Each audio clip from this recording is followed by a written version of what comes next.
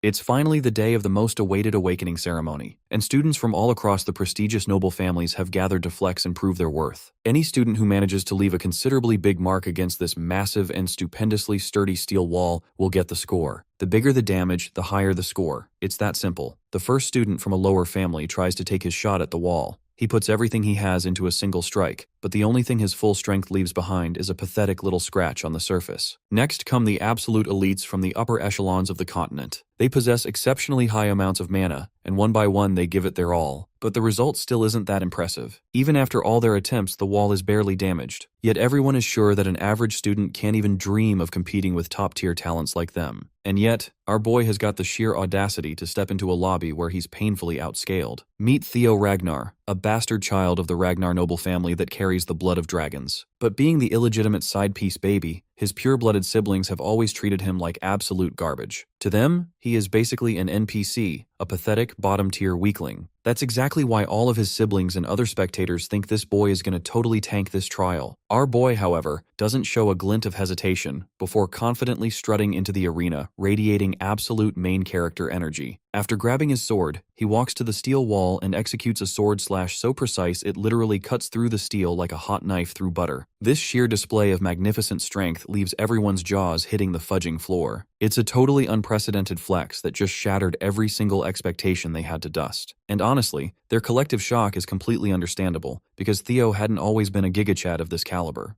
For over 1,000 years, the powerful Ragnar clan served as the northern defensive wall of the empire, all thanks to their special physique, which, according to rumors, was inherited from dragons. Every member of the clan was born with exceptional magical power, endurance, and a talent for swordsmanship. Everyone received these abilities, except for Theo, the MC of our story. Due to his lack of talent and abilities, everyone considered him a bastard and treated him like trash, even his sword teacher. And one day, when his family's estate was attacked, Theo was simply unable to do anything. He was mortally wounded when he finally realized who had attacked them. It's Randon. His master is the one who betrayed him. Randon laughs and says he watched Theo train every morning. All that efforts, all that struggles were completely pointless. No matter how hard Theo tried, he was never going anywhere. Then he swings his sword and cuts off Theo's arm. Blood pours out and Theo collapses screaming. Randon grabs him by the head and lifts him up, saying everything happening right now is Theo's fault. He forces Theo to look at Rose Palace burning and tells him his family is dying because he's weak. Then someone drags over his mother's lifeless body and drops it in front of him. Randon coldly says her death is also on him. Broken, Theo still tries to fight back. He grabs his sword again and charges. Before he can reach Randon, another man throws a sword straight through Theo's body. He's sent flying and crashes to the ground. Randon casually apologizes, saying he just got carried away remembering the past. As Theo lies there, the world starts fading. He regrets his weakness, and then everything goes dark. But it doesn't end there. He regresses back in time with hidden traits and skills. Theo opens his eyes again, and standing right in front of him is that bastard Randon again.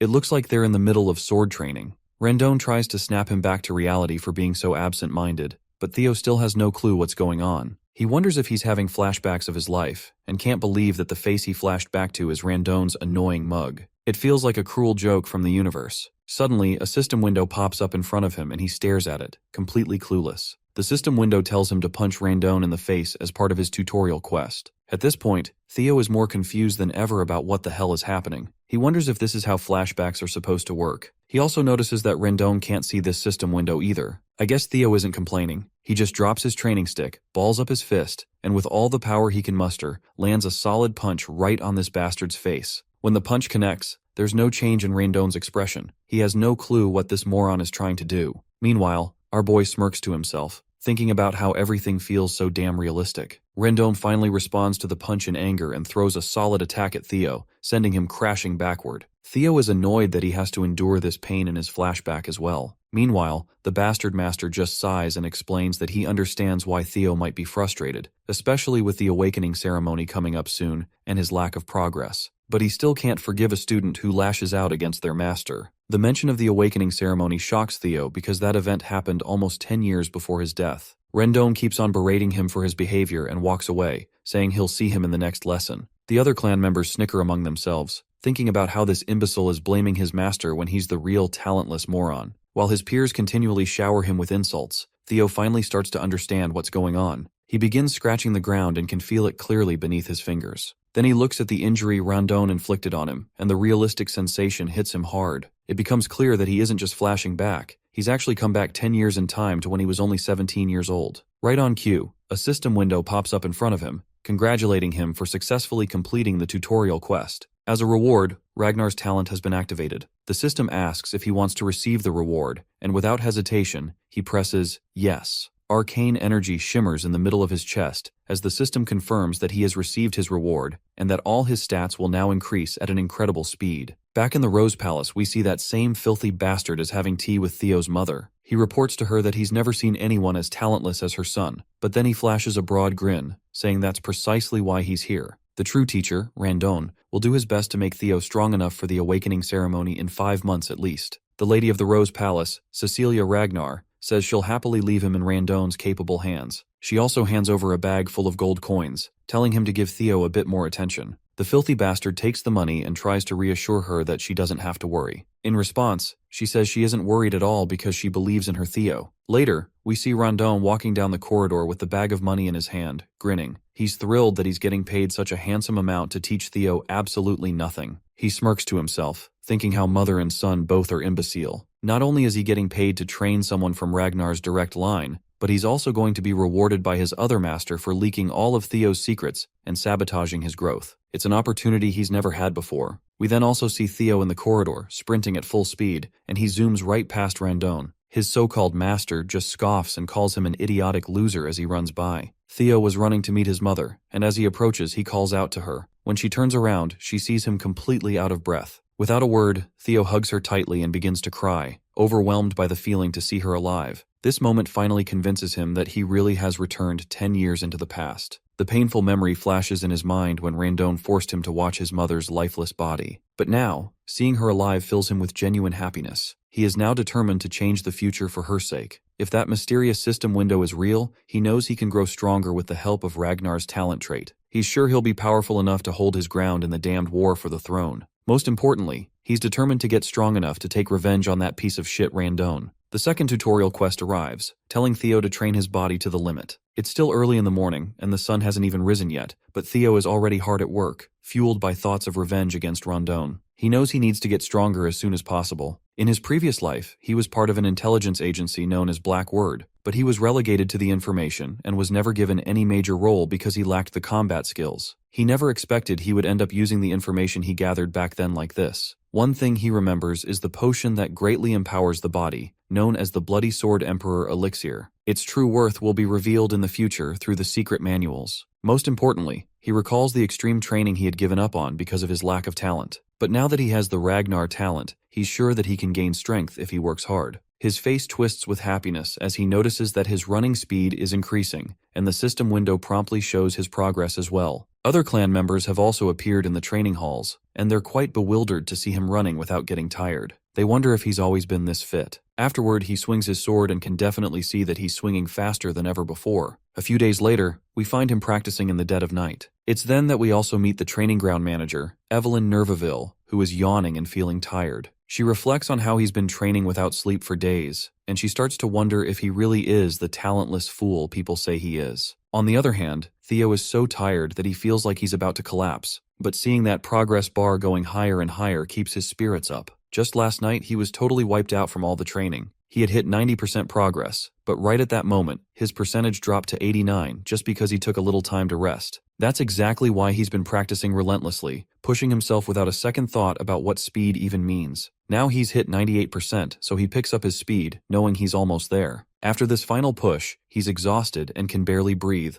but there's still 1% left to achieve. Somehow, he manages to push through, and finally, his sweat pays off as he sees the 3-digit number he's been craving for so long. The system promptly congratulates him for successfully completing the tutorial quest and informs him that he has obtained the dragon heart as a reward. But before he can read all those juicy details, he just faints from exhaustion, while the system hovers over him, asking if he wants to receive the reward now. His hand trembles as he tries to lift his finger, but he manages to press the yes button. As soon as he receives the reward, a blue light engulfs him, and the hall manager watches in disbelief as he undergoes this power-up. A while later, we see him in a room. As soon as he opens his eyes and looks around, Evelyn appears and reassures him that he's in the break room of Training Ground 4, and reminds him that there was no need for him to push that hard. When Theo spots her, he recognizes her right away, which surprises her that he remembers her and goes on to introduce herself formally as the manager of the 4th training ground. She explains that he lost consciousness while training alone earlier in the morning, so she brought him here to rest for a while. He thanks her for her kindness, and she offers him some water while reminding him that, within the Ragnar clan, opening one's mana hall before the official awakening ceremony is strictly forbidden. Theo has no idea why she's bringing this up but agrees, saying he's aware of the rule. She then asks if he knows why did he break it. He still looks unsure and asks why she's questioning him like this. That's when she reminds him that right when he lost consciousness, there was a mana wave that perfectly matched the opening of a mana hall. With a menacing look, she demands to know if he opened his mana hall. Theo is completely clueless about what she's talking about,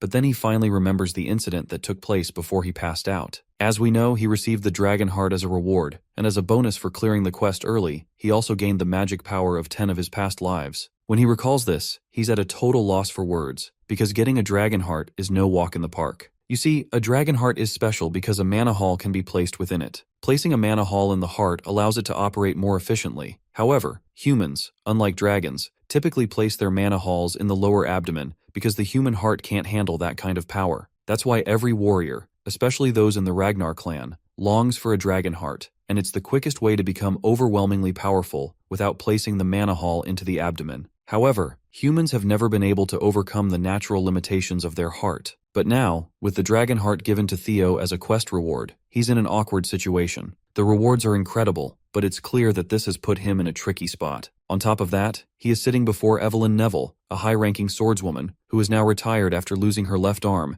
and has become the manager of the training grounds. Evelyn was the commanding officer of the white-armored dragon cavalry, and her skills were so remarkable that even the demon dragon revered her. Known for her fierce principles, she was not the type to care about status or strength. She could not tolerate dishonesty or cowardice. At one point, when she found him inflexible, she relinquished her position as his direct master. In other words, if she discovers his dragon heart and mana hall, he could very well lose his head. But he smiles because he has a plan in mind. As long as he doesn't get caught, there's nothing to worry about. He makes a sassy comeback to her accusations, asking how she can talk about executing him just based on her gut feeling. He asks if she can handle the consequences of her words. The girl falls silent, unable to counter his question. Theo further tries to demoralize her by reminding her that he is also an heir of the Ragnar clan. If they find out that the suspicions against him are baseless and false, it could be seen as defiling the Ragnar name. She agrees, acknowledging that these are the rules. With a menacing look on his face, he asks her if she knows what the punishment is for humiliating an heir. She confidently replies that it's execution. He is glad that she understands, and tells her to think before she speaks. The lady is blown away to see this new side of him and wonders if this is the same person she knew. In any case, she's sure that what she saw was definitely a mana wave, so she decides to investigate further. Even if he is of Ragnar's bloodline, rules are rules, and she intends to hold him accountable. However, she soon realizes that he actually doesn't have a mana hall. Her expression quickly falls as she understands she might have been wrong. Theo just feels cocky and asks her if she's satisfied now. According to the rules, she sits down at his feet and, without a shred of hesitation, tells him to just execute her, claiming she will pay for her sins with her lowly life. As she bows her head lower and lower, he reveals to us that dragon hearts are different from ordinary mana halls. The existence of a dragon heart is essentially a mana hall that can be controlled freely by its user. In other words, he can hide his mana at will. Plus, the fact that humans can also possess a dragon heart will only be discovered a few years later, so Theo is confident that no one can accuse him of having one. Instead of executing her, he places a reassuring hand on her back and tells her there's no need for that. He walks away, saying she did her job and that not many would risk their lives to demand the truth from an heir, which he appreciates about her righteousness. But the truth is, Theo just doesn't want to kill her because she is one of the strongest. Keeping her alive would benefit him in the long run. He then explains that the restriction on opening mana halls before the awakening ceremony is meant to prevent overflow. He's glad to see her concerned about someone like him, who is a bastard of Ragnar. And with that, he leaves her sitting there quietly. Theo walks confidently, feeling on top of the world as he recalls that not only does he have the dragon heart, but he also gained 10 years worth of magic power from his past life. A few days later, we run into this shithead once again, screaming at Theo, telling him to swing a bit more to the right. It seems like Theo is pretending to be weak, and it's getting harder to listen to Randone insult him every chance he gets. Theo can't help but notice how this bastard is subtly but deliberately teaching him weird sword techniques. He's becoming more certain that there's a mastermind behind Randone's actions,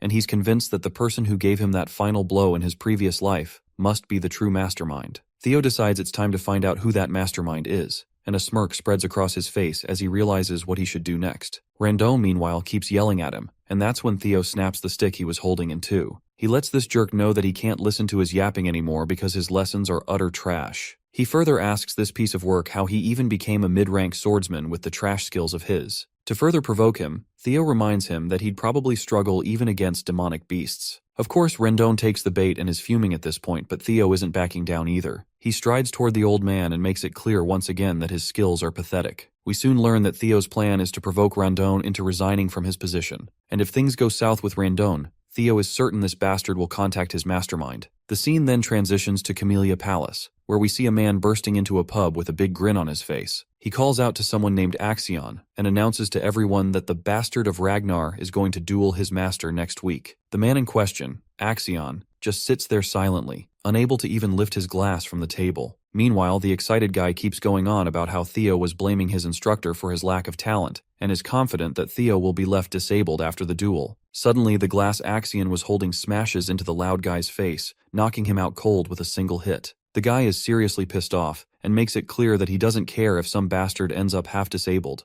Of course he doesn't care. After all, he's just another Ragnar, specifically, the Four Hounds of the North, Dark Tiger Axion Ragnar. The man standing next to him is Remington Narcio, one of the Four Hounds of the North, Silver Lion. Just then, another guy makes his entrance, and this pissed-off man is Ed Troyven, the Nine-Dragon Sky Dragon. He looks particularly worried and says that things might go wrong if they let their guard down. But Axion reassures him that this is only true for people with talent, so they don't need to worry about Theo, who is essentially a muddle-headed nobody. However, Ed points out that with the Ragnar clan, unprecedented things can happen, even from the slightest possibility. Axion responds that it's actually a good thing that Theo is trying to mess with Randon, which means that the instructor should be more than capable of handling our boy. A week later, people gather at Training Ground 4, and it's not just members of the clan. There are also other big shots in attendance. In the arena, we see Theo, who appears quite anxious standing under the gaze of hundreds of spectators. He curses himself, recalling how he just wanted to get this shithead fired after the humiliation, but things have spiraled out of control. However, he isn't too worried since this was supposed to happen, and he's fired up to get revenge on Randon. The system notification confirms that his third tutorial quest is to fight Randon and win. We then flash back to a moment when Theo confronted Randon about his pathetic skills, telling him that he's fired and can get lost. Randon tries to protest, claiming there's still time left on the contract, but Theo counters that since he's fired by the employer himself, there's nothing left to discuss. Theo would have loved to punch this bastard in the face, but he isn't sure about his abilities. On the other hand, Randon can't afford to get fired since he hasn't accomplished his main goal yet. As he walks toward our boy, trying to convince him otherwise,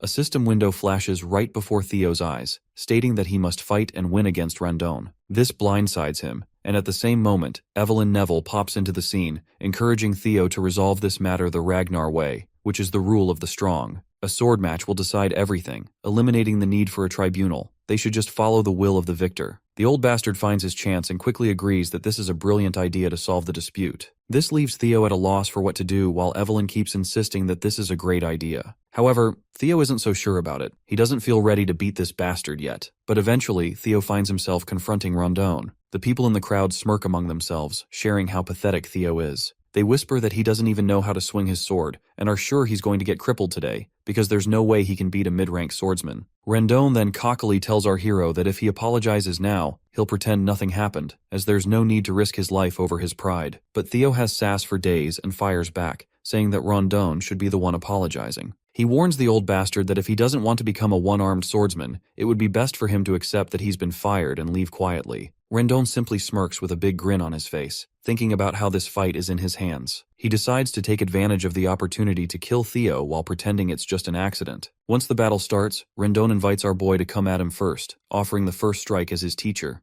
Theo charges at him with his sword raised, and everyone's jaw drops when they see this imbecile charging recklessly, not even knowing how to swing his sword properly. Randon delivers a few sword strikes, but Theo manages to safeguard himself. Meanwhile, the old bastard continues his barrage of swings. As he corners Theo, he thinks to himself that this is the obvious result. After all, Theo isn't even a low-ranked swordsman, he's an apprentice swordsman. He strongly believes that while Theo's skills may have improved slightly, it's still not enough. He admits that if Theo were at least at the level of the Four Hounds of the North, it would be a different story. But in his mind, there's no way this imbecile from the Ragnar clan could ever beat him. The scene then transitions to a few days earlier, where Theo turns to Evelyn and asks her what she was thinking when she suggested the match. She simply replies that she was trying to help him. If he wants to cut Rondon out, he needs to be strategic about it, as she strongly believes Rondon has someone backing him up, so just firing him won't solve the problem. Theo asks her how she knows all this, to which she responds that it was obvious since Rondon was teaching him a bizarre sword style. She had someone secretly investigate him. Theo is bewildered to hear this. Evelyn didn't bother to catch this person in his past life, but now she's making an effort to expose him just because he caught her interest due to the Mana Hall incident. She explains that her investigation revealed that all of Rondon's traces lead back to Camellia Palace. Well, this isn't surprising to Theo. He's more annoyed to realize that all of this is happening because of the miserable war for the throne.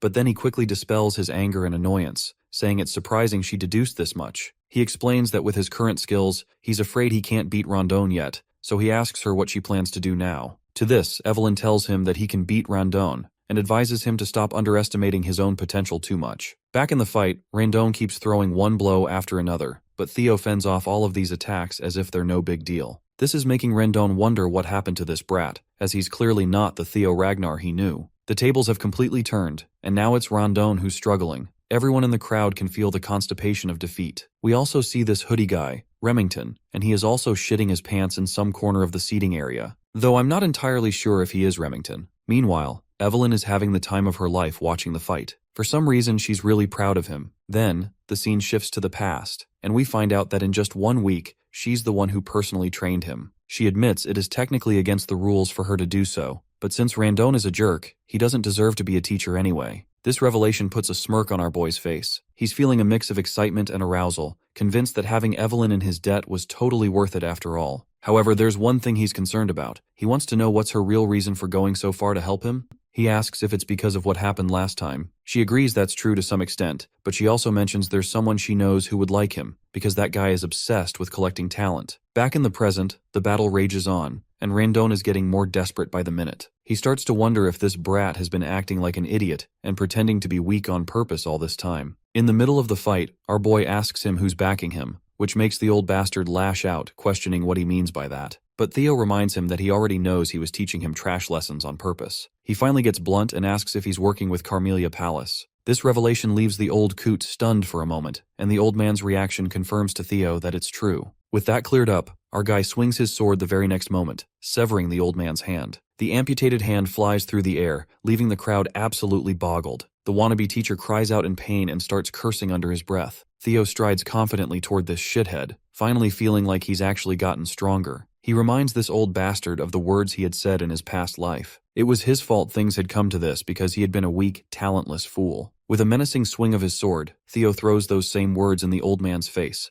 reminding him that he is the weakest one here. He tells the old man that given Ragnar's belief in the rule of the strong, someone as weak as him shouldn't have come here. Then, with one final swing, the sword comes down, and this fucker's head rolls across the ground, leaving the blood splattering everywhere. The system window pops up promptly, congratulating him for successfully completing Tutorial Quest 3. Not only did he win the fight, but he also exceeded the objective, so he's earned a bonus reward. The system asks if he wants to receive the reward now, and of course we already know what his choice is. Everyone in the crowd has finally sharted their pants. It's mind-boggling to witness an apprentice swordsman just slaughter a mid-tier swordsman like that. Meanwhile, our guy is feeling like this old bastard was ridiculously weak. He's actually embarrassed that he ever suffered at the hands of someone like that in his past life. But hey, things are definitely different this time around. The system then reveals that the ability known as Observation has been activated as a reward, and as an additional bonus, he's gained 1 year of magic power. That's when a man comes crashing down from the sky, slamming into the ground like a goddamn meteor. Before our boy can even react, this man shouts Theo's name as he grins widely. The man in question is none other than Julius Ragnar, the demon dragon and commander of the white-armored dragon cavalry. Theo is absolutely stunned to see him. He can't believe it's really him and starts wondering how long he's been watching this whole time. Meanwhile,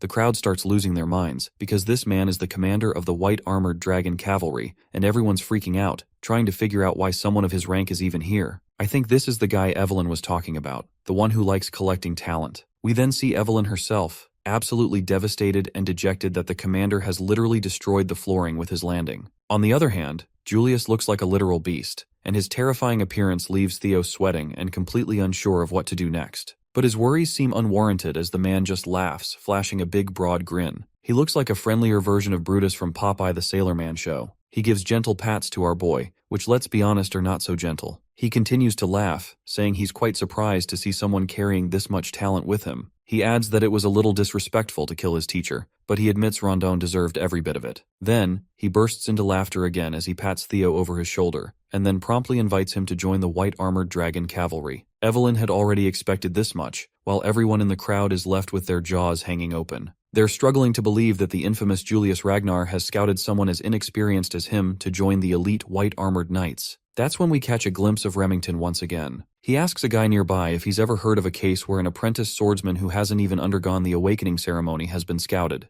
The stranger looks unsure how to respond and admits he's never heard of such an occurrence. Of course, Remington knows this too. It hasn't happened in the entire history of their world. Meanwhile, we hear our hero's thoughts. He thinks it's impossible to gauge someone's true potential while their mana hall is closed. Even if their swordsmanship is exceptional, their magical power could be lacking. So, no matter how great Julius Ragnar is, he can't be entirely sure if Theo has any potential. Still, he wonders if the demon dragon Julius can see that kind of potential in someone like him. Theo quickly declines the offer to join, doing so flatly, without a shred of hesitation or doubt on his face. Julius is left looking like he just bit into a sour lemon. The crowd is in shock as well, their jaws hanging open at how coldly Theo turned down such a prestigious man. There's a moment of silence in the entire hall as everyone processes what just happened. As the day passes, news of the incident spreads throughout the clan. Everyone is talking about how this young master Theo, seen as an imbecile, destroyed his teacher, and when the demon dragon tried to scout him into the white-armored dragon cavalry, he turned down the opportunity. Opinions are divided on whether he's being humble or just arrogant. The scene transitions to Carmelia Palace, where we see a lady who looks pretty pissed off that Rondon has been killed and everything has gone off the rails. She is actually the lady of the Carmelia Palace, Emil Ragnar.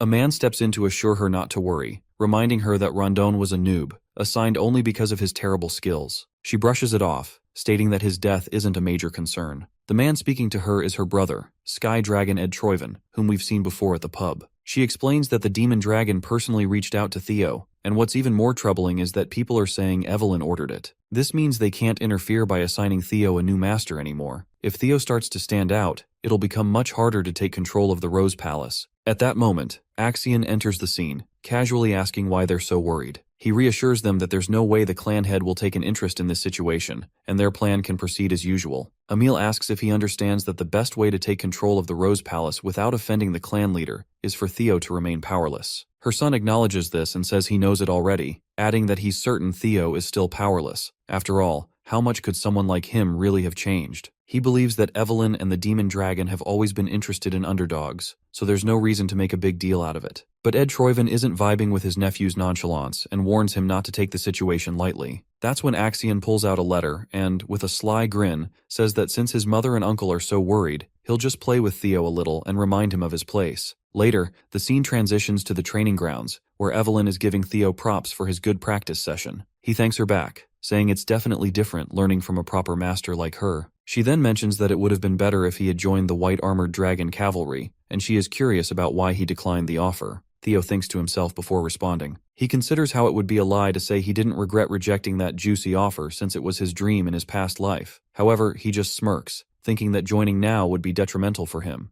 There's no reason to limit himself this early in the game. When he thinks about the privileges that will come with being at the top after the awakening ceremony, getting into the white-armored dragon cavalry doesn't even compare. So he just smiles and says he didn't want to receive any special privileges and that he still feels he's not ready. He's satisfied just training with her for the awakening ceremony. Evelyn then reminds him that the commander will probably be disappointed after being rejected like that. At that moment, Theo decides to use his observation skill for the first time. He reads all of her stats, and without a doubt, she's a high-ranking swordswoman. He learns that she admires his humility and character, and she feels a sense of energy and purpose teaching him, which is something she hasn't felt in a long time. We also read that she misses the white-armored dragon cavalry. Theo is thrilled to realize just how useful this observation skill is. He then squints a little and notes the last line about Evelyn missing the white-armored dragon cavalry, which he finds quite surprising. That's when a guy enters the scene, introducing himself as Sybil Drea. He mentions that he's come from the Southern Inspection Post and has something he needs to discuss with Theo. Theo finds this guy a bit intimidating and isn't sure what this discussion is going to be about. He then decides to use his observation skill again, and he learns that Sybil possesses a strong longing to spar with him. The revelation makes him sweat with anxiety, and he feels terrified at the thought of fighting someone with such a scary face. Right on cue, the system notification pops up, showing the 4th tutorial quest. His main goal is to discard the title of Imbecile of Ragnar, and he has already made almost 28% progress.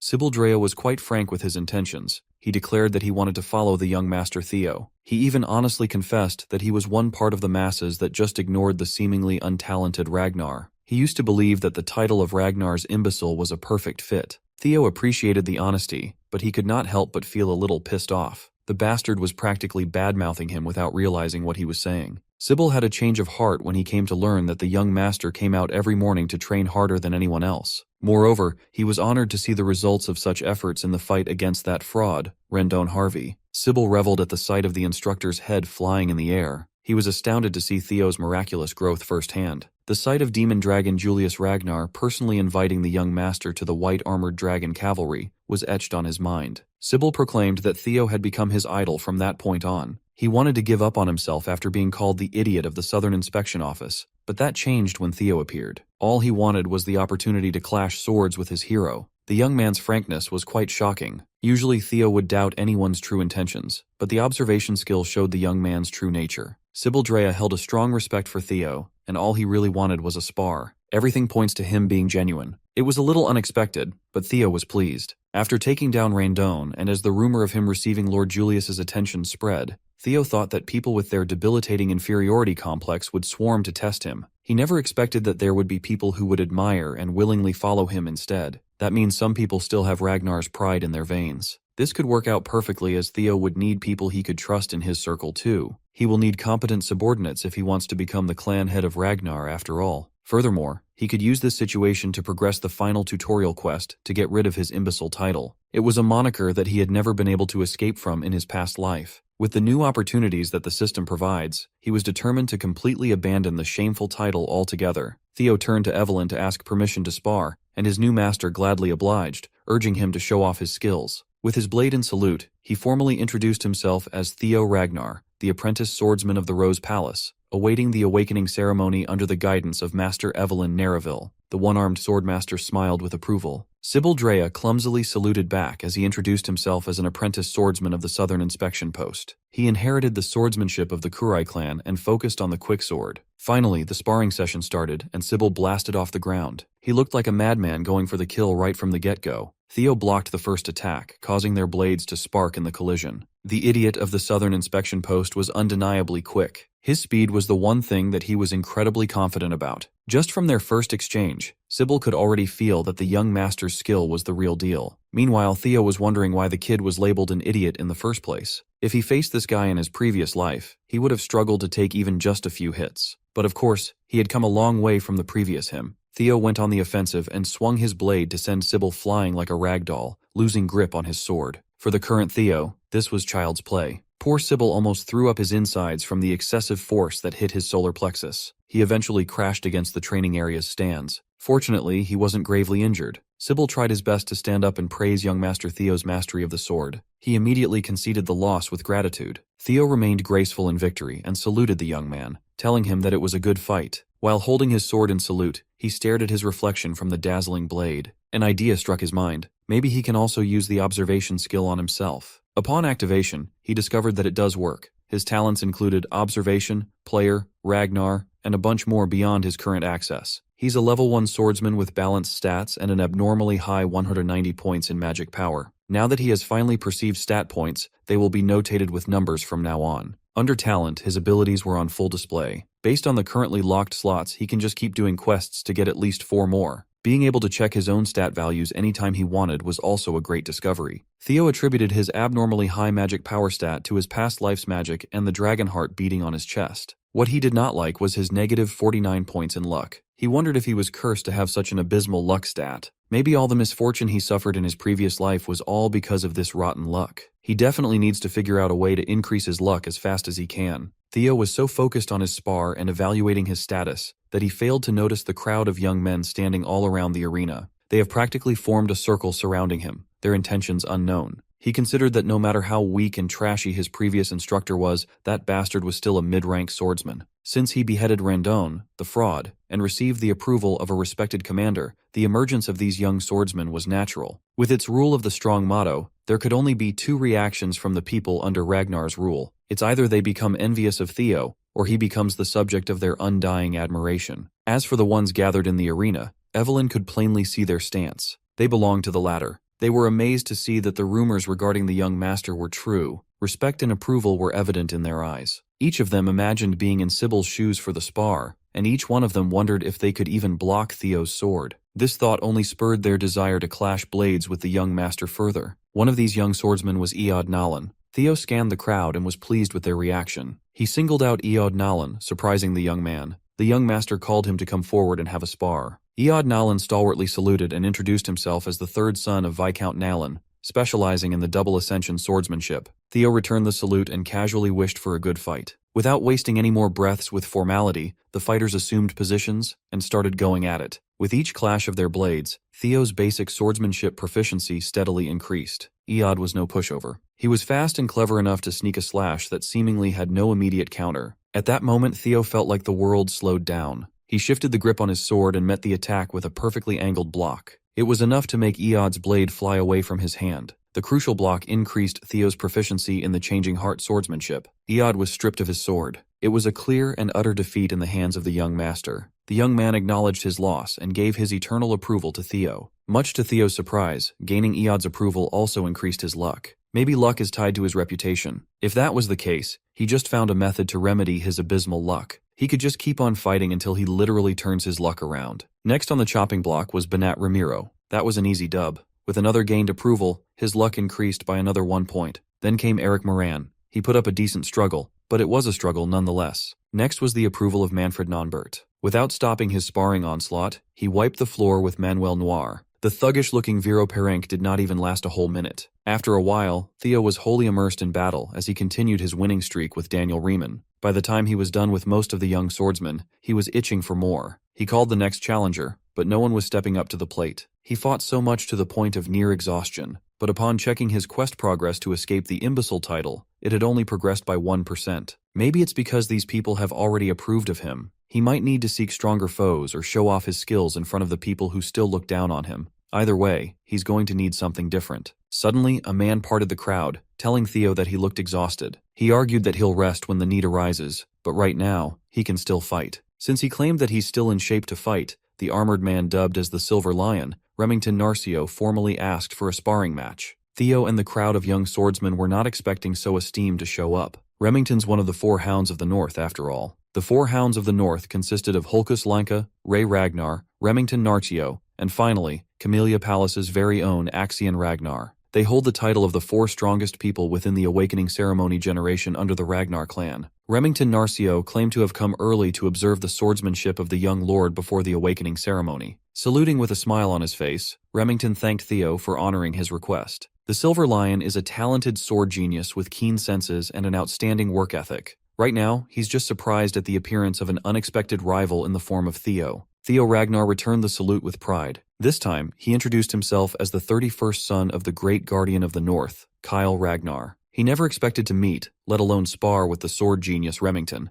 He respected this man in his past life. When he stated that he was honored to be able to cross swords against the famed young deputy clan head of Narcio, he meant it. Immersed in the intoxicating vibe of fighting non-stop, Theo just wanted to show Remington his skills. Both of them are looking forward to a great fight. Theo watched as the Silver Lion's aura exploded to a terrifying degree, and he wondered if his current self could actually defeat Remington. Both fighters charged forward, their blades colliding and sparks flying. How strong could one of the 4 Hounds of the North be? Each one of their clashes shook the stage fiercely. Theo kept his eyes on the prize as shards of steel flew all over the arena. Remington smiled as he did the same. One of the fighters' swords was cleanly cut after sustaining quite a bit of wear and tear. Evelyn did not let her gaze wander as she watched closely. The young swordsmen who were defeated at the hands of Theo were speechless. In the middle of the deathly silent arena, the broken blade's clanging noise as it hit the ground reverberated. It was Theo's sword. In a single clash of sheer strength, Remington sliced his blade cleanly, stopping his attack inches away from lopping Theo's head off. To everyone who saw what happened, the result was clear. Young Master Theo lost. Sybil refused to believe that his idol would be trounced so quickly,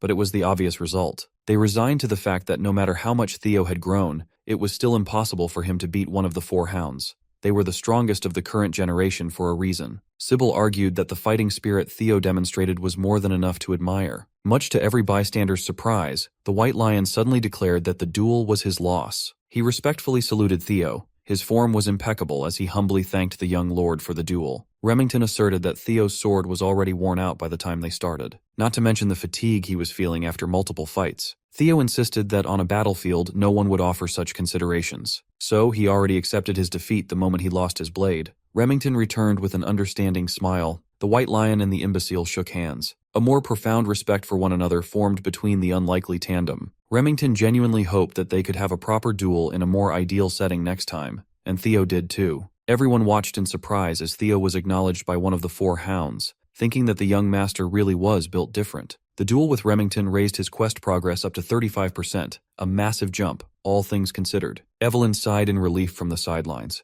This could not have ended more perfectly. Theo finally had a gauge of just how strong the hounds were, thanks to Remington's display of power. By obtaining talent and secret manuals through quests, Theo had become incomparably stronger than he was in the past. But he felt true power the moment he crossed blades with the White Lion. He was reminded that he's still greatly lacking in a lot of aspects. It was a shame that the duel fizzled out thanks to his current condition, but he still gained a lot from the brief exchange. His luck increased by 10, and his reputation has dramatically improved. As for the quest, he's still a long way from finishing it all at once, so he might have to actively look for other methods. He needs to set a stage to gain approval. Remington confessed that he did not come to this place for a simple duel. He actually wanted to extend an important letter to Theo. It was a formal invitation to the so-called Scaled Dragon Society. Just hearing the name of the Scaled Dragon Society made all the young swordsmen's blood rush to their heads. It's a high society group with an exhaustive selection process. Furthermore, Remington himself was inviting the young master. To be invited to the Scaled Dragon Society was an honor for any rising star. Theo modestly asked if it would really be okay for him to be admitted to the club.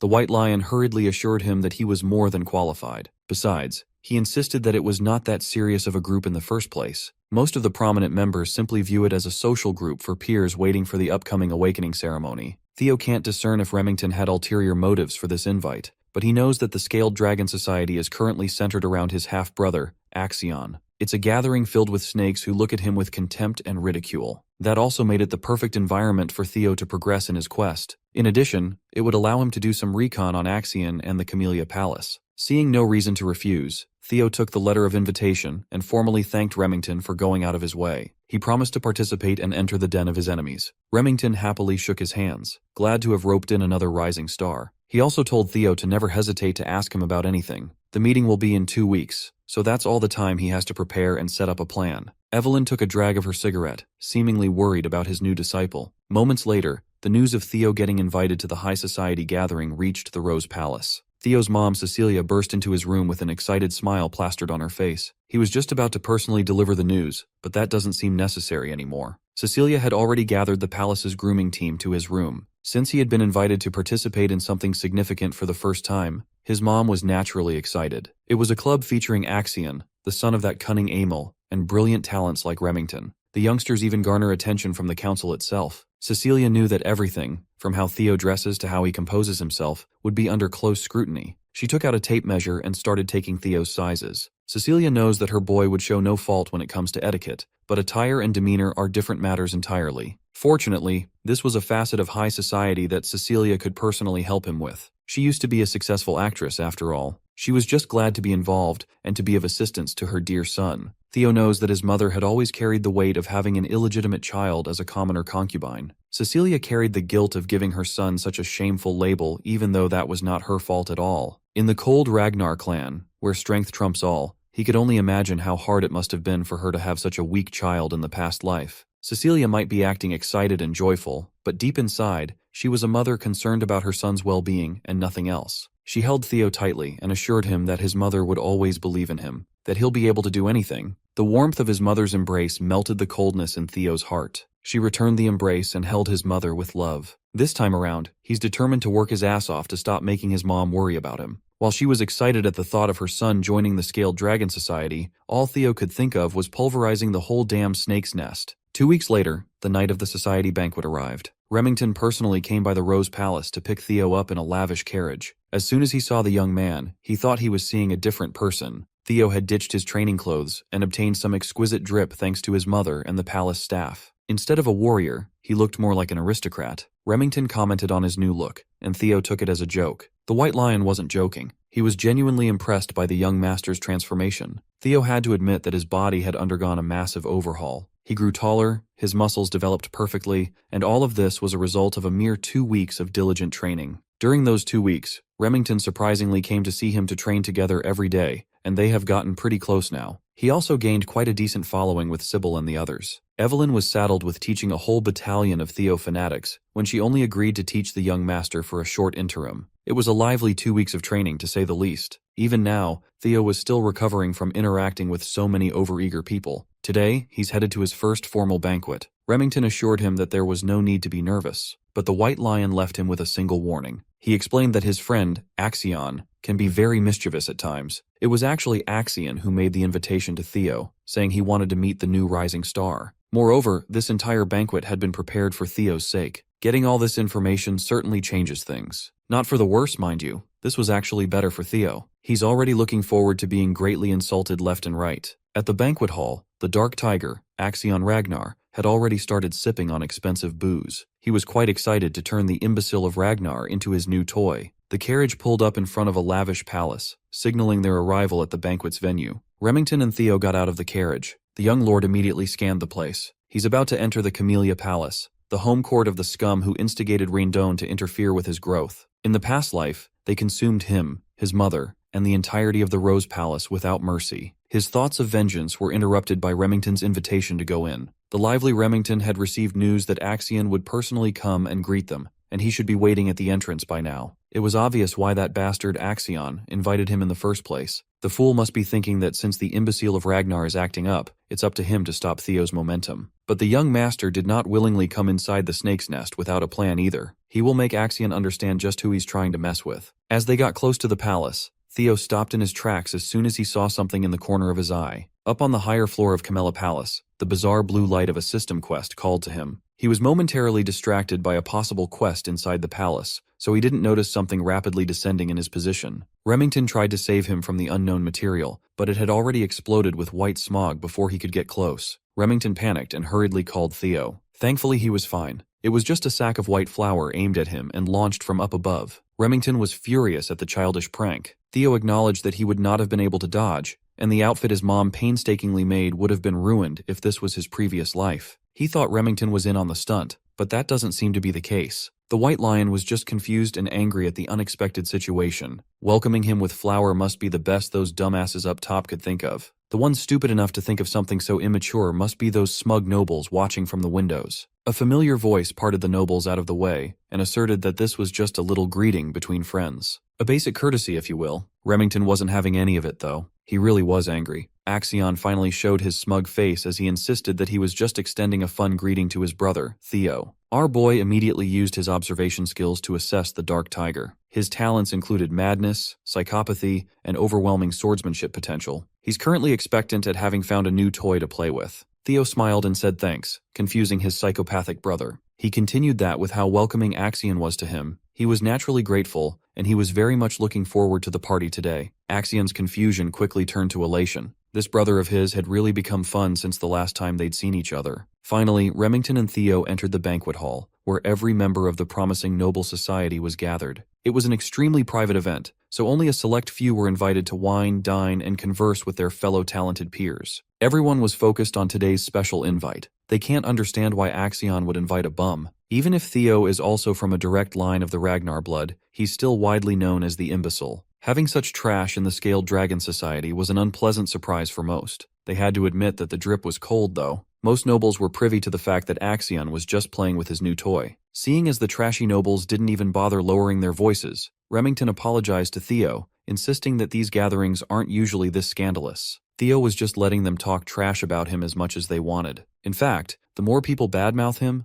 the better. That would make crushing them later much sweeter. Also, he noticed that the location of the blue quest light was nearby. He was pretty sure that it could be significant, but he doesn't have a natural way to approach it yet. Axion, the host of the party, descended the stairs to ask his brother if he was enjoying the party. Theo forced himself to calm down and just proceed with his plan as he mapped it out. He smiled and thanked Axion for inviting him again. Axion sarcastically apologized for the flower incident a few minutes ago, playfully admitting that he went a little overboard. He closed the distance between himself and Theo in the blink of an eye, grabbing his brother's shoulders tightly as he pressed Theo to accept his apology in front of everyone. Remington wanted to intervene, but Theo interjected that Axion had nothing to apologize for. He insisted on using Axion's words that the prank was just a greeting between brothers. The psycho was at a loss for words. Theo was just too calm and composed to rattle. He laughed and patted Theo on the back as if he was a proud brother. He never knew that the kid had spunk. He had changed a lot from how he used to be when they were little. Axion actually liked him more and more now. The nobles took in the sight of Theo smiling, going along with his brother's whim, calling him Axion's bitch.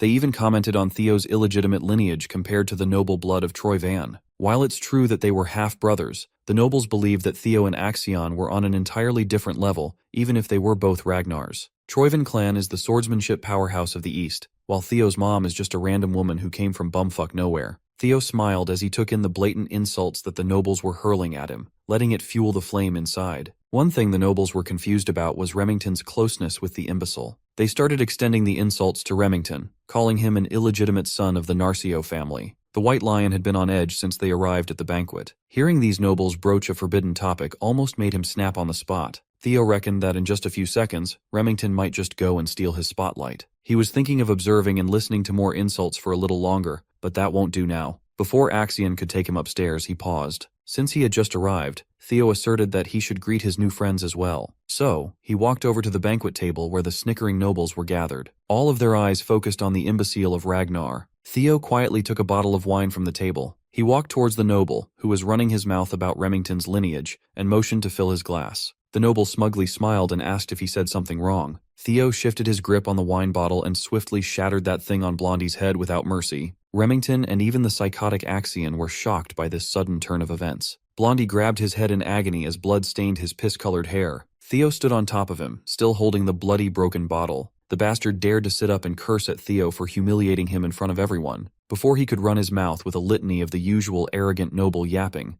Theo sent a kick that broke the bastard's jaw. Theo's straightforward plan had finally started, as his eyes turned cold and crazy. He insisted that he was just giving Blondie a little greeting only to get a hurtful response back. The other nobles stopped in their tracks, scared and confused by what was happening. Meanwhile, Theo's quest progress was starting to go up, reaching 43% now. Remington had spent 2 weeks of training with the young lord, and he knew the guy to not be a hot-headed thug. He considered that Theo might be doing this for his sake. As Blondie continued bleeding on the palace floor, Theo asserted that this was his form of welcome greeting. He stepped over Blondie's arm and situated the noble's limp body on top of a platform, while slowly applying pressure. Since he sent his hellos already, it's time to say goodbyes now. Blondie desperately shouted for him to wait and stop what he was about to do, to no avail. Theo stomped on the bastard's arm and completely shattered Blondie's bones, sending a horrifying cracking sound all over the banquet hall. The nobles who were running their mouths freely just a few minutes ago were stunned and tongue-tied at the ruthless display of punishment. That little breaking bone act raised Theo's quest progress to 58%. Blondie passed out from shock and agony, his drool staining the palace carpets. As Theo discarded the limp body like the trash that it was, he asked the crowd if anybody else wanted to say hello. His intimidating actions pushed the quest progress to 66%. Suddenly, knights that had been hiding from the shadows made their entrance and surrounded Theo from all sides. They drew their blades and focused on neutralizing the threat at hand. 4 blades surrounded Theo, trapping him in place. The knights wanted payback for the sin of hurting their young master. They asserted that the punishment for such vile actions must be death. Theo smiled as his plan just kept on getting better. He asked the knights who's the guy he just trashed. They answered that Blondie was the 3rd young master of the Hanavi clan, young master Ian Hanavi. Theo was amused by their confident answer. The Hanavi clan is one of the 6 snow clans that support Ragnar. He knew that the bodyguard knights of these spoiled nobles would not be able to sit by and watch the whole time. They always look down on the imbecile if he starts acting up. So, Theo asked the knights what the problem would be if he roughed up their young master. With a deep sense of pride imbued in his voice, he asked them if the dogs of one of Ragnar's Bannerman clans dared demand his death. Can they really take responsibility for threatening Kyle Ragnar's bloodline? He's not one to tolerate disrespect after all. The knights felt their grips on their swords loosen upon hearing Theo's threat. Their anger for watching their young master ruined was replaced by the innate fear they had for the Ragnar clan. In addition, the oppressive aura the young man was emitting was suffocating them. This was not the imbecile of Ragnar that they knew and routinely made fun of. Now that they're thinking about it, Theo also has the right of succession to the throne as a direct blood of Ragnar. On top of that, Ragnar is the Lord of the North, the overseer who reigns over the 6 snow clans. To declare death to the blood of the dragon is not something that any sane person should do. It is a sin for which the destruction of an entire insignificant snow clan would not even be considered unreasonable. That protection and prestige haven't been applicable to Theo for such a long time as a useless descendant that most people forget. But that won't do anymore. All 4 knights knew that they had made a colossal blunder, and they needed to apologize. But Theo had already issued the kill order to a mysterious presence lurking nearby. The swift glint of a blade blinded everyone with its speed. The next thing you know, 4 severed heads were already flying in the air, night blood staining the palace floor. Theo was as calm as the eye of a storm as the blood of his enemies swirled around him. The mysterious presence he ordered to slaughter the knights steadily landed on the carpet full of grace. It was none other than his master, Evelyn Nereville herself. With more blood spilling all over the place, the arrogant nobles finally felt the threat looming over their heads. This is not a joke anymore. Theo's quest to escape the imbecile of Ragnar title had reached 70% completion. Axion had no choice but to watch as his banquet turned to Theo's show of force and dominance. Evelyn looked at his disciple and asked when he realized that she was tailing him. Well, it was a given, really. He doesn't exactly know why she followed him all the way to Camellia Palace, but thanks to her, Theo will be able to turn the tables on these morons without worry. As the crowd was stunned into silence, they seemingly waited for Theo's next action. The night before the banquet, Commander Julius paid Evelyn a secret visit. He came to rag on her about not taking in any more disciples, yet diligently training her new student every day. Evelyn must have gotten used to this brute sneaking into her quarters, as she didn't even want to entertain his games. Recently, Julius's only joy in life has been tormenting his former comrade. That includes raiding her expensive wine stash for his own enjoyment. Tonight, Commander Julius really wanted to hear just what Evelyn saw in the kid. She knew that taking the bottle away from the brute's hand was impossible now. Evelyn answered that Theo was simply beyond expectations. Considering his attitude about honing his craft and talent, he's truly among the best ones she has ever taught. Considering that even Axion passed through her hands, that's a bold claim. Evelyn did not mince her words. Considering Theo's potential, she could confidently say that he was beyond that of even young Master Axion. She sincerely insisted that she was not just speaking empty words. Well, Julius always trusted her eyes for talent. She had 2, while he only had 1 after all. Julius reckoned that a person cannot change so drastically overnight, so the most reasonable explanation for Theo's case was that the kid hid his strength all this time for some reason. Admittedly, it was odd to believe that someone would do that for such a long time, only to start suddenly showing it off now. As a trainer, Evelyn believes that being hasty in one's steps makes one bound to trip and fall. But what she saw in Theo was different. It seemed like he was being chased by something intangible, like he was pushing himself out of fear. That's also why she's worried about his attendance at this scaled dragon society. Julius finished the bottle of wine and ascertained that the Axion brat really was worthy of worry. He was also the one who suggested that Evelyn should just follow the kid to be safe. Commander Julius feels like something will happen at the banquet. It might be different from what Evelyn's worried about, but something will definitely happen. Being a Ragnar himself, he knew from first-hand experience that when wolf cubs who are hungry for blood gather, they start to establish a hierarchy. The commander laid out a uniform on the table and urged Evelyn to try to tempt Theo to join his unit once more. Not only the kid, but Julius also wanted Evelyn back in the white armored dragon cavalry. He refused to give up on Evelyn. He doesn't want her to retire just because she can't ride a dragon anymore. She has to come back and take responsibility for what she started. Julius exited Evelyn's quarters, thanking her for the delicious wine. She lost an expensive bottle, but she might have just regained her purpose. Back to the present. Inside the Camellia Palace, Evelyn started piecing the events together. She reckoned that Theo must have noticed her following from behind and orchestrated this situation on purpose. Maybe he joined the Scaled Dragon Society aiming for this scenario in the first place. Her worries didn't need to begin with. She wondered at what point did he notice her presence on the way to the palace. Theo actually sensed his master discreetly tailing him the moment he got in the carriage. With his dragon heart, he can unleash his energy perception of his surroundings, effectively acting as a sixth sense. Anyway, what matters now is that the change has been set for his revenge. Theo turned to Evelyn and explained that most nobles in the banquet hall have shown blatant disrespect to a successor candidate of the Ragnar clan. He asked what the punishment for such a horrid crime is. The guilty nobles almost fainted on the spot. They knew exactly what the punishment was. Evelyn, ever a stickler for the rules, stated that depending on clan laws, immediate execution of the guilty parties is enforceable. Theo smiled and he set it up. Evelyn perfectly finished it off. Acting like a magnanimous man, Theo asserted that the offenders are just children who haven't even been through their awakening ceremony yet. He would be satisfied with just taking one arm from each criminal to consider the sin forgiven. Evelyn acted quickly. She was an unstoppable slicing machine aimed at the bratty, panicking nobles of the Scaled Dragon Society. The second son of the Byron clan tried to move out of the way, only to get his right arm severed. The first son of the red and white mercenary corps screamed in agony as his blood spurted from his stump. The dainty arm of the fourth daughter of the Ceres Merchant Guild was not spared. The third son of the Clark clan tried to run, but outrunning Evelyn was practically impossible. When the first daughter of the Howard clan got turned into a one-armed Stumpy, Theo's quest had reached 79% completion. One of the pathetic nobles crawled towards Axion or Axe for those close to him to beg for help. Axe just repeated his brother's words. He can't intervene as this was just another form of greeting. The crawling noble saw a glint of blade in his periphery, and then his arm was sliced cleanly, his blood almost staining Axion's clothes. As the first son of the Parank family twisted and turned in anguish,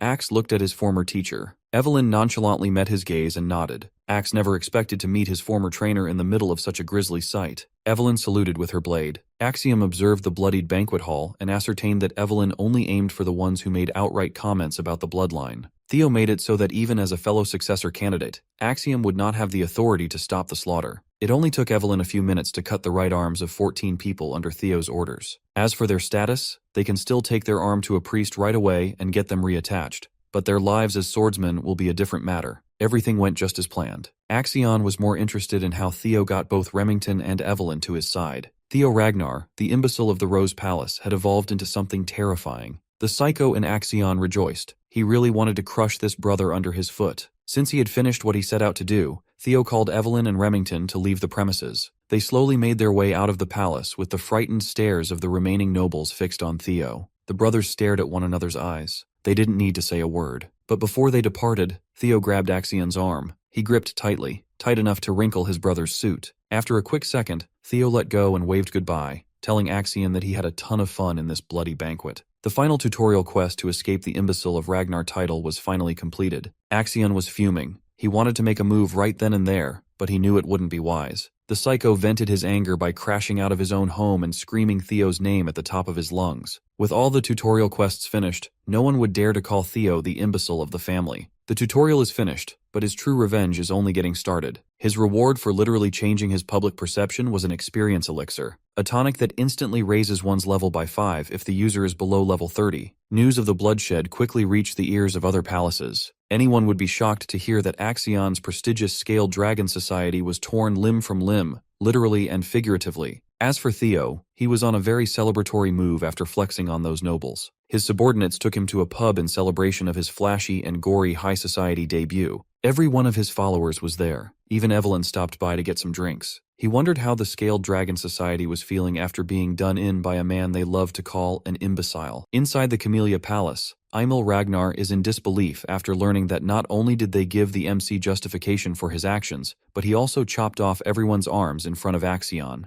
Axion answers positively, which makes her feel frustrated since it makes no sense to her, and she remembers warning Axion beforehand not to take things so lightly. She is disappointed to hear that they didn't just try pressuring him into submission, but have given our boy complete authority to go wild. Axion tries to defend himself and tells her that once Theo gets recognition, it will be hard to conquer the Rose Palace, assuring her not to worry. However, she tells him to reflect on his actions and doesn't agree to listen to him any further. She points out his mistakes, which almost caused their great plan to get ruined.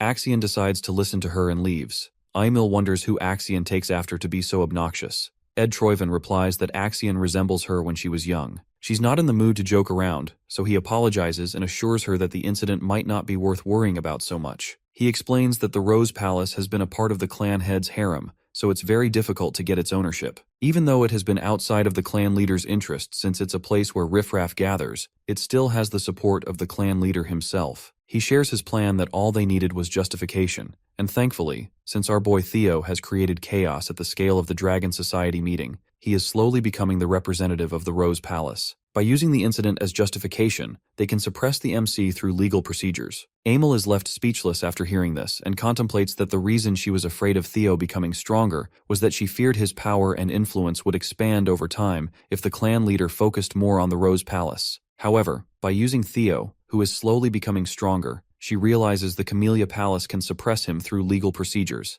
and the Rose Palace will have no other choice but to bow down in front of the Troyvens. She believes the plan might actually work, and asks Ed how long it's going to take to prepare. The guy assures her that all preparations are already finished, and tomorrow morning when she wakes up, she will hear some great news. He comforts her and tells Emil that she can enjoy a bath and sleep well for the night while sharing that he has prepared an aromatic candle for her from the South Akron volcanic region. Emil decides to depend on her elder brother and shows her gratitude. Meanwhile, Inside a tavern, Remington expresses how shocked he was and says he didn't know Theo cared so much for him. Our boy doesn't understand what he's saying and finds it funny to see him act drunk after drinking just orange juice. Remington says that despite enduring insults directed at himself, Theo didn't hesitate for even a second and stepped up for his friend as soon as Remington started getting insulted. He feels embarrassed and regrets not doing anything. Remington looks at the MC and feels surprised that Theo has been enduring the times when everyone looked down on him and saw him as an untalented, useless child, but he still ended up not giving up and becoming stronger. Even against opponents whom he doesn't have a slight chance of winning against, he showed strong willpower to win his battle against the Camellia Palace, which no one defies. Remington recognizes that Theo has the courage to wield his sword without any hesitation, and Theo did all that just for him. Theo's friend starts to get teary, and he realizes Remington has greatly misunderstood the situation. The guy gets up and tells our MC that despite the orders of his clan, he wants to follow a different idea and shares that he wishes to follow Theo. The people observing both of them start cheering and call the MC and his friend amazing. Theo tries to clear the misunderstanding, but Evelyn telepathically tells him to just let his friend be. He notices her, and she shares that it's not a bad misunderstanding, and that everyone probably intends to get along with our boy. After hearing this, he starts to smile, but understands that he is nothing special since all of his powers are thanks to the status window. He looks at his own stats and realizes that whatever he has gained is thanks to the status window, while recalling that at first he assumed it was a fragment of his own regrets. However, seeing how detailed this is, he realizes the status window is something else. He gets a vague sense of déjà vu but decides not to care about it since it's helping him improve. After the Scaled Dragon Society incident finished, the MC notices that his level has increased. Whenever a level up occurs, the system gives him points that can be used to raise his stats. Theo understands he can increase his abilities however he wants, and feels scared of the shining future that someone like him, who has so much potential, will bring. Evelyn sees his evil smile and gets concerned. Theo decides to prepare for the counterattack of the Camellia Palace first, and asks Remington if he is willing to help our boy with something. His friend assures him he can ask anything, a bit surprised to be called Remy in such a friendly manner. Theo pulls something out, and while giving it to Remy, he shares that the war for the throne between our boy and Axion is going to begin soon, so he needs help in the preparation for when the time comes. Remy becomes silent, recalling that in his past life, Remington became the clan head of Narcio, and the clan's forces became powerful enough to confront the Ragnars. The MC realizes how valuable this opportunity is for him to pull Remy to his side. He gives Remington a piece of paper, and the guy assures him that since he has already pledged loyalty to our boy, he will do everything in his power to help. Theo shows his gratitude, and suddenly someone barges into the tavern while screaming Theo's name. Everyone becomes surprised as some knights barge in and announce that under the sword of law, Theo is under arrest for assault, threat, and intimidation. Evelyn calls it complete bullshit, but our boy tells her to calm down and moves forward to see the arrest warrant.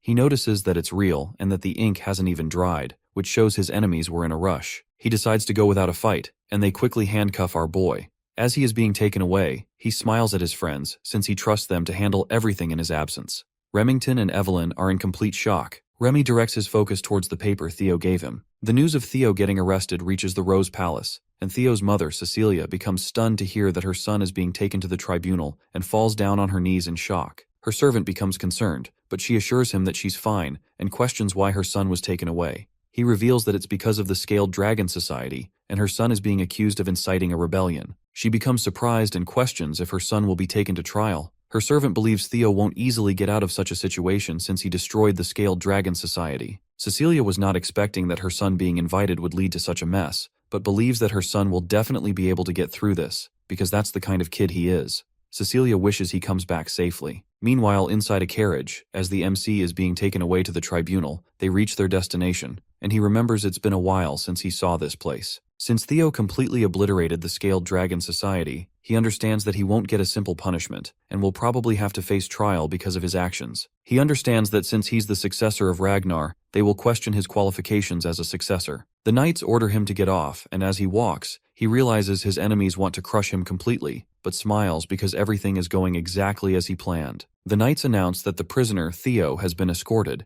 and they get permission to bring him inside. The MC thinks that if he wants to take out what he has prepared so far, he wants to do it on a stage of such magnitude. He stands before some amazing figures and becomes a bit anxious seeing all of them gathered in one room. He sees the demon dragon captain of the white armored dragon cavalry, Julius Ragnar, and 4 of the 9 dragons who protect Ragnar, Sky Dragon Ed Troyven, The MC admits that he would have been extremely overwhelmed in his previous life, as he notices that the Sword Dragon Lady of the Plum Blossom Palace, Osa Ragnar, and the Elder Dragon Head Counselor, Wolfgang Ragnar, are also gathered. Wolfgang sees our boy, and the MC remembers that it has been a while. He was not expecting to see Wolfgang in this place. Our boy understands that Wolfgang values bloodlines, so to him, a half-blooded illegitimate child like our boy must seem completely disgusting, and he notices Wolfgang does not even try to hide it. The man asks our boy if he is aware of the fact that he was summoned to answer for his crimes. He continues to tell our boy that the Byron clan, the Ceres Merchant Guild, the Red and White Mercenary Corps, and even the Hanavi clan are all cutting ties with the main family because of his foolish actions. Wolfgang becomes angry and calls him a bastard, questioning if he can bear the damage he has caused.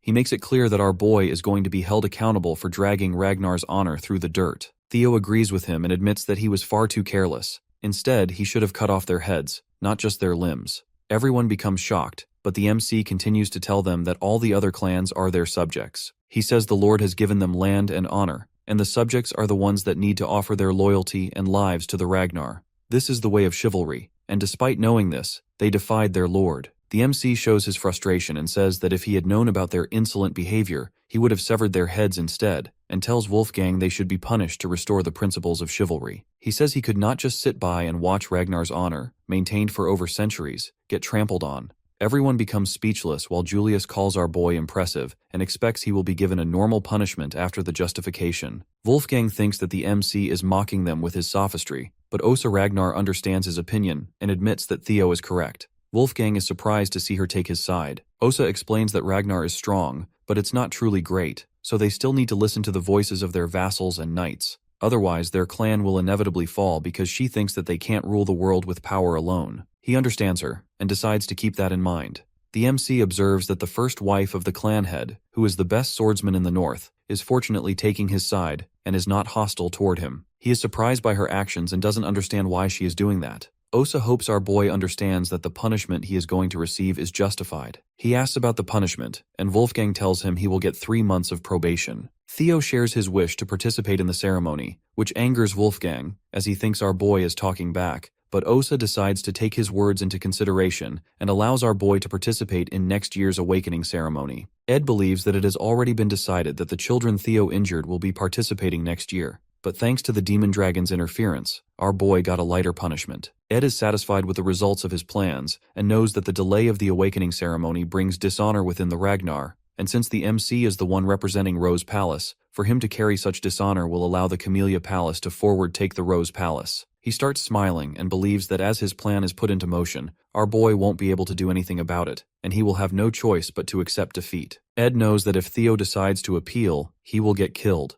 but Ed believes our boy is not that foolish. The MC announces that he wants to appeal, surprising not only Ed, but everyone else as well. Ed tries to stop himself from smiling as he calls the MC a huge fool, since his arrogance has no limits. Ed looks happy that things are becoming easier for him. Julius questions if our boy is aware of what it means to appeal. He answers positively and understands it's not something that can be resolved with just 3 months of probation, so the demon dragon definitely pulled some strings. But he decides to follow his plan, and tells them that in the strong and proud Ragnar, appealing means war. Theo is not planning on taking even a slap on his wrist, and says that in the end, only the strong speak the truth. He thinks he should be rewarded for his actions, which leaves everyone speechless. Meanwhile, at the hidden northern branch of the Ceres Merchant Guild, as everything is engulfed in flames, Evelyn fights off the last guy left. Remington realizes this is where they were hiding, just as the MC said. Remy and Evelyn find something after destroying the place. At the trial, Ed's eyes light up with joy as he sees the Troyvan Camellia Palace is now finished.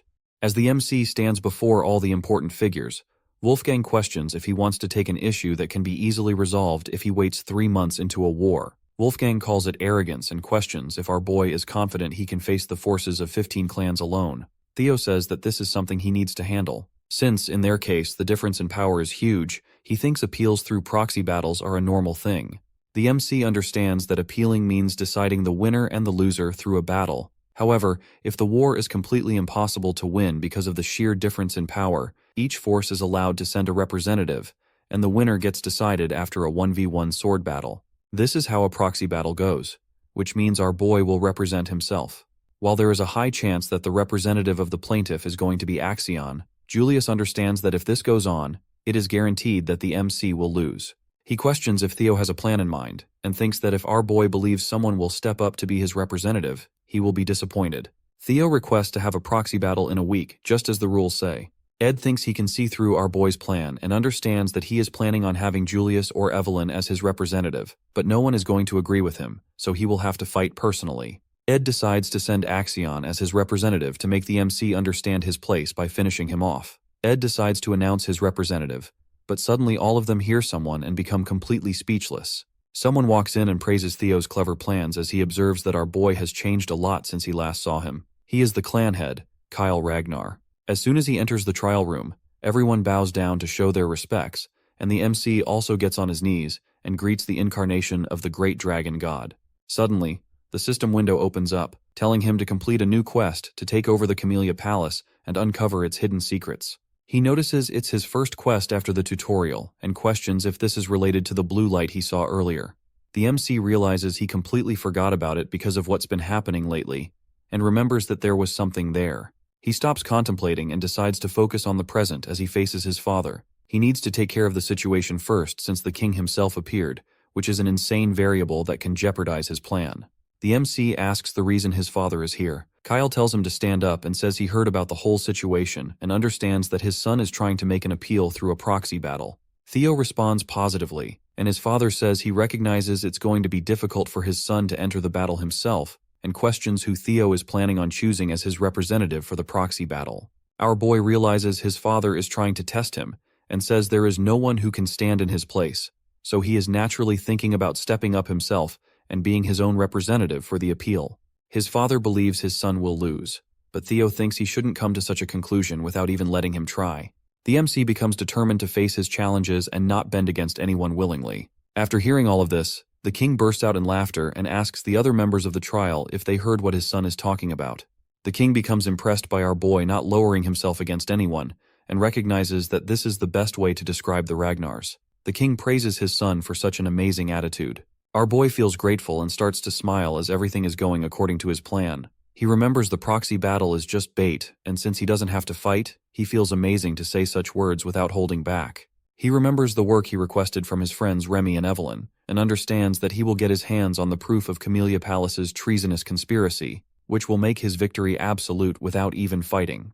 The king decides to give his son an opportunity, and as the master of Ragnar, Kyle says he wishes to test a single strike against our boy.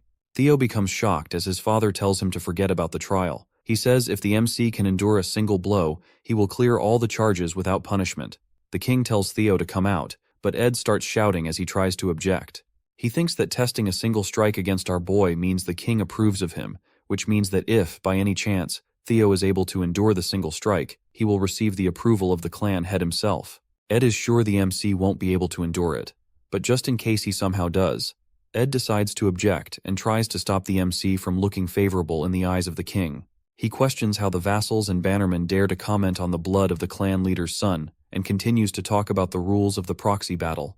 But Kyle Ragnar tells him to shut up, and makes it clear that if a vassal dares to speak against the Ragnars, they need to just get rid of him. Ed has no choice but to follow the clan leader, and Kyle asks if Julius has anything to say since he has been giggling for a while. The demon dragon says he is just surprised to see the king show interest after such a long time. Kyle Ragnar gets to the point and asks his son if he is willing to do it. Our boy understands that things have taken a huge turn, and even though he was not expecting this, he smiles and decides to accept the challenge.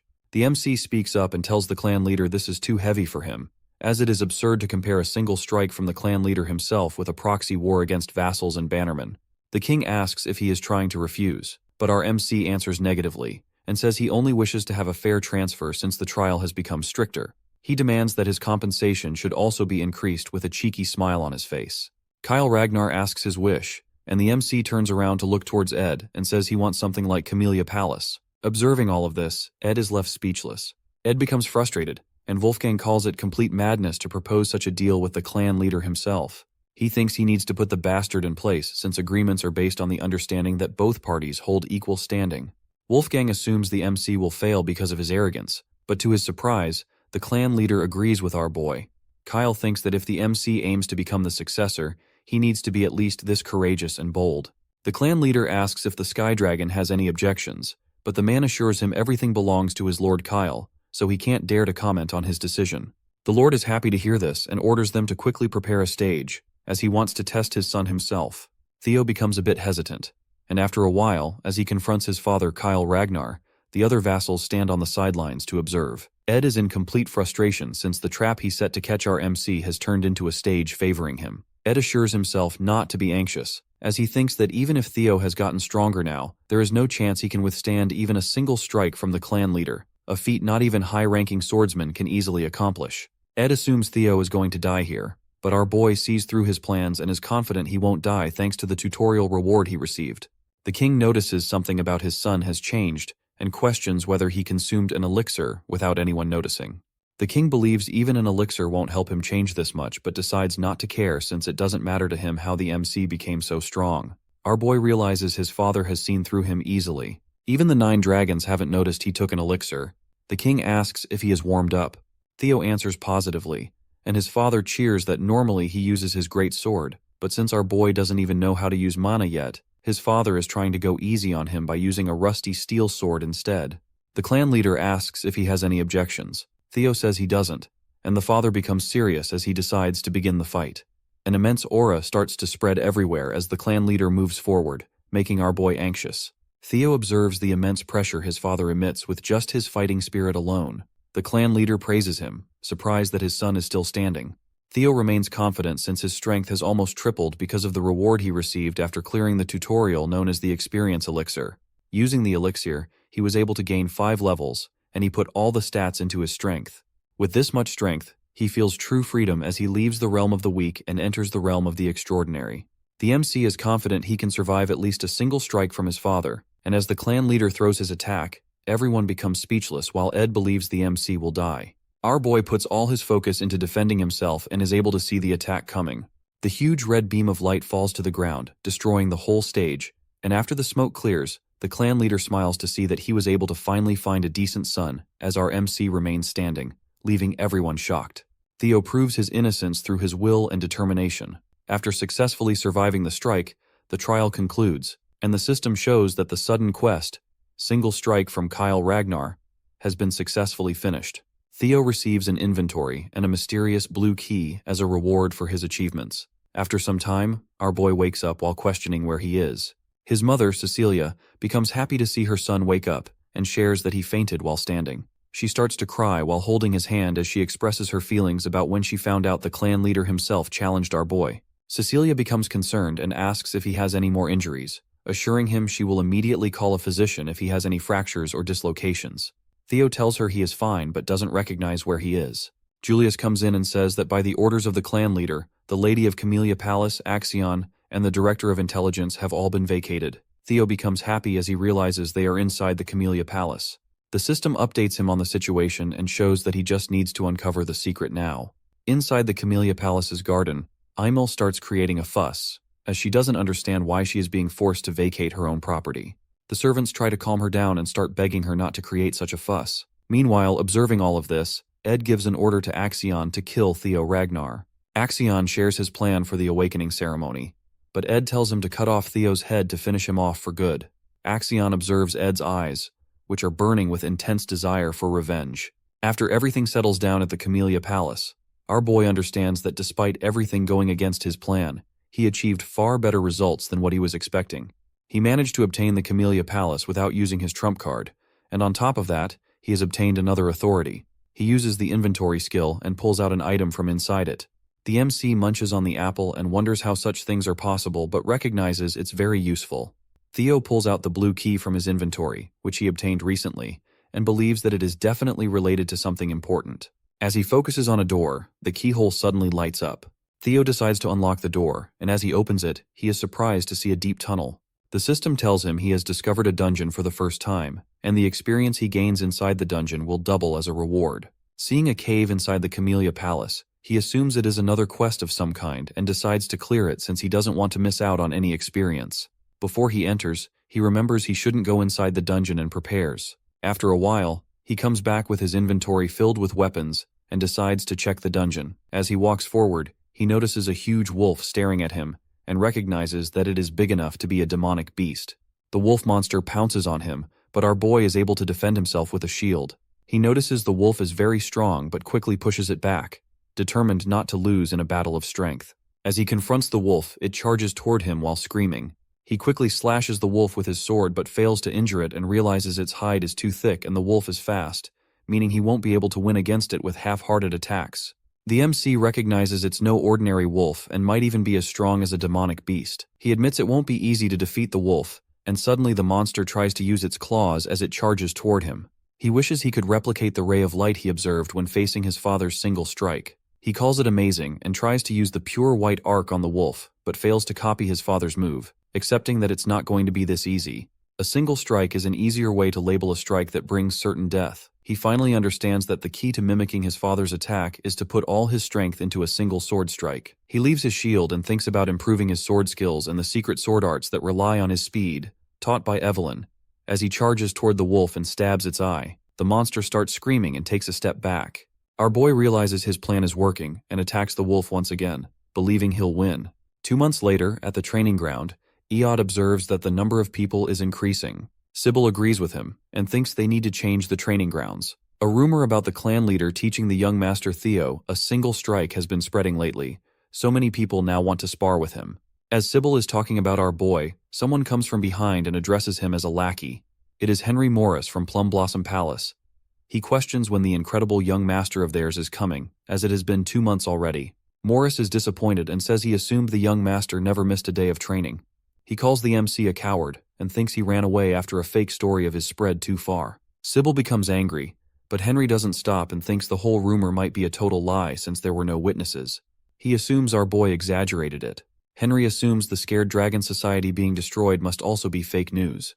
But Sybil's patience runs out, and he punches Henry with all his might, completely destroying his face. Another guy from the Plum Palace becomes angry and insults Sybil, calling him a dropout, but everyone in the training ground starts glaring at him. Sybil calls him a shit-face while making it clear that no one can compare to their young master. Eod is surprised to see his friend call someone ugly with such a face. Sybil shares that he was already annoyed to see the guys from Plum Palace who kept coming here to cause trouble, and makes it clear he won't let anyone disrespect their young master Theo. Sybil and his comrades pull out their swords and declare war on the guys from Plum Palace. They also become determined to put the dropout losers in their place, but as they are about to fight, someone comes between them and freezes all of their weapons instantly. Everyone is surprised, and Sybil recognizes it is Ray Ragnar from the Four Hounds.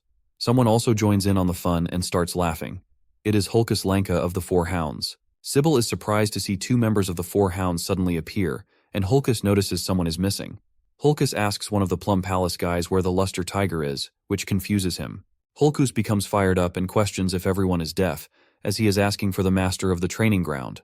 Hulkus announces that he is here to challenge our MC, Theo Ragnar. Meanwhile, inside the dungeon, the MC reaches his limits, and his sword shatters as well. The system notifies him that he has leveled up. Suddenly, multiple system windows start to pop up, showing that his stats are increasing, and he has hunted 170 demonic beasts. Our boy sits on the corpses of the monsters he has defeated, and the system shows that only 1 monster is now left.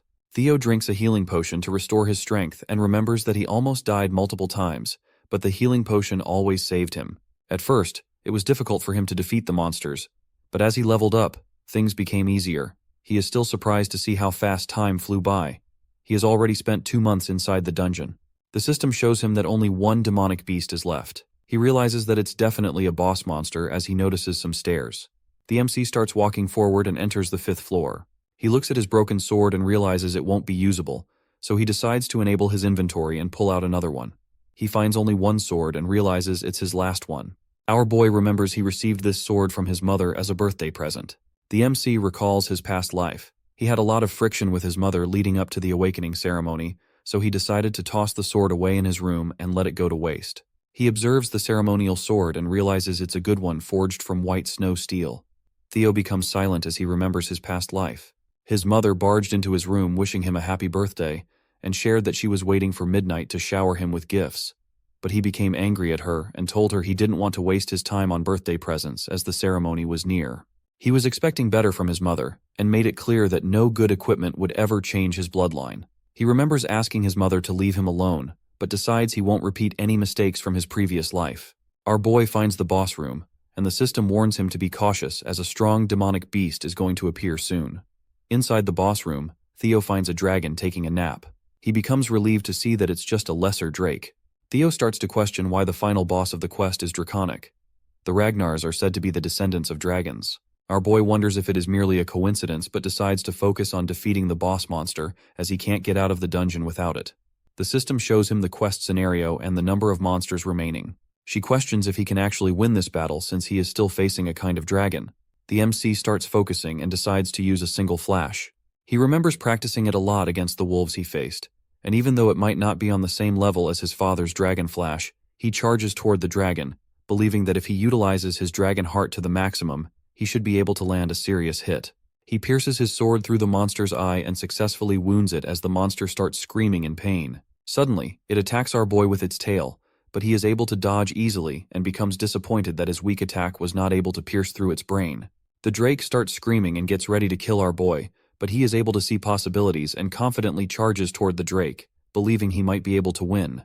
The MC lands a few hits and decides to distract the monster first with normal attacks so he can look for its weak point. All of a sudden, the lesser drake starts screaming again, and fear begins to dominate the battlefield. Theo's body completely freezes because of fear, and despite being able to see an attack coming his way, he is unable to dodge but blocks it with his sword. He gets thrown away and hits the rock wall, realizing how strong the boss monster is. He admits he can't keep this up for too long and gets up to attack the huge monster coming his way, while hoping he can hit its weak points for a quick win. Our boy already knows a dragon's weak point is its reverse scales and jumps onto the lesser drake's body while dodging all attacks. He is able to pierce the reverse scales with his sword, and blood starts gushing out of the monster. He keeps hitting the spot as it starts screaming in pain. Our boy believes his plan worked, but the lesser drake doesn't fall down and surprises Theo. At the training grounds, Hulkus gets mad at Ray and makes it clear that he wants to fight the young master first. She calls him a loser and tells him to stay out of it.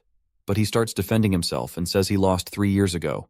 He has worked hard to improve his skills every day, so 3 years are more than enough to close the gap. Ray doesn't listen to any of his words and calls him a loser again, which makes Hulkus angrier. He decides to have a duel with her and mentions that the winner will get a chance to fight Theo Ragnar. He hits her with a huge weapon, but she is easily able to stop his attack without being phased. Sybil and Henry don't understand what's happening, but become scared seeing the four Hounds members fight. As they both move forward to attack, Remington appears between them and tells them to go elsewhere since this is the domain of the young Master Theo. He makes it clear that he won't allow anyone to cause trouble for the Master. Hulkus becomes happy to see Remington and shares his desire to fight him as well, but Remington asks Hulkus to understand his words. Suddenly, all of them start to feel an immense pressure, and Remington questions the source of this menacing killing intent. All of them look back to see the MC enter the training grounds. Remington is surprised to feel such overwhelming pressure and starts to wonder what happened during Theo's seclusion training. Ray and Hulkus become excited to see that the young master Theo has finally arrived. Our MC dominates the whole training ground with the skill Lesser Drake's Fear. Earlier inside the dungeon, after the MC pierced through its reverse scales, the Lesser Drake finally died, and the system congratulated our boy on hunting it. As soon as he touched its reverse scales, the monster started going crazy. Our boy thought he would die, but the monster wore itself out after a few minutes since the scales were definitely its weak point. The system notified him that he had obtained the Lesser Drake's tooth and claw. The tooth was an enhancement material for weapons, while the claw could be used to increase a weapon's sharpness. He decided to use his rewards to fix the sword he had since he didn't want to lose a gift his mother gave him. The MC also received a skill called Lesser Drake's Fear, which surprised him. He read the stats and realized the skill could inflict fear on a target weaker than him. He was shocked to receive such a skill, as he believed only a few chosen ones could use it. He's happy to see he is getting a chance to try it, and while putting all his stuff back in inventory, he questions whether the skill will be useful for him in Ragnar, since the place is already swarming with powerful people. The Camellia Palace dungeon gets cleared, and our boy finally gets out after finishing the quest of uncovering the palace's secrets. For successfully clearing Scenario Quest 1, he receives a nest compass as his reward. He doesn't understand what it is, and questions whether it's going to be useful in the next quest. Theo puts it in his inventory and decides to go rest in his room first since he's completely exhausted. But suddenly, a maid rushes towards our boy and informs him that he needs to take care of an urgent matter. She notices the wounds on his body, but he brushes it off and asks about the issue. The maid informs him that there's a brawl happening in Training Ground 4. Our boy enters the training ground after hearing this, dominating everyone with his new skill, Lesser Drake's Fear. He angrily tells everyone to get lost since he needs rest. The immense aura knocks people unconscious, but Hulkus becomes excited to see such overwhelming killing intent and charges toward our boy without a second thought, to see who is stronger. Holkus attacks with his sword, but the MC easily overpowers him with just one swing, leaving everyone shocked. Holkus gets knocked back and cannot believe his strike was deflected so easily. The MC is surprised by his progress after dungeon training, but Holkus doesn't back down. He has always been considered the weakest member of the Four Hounds of the North because he is very dumb, and never rounds out his arsenal either. Holkus attacks Theo again, challenging him to block it. Despite being the weakest, Holkus has never once been outmatched in terms of raw strength, but now the MC is surprised to see that he is able to keep up with Holkus, and with a single slash, he counters Holkus and defeats him. He feels amazing after leveling up so much, and Holkus starts coughing up blood, loses consciousness, and falls down. Theo realizes he was too careless and should have held back, but feels glad he was facing Holkus, who is known for his toughness and can tank such attacks. The MC notices Holkus only fainted. Sybil becomes surprised, and everyone in the training ground starts cheering for the young master who easily defeated the Black Bear, one of the Four Hounds, with a single strike. Theo assures them Holkus is still alive. Suddenly, his sword breaks as well, which disappoints our boy since it was a gift from his mother. Everyone keeps cheering for the MC, and they all praise him for breaking his sword with a single strike. He doesn't understand why they are so happy. Meanwhile, observing all of this, Ray remembers one of her past memories. When she was a little kid one day, the MC found her and questioned why she was walking around in such cold weather while wearing barely anything. Theo gave Ray his own scarf and thought she still looked really cold, so he decided to take her to his house and told her he would take her home once the snow finally stopped. After recalling all of this, she starts smiling and leaves the battleground. Remington is surprised to see her smile. After a while at the Camellia Palace, our boy looks embarrassed as the maids congratulate him on getting a new title, Luster Tiger. One of the maids is happy to see his hard work finally paying off and advises him to keep it up and maintain the momentum until the awakening ceremony. She believes he can do it, and suddenly, his mother appears and starts feeding him the new abalone dish forcefully. He tries to stop her, but she starts stuffing his face with more food as he begs her to stop. While eating, he remembers his past life and starts to feel grateful. He tells his mother the food is very delicious, and she notices the broken sword. She becomes shocked, and the MC starts sweating anxiously. He tells her it broke during his training and starts apologizing since it is a precious gift she gave him on his birthday. Theo's mother becomes angry at the person who swore it wouldn't break, as it was made with white snow steel and ebony steel wood.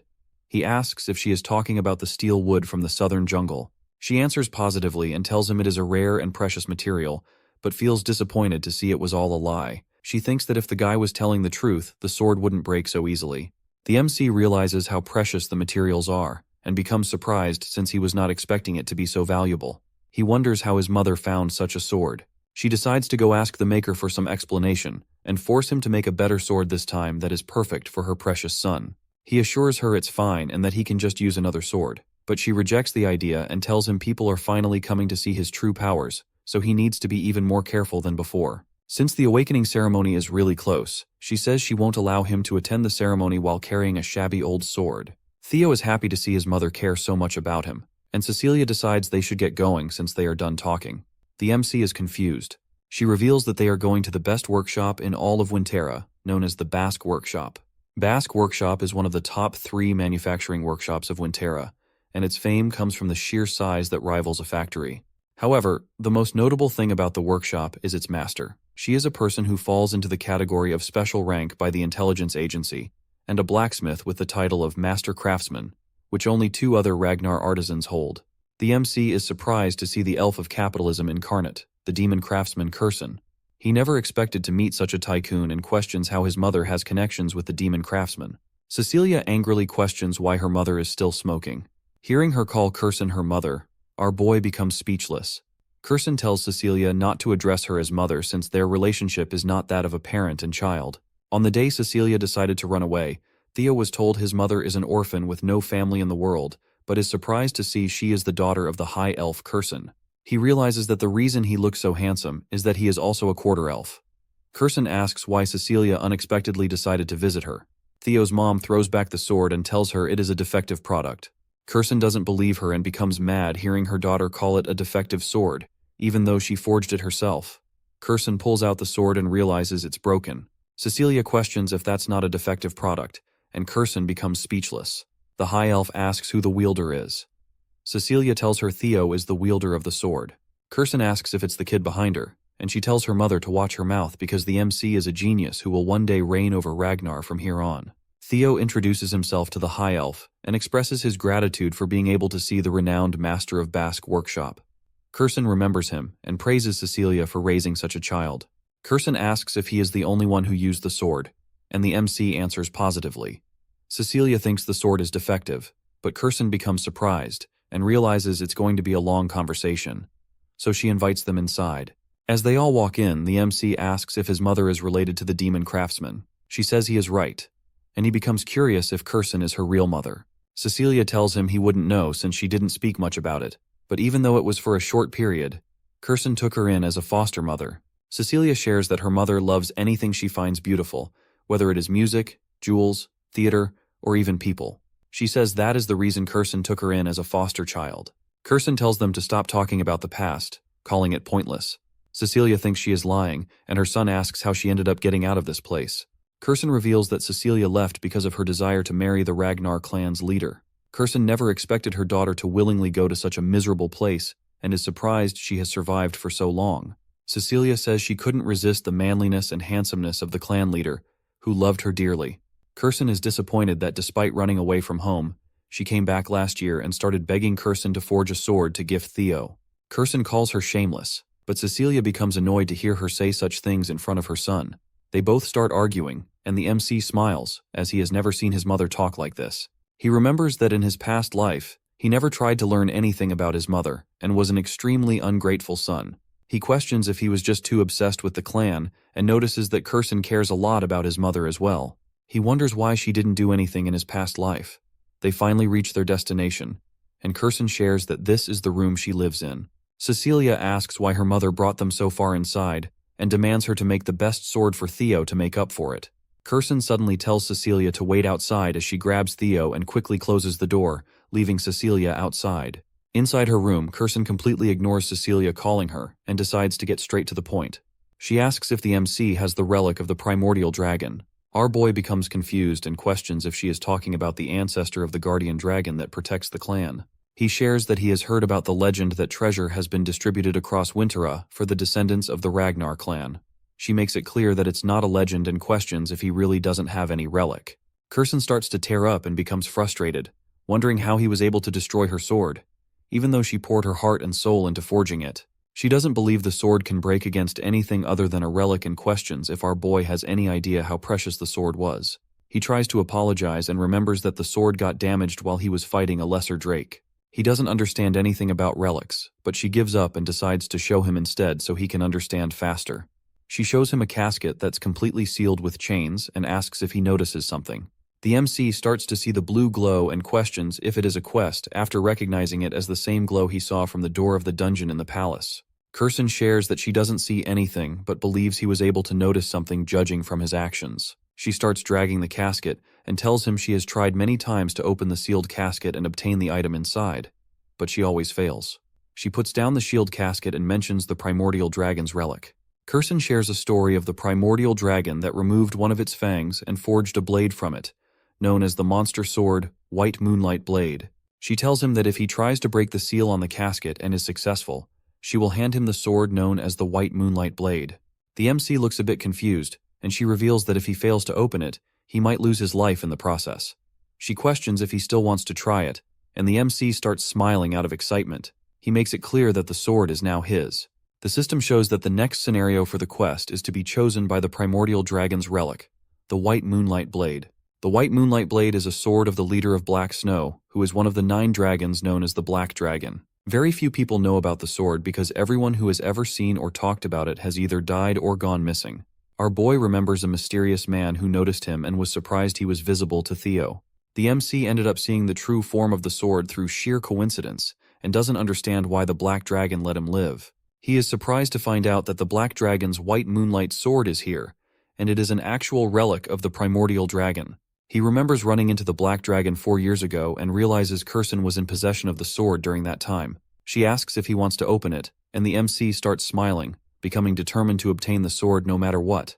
He tells her it's his sword now, and while observing the casket, he realizes it's very similar to the Camellia Palace. He tries to use the blue key to open the casket. Curson is confused as our boy unlocks the gasket, and a weird light starts to shine. Suddenly, Curson becomes concerned as our boy starts getting pulled inside by a mysterious black fog. The MC tries to free himself but fails and gets dragged into a mysterious place. He opens his eyes and doesn't understand where he is. Theo recognizes the Rose Palace while everything is engulfed in fire. He doesn't understand why he is seeing all of this again, and while watching his past memories, he realizes he completely forgot how weak he used to be. Because of this, he needs more power, enough to defeat Randone and crush the Camellia Palace.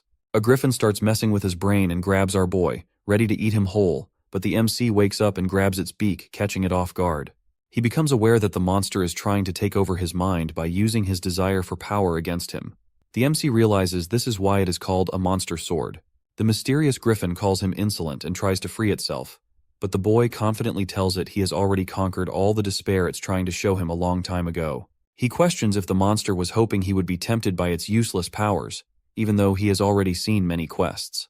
The griffin becomes confused, and our MC notices it looks very different from the griffin in his memory. The monster tries to free itself, but our boy doesn't let go and remembers it was at least 10 meters tall, but right now they are both of similar heights. He questions if the griffin became smaller because it was seen for a long time. He decides not to care about it, and makes it clear that the Moonlight Sword is now his as he tries to punch the griffin with an evil look. The monster tries to talk it out with him. Meanwhile, inside Curson's room, Cecilia starts screaming after seeing her son knocked unconscious. She tries to wake him up, but nothing works, and Cecilia starts crying as she questions her mother why her son is unconscious like this. Curson becomes speechless as Cecilia cries and says she never asked her mother to do this. She just wanted a sword for her son. Curson observes that there is a monster's energy linked with Theo's bloodstream, which is something she has never seen or heard about before. She was hoping he would be okay since he already possessed a relic.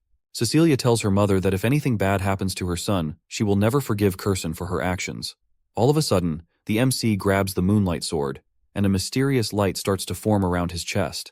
Cecilia becomes concerned and tries to wake him up. Theo finally opens his eyes. She hugs her son tightly as she starts to cry. She tells her son she was very worried, but he assures her not to overthink it as he is completely okay. The system congratulates him on hunting a griffin and finishing the quest. As a reward, he becomes the owner of the White Moonlight Sword. The MC understands that he survived because of his luck. The griffin was easily defeatable because it was just freshly unsealed, and any psychological attacks were of no effect on him.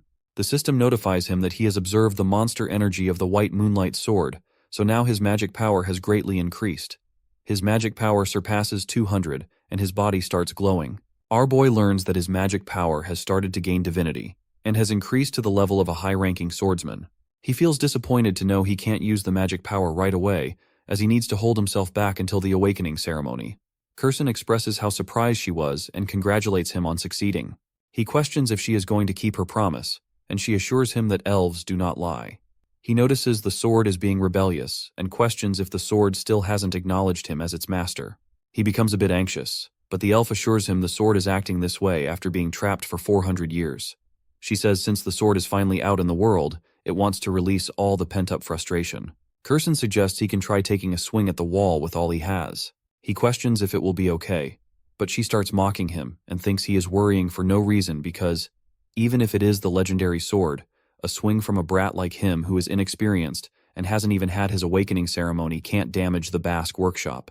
He becomes unnerved to hear this and decides to give it a try. Our boy understands that he can hide his dragon heart whenever he wants, so this is a nice opportunity for him to test out the new legendary sword he just received. He walks toward the wall and tries using all of his magic power. The MC excuses himself and removes the cover of the legendary Moonlight Sword as he gets ready to take a swing. Curson observes him and becomes concerned. She tries to stop our boy, but he ends up using an attack known as Single Flash, completely destroying the workshop's wall. Cecilia becomes astonished while Curson's eyes fill with anxious tears at the sight of the destruction. Contrary to what Curson thought, my guy literally split the building wall in half with just one swing of his sword, and he was not even aiming to destroy the wall. Curson couldn't help but sink into despair at yet another costly loss from our boy, especially after the sword he had just broken.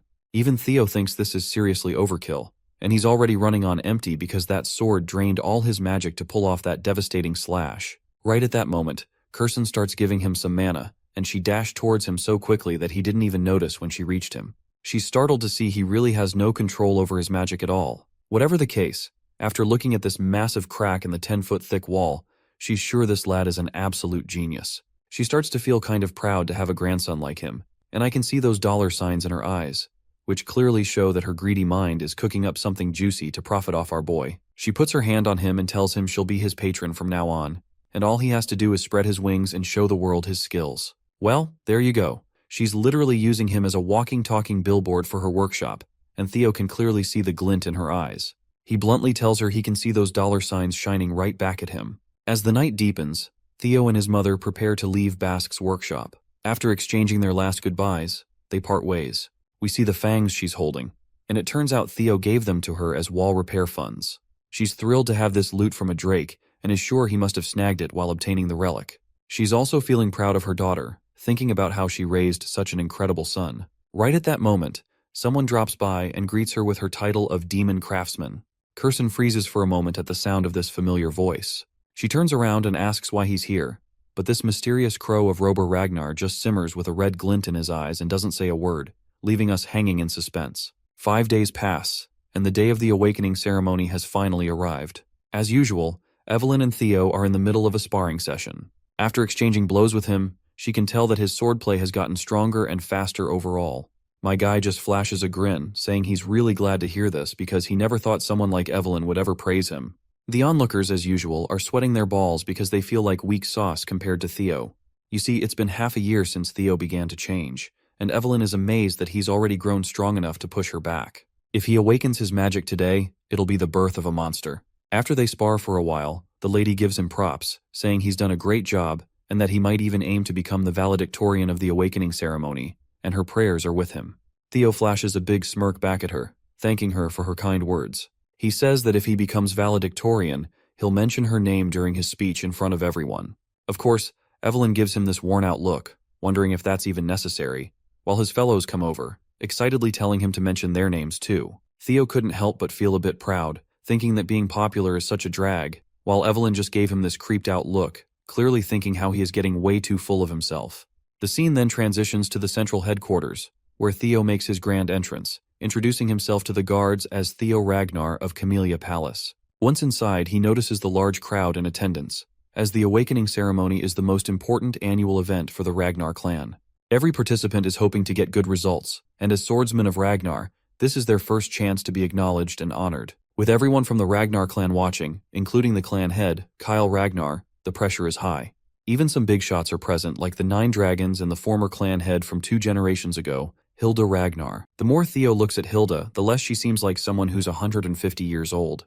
Either way, he is relieved to see her attending again.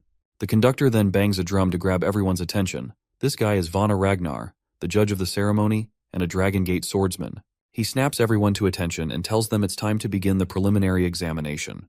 The prelim involves grabbing a sword placed on the ground and leaving a mark on the steel wall on the platform. He reveals that the wall is forged with a mix of white snow steel, so ordinary steel blades won't even scratch it, but that changes if they channel their magic power into their attacks.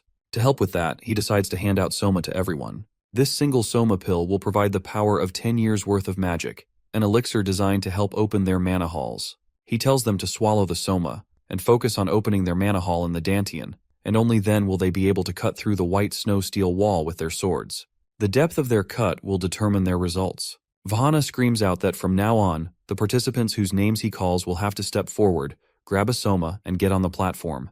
The first participant is Theo Ragnar, and they tell him to come forth. Of course, my guy steps forward promptly, and as he's taking that pill, he reflects on how, in his past life, Axion was the valedictorian. He then grabs a sword and walks toward the white wall, determined that this time won't be like the past. As he does, a system window pops up with Scenario Quest 3, become the valedictorian of the awakening ceremony to clear the quest. We then cut to the 150-year-old Hilda asking Kyle if this boy is the one he mentioned before.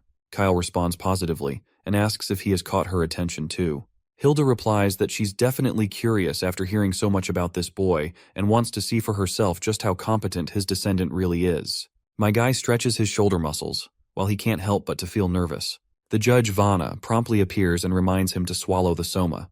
Theo promptly pops the pill into his mouth, reflecting on how in his past life he had swallowed the Soma but was unable to control the mana, seriously injuring his Dantian. But this time, something like that won't happen. As soon as he swallows the pill, he feels a surge of power, and the mana begins to scatter around the area. Vana finds himself bewildered to see this brat causing a mana wave of this size.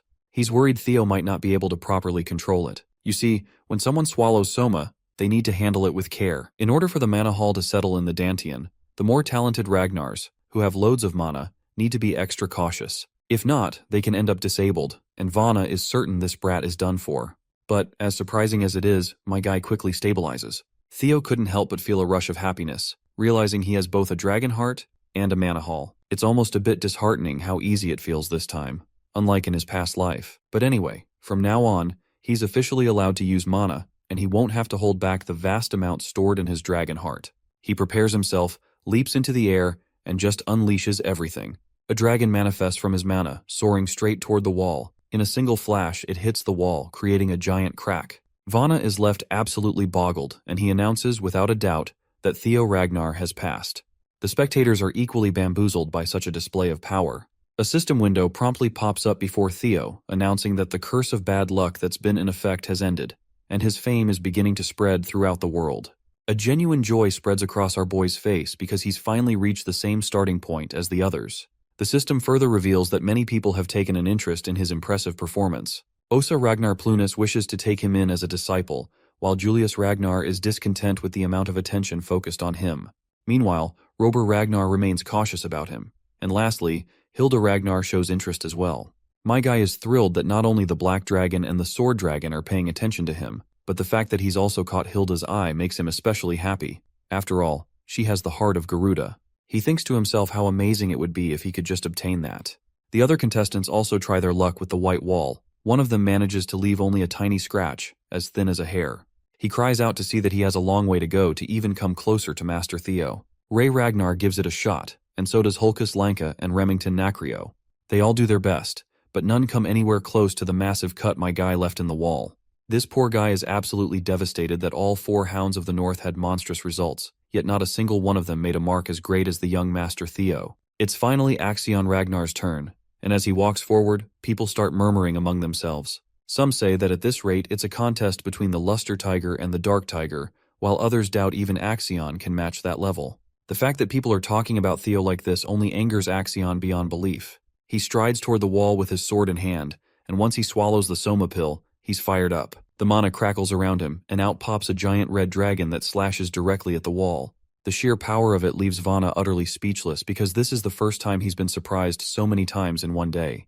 The crack in the wall is massive, and Vana promptly announces that Axion Ragnar has passed as well. The crowd goes absolutely bonkers because Axion's slash has left a crack just as big as Theo's. Now everyone is on edge, knowing that the precision grading will be the deciding factor in who comes out on top. As dusk begins to settle in, Vana announces that with this, the first stage of the awakening ceremony is officially over. This year, he's particularly satisfied to see so many people significantly increase their scores. He says that those who passed should prepare for the second stage of the awakening ceremony in 4 days. Finally, the rankings that everyone has been waiting for will be announced, including the valedictorian for the first stage of the awakening ceremony. Everyone in the arena held their breaths in anticipation as the valedictorian for the first stage of the awakening ceremony was announced. The clear front-runners, Axion and Theo, were locked in as they both hoped to hear their names called. In the end, Theo Ragnar manages to clutch the win for himself. While he is stunned, the arena erupts in booming cheers. Vana Ragnar is pleased to announce that his performance earned him a perfect 10 out of 10 from the judges. Whether it's technique, magic power, control, or speed, every aspect was flawless. While his followers were cheering, most of the candidates found it hard to believe that the Flash Tiger had taken first place instead of Axion. As it turns out, the depth of his sword mark came close to the record held by young Master Thorkel. That little tidbit made the crowd go even wilder. Thorkel Ragnar is an enigma. He is one of the 5 major candidates of Ragnar, and he is speculated to be the closest in the line of succession. The Salutatorian award fell on Axion Ragnar, and his displeasure is apparent. He also got a perfect 10 out of 10 score. However, he has been relegated to second place as his sword mark was a bit shorter than that of Theo's. That fact made his blood boil even more. Remington Narcio snagged 3rd place, Ray Ragnar in 4th place, and Hulkus Lanka in 5th. The Hounds of the North had the top places on lock. Meanwhile, the idiot of the Southern Inspection Post and Theo's first follower, Sybil Drea, eked out the last slot at 87th place. The second stage of the awakening ceremony will start in 4 days at the treacherous Winter Mountains. All 87 examinees who have passed are advised to prepare as best as they can. With that, they are dismissed.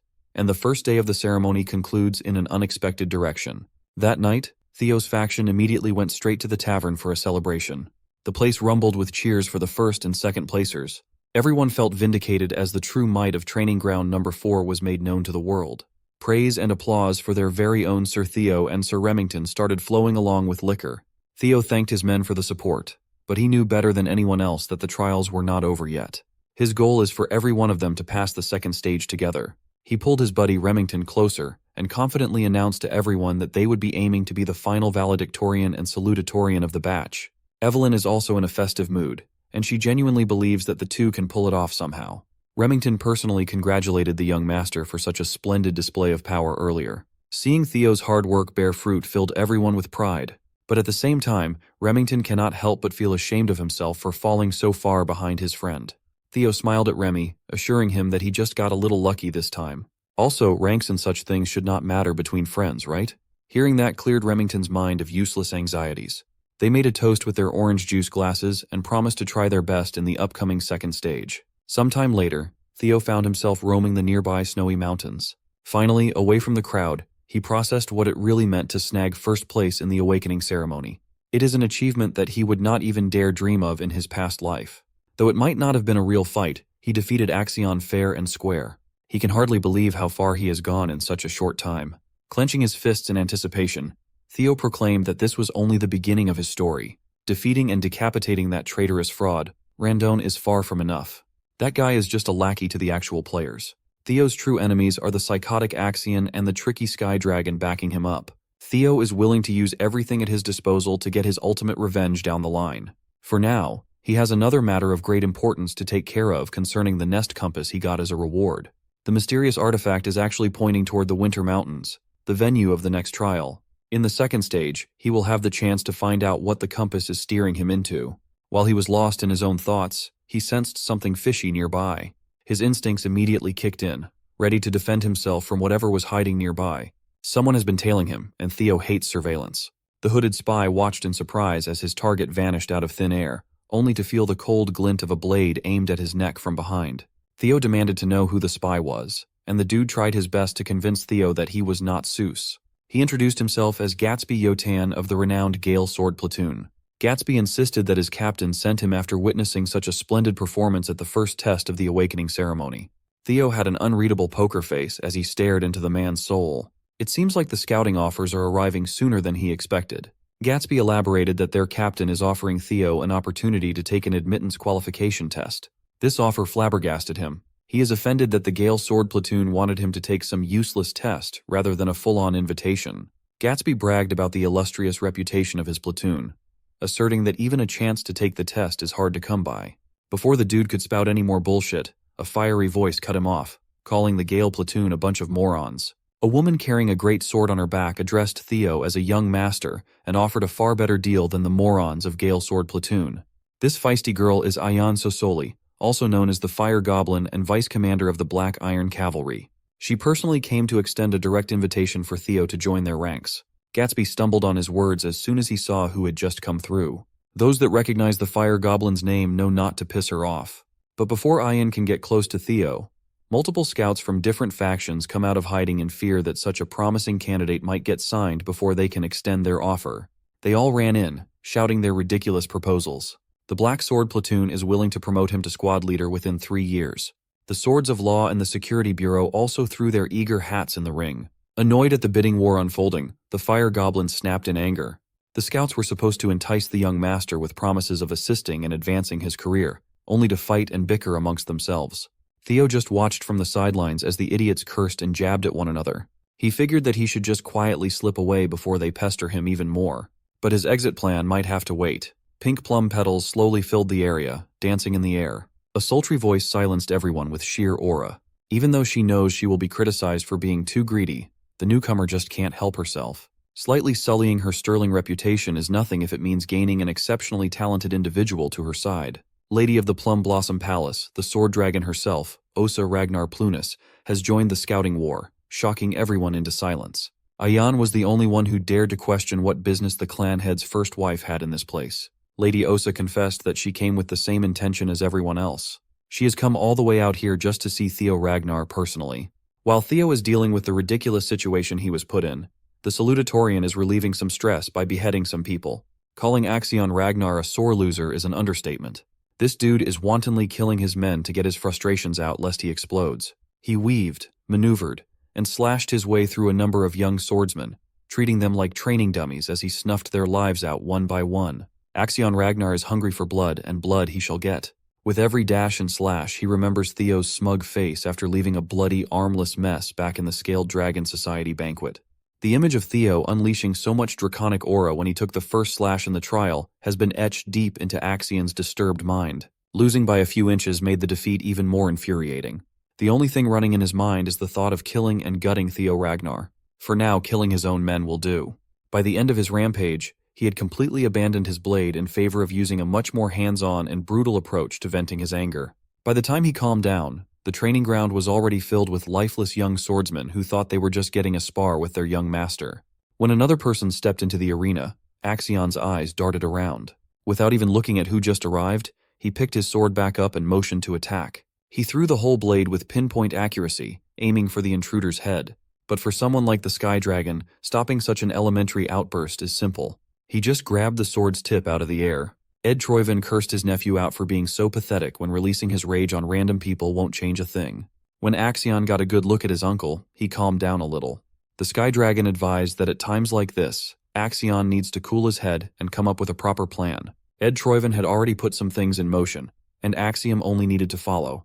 The nefarious uncle and nephew duo are hell-bent on turning the second stage of the awakening ceremony into Theo Ragnar's funeral.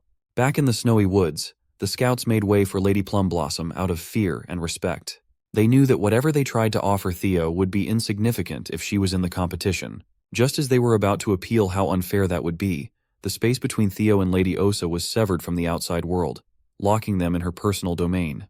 Ayan reckoned that setting up an isolation zone could only mean one thing. She might be planning to personally share her teachings with the young Ragnar inside the swirling lump of energy. The inside of the isolation zone was a lot bigger than what it looked like outside, as the space stretched as far as they could see. Theo recognizes this as one of Lady Plumblossom's signature moves. She can freely create a perfectly isolated space severed from the outside. He used to hear stories about the technique, and now he's experiencing it. His popularity is catching up with him. Lady Plumblossom laughed at his reaction. She's certain that Demon Dragon will be furious once he finds out what she's trying to do, but no one can stop her from giving Theo a gift if she wants to. By gift, it can only mean one thing. She slowly unsheathed her blade as she described how intense the clan head's swordsmanship was. It is akin to dragonfire descending from the heavens and destroying everything and incinerating everything in its path. Lady Plumblossom's style cannot be more different than that, for she prefers to embrace countless variations in her sword. Theo looked around to see that the snowy trail he had walked on a minute ago had turned into a tranquil field of vibrant plum trees. Her steps are rhythmic, sending ripples on the surface of the still water floor with each stride. This is the form of the dragon that she pursues, one that contains constant and infinite changes. As the sword dragon began slowly moving forward, she started swinging her sword, making the plum blossom bloom as countless petals gently drifted down. Her blade softly traced through the petals as they danced alongside her blade. She executed a peculiar flow of movement that seemed impossible. She slashed, stabbed, and chopped with a strange tempo. By the end of her demonstration, she slowly lowered her sword, making the petals spiral alongside the blade, beautifully falling on the ground. It was absolute cinema, a feast for Theo's eyes. The ridiculous thing was the entire sequence was performed within just a single breath. What she just showed is the celestial flower rain, the first full bloom technique of the plum blossoms. Opening her eyes, the First Lady's deep gaze turned towards Theo. The young man was speechless as he felt his heart pound loudly. He just witnessed something truly awe-inspiring.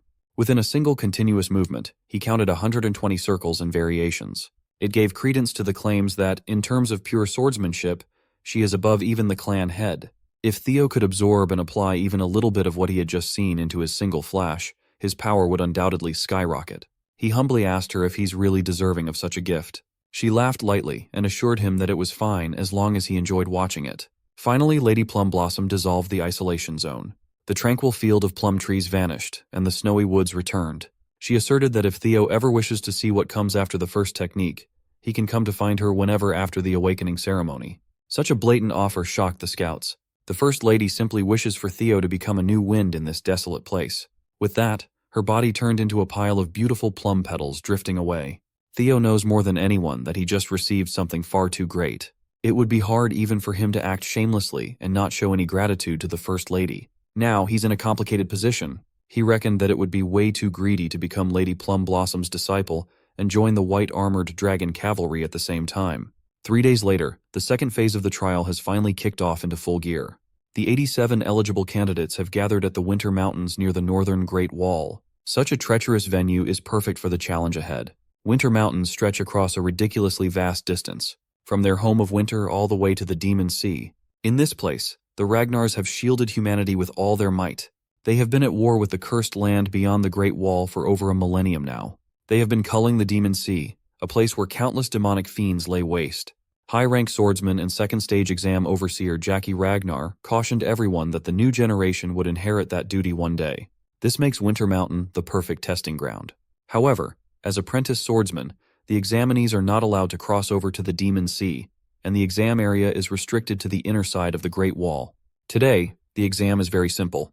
They will have 15 days to defeat demonic monsters that roam the Winter Mountains and retrieve the bells that have been placed on their necks. There are 7 different colored bells out there: red, orange, yellow, green, blue, indigo, and violet, the colors of the rainbow.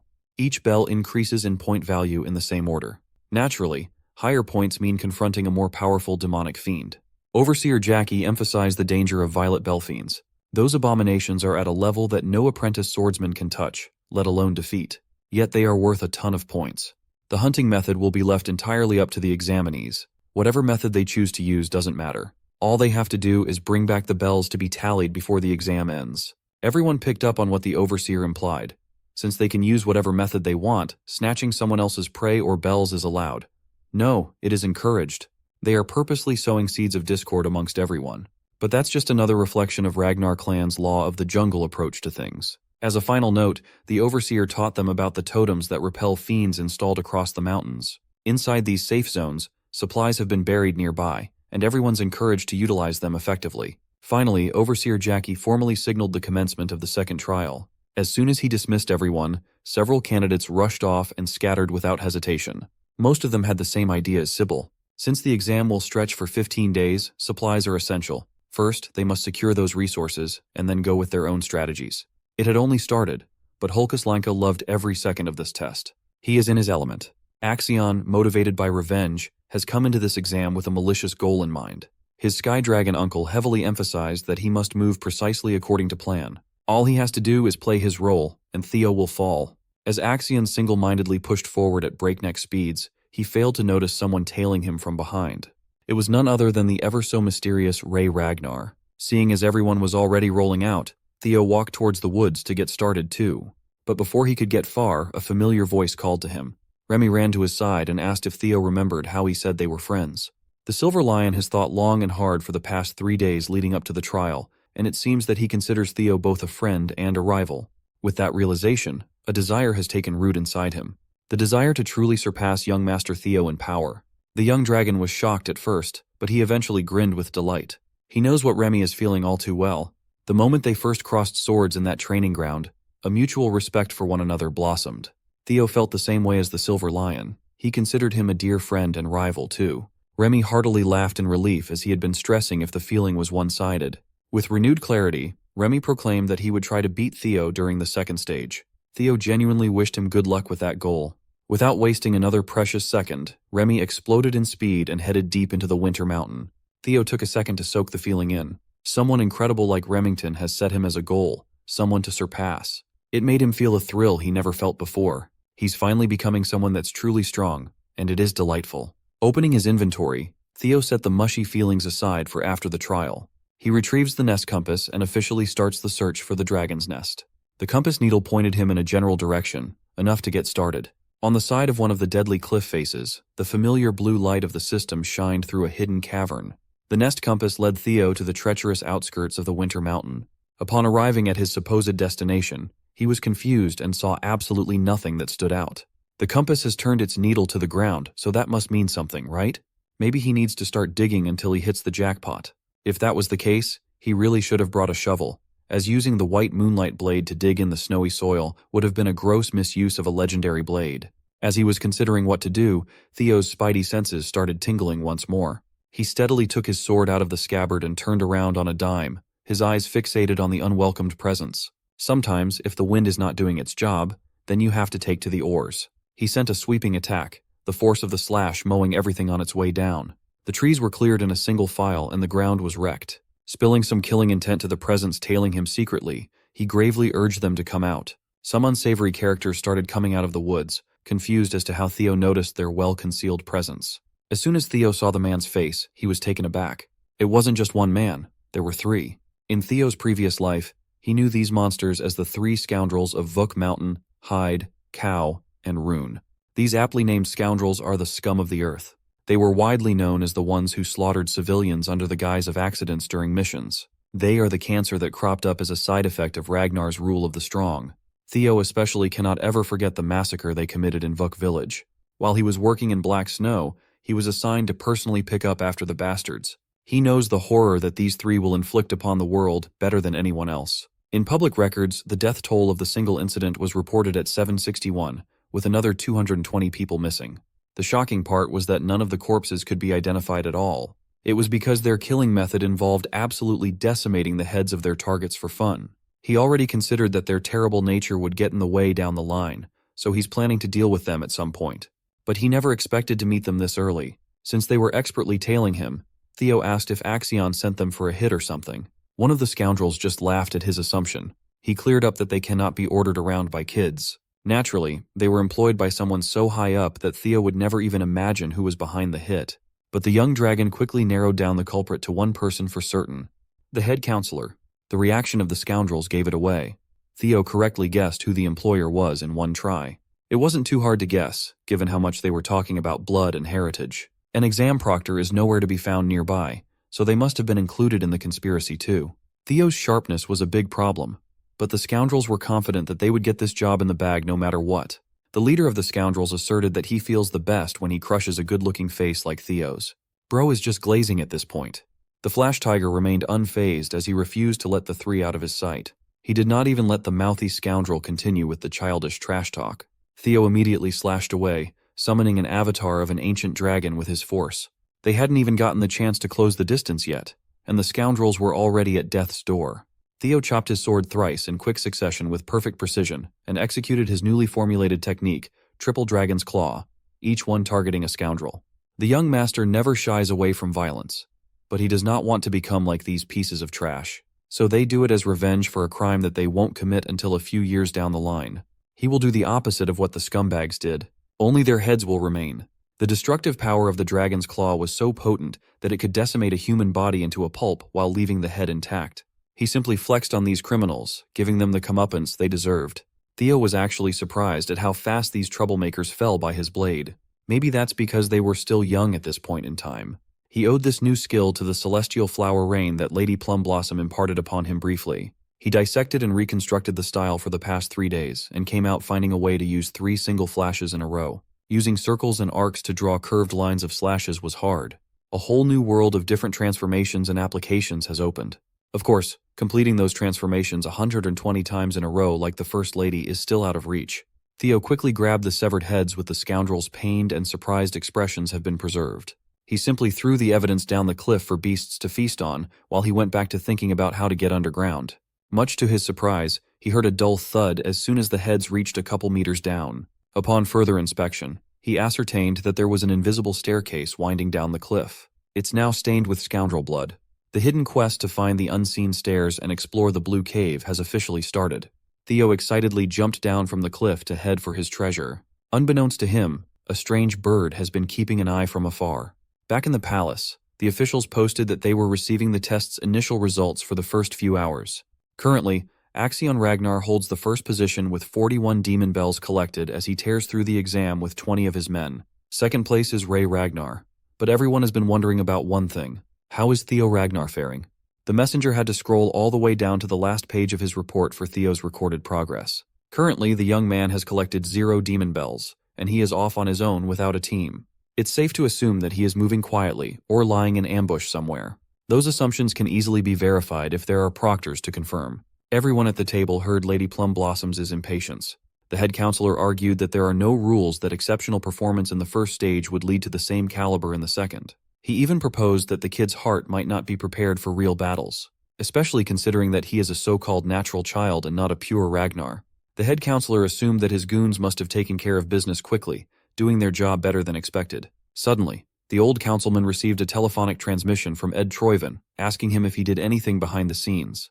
The head counselor did not even bother to deny the allegation. He's bummed that he couldn't tell everyone else beforehand, but it looks like things have worked out, so that's good. Even the Sky Dragon was shocked at the geezer's brazen attitude towards an impure child of the throne. It pissed Ed off that some crazy elitist old coot acted without permission or consultation, potentially stifling his plans. After Camellia had been taken from his family, the Sky Dragon campaigned for an opportunity to take over the Rose Palace. However, he could not find the primordial dragon's relic anywhere. Ed Troyven has come to a hypothesis stating that Theo must hold a clue about Rose Palace's relic. Sky Dragon can feel it in his bones. That boy, Theo, has some clues about the relic on him. Grown and shown that he is a threat. Using telepathy again, Ed jacked into a guard's mind with a message to hurry Axion up. Lady Plumblossom can see that the head counselor and the Central Intelligence Director are scheming something, and they're not as sneaky as they think. The pro-Theo group might have to set up some precautions and countermeasures too. It was a reasonable idea, but Julius Ragnar heavily opposed such a thing. The Demon Dragon genuinely believes that Theo is not someone who would crumble on a mere challenge. Julius trusts his gut that Theo is safe and just stuck in his own unknown circumstance. Also, Julius has not gotten over the fact that Lady Plumblossom sneakily met with Theo. The First Lady feigned ignorance and playfully laughed. Back in the Winter Mountain, Theo finally managed to see where the stairs were leading. Inside was a relatively simple cave structure, but there were a lot of pesky skeletons hanging around on the outskirts. They constantly attack with a pretty strong mental attack trap set up inside. Most people will have a breakdown if they happen to get caught in it. However, such low-level mental attacks are nothing after he passed White Moonlight Blade's tough test. More importantly, Theo managed to follow the compass needle and find something. To check on the situation, Theo expanded his senses outwards, making the wildlife scurry for their lives. For times like this, the special divinity skill is just too juicy. He can even see what's lurking behind every corner. Casting those thoughts aside, Theo was the first to arrive and be tested. Finally, he found the hatchling's lair. 3 years from now, things might be a lot different. Black Snow will end up killing the hatchling and discovering a priceless legendary item. Walking deeper into the cavern, Theo quietly apologized for the future of Black Snow as he planned to take one of their historic records. Behind the gate is the Amon Grimoire, a one-of-a-kind game-changer. As soon as Theo entered the gate, he was frozen in place, overwhelmed at the sight before him. There were literal mountains of gold and legendary weapons, gems and trinkets scattered everywhere. One thing is for sure, this place is not a hatchling's nest at all. In the middle of the gigantic room was a sleeping draconic beast and an ancient dragon, using its sea of gold coins as the most expensive bed in the world. Looking a bit closer, he saw that it seemed to be in a deep sleep, uncaring of the outside world. Theo wasn't delusional. He knew that if this thing woke up and attacked, he could forget about the relic and all the riches in this place, and he would surely die. Could the reports from Black Snow be false? Why is there a full-grown dragon in the chamber instead of just a hatchling? Maybe he's a victim of misinformation. Or maybe he just came 3 years too early. Either way, he needs to think of his next move in this unexpected situation. He seriously considered just leaving without touching anything. It's unfortunate, but he can always just come back before the Black Snow can get here again a few years later. But that choice left his hands as soon as the dragon opened its eyes. When he turned around, Theo was locked into a staring contest with one of the most archaic beings in the world. Much to his surprise, ancient dragon Roadbroke spoke in human tongue, calling him the first selector that had come in a long time. The giant beast was actually kind of chill. It even introduced itself without a hint of hostility. Roadbroke explained that the Ragnar calls her the guardian dragon and the owner of Winter Mountain. Everyone who grew up around the clan knew the name Roadbroke. Trying not to be rude and disrespectful, Theo crashed down to his knees and paid respect to his ancestor. Roadbroke was quite interested in the fact that the young human called her an ancestor. As far as Theo was taught his whole life, the guardian dragon Roadbroke is the companion of the Ragnar clan's progenitor, Sigurd, and the mother of Friedreif. The beast asserted that Friedreif the bastard must have been spreading nonsense out there. While it's true that she and Sigurd were old companions for a time, she viewed it just as a sign of respect for the contractor who sold his soul to dragons. There wasn't much emotional exchange between them. It is impossible for humans to mate with dragons in the first place. Maybe the humans in this world are not real monster bangers. This led Theo to ask if his family's line really has the blood of the dragon, or if it is just one big propaganda to lift the Ragnar name up. Roadbroke cleared up that the claim was not wrong at all. Through the long-term contract between her and Sigurd, her dragon's blood is shared. Just as Theo was about to ask more questions about his family's history, Roadbroke cut him off as she was done with the pleasantries. She will now begin her duties as a guardian dragon to the selectors. From this point forward, Roadbroke is going to keep the covenant made at the beginning of the clan, and will allow the selector who passes her test to ask 3 questions. He can finally breathe in relief and thank the gods, as this seems like a non-battle situation. Since his goal is to eventually stand at the peak of the clan, deepening his knowledge of the family's lore is crucial. Through these 3 questions, he needs to get as much information as possible. Outside, the second phase of the awakening ceremony is still in full swing. Axion continued dominating the leaderboard and the beasts in the surrounding area. His 1,000 Dragons roar is already powerful enough to one-shot most enemies. As a white tiger beast fell to the snowy ground, bloodied and lifeless, Axion walked closer. He was heading for the green bell dangling on the poor cat's neck. With another bell secured, that makes 57 confirmed kills. He's quickly racking points up. Nevertheless, killing these monsters was secondary. Axion was just itching to find Theo, but his scouts kept on telling him the same report that Theo was nowhere to be seen over and over. One of Axion's lackeys, Orion Gardner, smugly remarked that Theo must be scared now that he has to risk his life and face real monsters. Orion was determined to attach himself to Axion's entourage the whole way through, no matter what. He fears and believes in the maniac's strength, but he might have run his mouth a little too far when he admitted that Theo got stronger but lived as an idiot for far too long. The next thing you know, Orion's tearing up and gasping for oxygen as Axion's hand slowly crushes his windpipe in a chokehold. Axion reckoned that this pissant of a follower must not know a simple fact because he had never been strong. In the clan, having power means having no need to fear anything. The Dark Leopard is on the brink of mentally breaking at this point, and he's still as cruel and paranoid as ever. Orion tried to eke out an apology between his desperate gasps for air. This little outburst would have continued if not for another messenger coming in with a message from the director of the Central Intelligence Bureau, Ed Troyven.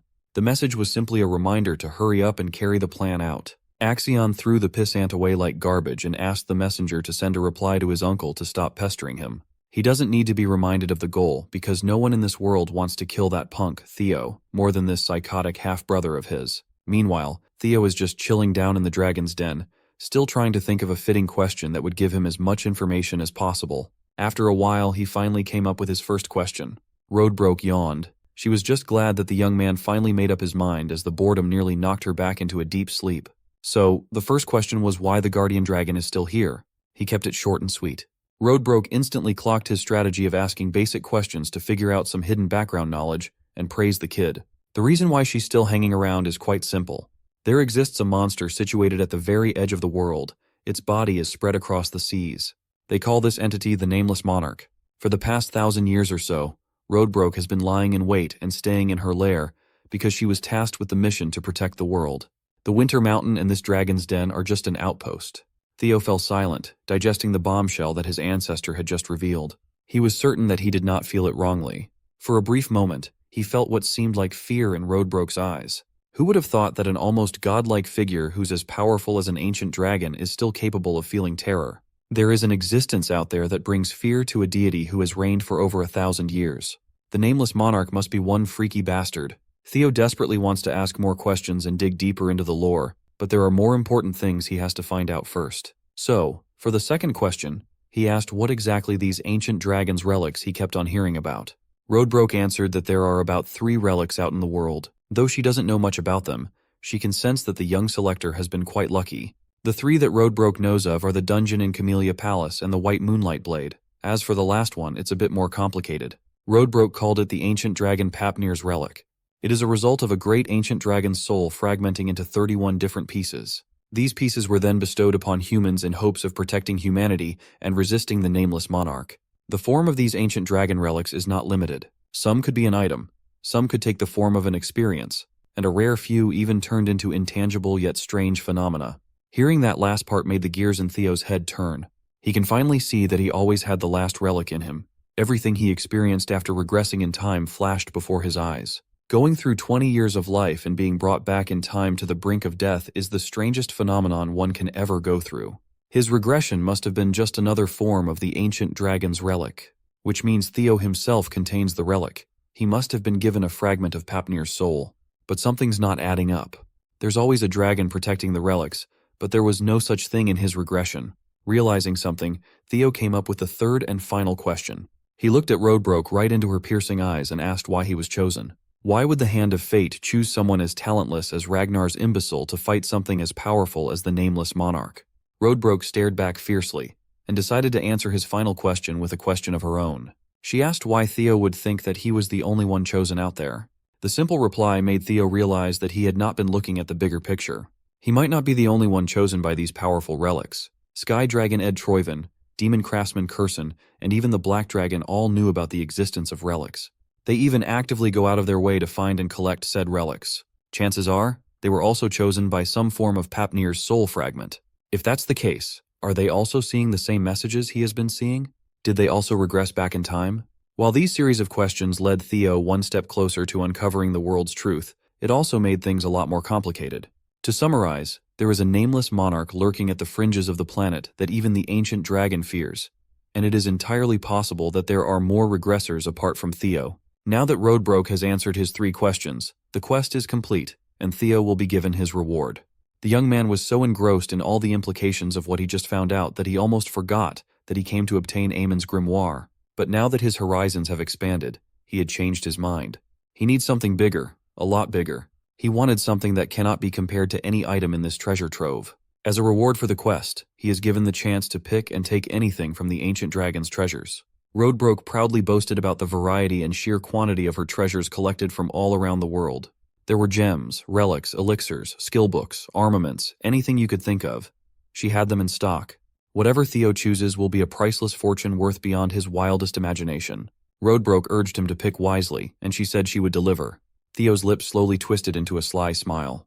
When prompted by the ancient dragon to state his desire, Theo Ragnar proudly proclaimed that he wanted to have Roadbroke herself. That answer was definitely out of her expectations. Theo's remark comes across as a joke to the ancient dragon queen, who responds accordingly. However, she's done with kidding around and wants the Ragnar descendant to speak his real choice. Standing resolute on his words, Theo declares that he just told her what he wanted. First, the dragon pauses and then asks to confirm if he's really serious. After receiving confirmation, the dragon exerts its menacing aura that makes the ground rumble beneath Theo's feet. Using the tantalizing dragon fear attack, the ancient dragon deems his words disrespectful and lashes at him for overstepping his boundaries. Feeling the sheer weight of the dragon fear attack, Theo does his best to stand his ground. That mere roar of the dragon is powerful enough to make blood come out of every crevice of his face. In response, he counters the roar with a lesser drake's fear of his own. Of course, it's a pointless attack in every sense of the word. Even Lodbrok thinks he's an idiot for challenging an ancient dragon's roar with an incompetent one. Determined on his feet, Theo shouts his request, reminding the guardian dragon that he was told to select any treasure from its nest. According to his own words, there wasn't a condition preventing him from selecting the guardian dragon Lodbrok as his desired treasure. He may be speaking confidently, but even Theo thinks this is a huge risk he's taking, one that he's willing to put his life on the line for. This beast, the guardian dragon Lodbrok, has firmly established the Ragnar clan with the help of the progenitor, Sigurd. Becoming her partner will mean for Theo to have proven himself as a legitimate warrior of the Ragnar clan. In order to prevent the atrocities of the dark past, he's willing to cast his life away for this opportunity. Theo demands the guardian dragon to surrender herself as she promised with her own words. The warrior begs for her aid with his aching voice. Just then, the guardian dragon sees a shadow of the legend of Sigurd. Seeing his image trailing Theo, Lodbrok releases her roar and accepts his request, much to Theo's shock. Seconds later, the dragon materializes into a smaller and more human-like state, her sharp golden eyes peering him down. Lodbrok has been impressed, so she's willing to give him a shot. She stands before him in her majestic beauty, causing him to go speechless for a few seconds. Lodbrok reminds him that she's over 2 millennia old, so there's no point thinking about those thoughts. Addressing the guardian dragon, Theo points to her chest, and he's not talking about the pair of personalities that you horn dogs are probably thinking about. He's referring to the hole which was a result of a battle 50 years ago. Lodbrok lost her heart, and ever since then, awaited her death. She's only got 3 more years in her before she dies. That's why she also can't leave her nest, which means she won't be of his aid in a direct manner. That's why, extending her offer again, she wants to know if he's really in it to select her as the desired treasure. This simpleton smiles and confirms that he hasn't changed his mind, and that he would like to select her as his desired reward. You know, guys, under different circumstances, this would sound horrible. The system confirms the selection of the guardian dragon as his reward. Lodbrok deems it a foolish choice, but thinks it's just one of his qualities as the chosen one. The system has granted him the title of the guardian dragon's significant other, as well as the descendant of the progenitor of the clan. Promising to become even stronger and reach greater heights, Theo confesses that he will obtain the rest of the relics of the primordial dragon Fafnir. A soul link between the guardian dragon and the warrior is established as Theo promises to find something that could very well substitute Lodbrok's heart. After all, among the relics of the all-powerful primordial dragon, he believes there has to be something miraculous to help her out. He also levels up after gaining the experience points as a result. Theo thinks it's only right for him to do that much in order to claim the title of the guardian dragon's significant other. You guys see what I'm talking about, right? She gives him a smirk and hopes to be in good care of her new partner. Yeah, this is going on Santa's naughty list. Lodbrok reminds him that she's still incapable of leaving the domain, so he's going to have to find a solution for himself until she hibernates for the time being. Also, she's got something for him, which appears to be an ancient book. Lodbrok explains that in order for a true soul to synchronize with her, it's necessary for him to read the artifact and awaken one's mind gate. She estimates that he'll be able to pull this off within a month, recommending that he take his time while skimming through. The system informs him about the bonus reward he just received. It's a grimoire called Amen. Inspecting its properties, Theo is impressed to find that it contains magical principles that date back to the beginning of time. It's a special book containing rich knowledge of everything in the universe. Theo is glad that he was able to get his hands on this baby, but his real concern is the duration she just mentioned. He asks Lodbrok what she means by 1 month. The guardian dragon expresses that it usually takes that long to awaken a person's mind gate, and asks if he's got something more important keeping him busy. Theo is disappointed to express that he's got to deal with the second stage of the awakening ceremony, which is happening as they speak. The problem is, the exam is only 15 days long in duration, which means he's got less than half a month to work things out. That's why Theo wants to wait until the exam is over to get things going. Eyeing him down, Lodbrok unfortunately confesses that while it's possible, she won't allow that to happen. After all, she doesn't want him escaping so soon. That's why, for this dude, she wants him to open the mind gate even before the second stage ends. Until that time, Lodbrok will make sure that he stays here. Now that's a bone-chilling threat. The total time for the exam to conclude is 13 days, or roughly 300 and then hours, so he's got to wrap it up with that. Let's rewind things a little. There were 3 days left before the start of the second stage, when Axion's uncle talked about the details of how totems created anti-fiend safety zones. The cause is due to the fiend summoning marble resting inside the totem. It's a small sphere with amplified fiend energy resting inside of it, making sure that other fiends are repelled from it. Crushing the marble, he demonstrates what would happen.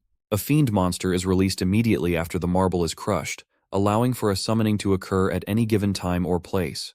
We can see multiple fiends surrounding the man, which goes to show how convenient the summoning marbles are. He crushes them with his dragon spirit, claiming that the objective of the second stage exam is to eliminate fiends and collect points. That's why Theo's only option is to hunt for his fiends for his points. Axion is starting to get a big picture of his uncle's strategy, which involves using the marbles to bait Theo into a trap. Though that's a part of the plan, his uncle reminds him that things aren't so simple. They won't just kill the guy with a simple baiting strategy, because they need to obtain further clues about the relics of the Rose Palace. Since Axion has a crazy hate boner against Taegai, he wants to torture Theo and force information out of him. However, his uncle has to humble this guy with a simple yet provocative reminder. He and Theo don't have an enormous gap in between their strengths, which means he's not going to get things his way like he delusionally believes. At the same time, Theo's actions showcase compassion, which means his followers could be used against him. Axion's uncle recommends he use the dropouts who gathered in the 4th training ground for the job. He thinks it will be easier to use them as hostages, and then extract information from Theo regarding the artifact. Since it isn't a direct approach of strength, Axion is pissed, but he accepts anyway. Fast forward to their plan in action in the present. The Dark Leopard internalizes how Theo shocked everyone by keeping himself hidden until the final moments of the exam. After all, only 12 hours were left until the second stage concluded. The Ragnar prodigy had scored first place with a staggering 800 points and 60 points. Still, he thinks that it's a pity for their plan to fail like that. One of his men wonders if the scoundrels of the council got to him first, which seems like the only reasonable explanation for his disappearance. Felix Ragnar is in 7th place and shares his observation. However, Axion fires back, claiming that his observation just now is bordering the line of stupidity. He provokes Felix by reminding him why Lady Plumblossom decided to take an interest in Theo instead of him.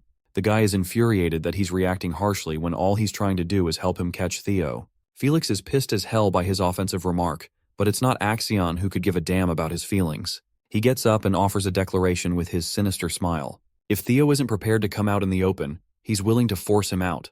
He's got both. the members of the Scaled Dragon Society and the Plum Blossom Palace working under him. And it's time to lead the charge and murder the failure of the 4th training ground. This psychopath intends to maintain his killing spree until Theo is forced to come out. Eavesdropping on this conversation from her hiding spot is Ray Ragnar, who is in 3rd place on the exam. The scene transitions to a frost lizard fiend getting slayed by the warriors. They celebrate having defeated a yellow bell creature, thinking that it's a monumental achievement. These poor guys barely have any points for themselves, and there's only 12 hours until the exam concludes. They're worried for Theo, especially since they prepared a whole bunch of supplies. Maybe he's out to do something more important. That's what one of them thinks at least. After all, survival is just the bare minimum requirement of the exam, since rankings don't matter at all. Still, they wanted to see him top the charts and become the valedictorian once more. As they're carelessly chatting, one bastard impales them with his thrust. Orion Gardner has just killed Sybil in cold blood, while the rest of his friends question the actions of the Scaled Dragon Society. They're scared to learn that they've become the targets for the day in order to bring out Theo. These poor guys are going to eat shit for literally just existing. During the same time, we revisit Lodbrok's nest of gold and treasures. The Guardian Dragon is fervently impressed by Theo's remarkable ability to open his mind's gate in less than half a month. The system confirms his initial grasp on the magical principles. This is all thanks to what he heard in his previous life before regressing. The key factor in learning the Aemon Grimoire is the quantity and quality of the magic power. Since Theo shares both a Mana Hall and the Dragon Heart, the tasks come natural to him, and he can learn twice as fast as the average person. As a result, a lower-ranked skill also manifests called the Hatchling Synchro. It allows mind reading of objects using psychokinesis magic. Lodbrok believes that he's proven himself worthy of becoming her partner. With that, he's got the fundamentals down, and the rest can be finished with training. She also tells him that when the time is right, at the higher level, he will start hearing her voice. Finally, she'll receive the greatest buff by being able to cast Lodbrok's power, gaining him the same ability as the progenitor of the clan. But before that happens, the Guardian Dragon requires her recovery, since she's only got 3 years left. However, an optimistic Theo is prepared to impress her with his accomplishments. Satisfied, she declares the completion of the Primordial Covenant. Lodbrok dearly offers him a farewell and hopes to meet him again soon. At last, we saw this guy finally stepping foot outside. It's a good thing he got the pack down, but still, he has no points right now and only 12 hours to go. Even he thinks he's playing life on extra hard difficulty. Theo assesses his options, because if he hunts fiends in the typical manner, it's just going to be an impossible task to score first place in 12 hours. So the only reasonable strategy is to steal bells from other candidates.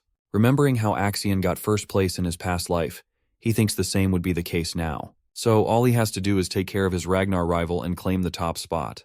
Of course, that's only easy to say. Behind him, a figure emerges from the woods. They barely made it here with their injuries and immediately caught the hero's attention. This is Ray Ragnar, and she's in really bad shape, which makes our boy wonder if she was attacked by a powerful fiend.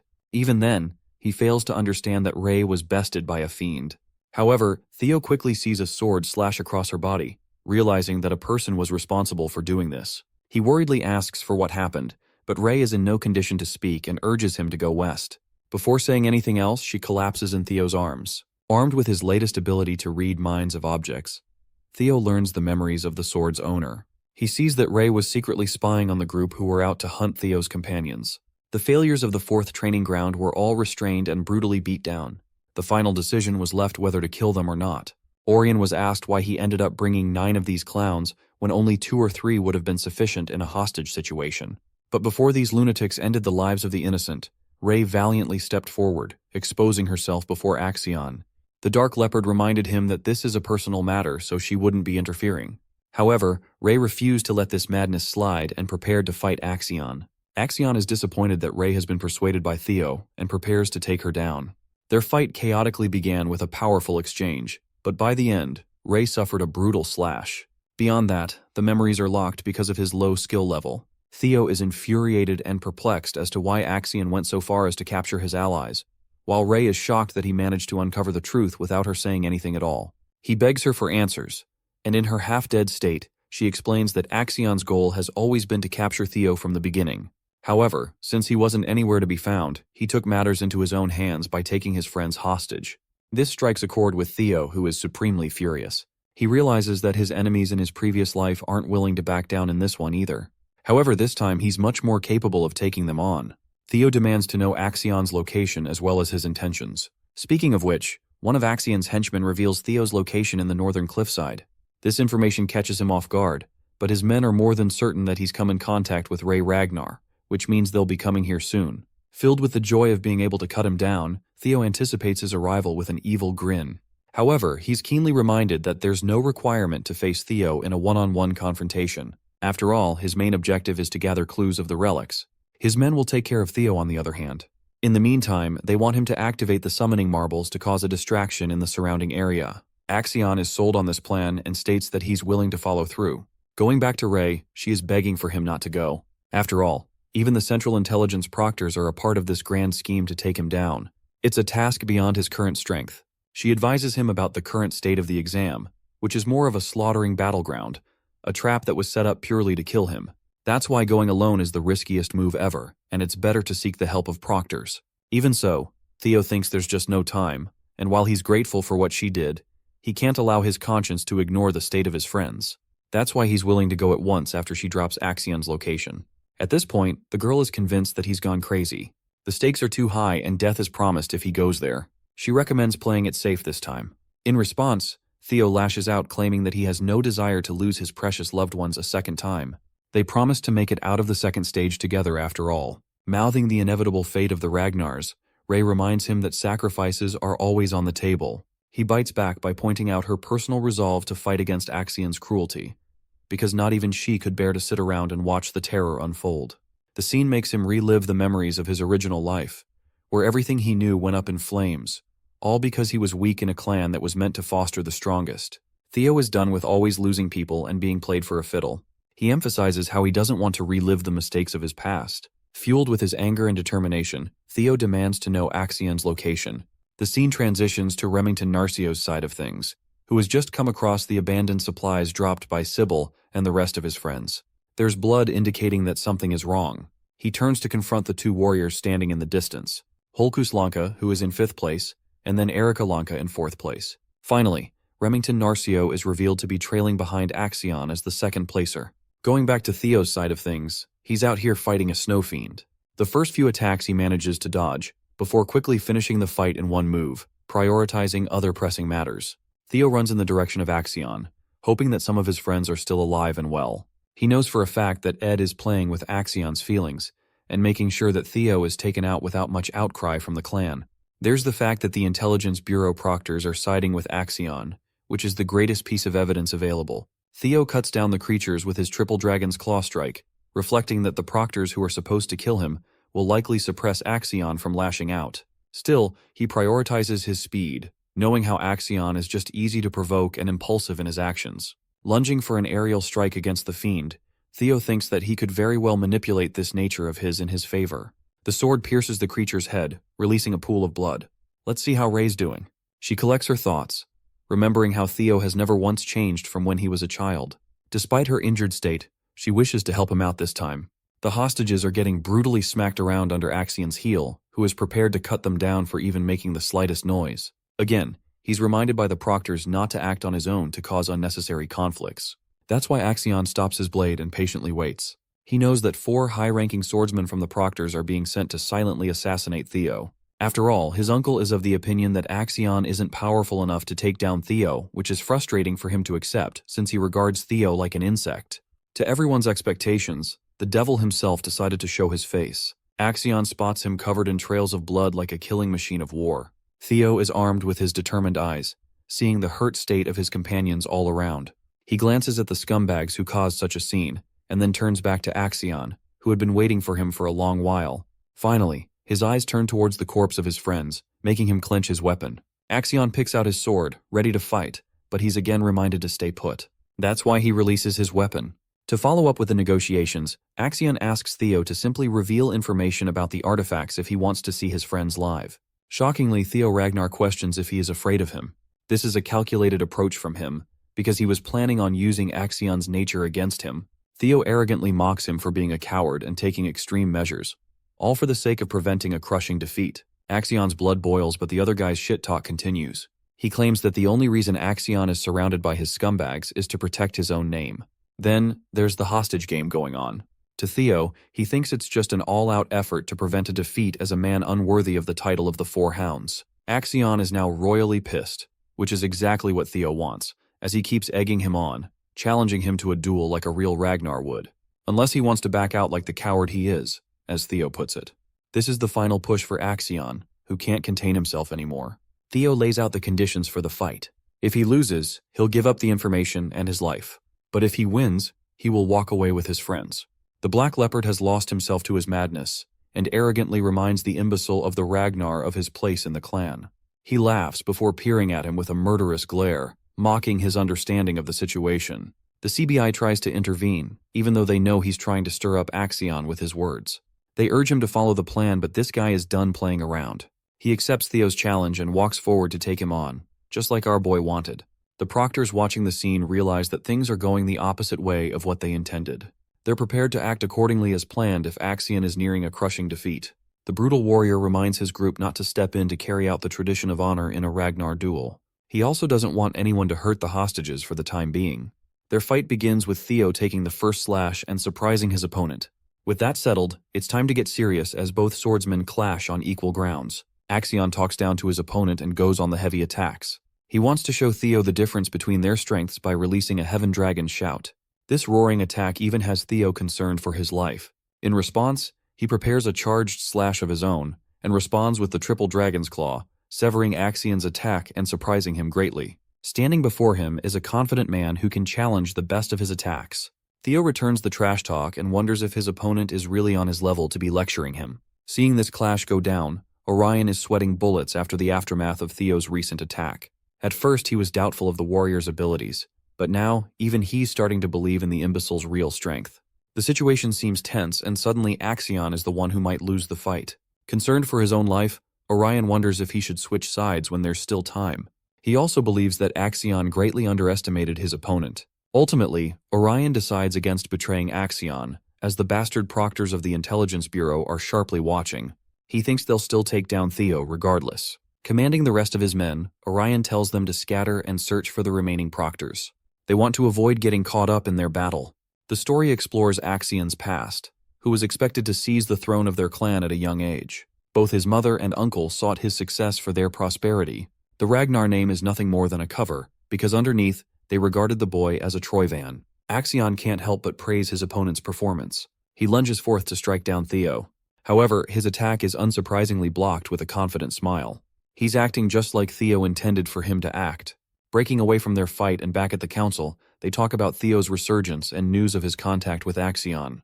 His supporters are pumped that he survived safe and sound, while his haters are shocked he wasn't done away with by the scoundrels. Axion's uncle is happy that he survived, and while no one knows what he's planning, their plans could be furthered by extracting information from the guy. He's just waiting for the information to come out, and then he'll send the high-ranking swordsman to destroy Theo. Suddenly, they receive new information regarding the fight taking place between Theo and Axion.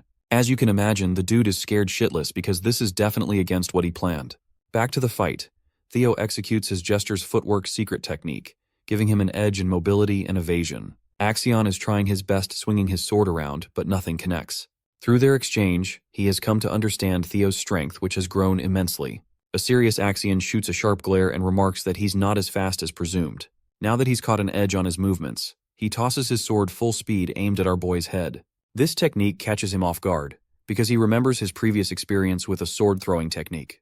While he was caught in his thoughts in the past, Theo was inflicted with a sharp sword impaling body from the side. Axion claims that he may be using a secret technique, but it still has predictable movements, which could easily pinpoint the exact location of where he would next appear. Blood trails down the body of the sword, and it seems like Theo survived the attack by catching the blade with his bare hands. Now, he's also confirmed the identity of the assailant who shot him down in his first life. Axion was one of the people who betrayed him and made the downfall of the Ragnar clan come to light. Filled with hatred, Theo is happy to confirm that he's the bitch who knocked him down last time. The same day he died was the day he couldn't even learn about the perpetrators who caused the downfall of the Rose Palace. He had no strength and ran blindly, but it's only thanks to Randon taking off his mask that he was able to understand what was going on. Evelyn's investigation concluded Randon's connection with the Camellia Palace. The rest of it was just a logical conclusion. The people who led the attack were none other than the ones belonging from the Troyvan clan. Among these bastards, the only person who could use the uncommon sword-throwing technique is none other than the sly bastard Axion Ragnar, who betrayed them. He was so arrogant that he risked losing his weapon. At first, he was only suspecting them, But now, the truth of the situation stands before his eyes. He grips the sword tightly and in his fury, shatters it with his mere grip. Theo is dying to know what makes them so motivated to kill them that they have to go through such lengths. Seeing his display of physical strength, Axion is left speechless. Unfortunately for his enemies, Theo isn't the same man from his previous life.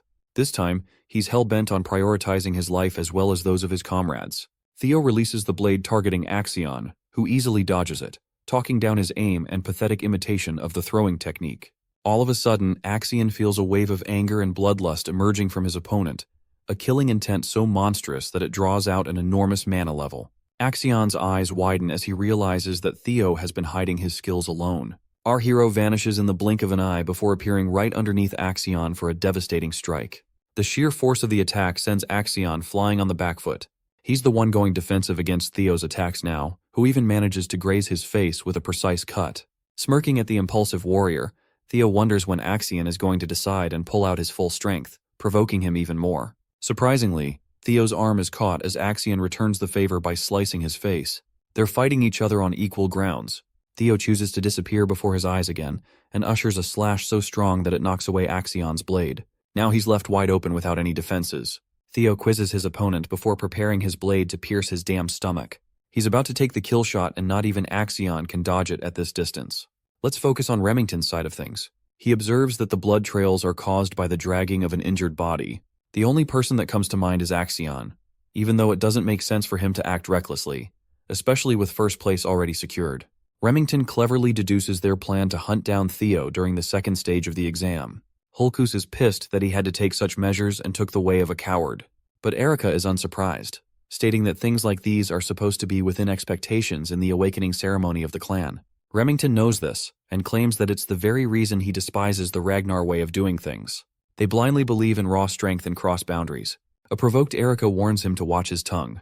Remington doesn't really give a damn and focuses on saving the lives of his friends just like Theo would do. He wants their help and Hulkus is all in. For Erica, she doesn't care and turns away. She only wanted to meet Theo and he's nowhere to be found. She has no interest in saving weak men, which prompts her brother to ask if she's really that much of an asshole. Remington understands her intrigue to meet Theo, and he advises her that by helping him now would serve her benefits in the long run. The three warriors bounce to uncover the hostages' location. Remington is hoping they are safe and sound until they arrive. However, they're stopped by a bunch of men. Warriors of the Scaled Dragon Society are confronting them out of the blue, indicating betrayal. Orion is a little upset that the white-haired punk ran away to Theo's side and now associates himself with meatheads. Hulkus is greatly offended while Remington warns his friend to take the easy path and step aside. But this bitch is apparently looking to catch some smoke so he doesn't want to move. Faced with no other option, he draws his blade. All three of them lunge forward to defeat the Scaled Dragon Society. The scene cuts to the hostages, one of which has grabbed the shattered blade that Theo threw. The purpose of the blade wasn't to attack Axion but to land right next to the hostage. It's an opportunity to escape using the blade. Their only chance of doing so. The man wriggles his knees in an effort to cut the rope. Zooming in on the battle, it turns out that Axion's life was saved at the last second by one of the higher-ranking swordsmen. They finally decided to show up after acknowledging the situation. This man is Liam Troyven, and he's even prepared to accept punishment for his intervention. Liam breaks their clash and suggests his men to take care of Axion. He begins his aggressive attack on Theo, while the rest of the proctors praise the young master for his fight. They even return him his blade. Axion doesn't seem to be furious or anything, just disappointed. Liam's ferocious slashes are really giving our boy a tough time out here.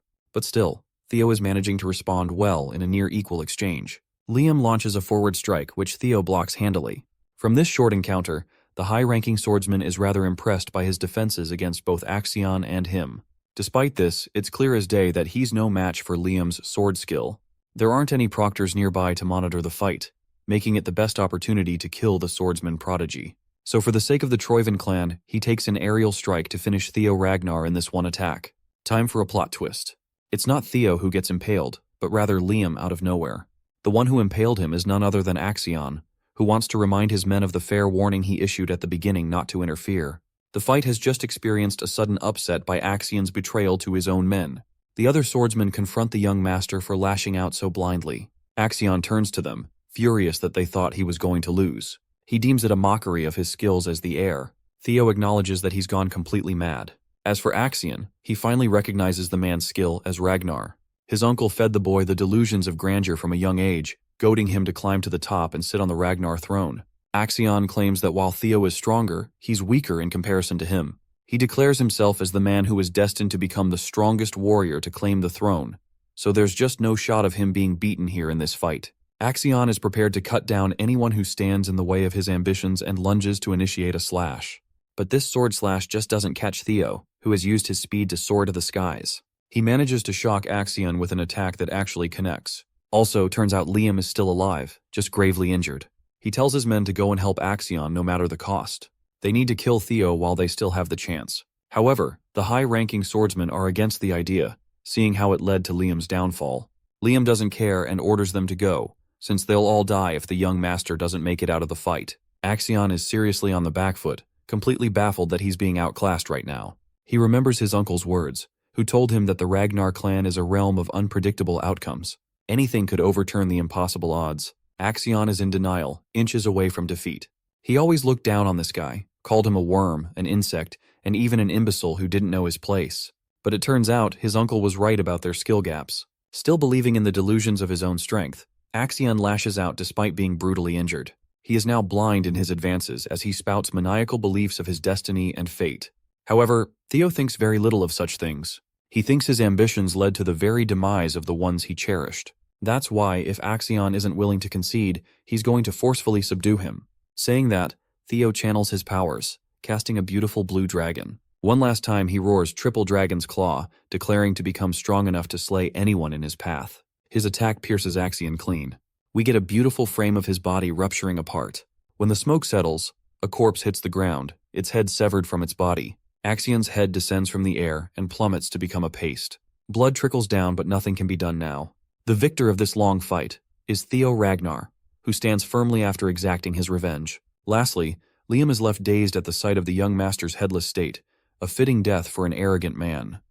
Knowing his fate if news of this blunder reached the Sky Dragon's ear, Liam spurred his remaining men to at least kill Theo in retaliation. As high-ranking swordsmen, the Troivan protectors snapped out of their daze and charged forth. Theo stood tall. A satisfied but wry smile was etched on his face. He is in grave trouble. Even if he was in tip-top condition, trading blows and surviving against a coordinated attack of 4 senior proctors would be improbable. With his current condition, it's even more hopeless. His stamina had reached the limit, and his mana pool had run dry from killing Axion. All he could realistically do was buy some more time with what little he had left in the tank. By his estimation, help should be coming any time now. The proctors finally got in range for one final effort to avenge the young master. Thankfully, the valiant Remington Narcio and the lanky siblings pulled together and arrived just in time. They surrounded Theo, forming a formidable wall of defense to shield against the proctors. From Remington's perspective, it's only natural that comrades should have each other's backs in times of need. Theo looked at the reliable Silver Lion and felt relief. Erika Lanka shot Theo a glance,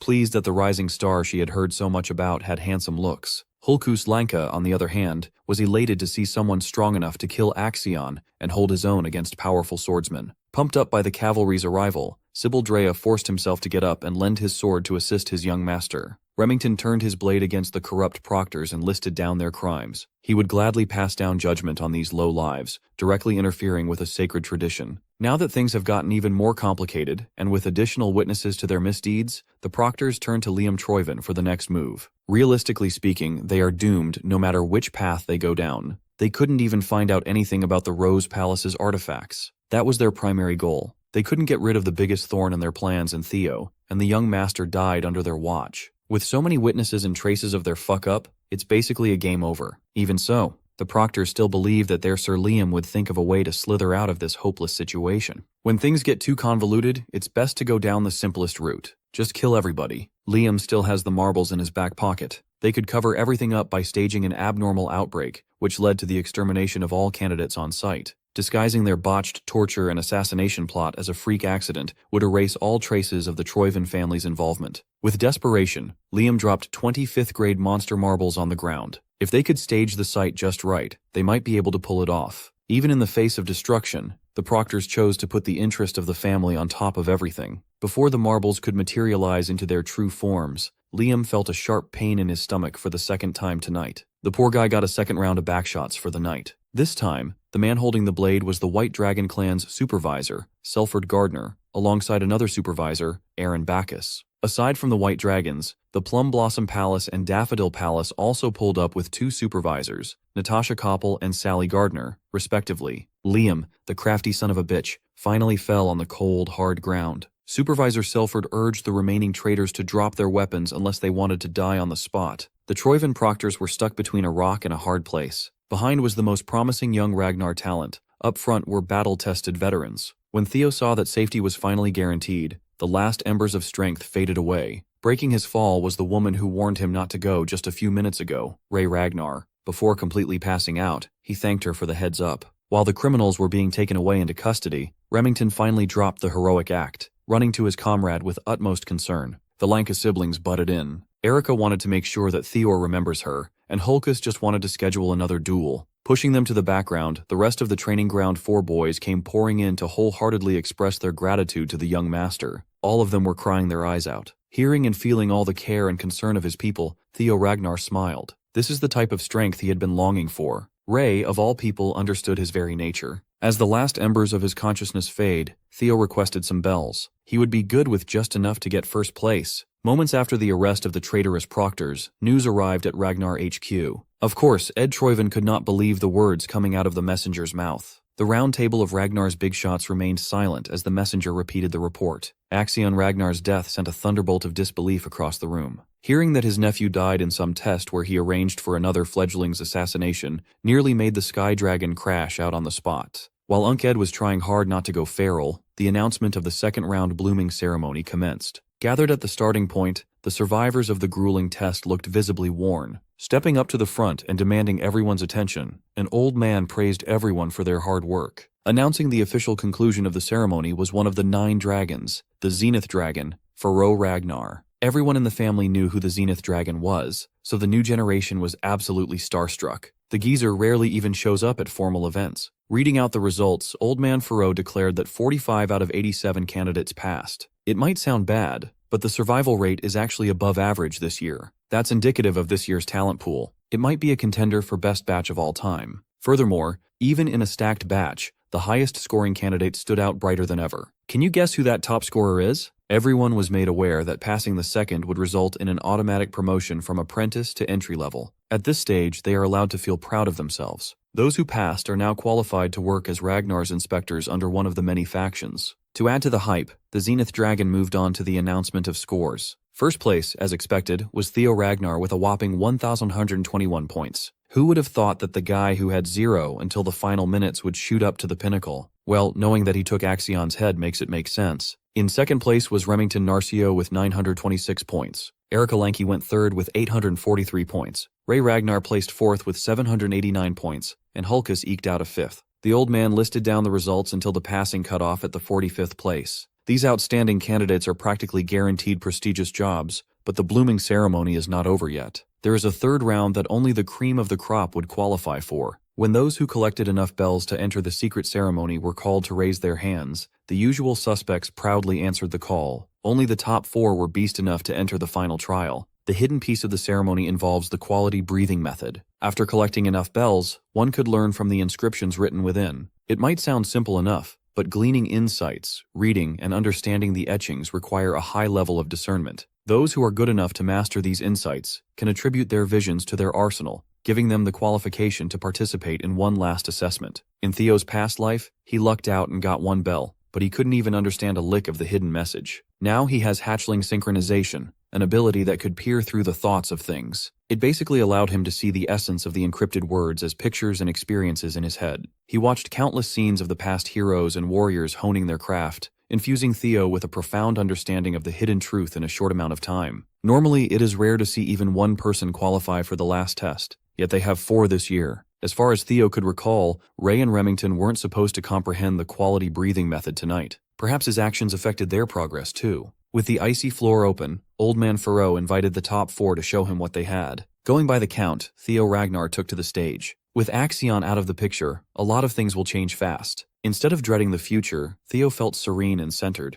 Now he has all the tools to create a better future. Walking towards the center of the clearing, sparks crackled around his feet. The sparks quickly grew fiercer, turning into full-blown thunder. After sifting through a ton of bells, he finally became attuned to his natural attribute. To showcase his comprehension, he entered the first stage, granting his mana with the Roaring Thunder attribute. The second stage of comprehension involves expression, manifesting the thunderous mana. Seeing their boss looking like the god of thunder, the training ground boys were hyped. Usually, outstanding candidates could stop here, and they would be hailed as true geniuses. But Theo Ragnar is built different. They haven't even invented a word that could encompass his talent. Using the dragon heart beating in his chest, he demonstrated the third level of comprehension, complete and absolute control. In the crowd, Erika Lanka is drooling at the sight of the strongest man in her generation, while her brother looks like a kid watching Dragon Ball. Even the Zenith Dragon admitted that he never expected such a high level of comprehension in such a short amount of time. Everyone thought this would be the end. Control is practically the ceiling for most prodigies at this stage. But no, Theo Ragnar wants to hog all the spotlight for himself. After showing his impeccable control, his thunderous mana soared to an even higher level. The entire field lit up with a golden yellow light like a Super Saiyan is about to pop off. He sharply opened his eyes and swiftly drew his blade as wild bolts crackled. He swung the sword and launched a lightning strike in the form of a blade wind. He finally has a ranged attack. The attack seemingly gained a life of its own, manifesting the visage of a ravenous thunder dragon.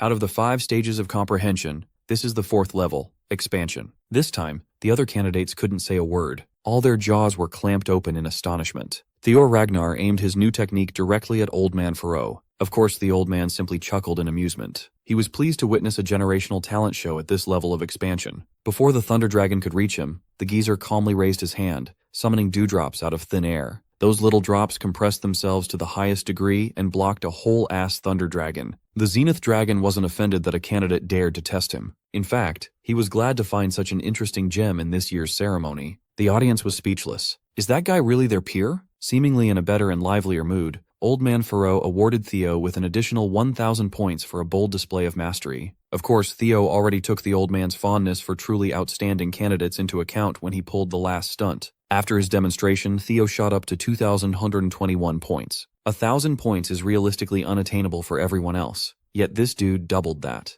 Theo's performance could only be compared with the infamous Lord Thorkel. With his spirits lifted by Theo's boldness, the Zenith Dragon welcomed the remaining 3 to take the stage. Remington Nartio, attuned to the element of water, reached the 3rd stage of comprehension, control, netting him an additional 500 points. Ray Ragnar attained the 2nd stage, expression, for another 300 points. Her cold demeanor befits the ice attribute. Likewise, Erika Lanka reached the level of expression for 300 points. Just like her fiery attitude, she's rocking the fire attribute. The geezer was extremely pleased with the level of talent this year. Usually, breaching the 1,000-point mark would put you at the very top. In other words, there are 4 candidates in this batch that could be the top dog in any other year. Of course, the gap between the 1st and 2nd was astronomical. Theo Ragnar cannot be compared to normal geniuses. Except for the 3rd round candidates, everyone was dismissed in preparation for the nomination ceremony taking place next week. The top 4 remained to be briefed for the next step of their journey. From the top of the snow mountain, an all-encompassing killing intent covered the entirety of the region. The top 4 almost fell to their knees from the hostile pressure bearing down on their bodies. With a grave expression, the Zenith Dragon officially started the next stage of their lives. With all the information he has about the future, Theo had never heard of something like this before. To add to his confusion, he felt a familiar power boiling at the top of the mountain. The force trying to grind them down is Lodbrok's energy. The final part of the blooming ceremony is a secret that only a select few are allowed to undergo. A face-to-face with the family head himself. No one knows what happens in this meeting. Everything depends on the whim of the patriarch. Through this meeting, a candidate may be selected as a prospect for the fight for the throne. Currently, all 5 frontrunners as the next family head participated in the ceremony's last trial. Being chosen for the family head battle is a mark of a strong candidate. That means Kyle Ragnar is currently waiting for this year's top contenders on the mountain peak. Still, that doesn't explain why Theo could sense Lodbrok's energy from up there. Then a chilling idea entered his mind. Could it be that the man who took Ancient Dragon's heart was his father? Old Man Pharaoh gave the go signal for the top 4 to ascend, break through the fear, and meet the Lord. Well, that is easier said than done when they could not even take a single step forward. To help his fellow contenders, Theo urged them to forget about withstanding the pressure with pure force and simply match the pressure's wavelength using mana. Remington quickly caught on to what he was trying to say. It will be difficult, but creating an anti-phase wave to neutralize the mounting pressure could theoretically work. This test is basically a way of culling candidates who can't properly control the magic power. Erika listened on the sidelines, confused as to what the nerds were trying to say. Remington gladly elaborated and blabbered about the vibrational properties of mana. Erika just stared at him like an alien speaking an unknown language. In essence, they just have to project mana power with properties that are opposite to the pressure. Erica scolded Remington Goody Two-Shoes for using complicated terms when the solution was so straightforward. While the others were arguing, Theo, with his eyes closed, was already close to developing his countermeasure. A few seconds later, he exhibited a thick and rich aura and steadily neutralized the pressure preventing him from moving a muscle. When asked how he solved the puzzle so quickly, he confidently answered that this feat was to be expected of the next clan head. His fellow candidates were taken aback by his brazen words, while the Zenith Dragon remained sternly stoic. Leaving his fellow contenders in the dust, Theor ran straight to the snowy woods. Old Man Faro warned the rest to pick up the slack since points for this stage will be granted based on the order of arrival at the top. Those words certainly lit fires under their individual asses. When the last one left the starting point of the race, the Zenith Dragon turned contemplative. He chuckled to himself. In his old age, he never wanted to make a youngling his disciple this bad. Back in the Camellia Palace, a certain elf just burst through the gate with roaring laughter, eagerly looking for her daughter. The demon craftsman, Cursum, is banging and opening every door in the palace in search of Cecilia. The reaction of the maids makes it seem like she's been visiting the palace every day since young Master Theo became a rising star in the family. Interrupting an important meeting, Cursum pushed the right door open and cheered upon seeing her daughter. For the nth time, Cecilia warned her mother about maintaining decorum within palace grounds. Cursum could not care less about pointless shows of manners. She's about to become obscenely wealthy after all. Sure, she's already wealthy by every metric, but soon, her coffers will overflow with obscene treasures. I have to remind you that she's also known as the elf of capitalism incarnate. Since Theo became a star, orders have just kept flooding her workshop. Her business finally reached mainstream popularity. Of course, Cecilia is happy for her mom. More than that, she always believed that her son would excel. That's all she wanted before. But seeing her little boy in dangerous situations, a mother would not be able to stop worrying. What if he gets hurt? What if he can't stand the pressure and attention? Cecilia feels useless as she stands idly on the sidelines. Unable to contain her frustrations, Cecilia turned to the only thing she could do for her son, making sure that her son always has an immaculate drip. Meanwhile, Cursum is yapping about her future plans to expand her business. Aside from weapons, her workshop is about to venture into crafting and selling accessories too. Profits from that expansion alone could make her revenue grow tenfold. Since Cecilia had been thinking of ways to help her son more, she turned to her mom with a proposition, an order for a specially made prosthetic arm. Up in the snowy mountain peak, Kyle Ragnar is howling in laughter upon hearing his son's blatant declaration of aiming for the throne. The boss talked to a little black bird, assuring the little birdie that he's not the type of father who would stand in the way of his child's dreams. Not to mention, it is important to stop the ambition of youth. He was once like Theo in his younger years after all. In fact, the apex of the mountain filled with ownerless blades, the graveyard of swords, is proof of that undying ambition. All Kyle Ragnar wants is the prosperity of his family. To make that happen, he is willing to take care of anything or anyone that stands in the way. With a graveyard stretching as far as the eye could see, what's one more victim? For some reason, the blackbird looked worried about this year's contenders. Kyle Ragnar promptly declared that his blade doesn't recognize blood ties when the big picture is on the line. After all, he is fully aware that his damn son is a regressor. That's right. The plot fucking thickens. Finally, the time has come for father and son to meet at the peak. Kyle Ragnar looked at Theo's ragged state, his smirk quickly fading away.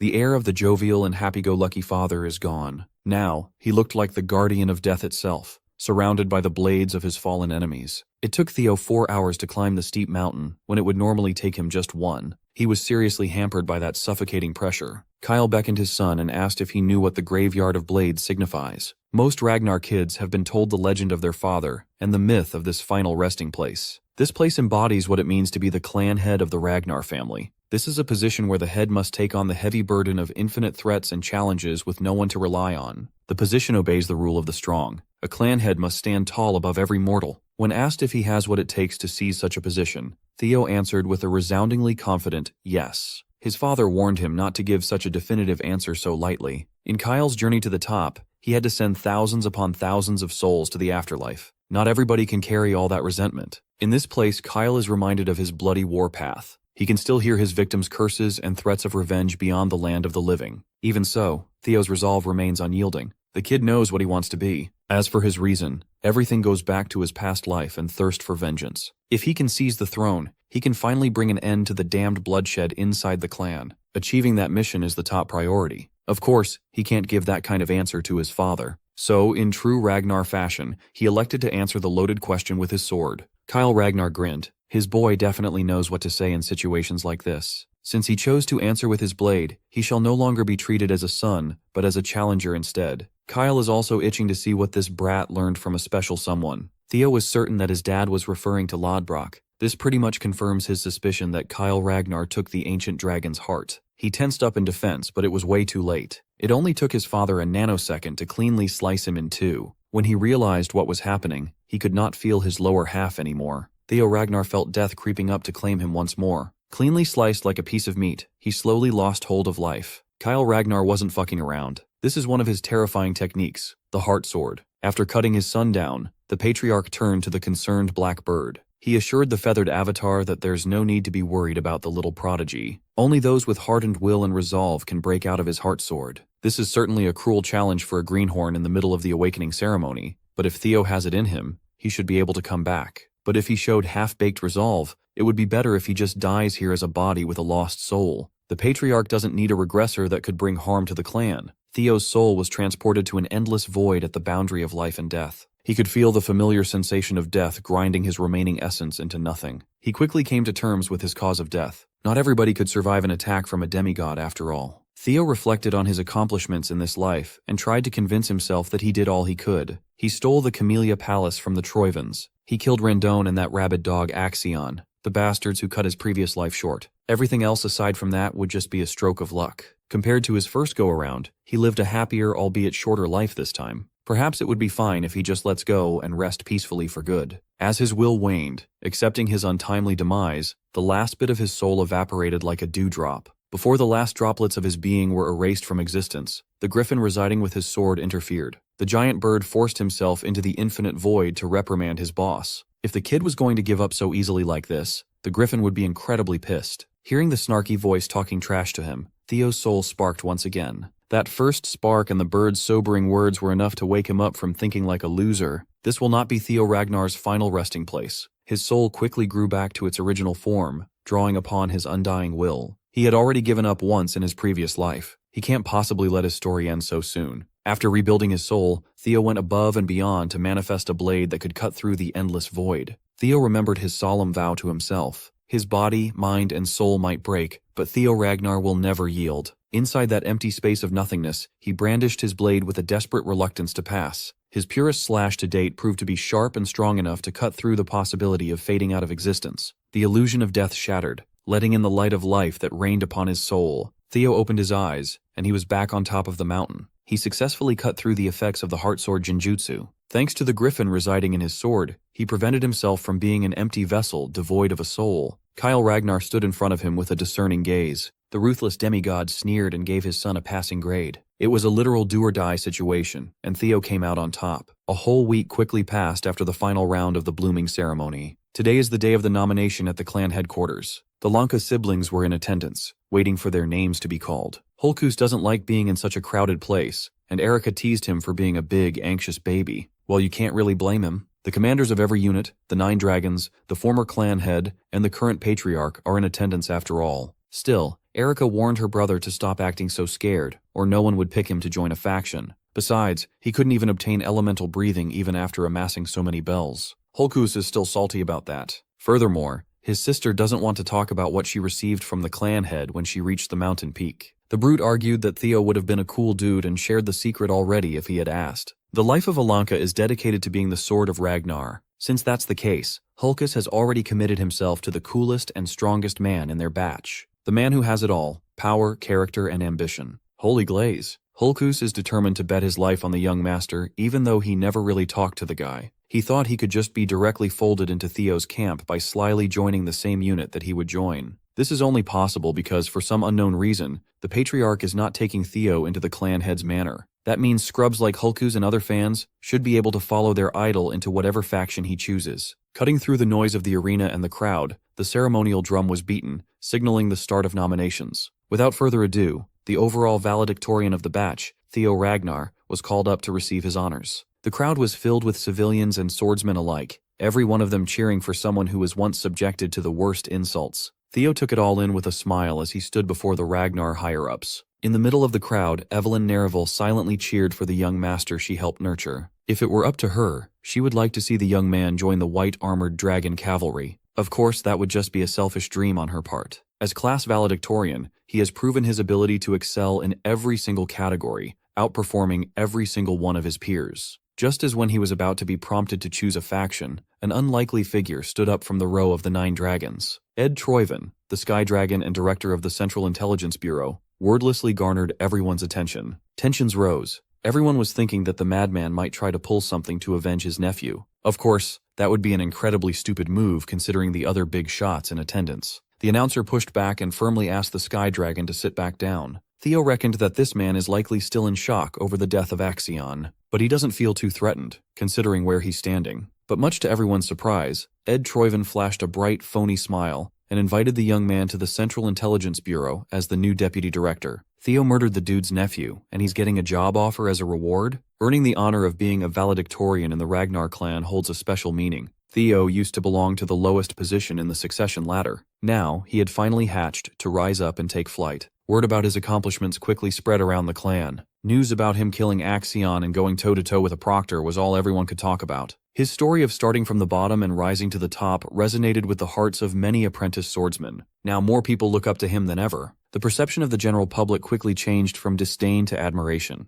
The imbecile of Ragnar no longer exists. What took his place was a generational genius with monstrous potential. As he stood in the middle of the stage, the system rang out. The third scenario quest has been successfully cleared. As a reward, he obtained an ether core. Theo was pleasantly surprised. He spent so long without hearing from the system that he forgot about his quest. Considering how long the quest took to complete, this ether core thing should be something really nice, right? He couldn't even enjoy his reward without a two-faced asshole offering him a deputy director seat to one of the family's most integral factions. Using observation on Ed Troyven, he discerned that this asshole is aiming to take him under his wing to be used as a pawn in order to uncover the secrets of the primordial dragon relics. They knew that already, but it's nice to have confirmation. The Sky Dragon probably suspects that he already has one of the relics. Unfortunately for Ed, Theo would never prostrate himself to a Troyven. It is his life's mission to crush that cursed family with his bare hands. The demon dragon Julius immediately protested about Ed's thinly veiled coercion. Julius didn't hold back in calling the snake out for trying to scheme his way to vengeance. The Sky Dragon dismissed the allegations with mocking laughter. He admitted that he holds some resentment as an uncle,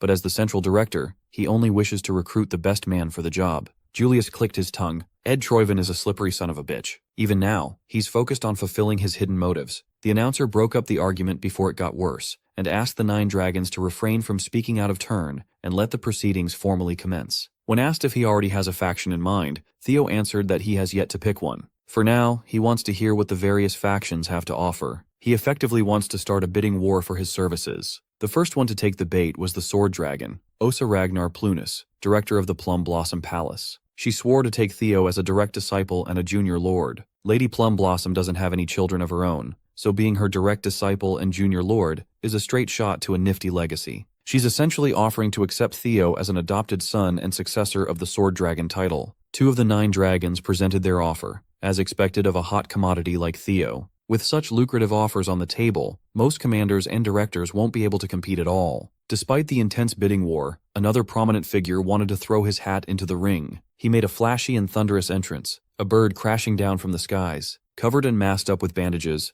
Robert Ragnar, head of the Black Snow, also known as the Black Dragon, has joined the bidding war for Theo. The audience was aghast. Most people had never seen this guy make a public appearance before, but he was closely watching the awakening ceremony from the start. Robert conceded that Kyle was right, and the boy was quite interesting. If he agrees to work with Black Snow, the Black Dragon will gladly appoint him the rank of Null Snow. As a covert intelligence agency, Black Snow agents move in the shadows. The exception to that is the Null Snows, the highest-ranked officers within the faction. They're allowed to have a public persona to attain fame and honor. In Theo's past life, there were only 8 of them in the faction. He tried so hard to attain that rank, but it was practically out of reach, yet now it's being offered right out of the gate. Stealing the spotlight from the Black Dragon, Old Man Pharaoh, the Zenith Dragon, spoke up. Theo Ragnar left quite an impression on him during the 3rd stage, so he wanted to say that the Zenith Academy would gladly take on the most promising talent the family has had in a long time. That makes 4 out of 9 dragons, personally throwing their offers on the table. Of course, the Demon Dragon, Julius Ragnar, commander of the White Armored Dragon Cavalry, would surely try to recruit Theo too. Despite everybody's attractive offers,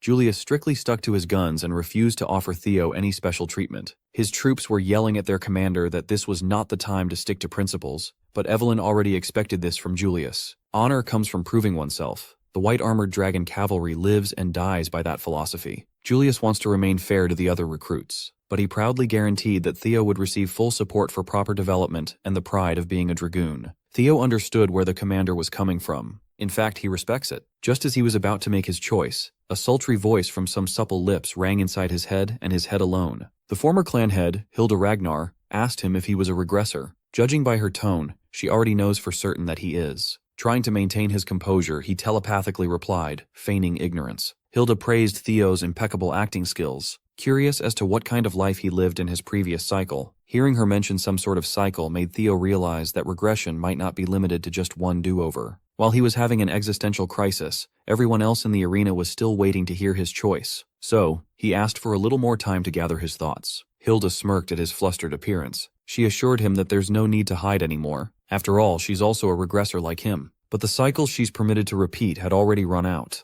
This old-ass, fine-ass grandma of his is basically admitting that she's been through the cycle of regression multiple times. This is a lot of information to process on the spot. Perhaps asking Hilda directly for a better explanation would be better. When he asked about the meaning of cycles, Hilda was surprised that he didn't know such a basic thing. That son of hers, Kyle, must not have told the poor boy anything. Well, it's hardly a surprise given that Kyle absolutely despises regressors. It's weirder that he let one live, even if the kid shares his blood. Perhaps that's why Theo was given such a brutal life-or-death challenge at the mountain peak. Hilda was pleased to see the boy's thirst for answers, but they didn't have time to go over everything right now. If he wishes to learn the secrets of the Ragnar clan and the world as a whole, he had better seek out his grandma later and finish this conversation. During the last round of the awakening ceremony, all his father gave him was the merciless heartsword. At least now he knows to be even more wary of Kyle Ragnar, given his alleged hate for regressors. Perhaps the patriarch took Lodbrok's heart because of the ancient dragon's welcoming attitude towards regressors. A human defeating such a powerful life form sounds impossible, but his father is hailed as a demigod for a reason. Kyle Ragnar is always on demon time. In order to uncover the secrets of regression, he must have a long and hard face-to-face with Grandma. Other than that, Theo Ragnar has finally decided on which faction he will go to. Puffing his chest with pride, he announced his decision with full determination. We're not going to reveal our boy's pick yet. Remington Narcio, the runner-up of this batch, selected the Zenith Academy and became the Zenith Dragon's disciple. It was a match made in heaven, given that they both use water current breathing. In Theo's past life, Remington returned to the Narcio clan and developed on his own. He would eventually start a blood-soaked rebellion against the Ragnar clan. Having the Silver Lion as your enemy never ends well. But this time, he opted not to leave the clan, a change brought on by Theo's influence. It is a temporary farewell for the rivals for now. They will be going on to improve themselves in different factions with a promise to meet again when they're stronger. In a short span of time, they have become true brothers in arms. As expected, Rey Ragnar returned to the Daffodil Palace, where her mother, the Ice Dragon, reigns supreme. There is no place better suited for that lady. As expected, Sybil and the other schmucks from Training Ground 4 wanted to follow their young master, but their grades were insufficient to get accepted to his chosen faction. It was a shame to part ways with comrades, but it is a necessary change. Theo is looking forward to seeing his new friends spread their wings on their respective paths. After everyone was dismissed, the Lanka siblings approached Theo. Hulkus tried to pretend that it was just happenstance that they ended up in the same faction as Theo. Of course, he politely greeted them and extended his thanks for their assistance during the second stage ceremony. Erica will be holding that debt over his head for the future. She likes strong guys, and so does her hulking brother. No Diddy. One of the supervisors warned the new recruits to pay attention. The commander is coming. You already know that Theo would pick the most honorable unit within Ragnar, the perfect place to boost his career and spearhead his campaign as the next clan head. The white-armored dragon cavalry was led by the relentless demon dragon. Talking to Grandma Hilda would have to wait for later. For now, it's time to make their declarations as fresh recruits. Hulkus Lanka boisterously declared that he's aiming to become an awesome dragoon. Some wanted fame, to be known far and wide. Erica wanted to be the strongest of her generation. That would be hard. One kid just wanted to be acknowledged by the commander. That earned him a few odd looks. Finally, it's the Golden Boy's turn to shout his declaration for the future. To prepare for the great war that will inevitably come in 5 years, he vowed to become the commander of the white-armored dragon cavalry within half a decade. Saying that in front of the current commander takes a lot of balls. Julius didn't take the direct challenge to his position as an insult. He actually likes hearing grand dreams from new recruits. Whatever reason these young ones might have for choosing the cavalry, they must remember one thing. Every drop of blood and sweat they spill serving this unit will be immortalized in legends. Today's hard work will become tomorrow's pride. The cavalry's shield does not break. Swords will never yield. From now on, they are bound by creed and must always have each other's backs. Waiting at the end of the road forged in blood and sweat is sweet, sweet glory. With that being said, the demon dragon congratulated his rookies. As a show of force, his daunting ride made quite a forceful entrance. The commander's partner is a flying dragon named Gullah. This big boy right here is the symbol of the dragoons. After Gullah's entrance, the rest of the draconic pack blotted out the sun with their wings. Riding on their backs were the seniors of the cavalry. The rookies are assigned to their personal handlers for the day. The admittance test is about to begin. This means that fresh recruits will be venturing out to obtain their own partners. The spectacle and awe-inspiring sight of dragoons flying in a formation was breathtaking. Any child of the Ragnar clan dreamt of having their own flying dragon partner once. Assigned as Theo's handler was none other than Evelyn. He was quite surprised to see her out of Training Ground 4 and back in service of the cavalry. Curious, he asked if she had finally returned to active duty. She happily replied that she is taking up the mantle once more. With a brand new prosthetic arm made by the demon craftsman, Evelyn can finally go back to doing what she loves most. A few days ago, Mommy Cecilia and Kirsum paid Evelyn a surprise visit to express their thanks. She was in the middle of teaching the Training Ground boys a lesson when it happened. As usual, Evelyn deflected the praise and thanks, attributing Theo's success to the young master's natural talent. Still, Cecilia believes that Evelyn's acknowledgement and support played a big part in her son's success. Hearing that Theo has someone highly dependable in his life, Cecilia wanted to express her gratitude in some way. Evelyn continued to speak lowly of herself. Cecilia doesn't like that. Kirsum commented that lights that shine the way in the dark are often unaware of just how bright they really are. The elf could see that in this one-armed swordswoman, and she would like to help Evelyn shine even brighter across the world. Back to the present, her life as a premier dragoon for the cavalry has been reignited. Cecilia gave Theo all the credit, telling Evelyn that her son was the one who called in this huge favor. Thanks to that, Evelyn can hold the reins of her beloved dragon again. Theo had no clue that this was happening behind the scenes. Even without him knowing, his mother really is the best mom out there. To pay back this life-changing favor, Evelyn Nereville pledged to be the young master's loyal sword. He promptly accepted her vow as they flew into the perilous nest of the white armored dragon cavalry. The nest of white dragons is not a place fit for human settlement at all. The name is a bit misleading since it's mostly home for the flying wyverns. This place is also where the cavalry holds the admittance test. Although failing to find a fitting partner would result in failure to be inducted into the cavalry, failures rarely happen. Theo wasn't too worried for himself, but he's a bit concerned about the brutish Lanka siblings. Evelyn explained that choosing a partner typically comes down to vibes and sixth sense. You know it when you see it.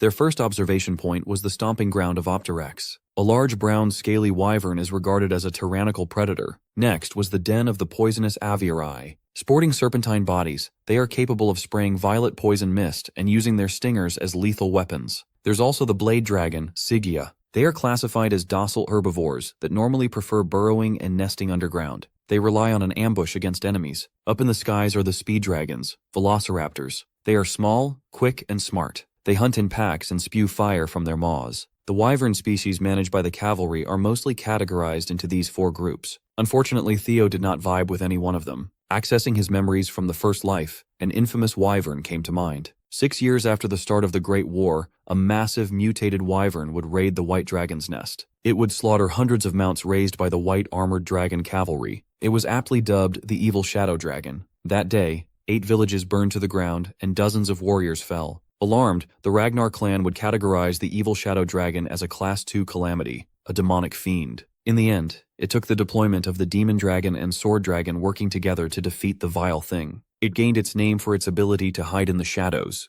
This is just how to train your dragon with blood. Theo would love to pair up with that anomaly. As far as he could remember, the beast was characterized by something obvious. After flying around for some time, he luckily spotted the glaring distinction. While the rookies are doing their best to secure a partner, the commander is chilling on the deadly cliffs with Gullah. Interrupting his peaceful delight, the sword dragon entered his territory. Today, he doesn't mind interruptions. He just secured the most talented prospect in the clan's history. A dragon he wasn't anticipating fell within his grasp. Well, that's actually what brings Osa here. She knows that Commander Julius is planning on establishing Theo as a pillar of the cavalry sooner rather than later. Of course, he refrained from denying or confirming Osa's claims. Running one's mouth is many men's downfall after all. The sword dragon could just tell that this man is painting a bigger picture than she originally thought, even though he hasn't said a single incriminating word. Well, Osa didn't come here to cause trouble. On the contrary, she just wanted to put forth a proposal for the sake of the golden boy. Julius kept his reply curt. He already has Theo in his faction. Changing teams to the Plum Blossom Palace is out of the question. What kind of proposal could this plump woman have? Not mincing her words at all, she suggested joint mentorship for the rising star. This is an unprecedented idea. Factions within the clan never mix and bend traditions for a single prospect. Back to the action, Theo and Evelyn flew closer to the corner he had spotted from afar. In there, 4 rascals are ganging up on a single wyvern with bluish-white scales. Evelyn was made aware of this particular wyvern getting bullied by his peers. The cavalry tried every remedy they had, but nothing worked. The others are ostracizing him for not being pure-blooded. The poor dude is a child of a female wyvern and a male viper. You see, vipers are Class 1 demonic fiends that live deep in the demon sea. It's a mystery how one could even reproduce with a wyvern. Such a union, let alone birth, should have been impossible. Theo could not believe the lore he was hearing right now. Class 1 demonic fiends are blights to humanity. They are living calamities that seek destruction. If one ever successfully crossed the Great Wall, it would wreak untold havoc. Not to mention they are ugly pieces of shit. Vipers are ghost-type monsters that dwell in the shadows. Now it makes sense how the evil shadow dragon gained such exclusive abilities. It must be the viper blood. The birth of this white wyvern caused a significant uproar in the cavalry. There were some pushbacks, but they decided to accept him into the nest for observation. Then came the bullying and the other wyverns refusing to accept a half-blood. Seclusion won't be a viable solution, so the cavalry doesn't know what else they could do. Hearing what the little fella has lived through, ostracized for being different in origin,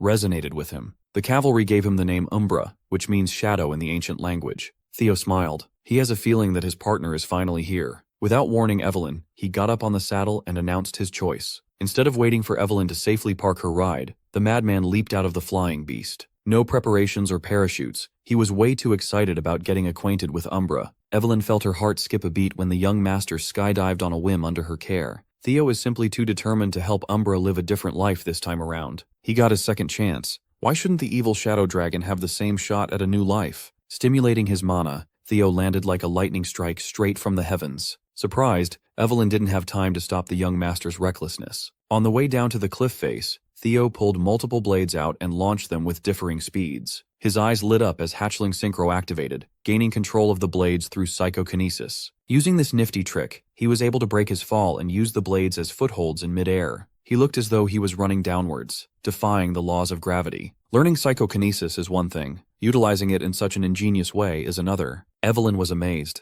The young monster's growth rate is truly unbelievable. On the cliff, the wyverns, ganging up on Umbra, hissed and screeched in hostility. The bullied beast did not back down and met their snarls. Seeing this injustice unfold, Theo was reminded of his days as the clan's imbecile, the times when his peers would sneer at him for being an incompetent bastard. Back then, all he could do was grit his teeth and take the insults. Now he's a completely different person, the undisputed goat of his generation. Sparks flew around Theo as Thunder Dragon breathing kicked in. Reaching his effective range, he used the blades for their intended purpose, sending them flying to the bullies. Charged with ungodly amounts of wattage, he unleashed his dragon mark. If he wanted to, he could have slain those wyverns, but he merely scared them off with his attack. As the bullies flew away with their tails tucked between their legs, Theo Ragnar landed. He scorned the gang of wyverns for being a bunch of cowards hiding behind their superior numbers. When his glance fell on Umbra, his eyes softened with concern. Feeling threatened by the newcomer, the beast warily growled, ready to pounce at the slightest bit of antagonism. Once Theo got close enough, Umbra chose to retreat, flying away to God knows where. Evelyn finally caught up to the young master and explained that the beast is on edge, and approaching him won't be easy. When advised to take it slow, he disagreed. It's more important for Umbra to have someone by his side right now. Why would one linger around the nest, despite being constantly ostracized? Umbra is lonely. His emotional wounds are harder to bear than physical ones. Given Umbra's injuries, he couldn't have flown far. So Evelyn and Theo got back on the saddle and searched for the poor guy. As expected, Umbra quickly ran out of stamina and chose to rest in one of the nearby rocky peaks. Even though he's feeling weak, he forced himself to get up as soon as he sensed the humans arrive. Many dragoons from the cavalry tried to tame this one, but none succeeded. He's highly cautious around humans, and given his wounds, his wariness will be especially heightened. So, Theo asked Evelyn to bring something to feed the poor guy.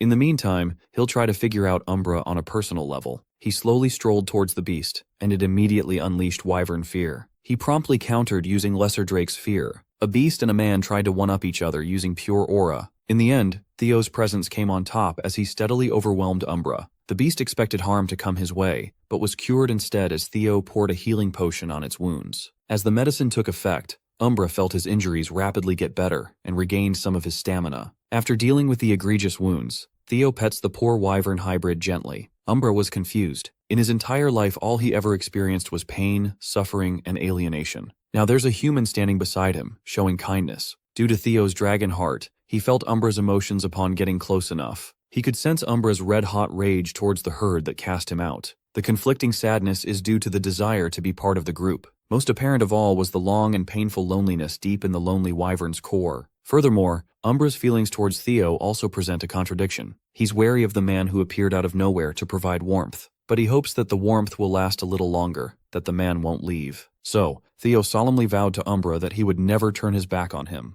To seal the deal, Theo retrieved the gem he got from the previous mission and gifted it to his new friend. Seeing the shiny gem sparkling with a beautiful luster, Umbra was mesmerized. Still, the wyvern was a tsundere and tried to resist temptation. There's not much he can do when Theo puts the gem around his scaly neck. Theo promised that if Umbra follows him from now on, they'll get plenty more shiny things. It was an offer that was borderline impossible to refuse. To sweeten the pot even more, Theo proposed that they make reins and saddles encrusted with invaluable gems. It will be super flashy and pretty. They might need to rob someone's grandma to make that though. That grandma in question is his own. Far away in his workshop, Kursum felt a foreboding feeling that she was about to lose a ton of money. With all the promises of companionship and opulence, Umbra roared with elation. Theo Ragnar has been successfully recognized as the Viper Wyvern's master. With this, he also unlocked the Wyvern taming skill. It would grant him a higher master proportional to his partner's trust. It also gives a 10% power boost to both rider and mount. A few minutes later, Evelyn came back. She's dragged 2 bulls by the horns as her wyvern catches its breath. The beast that no dragoon in the cavalry could tame was now cuddling with the young master. They gave the bulls to Umbra, and he happily munched on a hefty lunch. When Evelyn curiously asked how he pulled this off,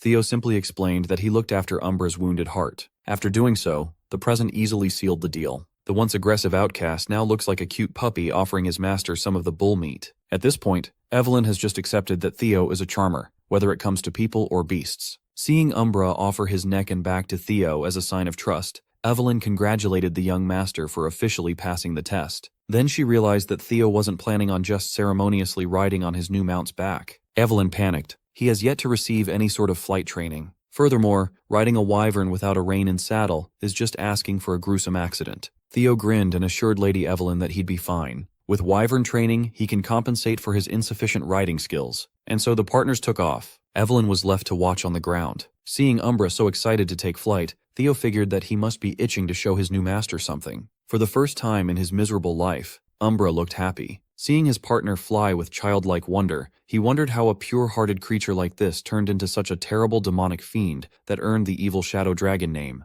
After traversing the entirety of the nest, they arrived at the precipice of a giant cascading waterfall. Umbra phased through the heavy downpour of water, heading straight into a hidden cave obscured by the flow. Theo thought he knew the layout of the entire Winter Mountains, given his experience in the black snow, but he never knew that a crystal cave was hidden behind the waterfall. Given how shiny this place is, it makes sense why Umbra loves it. Looking around, Theo found the reason why Umbra eventually became the evil shadow dragon. He's been eating the many ghost spirit flowers growing around the crystal cave. These things normally grow in the deepest reaches of the demon sea by consuming pure demonic energy. Dragons and demons supposedly possess opposing energies, so it's a mystery how Umbra survived on such a diet. Whatever the case, burning these flowers is a must. Umbra was opposed to the idea, but Theo promised not to mess with the crystals. Deep in the cavern, another surprising sight revealed itself. An emaciated and rotting corpse chained up on a wall. By Theo's estimation, this guy has been dead for at least a decade with oddly minimal rot. The coldness of the cave played a part, but this is also a sign of tremendous magical power. This man must have been a high-level martial expert in his heyday. Theo must come back another time for a proper investigation. When he turned his back on the corpse, it seemingly regained its life with a resentful glare. It started screaming the current clan head's name, Kyle. Umbra quickly responded to the threat and pinned the corpse deep into the wall. He roared at the enemy that exhibited hostility to his master. The corpse continued spouting Kyle's name, and Theo sensed that his new friend was in grave danger. Mr. Corpse tried to take a bite out of Umbra's feet, but Theo sacrificed his arm to block the rotting teeth. It refused to let go of Theo's arm as it cursed Kyle and Robert Ragnar from beyond the grave. Theo's father and the Black Dragon must be connected to this random chained-up dead body. At that moment, Evelyn came to the rescue, utilizing the white-armored dragon cavalry's shared technique, Blade Barrage.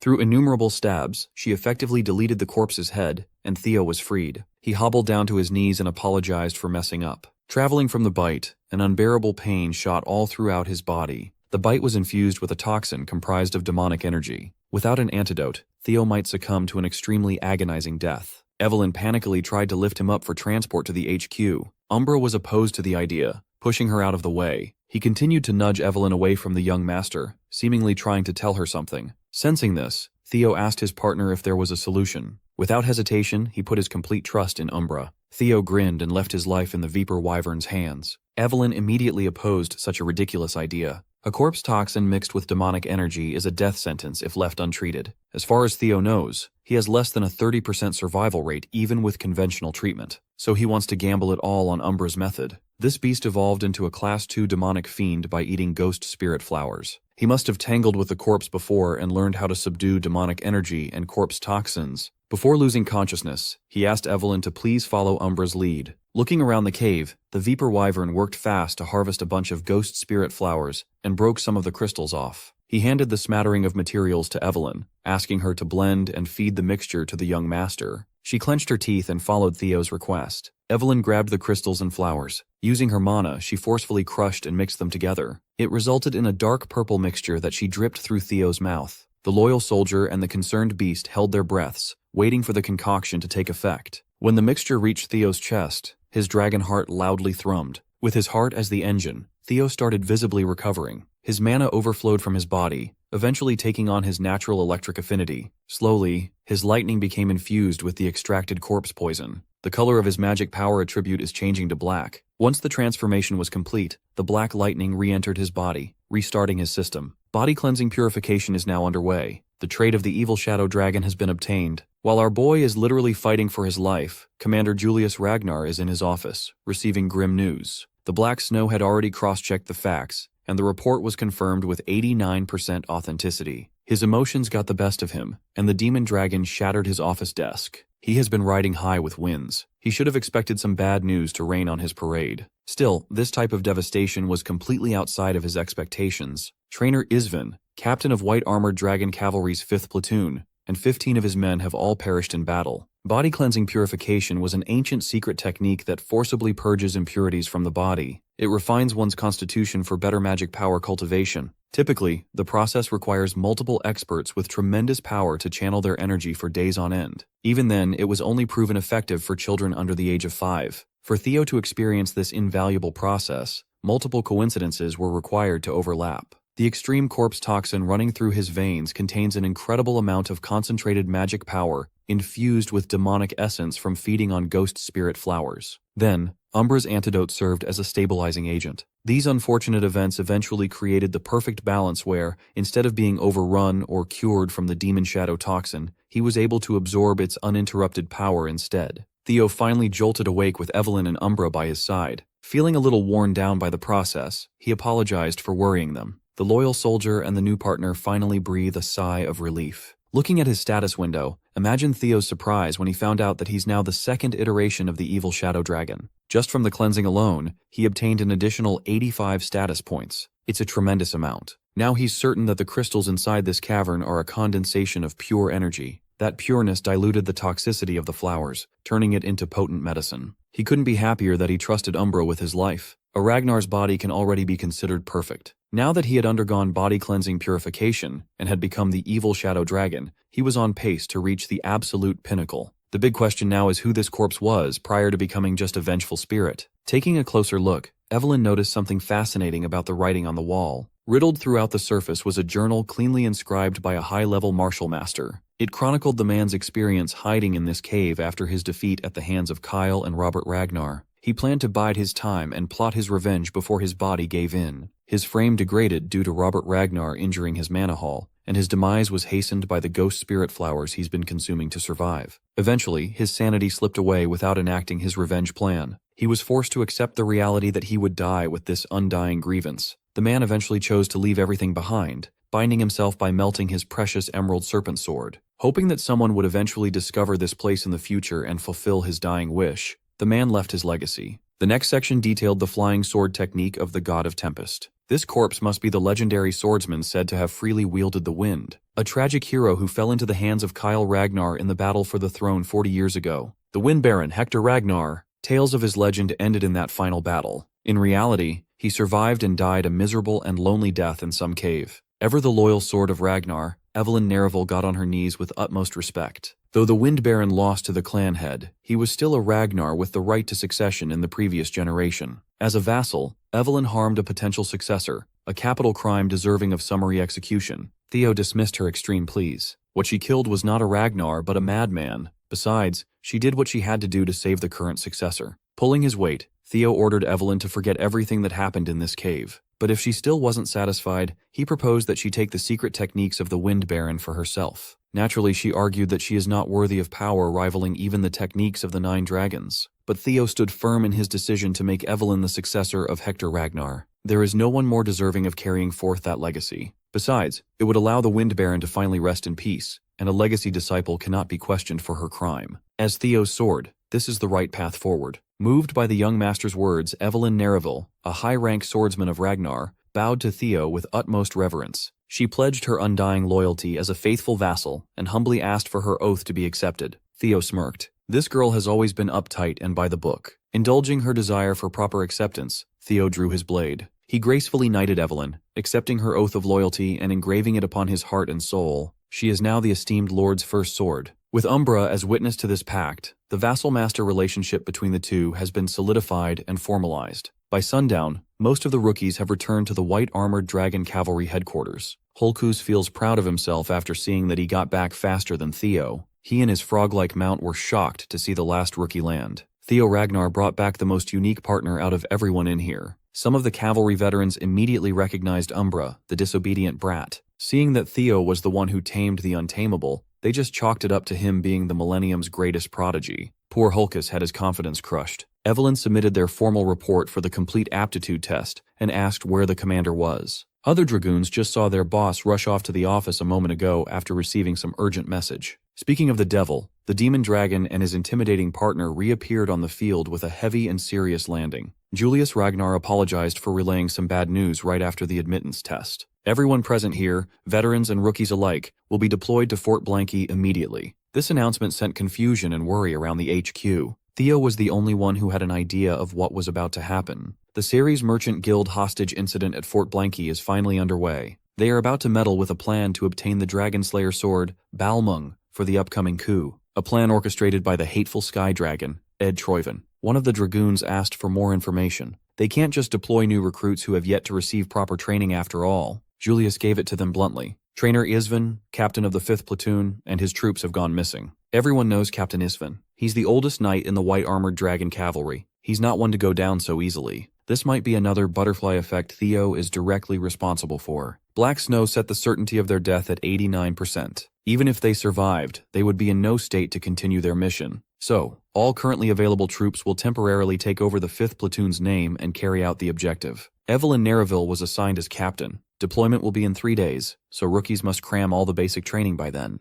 Julius refuses to believe that old Isvan would fall so easily. Nevertheless, he is thirsty for vengeance. With that being said, he made his forceful exit. This all started with the Black Skull bandits kidnapping a Ceres Guild merchant representative. It was supposed to end with no casualties with the cavalry's involvement, but the real objective of the incident lay elsewhere. All these smokescreens are to make the theft and transport of the Dragon Slayer sword, Balmung. When Ed Troyven gets his hands on that blade, the coup will start. It looks like things are taking a different turn compared to Theo's previous life. If this is his fault, he needs to see it through firsthand. The hidden quest to obtain the Dragon Slayer sword has officially commenced. 3 grueling days of basic training passed. The weather in the northern stronghold was unbearably cold. The sole bandit watchdog manning the tower suddenly saw something blotting out the moon from afar. Then, he realized that it was a battalion of wyverns from the white-armored dragon cavalry. Before the alarms were rung, the watchtower was decimated by an explosion. Evelyn gave the order to hurl bombs down to the stronghold. The wyverns looked like World War II bomber planes. The coordinated bombing of the stronghold was carried out masterfully, bringing about destruction with laser precision.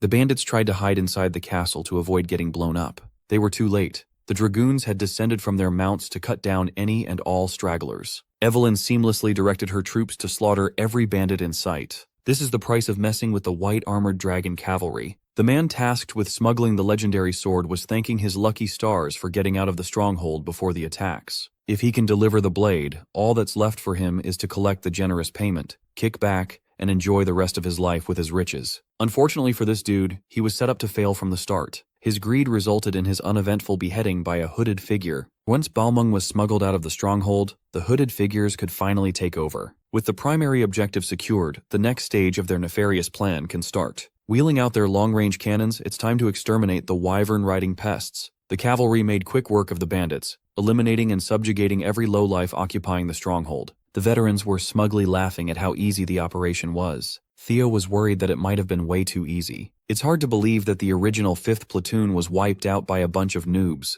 Activating hatchling synchro, Theo peered through one of the bandits' memories. He found out that they definitely stole Balmung, but none of them have seen the sword in person. That would be natural for lower pawns, but even the bandit executives were operating blindly. One of the seniors asked Theo what's up, and another one asked him to chill out, thinking the Flash Tiger was just having newbie jitters for his first deployment. Honestly, the seniors just wanted to wrap up the mission as soon as possible. It was then that Theo was struck with a grim premonition. He swiftly broke away from his seniors, confusing them. Theo wordlessly brandished his blade, striking at an inconspicuous wall. Behind the thick bricks were kegs upon kegs of highly volatile explosives. This operation was a trap from the jump. Theo took over and urged everyone to escape and commence evacuations. Then the sound of cannonballs whistled closer and closer. Theo screamed at his comrades, but his warning was drowned out by the booming sounds of explosions. The first round of detonations hit the bull's eye. It's time to reload. Those mysterious hooded figures continued pelting the explosive-ridden stronghold with cannonballs from all angles. They are under direct orders to exterminate the new 5th platoon.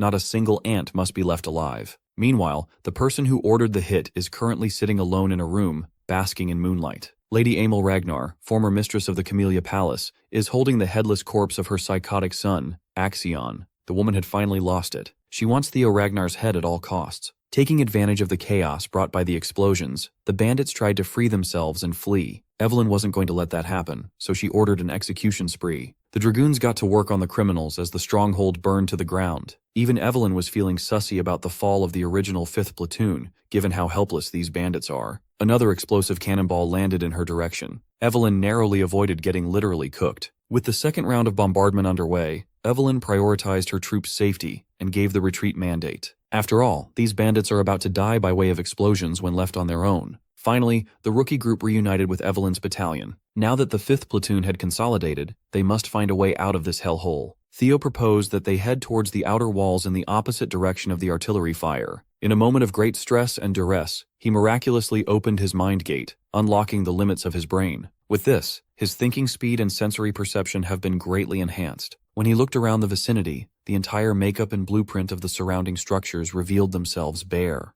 He was dazed by the sheer amount of information entering his brain. Evelyn had to pull him back to reality. She tried to drag him to the outside of the stronghold as planned, but Theo stopped her for a second. With extreme decisiveness, Theo asserted that instead of running to the exits, they must head deeper inside the stronghold. Evelyn wholeheartedly believed her master's decision and ordered the rest of the troops to follow suit. There are 21 lives on the line here. All of them are relying on the Golden Boy to lead them to safety. With his enhanced perception, he could tell that the only thing waiting at the exit was more artillery and a coordinated ambush. That's the final trap set. Using his unlocked mind gate in conjunction with hatchling synchro, Theo could read the memories of each building. He was seeing the fucking Matrix. The enemies have assumed that surviving inside the castle is impossible, but with his enhanced vision of the stronghold's layout, he can find a way. To the left are more hidden explosives. To the right is an upcoming round of artillery bombardment. The only safe path is the central stairs heading downwards. So Theo led his comrades down the central stairs, everyone sprinting for their lives.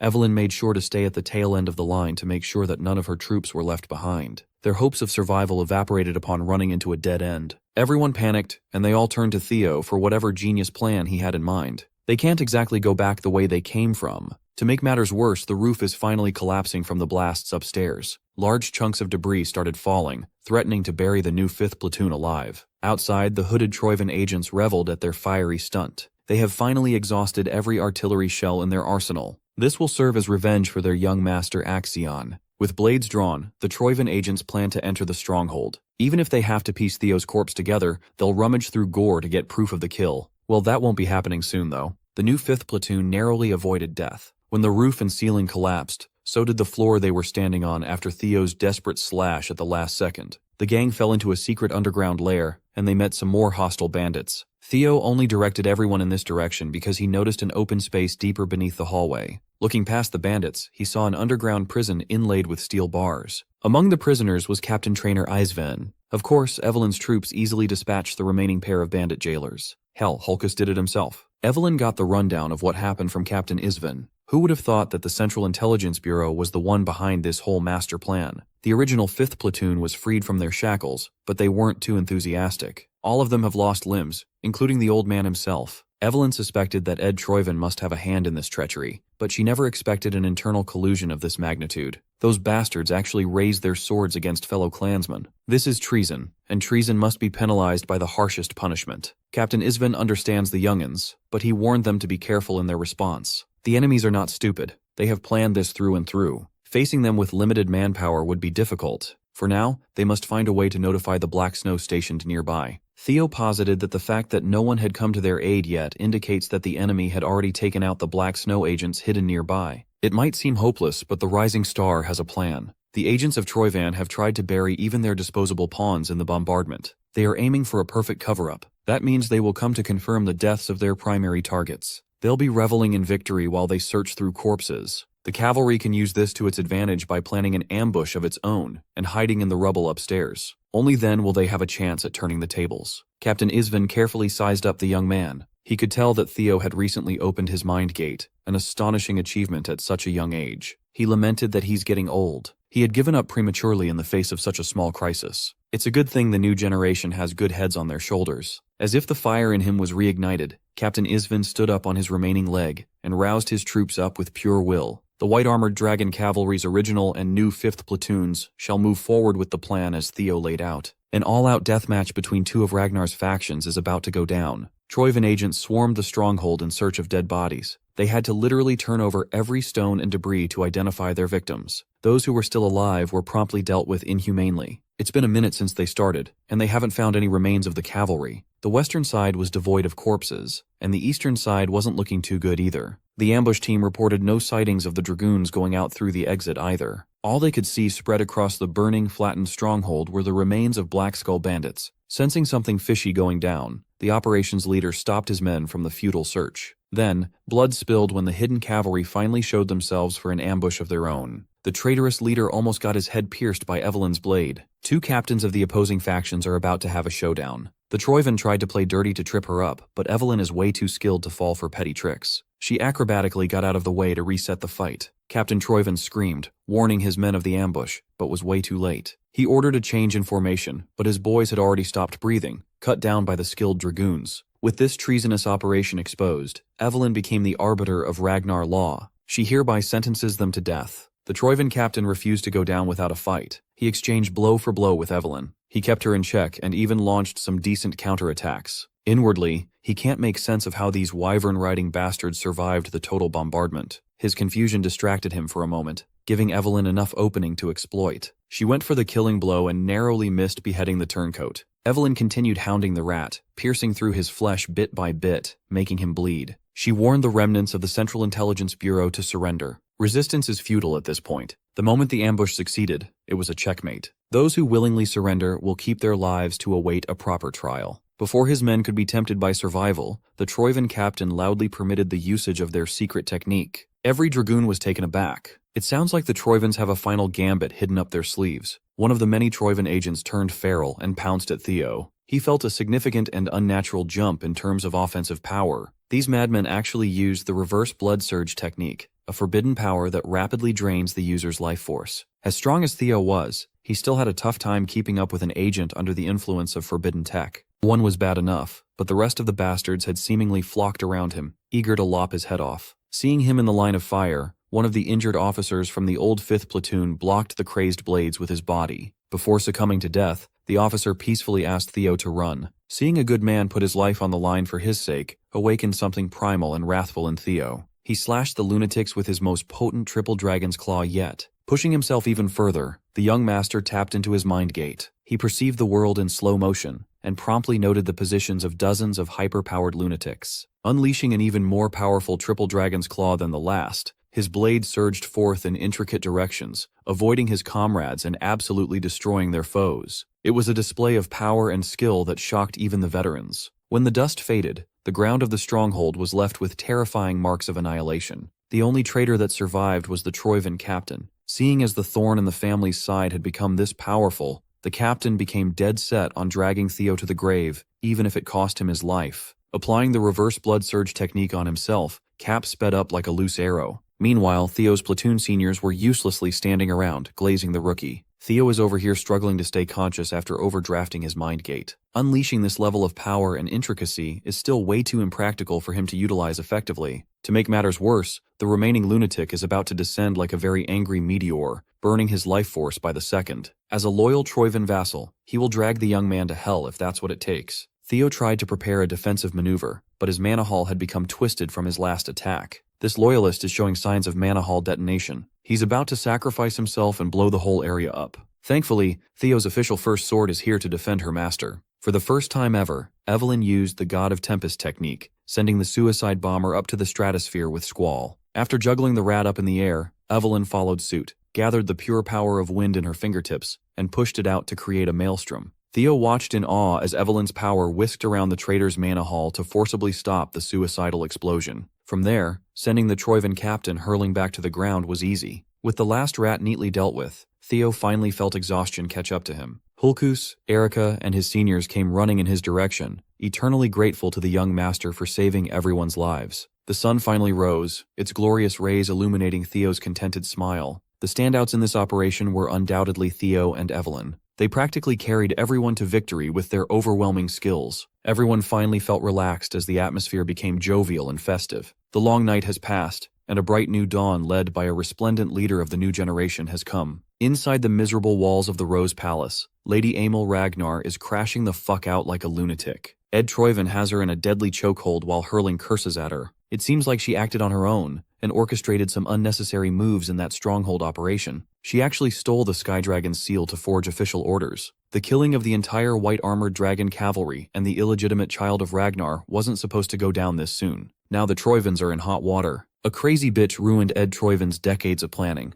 Lady Emil growled that she wanted revenge for her poor little Axion. She wants to tear up that Theo bastard and everyone he has a connection to so her son could finally rest in peace. Ed found it unforgivable that this woman would forget her duty to the family just because of the death of one lousy child. Out of rage, he stomped out Axion's rotting, headless corpse. They lost the Dragon Slayer's sword, the most crucial part of the plan. From now on, Emil will be cast out as a daughter of the Troivans. Looking at her brother's eyes felt like she was being looked down upon by their haughty father. Before leaving, the Sky Dragon ordered the palace attendants to lock Emil up, never to be seen again. They can't have any information leaks, so the pests must be dealt with too. Realizing that she's about to be sealed and forgotten, Emil came to her senses and begged for mercy. Ed Troivan easily wiped out every single attendant present in the palace just to vent his frustration, now that the coup he painstakingly planned has been ruined. If you think about it, the root cause of his recent failures is one single bastard, Theo Ragnar. The Sky Dragon is itching to get his hands bloody with that boy's organs. With his first mission being a success, Theo finally has some downtime to check on his spoils.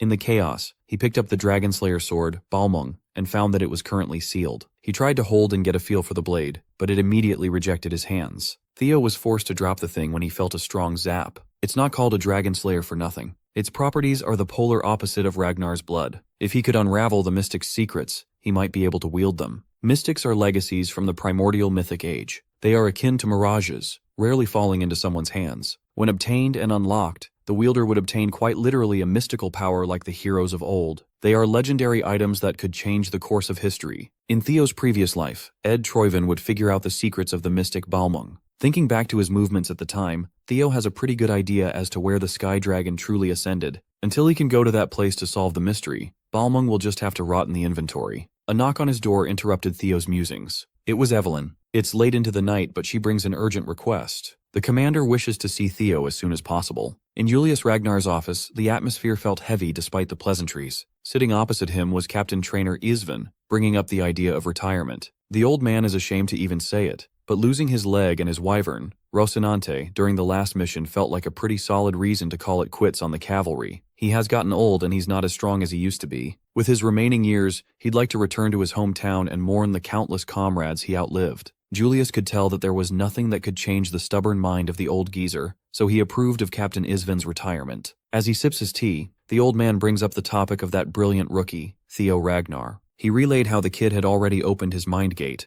Julius was obviously pleased to hear that his rising star had surpassed the wall that divides normal humans from superhumans. Isvan is certain that the boy wasn't one of those naturally gifted geniuses who were born with an open mind gate. There are strong indications that Theo forcefully opened that bottleneck through his own efforts. That means his power vessel is about to undergo a massive expansion, perhaps indescribably larger than what he could even fathom. Julius is hyped to fill that bigger vessel up to continue Theo's rapid development. That's it for Isven's final report, a word from an old man to his junior. The future of the cavalry and the clan is now up for Julius to hone and mold. Tonight, the Demon Dragon met with Theo in the HQ training ground. Commander Julius praised the boy for his accomplishments during the last deployment, and Theo humbly attributed his success to his comrades. Then, the commander asked him about the advancement of his martial theory. Theo misconstrued martial theory for combat prowess and answered based on that. Julius immediately stopped him. He's not simply referring to the level of combat techniques. That is some surface-level stuff. Martial theory refers to what kind of world his sword is painting. When phrased like that, Theo wasn't so sure how to answer anymore. He's been solely focused on striving for the clan head's sword, which he witnessed firsthand.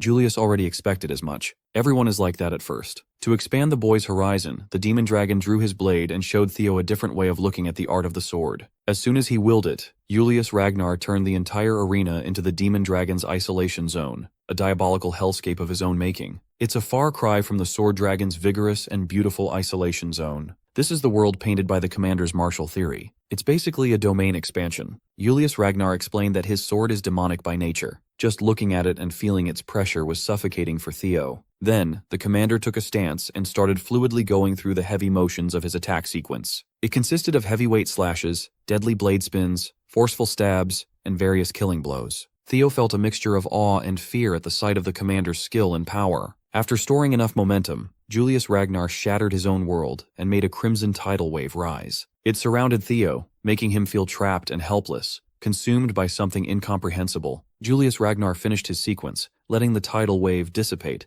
and asked Theo what he gleaned from the demon dragon's martial theory. The only words Theo could use to describe that experience were strength and destruction. He wasn't far off. In fact, he hit the nail on the head. Strength and destruction are the essence of demonics. The concepts are direct and intuitive. Even if it means breaking, the blade cuts in a direct line, hungry to break through anything in its path. An explosion of destructive strength that is the foundation of the commander's swordsmanship. He embodies death itself. In contrast, Julius asked what Theo gleaned from the Plum Blossom's sword. He defined it as flashy and beautiful. Julius found the answer satisfactory. Lady Plum Blossom's sword holds the essence of life after all. She goes through the process of a seed germinating and growing into a flower, the purest depiction of life. It is slow and gentle, filled with infinite variations. It turns, bends, and adapts to the situation. It does not stop spreading out until it blooms. 2 of the 9 dragons showed Theo such widely different interpretations of martial theory. Seeing him deep in thought, Julius asked if life and death are separate interpretations with completely polar opposite definitions. One would assume that they are, but the commander hinted that this might not be the case. However, it wouldn't be fun if he just spoon-fed Theo the real answer. He dispelled his isolation zone and walked away. Before leaving, he tossed a book towards Theo. Written in its pages is an extensive debate that Commander Julius and Lady Osa had over the principles of the sword. It is unusual, but it seems like Theo had wound up becoming the disciple of both the sword dragon and the demon dragon. Of course, the debate took place,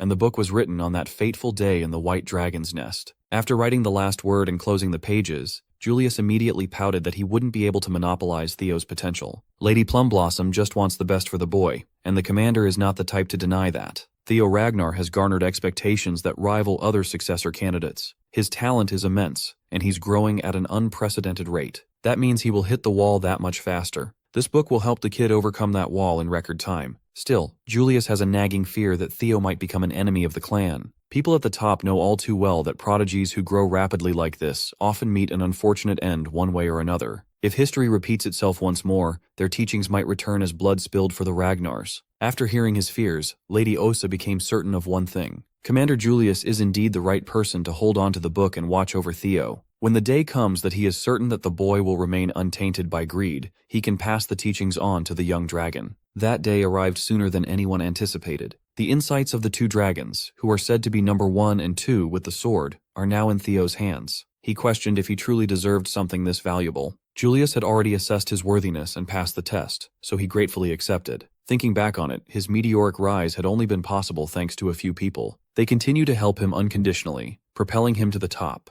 From the Randon incident to now, Commander Julius had always been partial to him. For that, he promised to repay this debt one day. Actually, there is a way for Theo to repay that favor now, but it won't be pleasant at all. The demon dragon is aching for a jewel. It's been a while since he found a fun new toy. Sure, the book will help, But the real painful lesson starts now. Evelyn averted her gaze from the sidelines, feeling sorry for her master. She made sure to lock the arena before leaving. She even chained the door up from the outside while repeatedly apologizing. The torture didn't stop until the sun rose. When the chains dropped and the gate opened, Evelyn saw the aftermath. Her lively young master looked like he had just experienced an entire war overnight. The commander definitely went a little overboard this time. More importantly, Evelyn took care of a task she was assigned to. She confined a key piece of the puzzle in the underground detention cell. They crippled and locked up the captain of the defeated Troivan squad, but he's not the type to spill the beans, no matter what torture method they choose to use. So, they just left him there to rot as Theo hatches a different approach. She whispered to Evelyn about the chain of events that will take place in the coming days. A few days later, Theo finally visited Plum Blossom Palace's training ground. In there, he politely greeted the Lady of Plum Blossoms. Osa Ragnar Plunus has been waiting for him after receiving the generous gift of insight. The book has been of great benefit to the young man already. To test that out, Lady Plum Blossom summoned one of the training swords into her hand. Holding a blade, the entire training ground was filled with the manifestation of her martial theory. She wants to continue teaching him about the building blocks of her technique that one might easily overlook. The root of swordsmanship itself. At the end of this session, she would love to discuss how to blossom life using a sword with the young man. For the second time, she formally asked Theo to become her official disciple. Before giving a definitive answer, he wants to ask a question first. He wants to know if she's speaking as the Heaven Dragon Swordmaster. Lady Osa was quite surprised. Not many know of her secret title after all. The Heaven Dragon Sword is a secret school that passes its teachings through only one disciple. Currently, she's the sole inheritor of this secretive legacy. Lady Plum Blossom could tell that the boy wanted to know her true intentions. She truthfully confessed that the offer doesn't come with any ulterior motives. From the full bloom of the plum blossoms to the Heaven Dragon Sword, she wants to pass everything in her arsenal to Theo. A few minutes later, Theo came out of the training ground after locking in a decision. While walking through the beautiful halls of the Plum Blossom Palace, he was surrounded by some flowery faction idiots. Theo wasn't the type to take disrespectful shit lying down, and these bastards are easily offended by his curt reply. They reckoned that Theo just got accepted as the Lady Plum Blossom's newest disciple, and they demanded respect as seniors. Theo was wondering what these dogs were barking about, but it was just an immature attempt at protecting their fragile egos. Nothing new. They're not even his direct superior officers, so ranks shouldn't matter. Still, these flowery mutts wanted to big dog the rising star of the clan for some clout. But they are gravely mistaken about something. He was offered to become Lady Plum Blossom's direct disciple, but he rejected it. When he was presented with the choice to accept two incredibly valuable legacies, he was naturally enticed to accept. But he wasn't clear why Lady Osa cherishes him so much when he hasn't done anything to benefit her. She confessed that there is no big reason or crafty scheme. Lady Osa wanted to help him out because Theo reminds her of a young Kyle. He looks and acts exactly like the clan head in his youth. He too used to chase his dreams and ideals relentlessly. Perhaps that man is still dreaming and chasing to this day. He was not allowed to despair. He worked hard to break through any trials and challenges on his own. Every day was an unending hardship. Despite that, Kyle Ragnar never once yielded or bent his principles. When Lady Osa sees Theo, she's reminded of the Kyle that she fell in love with. How can she stand by and remain still? Stepmom here can get it. Since she truthfully laid out her reasons, it's time for Theo to decide. Though it is an attractive offer, he chose to decline. Currently, he has too many teachers guiding him. Including Lady Plum Blossom herself, a lot of people have thought of him in many ways. The Demon Dragon has taken him under his wing. His senior dragoons, Evelyn, Selford, and Aaron, continue guiding him every day. Even his friends and comrades, Remington, Hulkus, Erica, and the boys from Training Ground 4, made him the man that he is today. Hell, he would even add Axion and Ed Troivan to the list of his teachers. Lady Osa wasn't expecting that last bit in particular. Everyone knows Theo's beef with the Troivans, but the hardship those villains created is what built and pushed him to become the current him. His sword has learned and changed because of everyone who either loved or wronged him. For that same reason, he's not confident in upholding a school's tradition and passing it down to the next generation. Lady Plum Blossom understood what he was trying to say. Theo's sword is ever-changing and ungovernable. That is both endearing and regretful to hear. But even if he cannot be her direct disciple, he would gladly be her son. Lady Plum Blossom was moved by that sentiment. After he left, Osa Ragnar Plunus retreated to her leisurely wine time.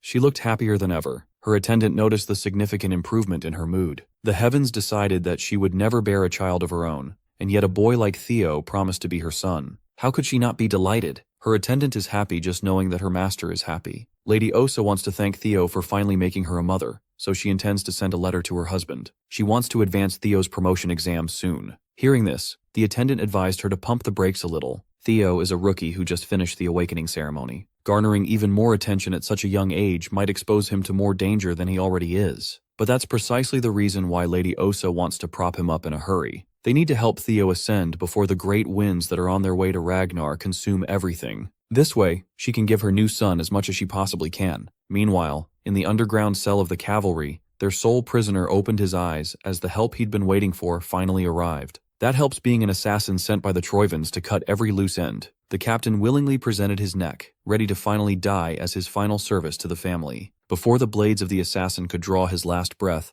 a harsh sword wind interrupted. Evelyn burst through the ceiling to apprehend the assailant. She's been waiting for this to happen for quite some time now. This was the trap the young master set from the start. With Evelyn's blade mastery, a lone assassin without the element of surprise was no match. The Troivans never listed her down as a skilled threat, and they're about to pay for that. Though it's a shame that Captain Cedra cannot be taken out, things will become worse if the cleanup guy is also caught. The assassin racked his brain for an escape plan, but Evelyn won't just let him waltz out of this dungeon so easily. Executing the secret technique of the God of Tempest, she summoned Whirling Squall, trapping the assailant. Within the limited walls of the dungeon, there wasn't much room to maneuver out of the way. At his wit's end, the assassin chose to just get rid of the evidence by detonating his mana haul as a last resort. Evelyn continued being a nuisance, not letting him get a sly technique off. She'd already seen this stunt once. It didn't work then, and it certainly won't work now. She handily subjugated the cleanup guy of the Troivan family. In the middle of an unknown woods was a secluded black site. Inside, operatives are discussing Evelyn's capture of the assassin who sneaked into the underground dungeon.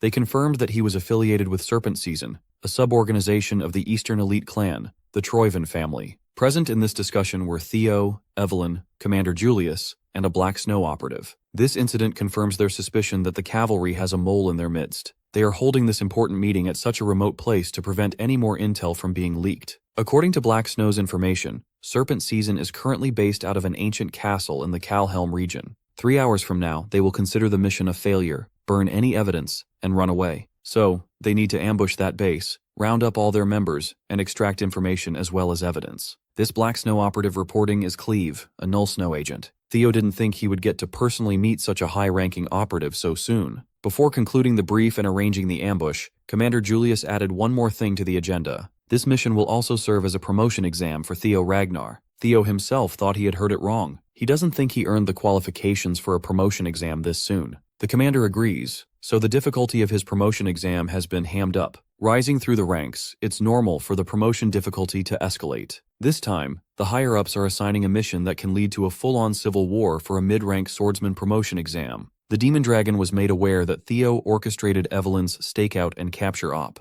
It's only natural that he sees what he started through to the end. Even if he's an heir, it is disrespectful to plan things without discussing them with the commander. He must complete this integral mission flawlessly to get his promotion. Julius made Theo get it through his head that promotion to a mid-rank swordsman would earn him solo mission privileges. With the way things are going, this young man is becoming the center of attention and history. To give him more motivation, the system started the 4th scenario quest, a chance to clean up the dark ties of his previous life. Theo is pumped to uncover what's really happening under the hood of this rotting clan. With conviction, he vowed to complete this mission no matter what. With that being said, Operation Snake Cleanup has officially begun. Due to the possibility of a mole inside the cavalry, the mission was limited to just 3 people, Cleve, Theo, and Evelyn. As swordsmen, they should have the advantage in direct confrontation against these viperous assassins, but they are vastly outnumbered. Whatever the case, they must adapt and pull this off. Inside Serpent Season's HQ, the assassins just finished compiling every document linking them to the Troivans. While they were preparing in case of failure, a little orb-like gadget rolled its way inside.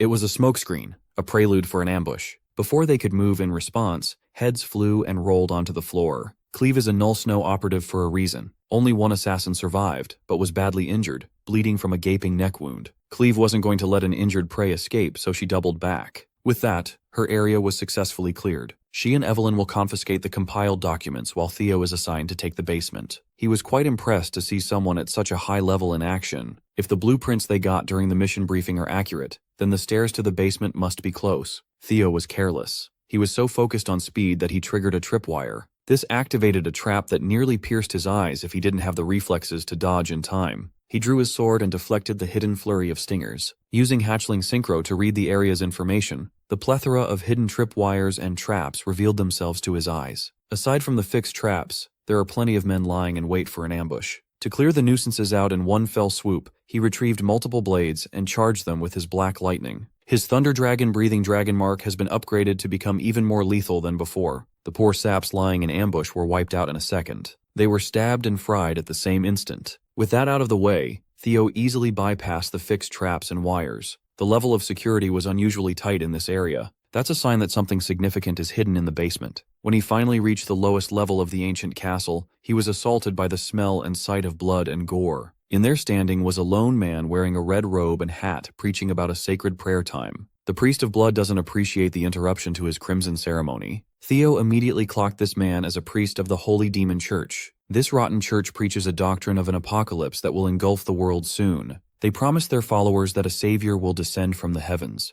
They are a cult that completely captured the ignorant masses with a promise of salvation. In a few years, they will spark the Great War that would mark the empire's collapse. With his guard up, Theo used hatchling synchro on the unsettling priest. He saw a bloody aura fueled by a mysterious mana that doesn't follow the basic rules of the world flowing through a broken mind gate. This might be the so-called grace referred to by blood priests. Theo is considered a non-believer, and for that, he shall be given the honor of becoming a sacrifice for the one and only God. The blood priest closed the distance, trying to grab Theo with his blood-stained hands. He managed to parry the grab, but the unbelievable hardness of the priest's flesh was out of the ordinary. They exchanged more blows. Each of Theo's attacks was rendered useless. He could feel the weight behind every movement. One successful grapple, and he's done for. Finally, his sword was caught by the blood priest's bare hand. A full-powered swing was stopped so easily. With his blade out of the picture, the priest sent him careening towards the basement walls. Blood priests are supposed to be part of the bottom rung of the Holy Demon Church, yet they're already this powerful. Theo's options are limited. If he uses Tripe Dragon's Claw in this confined space, he'd get buried alive, but his mana-infused attacks are not working.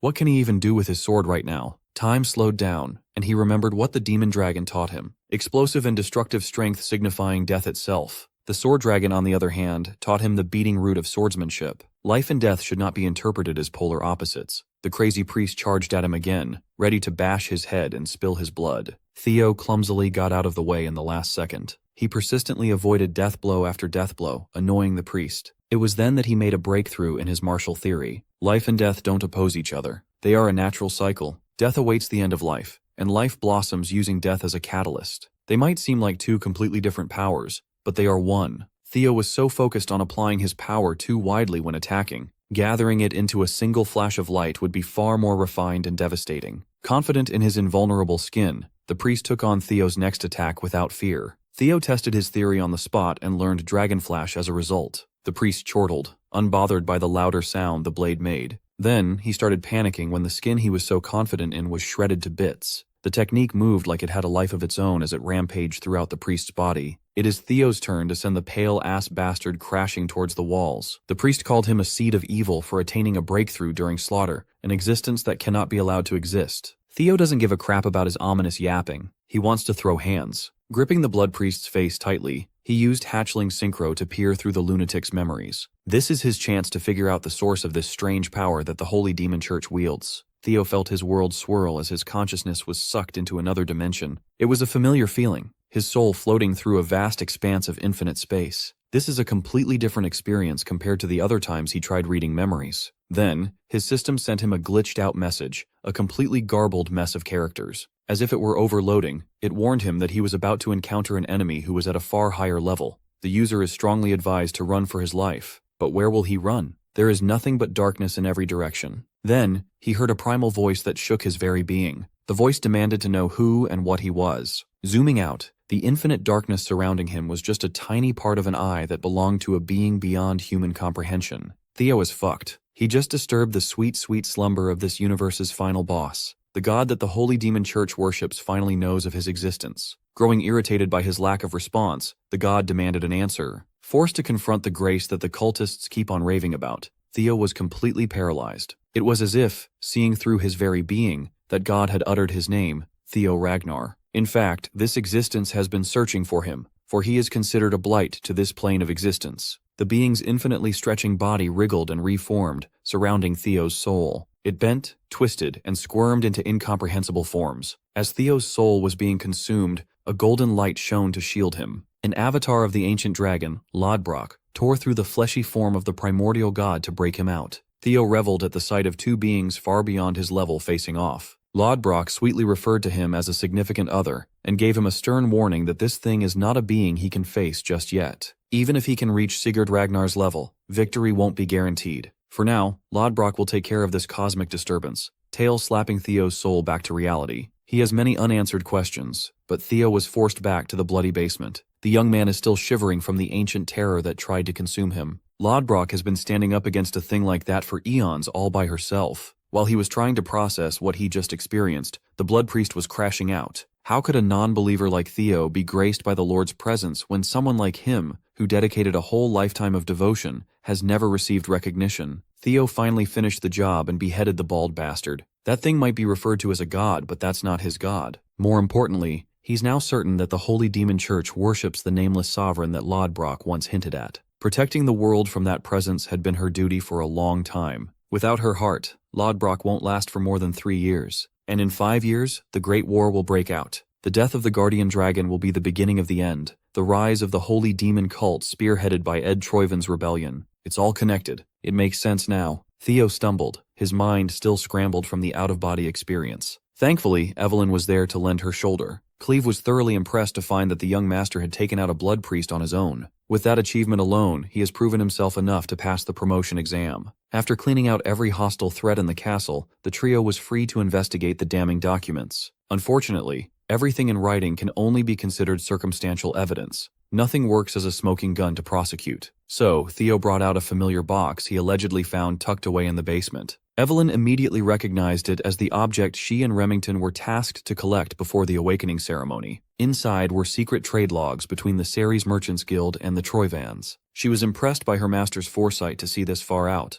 revealing his cards at the perfect time. Cleve parsed through the logs and found formal trades with Ed Troivan, complete with official seals. With this, they can prove the Sky Dragon's treasonous machinations and the involvement of the Holy Demon Church. They now have sufficient evidence to take action against that bastard Ed. First, they will launch an immediate strike on the Ceres Guild. It's finally time to correct history and crush Ed Troivan. When the Demon Dragon received word of the rotten schemes of the Sky Dragon, he was unbearably livid. Even though they only have enough to point to him as a suspect, a more thorough investigation is required. Julius received the report from the mighty Black Dragon himself. When Robert Ragnar is directly involved, this case is practically past the stage of mere suspicion. With his influence, Robert must have been aware of this undercurrent long before, yet he let it happen. Steering the topic away from himself, the Black Dragon praised Theo Ragnar for killing a blood priest by himself. Robert argued that the boy's talent is far more suited to the Black Snow, and he must go to where he belongs. He has excellent perception and deduction. He could see the bigger picture using the tiniest clues. Even his methods greatly resemble a Black Snow operative. It's as if he were trained for it. Of course, Julius wasn't going to let his star rookie get poached by the shady Black Dragon. Osa already tried, now Big Bro Robert is circling. Hearing Julius call him Big Bro made the Black Dragon nostalgic. Before they became who they are today, Kyle, Osa, Robert, and Julius were once sworn brothers and sisters. Julius could tell that this conniving bastard was just trying to tug at his heartstrings to get his hands on Theo. Still, Robert tried to insist that he's just a big brother trying to look after a little brother. Before leaving, he effortlessly swiped some of the commander's wine bottles and demanded something more expensive he could steal next time. Julius helplessly cursed Robert Ragnar as he cheerily hop-skipped his way into the shadows. The Black Dragon also came by to see if there was a mole in the cavalry. He's quite relieved to find that this place managed to stay free of the Sky Dragon's clutches. Walking to the door, Robert's physical form disintegrated, blown to dust by the wind. He's looking forward to witnessing the fall of the Ceres Guild. Today of all days, the corrupt family is in the middle of a wedding ceremony. All the higher-ups were gathered at the Central Branch's wedding chapel. The groom, Navin Bacchus, formally introduced himself as the second son of the Bacchus clan. Quadrax Ceres, guildmaster of the Ceres Merchant Guild, requested the betrothal between the two families. His fourth daughter, Lily Ceres, shall be the bridge between two powerful factions. With the matrimonial bond, the Ceres family and the Bacchus clan shall now be connected by blood. Quadrax Ceres could barely contain his greedy giddiness. With this marriage, he could finally obtain the name of an elite noble.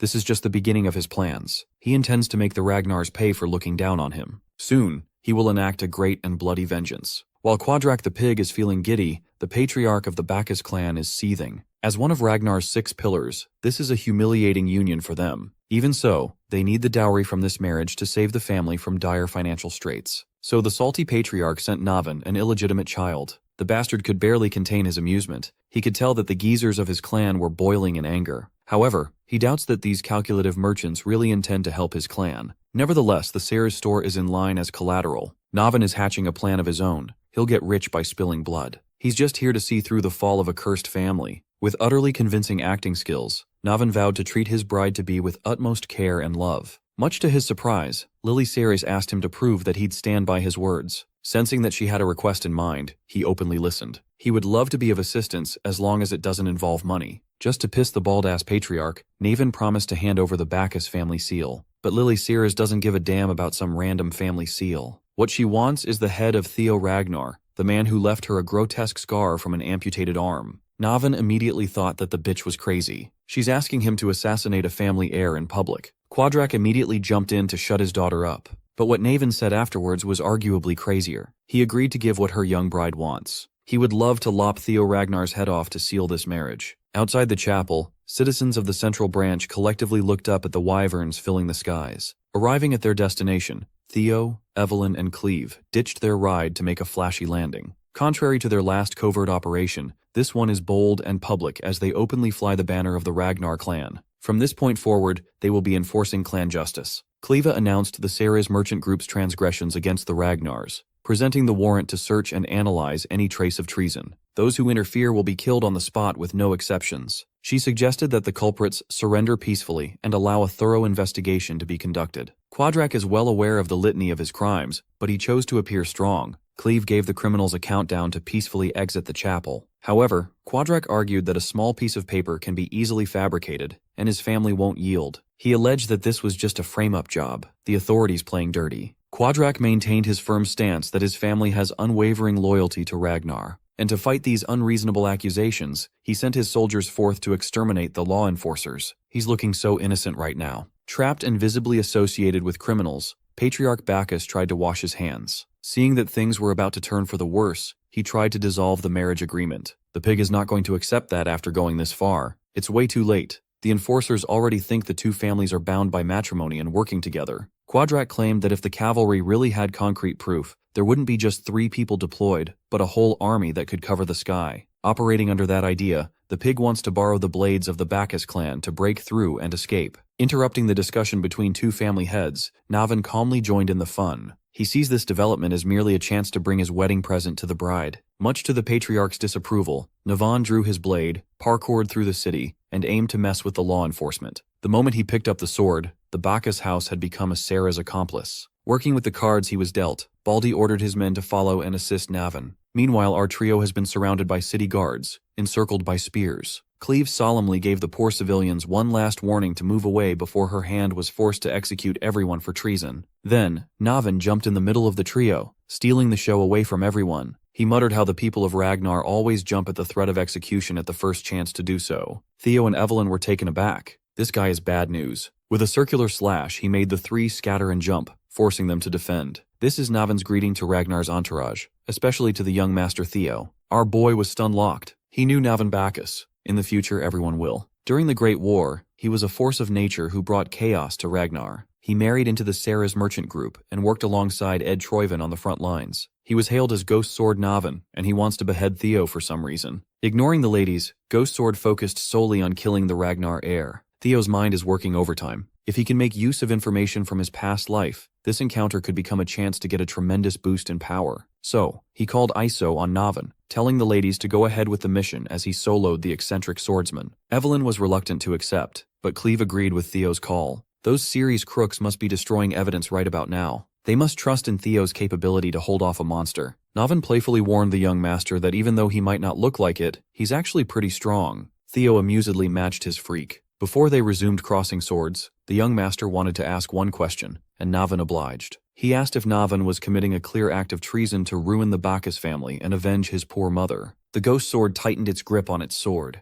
Theo just brought up a very annoying memory he'd rather not think about. Now he has one more reason to take the young man's head. Instead of acting hostile, Theo asked Navan to listen to his proposal. He would love to offer his help and kickstart the downfall of the rotten Bacchus family. The system prompted a hidden recruit quest, turning Ghost Sword Navan into an ally. He needs Naruto's Talk no Jutsu for real. Navan Bacchus was an anomaly. He was his family's unofficial strongest sword. He didn't receive proper recognition from his own family despite having abilities comparable to the legendary Thorkel Ragnar, all because he was an illegitimate child born in a brothel. Instead of pride, his exceptional talent brought his mother grief that she couldn't carry. As a young boy, Navan watched his mom take her own life. From then on, he lived his life with a burning hatred towards his own family. Theo can make use of this fact to bring a valuable comrade to his side. Unfortunately, Theo underestimated Navan's displeasure at talking about his mom. He was forced to receive another lethal attack from the ghost sword, and it almost knocked his socks off. Navan doesn't see any reason to accept such an offer from a stranger. He believes that the Bacchus family is going on a downward trajectory, even without working with some hotshot punk. That might be true, but going down the route of inaction will result in Navan going down with the family he loathes so much. Well, that's a useless worry. Navan doesn't have any regrets or prospects in life anyway. But Theo knows that this man is only talking pessimistically because of his ether fever. Navan has an illness. His young and frail body couldn't bear the sheer weight of his talent. Of course, ether fever could be cured with intensive treatment in the early stages. Navan already missed that critical window, and he is living on borrowed time. His dumbass family just did him dirty since day one. Right now, he only has about 5 years of miserable existence left. Candidly, he's impressed that a noble young master would dig so much dirt from his past. With all that being said, Navan is still not swayed. The end of Bacchus is coming, and Navan will sink with them. Smiling smugly, Theo asked if his mind would change if he had the cure. For the first time, Navan looked shaken as he retorted that there was no possible cure for ether fever. Technically, Navan wasn't wrong, but in the past life, the cure was found and made public. Like some sort of twisted joke, it was discovered days after the ghost sword's death. As of now, Theo might be the only one who knows of the cure's existence. With utmost confidence, he assured Navan that they could get rid of that pesky ether fever, 100%. As established, the rotten family will burn to the ground no matter what. But if Navan takes Theo's hand, he can live on as someone important and leave a positive impact on the world as a hero who aided the Ragnar family. All he has to do is trust and take the leap of faith. Closer to the chapel, city guards have set up defensive measures to slow down Evelyn and Agent Clev. Of course, these mortal contraptions were useless against fighters at their levels. More than anything, deflecting arrows was just an annoying chore. From afar, they saw that Theo and Navan had completely stopped fighting and were talking about something instead. Cleve is growing impatient. She wants to get this over with and just kill every hostile presence around. The only thing holding her back was her boss's order to prioritize analyzing Theo Ragnar's potential for recruitment. The Black Dragon wanted more data about the boy's true capabilities. One of Black Snow's main missions is to accurately evaluate individuals who will lead the future of Ragnar. A Null Snow like Cleve must keep that in mind in this operation. Before heading out, she wanted to know at what point she could finally lift the limit. Since the demonic cult has been added to the mix, Cleve shall be unleashed if someone at the level of bishop and above appears. Like a good soldier, Cleve behaved and limited her involvement, albeit begrudgingly. Her only worry about this setup is the delay. If the mission stretches too long, she will be forced to work unpaid overtime. While she was lost in thought, Navan Bacchus surprisingly jumped to their side. Evelyn looked around, worried that young Master Theo had fallen. She was mistaken, of course. Navan and Theo are buddies now. After that brief conversation in the middle of clashing blades, Navan Bacchus had switched sides. It's a lot more reassuring to have him as a friend instead of a foe. Hell, he even apologized to the ladies for his discourtesy earlier. After all, they'll be advancing on the same side, and they shouldn't harbor ill will towards each other. Theo's hidden quest had been successfully cleared. Navan immediately proved himself useful to the cause as he went on demon time, untouched by ordinary defensive measures. He took to the skies with a single leap, and the poor soldiers thought he'd be vulnerable in mid-air. Annoyed by their silly wooden contractions, Navan sliced through rows of anti-siege equipment like a breeze. Those who dared to stand near the contraptions were also punished with a gruesome death. While Navan was going on a bloody rampage, the bald patriarch reprimanded the illegitimate sword for turning the blade on his own family. Navan scoffed at the mention of family. Hearing it from this asshole's mouth makes his blood boil. He finally did what he's been wanting to do all these years and cut the blathering patriarch in half, cracking that bald head like fresh fruit. Evelyn was in awe. That man really lives up to his reputation of being equal to young Lord Thorkel. Theo urged the ladies to capitalize on Navan's rampage and push forward. Now they have a clear path to capture that pig, Quadrak Ceres. Speaking of the devil, Quadrak is stressed the fuck out upon hearing reports of their defenses being rendered useless. Now he's finally considering getting rid of documents that could be used as evidence against his guild. One of his attendants advised him to start by burning papers related to the Troivans. The pig crazily opposed the idea. No one is touching those documents but him. The scared attendant is just trying to think rationally and reduce unnecessary casualties in the future. Quadrak doesn't want to hear rational voices. If the Troivan link burns, how will he get the money he invested in them? He's not the type to give up on every penny he could squeeze, even if the law is knocking on his door. Another presence in the room insulted Quadrak for being a pathetic mortal drunk on salacious greed. The pig's eyes lit up. The only man who could help him deal with the cavalry just came in time. Outside, the four-man party's momentum was impossible to stop as they left a trail of corpses at every turn. Theo paused his relentless run when he saw the crowd walking out of the door. Led by a representative of the Holy Demon Church, hundreds of hooded believers lined up outside the chapel to put what they learned from their god into action. Quadrak is thanking the devils they sending him a bishop from the demonic cult. Since these freaks are also linked with the Troivans, perhaps they might lend some help. The bishop agreed to give some assistance, given that the pig might be of use on the Day of Judgment. When asked to hand over the Troivan documents, Quadrak clammed up once more. His obsession with riches is putting the bigger picture at risk. Some violence was necessary to correct that. The bishop doesn't have the patience to pacify an arrogant and foolish man,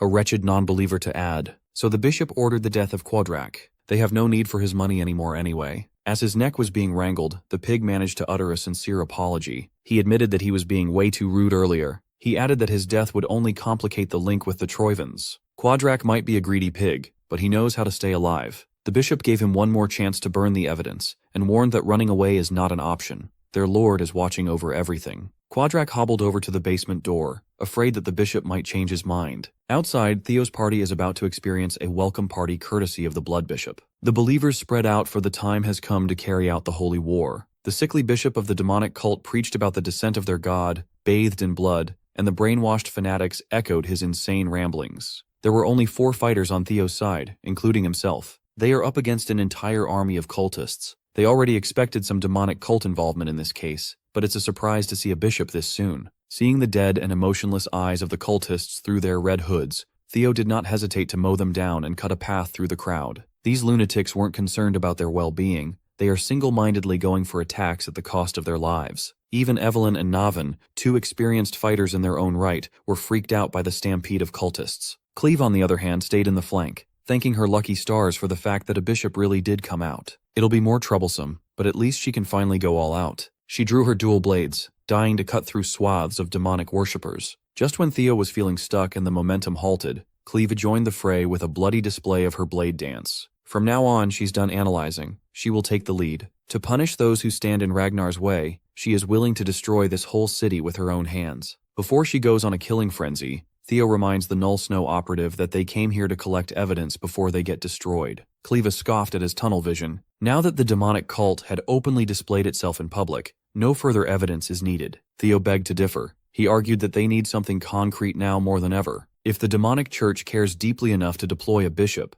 then there must be something inside the chapel that they can't afford to lose. Cleaver relented and asked for Theo's next course of action. Right now, all they need to prioritize is breaking through the Crimson Masses, speedrun style. Theo's plan to do so involves linking his lightning gate to hatchling synchro for expanded range. At the same time, he pushed his mind gate to the limit and map-hacked the surrounding terrain. Cleva was curious to see what Theo would do, so she took a step back. Seeing her slow down a little, a blood priest jumped into action with a sneak attack attempt. Cleve swiftly turned around and turned the pathetic muscly preacher into minced meat. Theo will now secure the evidence while the rest of the gang takes care of the cultists. After mapping the terrain, the young master figured out the optimal route into the chapel. He tried crowd surfing through the sea of fanatics and felt as though there was no end to their numbers. A tidal wave of brainwashed believers awaits. Directly assisting him and wiping out the dirt from his optimal path, Evelyn and Navin worked in conjunction with each other to clear the way. Hearing Navin sucking up to her lord, Evelyn's competitive spirit was stoked. Theo never stopped his advance. Now he's using the lightning daggers as a foothold through expert usage of psychokinesis. He named the technique Lightning Dragon Rapid Protection,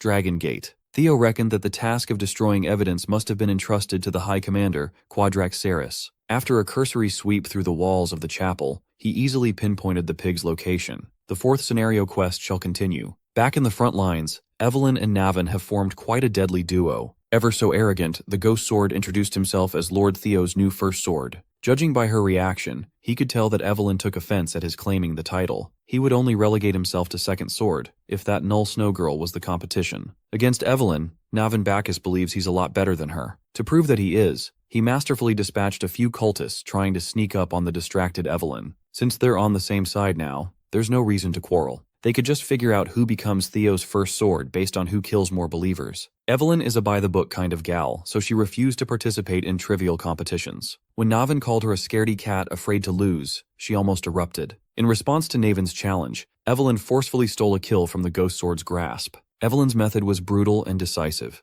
Navin realized that he might have bitten off more than he could chew. Equipped with the Tempest God's legacy, Evelyn is determined to prove her worth as Theo Ragnar's first sword. Navan was quite excited to have found a suitable competitor in the middle of a bloody battlefield. Inside the chapel, the pig is hobbling his way deeper and deeper down to the lowest underground floor. He grabbed torches and broke some locks before arriving at the most secure room in the place. In the middle was a chest containing documents that could bring down empires. Quadrak only sees them as paperwork to score more Troivan money. If he burns these, he might escape being charged with treason to some degree. Even so, his greed did not permit him to drop the torch on his supposed payday. He had already sunk so much money into the Sky Dragon's plans. He can't stomach the loss in revenue that burning the documents would bring. Then he remembered the bishop's threats. He knows that freak wasn't fucking around. Money is good, but he'd rather keep his life. Quadrak dropped the torch. Speeding like a dark lightning strike, Theo arrived just in time to prevent the destruction of valuable evidence. Quadrak saw Theo Ragnar and went through the whole spectrum of emotions. Looking like a harbinger of death,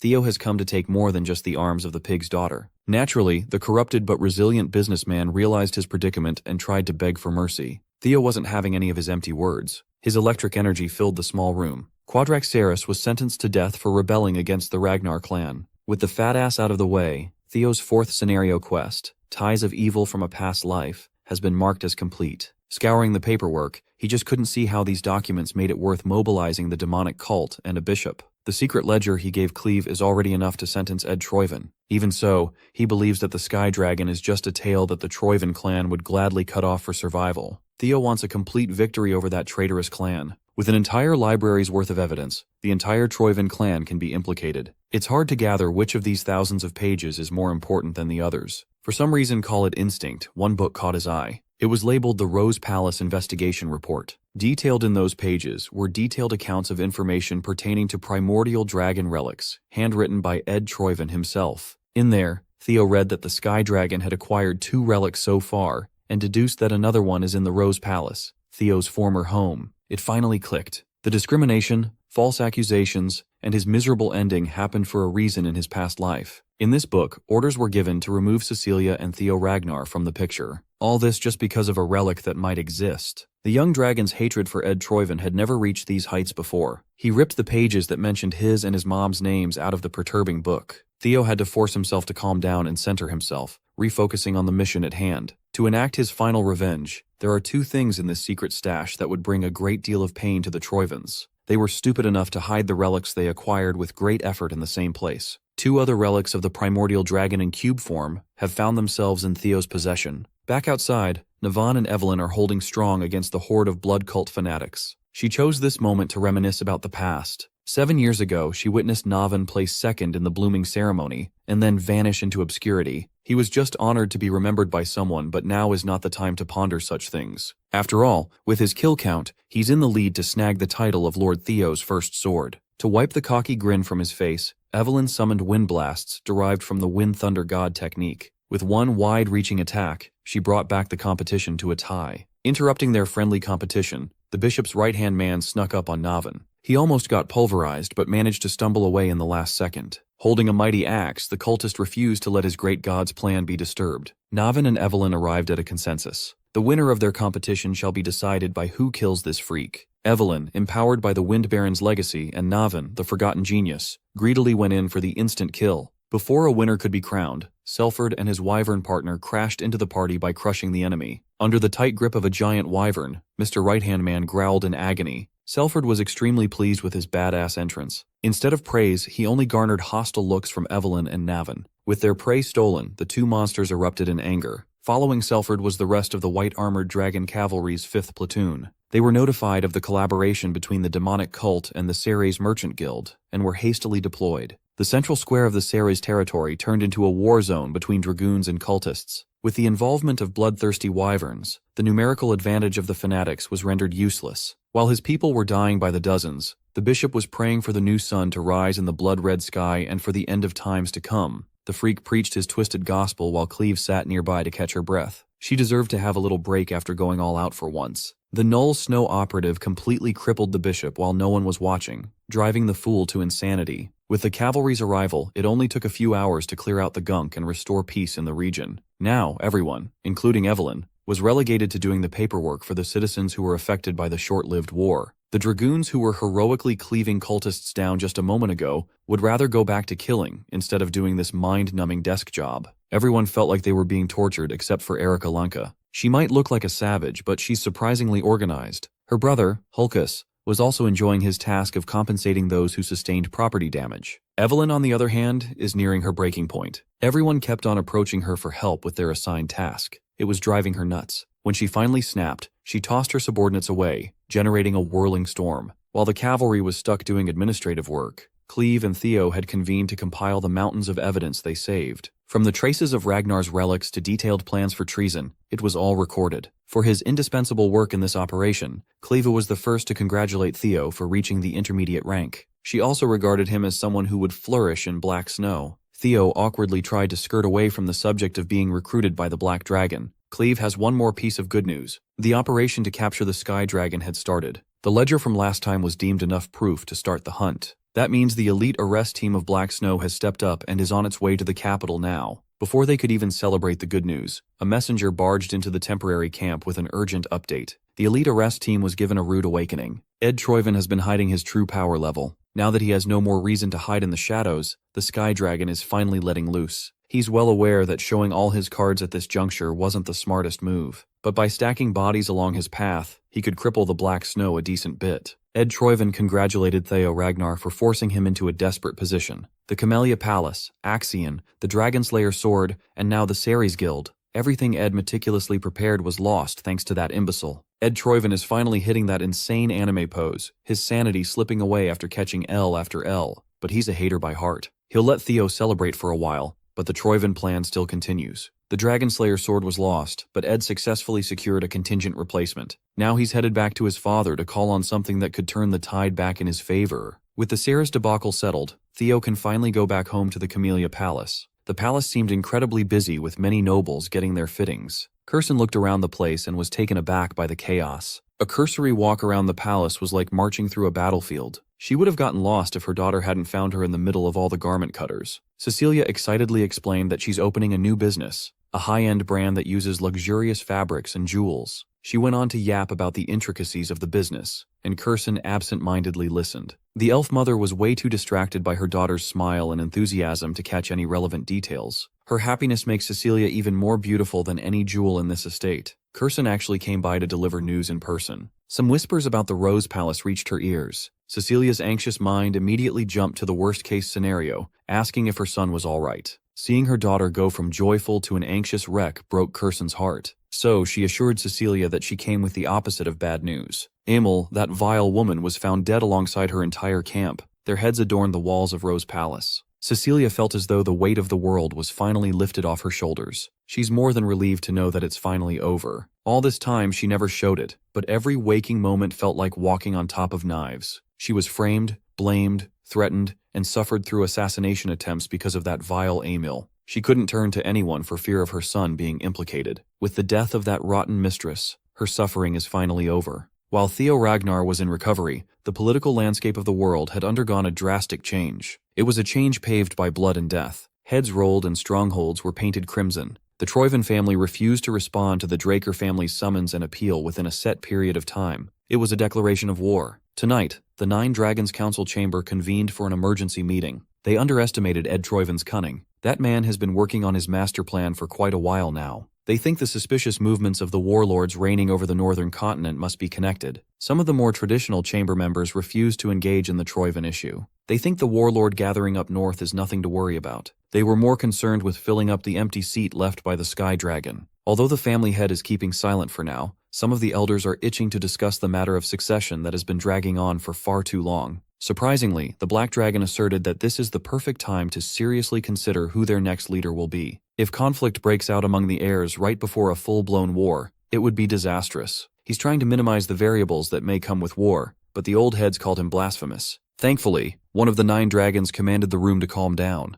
He believes that a proper gathering of all parties concerned is needed, and he'll work on it immediately. He already has an upcoming suitable event lined up to explore this idea a little. They can decide what issue to focus on after seeing it for themselves. Meanwhile, Theo had been cooped up in Lodbrok's lair. He's been recovering from being dog-walked by his father nicely. Devoid of any outside influences, he sharpens his blade. The scars of the patriarch's wrath were still fresh and visible, but he's in the best shape he's ever been in. His movements were crisp and quick, with precise attacks. He extinguished the neatly arranged formation of candlesticks. Physically, he was as sharp as his relic blade. Mentally, he was struggling. The voices that drove his grandfather mad kept on intruding into his mind. They maliciously filled his head with thoughts of killing everyone and taking everything. The voices are pushing him to follow his basest desires and to cleave down whoever stands in the way. After his schizophrenic workout, this dude had the audacity to flex his perfect physique. He's built like a dragon-slaying supermodel. After putting his sword down, a familiar voice asked if the voices were weighing him down. Guardian Dragon Lodbrok popped out to muse about the lingering grudge of the Mad Dragon Emperor. Knowing that he can trust Dragon Mommy, he admitted that the voices have been bothersome. Even though quite some time had already passed since he received the half-sword, the lingering grudge is persistent with its interferences. It's not at an unbearable level yet, but the fact that it belonged to the Mad Dragon Emperor is a real cause for concern. But it's not all bad. Thanks to it, he was able to glimpse into the Emperor's realm. Lodbrok understands what he's going through. She could never forget that man's name if she wanted to. He was the one who stole her heart after all. She had told Theo this story before. That's also why he's even more conflicted. It's a mystery why his dad spared his life and bestowed him a weapon. Sensing that Theo was getting ahead of himself again, Lodbrok reminded him to be patient. If they rush too much, he'll just face something beyond his ability, like last time. They have time. Thanks to the high priest who treated Theo immediately, his severed arm was put back in place without any problem. Just to make sure that it was done right, Lodbrok gave him an up-close and personal checkup. Once she was satisfied with the in-depth checkup, she shooed Theo away for the day. She sensed that someone else was looking for him. Before going, Lodbrok gave him a stern warning to stop messing up her nest every time he came over to swing his blade. One makes the mess, another has to clean. That had been their routine. As soon as he returned to Camellia Palace, he was greeted by a familiar face he hadn't seen in a while. The one looking for him was one of his fanboys, Sybil Drea. He excitedly hand-delivered an important message for his young lord, an invitation. As the letter states, the Daffodil Palace kindly invites Theo Ragnar to a banquet in celebration of Lady Ray Ragnar's 18th birthday. Sybil admonished that this was an odd event. A banquet for Lady Ray's birthday, with war at their doorstep, seems out of touch. Judging by the murmurs around the event, it's going to be a grand affair too. Theo sees it differently. This event must be grand precisely because they are in tumultuous times. Troivan's betrayal has thrown the family's internal balance into utter chaos. Instead of Axion, who was being groomed by the Sky Dragon, Theo clinched the spot of the 6th successor. To make matters worse, one of the 9 dragons pulled the wool over everyone's eyes with his treasonous moves. Now there's a power vacuum in the chamber. The upcoming banquet is not a simple birthday party full of merriment. It is a performance to show outside powers that the Ragnar clan still stands strong and unbothered. It's also a platform for the successors and their backers to size each other up. Sybil was amazed at his young lord's discernment. He was hyped to hear that his idol was about to take center stage in such an important affair. If those old heads are so eager to see what he's made of, Theo would gladly put on a show. The Daffodil Palace is coldly beautiful at this time of the year. Inside the giant palace was a spacious banquet hall that hosted every affluent family connected to Ragnar in some way. The nobles drank their expensive wine, ate their fancy food, and mingled with their peers. When the new heir walked in, everyone stopped sipping, chewing, and gossiping. All eyes were on the newly minted succession candidate. Young Lord Theo Ragnar commanded everyone's attention with his dark winter gear and sharp gaze. The drip was simply immaculate. He scanned the banquet hall and made sure that everyone was paying attention. Naturally, everyone was aware that the birthday celebration was just a pretext. All these nobles came to see the new heir in line for the throne. Naturally, Theo wants to leave a strong impression. The man who walked in right after his arrival might make that a lot easier. Theo heard light and confident steps approaching from behind.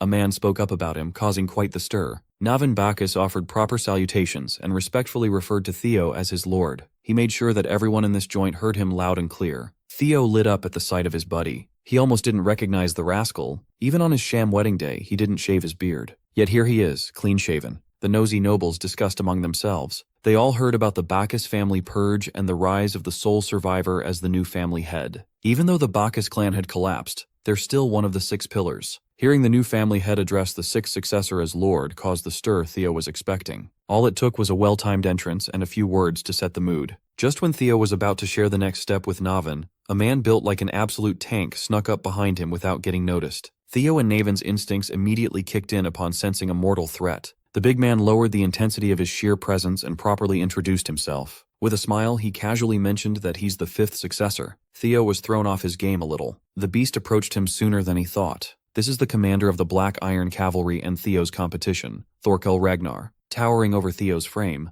Thorkel magnanimously offered his hand to shake. At last, 2 of the latest successors have met. Every noble present held their breath. The former leading heir and the newly risen successor, who will come out on top when all is said and done? With a disarming and charming smile, Thorkel assured Theo that there's no need to be so guarded. He just came to meet the rising star everyone's been talking about. He even laughed and expressed his relief that the childish Axion got slimed and a more fitting candidate received the patriarch's blessing. His words were casual and believable, but Theo remained cautious. In Ragnar, where only the strong are respected, only a fool would wholeheartedly welcome a rival with joy. With utmost caution, he took Thorkel's hand for a respectful shake. He gave some platitude about how big an honor it is to meet the famed commander of the Black Iron Cavalry, and made sure to mention that he's part of the White Dragon Squad himself. Thorkel was amused by the kid's subtle use of words to draw the line between them. Tightening his death grip, Thorkel ramped his aura up, wrapping Theo with suffocating force. He demonstrated the gap between them by making the family's youngest hotshot kneel on one knee, while framing it as a proper display of etiquette to everyone watching. Thorkel urged the kneeling Theo to be at ease and call him Big Brother from now on. Now this is how a Ragnar heir truly moves. They are devious and unfathomably strong, but when it comes to a contest of strength, Theo won't just lie down like a loser. Much to Thorkel's surprise, Lil Bro actually has the juice to counteract his smothering aura. Back on his feet and putting up a decent fight, Theo gladly referred to Thorkel as brother. On the other side of the banquet hall, the lanky siblings had just arrived, and Holkus was already complaining about having to wear a suit to a formal gathering. His sister is trying her hardest to rehabilitate their family name, known for being a bunch of barbarians, and he's not making it easy. While Holkus was melting in discomfort, another familiar face walked into the grand hall. Remington Narcio, the Silver Lion, strolled in to greet his old comrades. The pretty boy of the West had made quite a name for himself over the past few months. People are saying that he's giving the Ascendant Dragon a run for his money. Remington has not changed at all. He is still the humble knight. He just made the trip all the way up north to catch up with Lord Theo and to ask about how the white-armored dragon cavalry is doing. Imagine how awkward he felt when the birthday girl happened to overhear his words. The Silver Lion looked like a guilty kitty as he profusely apologized to Lady Ray. She just laughed it off. Ray knows what this gathering really is for. Suddenly they felt the aura showdown happening in the heart of the party. 2 distinct powers clashed in the middle of the massive event space. The Hounds of the North immediately knew that Theo must be somehow involved in this mess.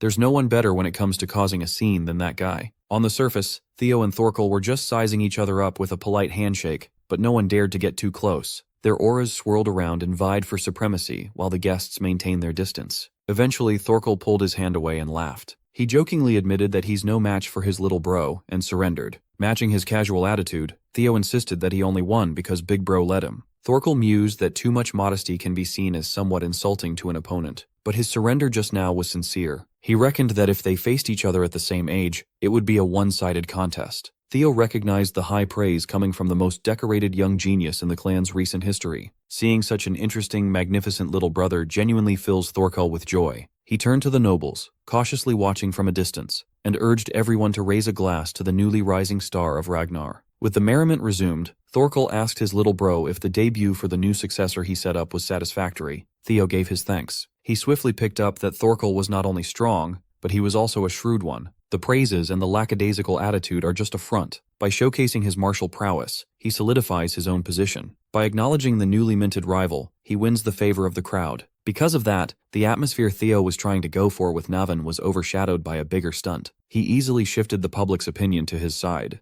Thorkel Ragnar might look like a roided-up bodybuilder with a sociable exterior, but he is a ruthless opponent who can see the race to the throne through multiple angles. After that pissing contest with his big brother, Theo was surrounded by his batchmates. They shared wine and laughed the night away. Unbeknownst to him, a lot of eligible noblewomen had just placed him on top of their bachelor list to go for. While everyone was having fun and socializing, there was a boomer seething while watching from upstairs. The elder dragon thought he could use a half-breed's foul behavior to kick him out of this place. If that clueless fool, Thorkel, hadn't interrupted, he could have made this party all about his old ass and his agenda. He cannot stomach the fact that a mere bastard is running around and stirring up the hierarchy and the family's affairs all willy-nilly. Since he could not go after the big fish, he looked for something to mess with. This fossil is just bored. He saw Captain Evelyn Nereville having fun and drinking with her peers, and the elder dragon's hateful gaze lingered. He thinks it's up to him to judge whether people should be allowed in this place or not. Tonight, Evelyn ditched her usual armor and put on an absolutely stunning dress that accentuated her beauty. Her comrades were showering her with compliments. They almost never see their captain out of uniform after all. She's not exactly used to being called cute, so every cell in her body was telling her to get out of the dress and put the armor back on.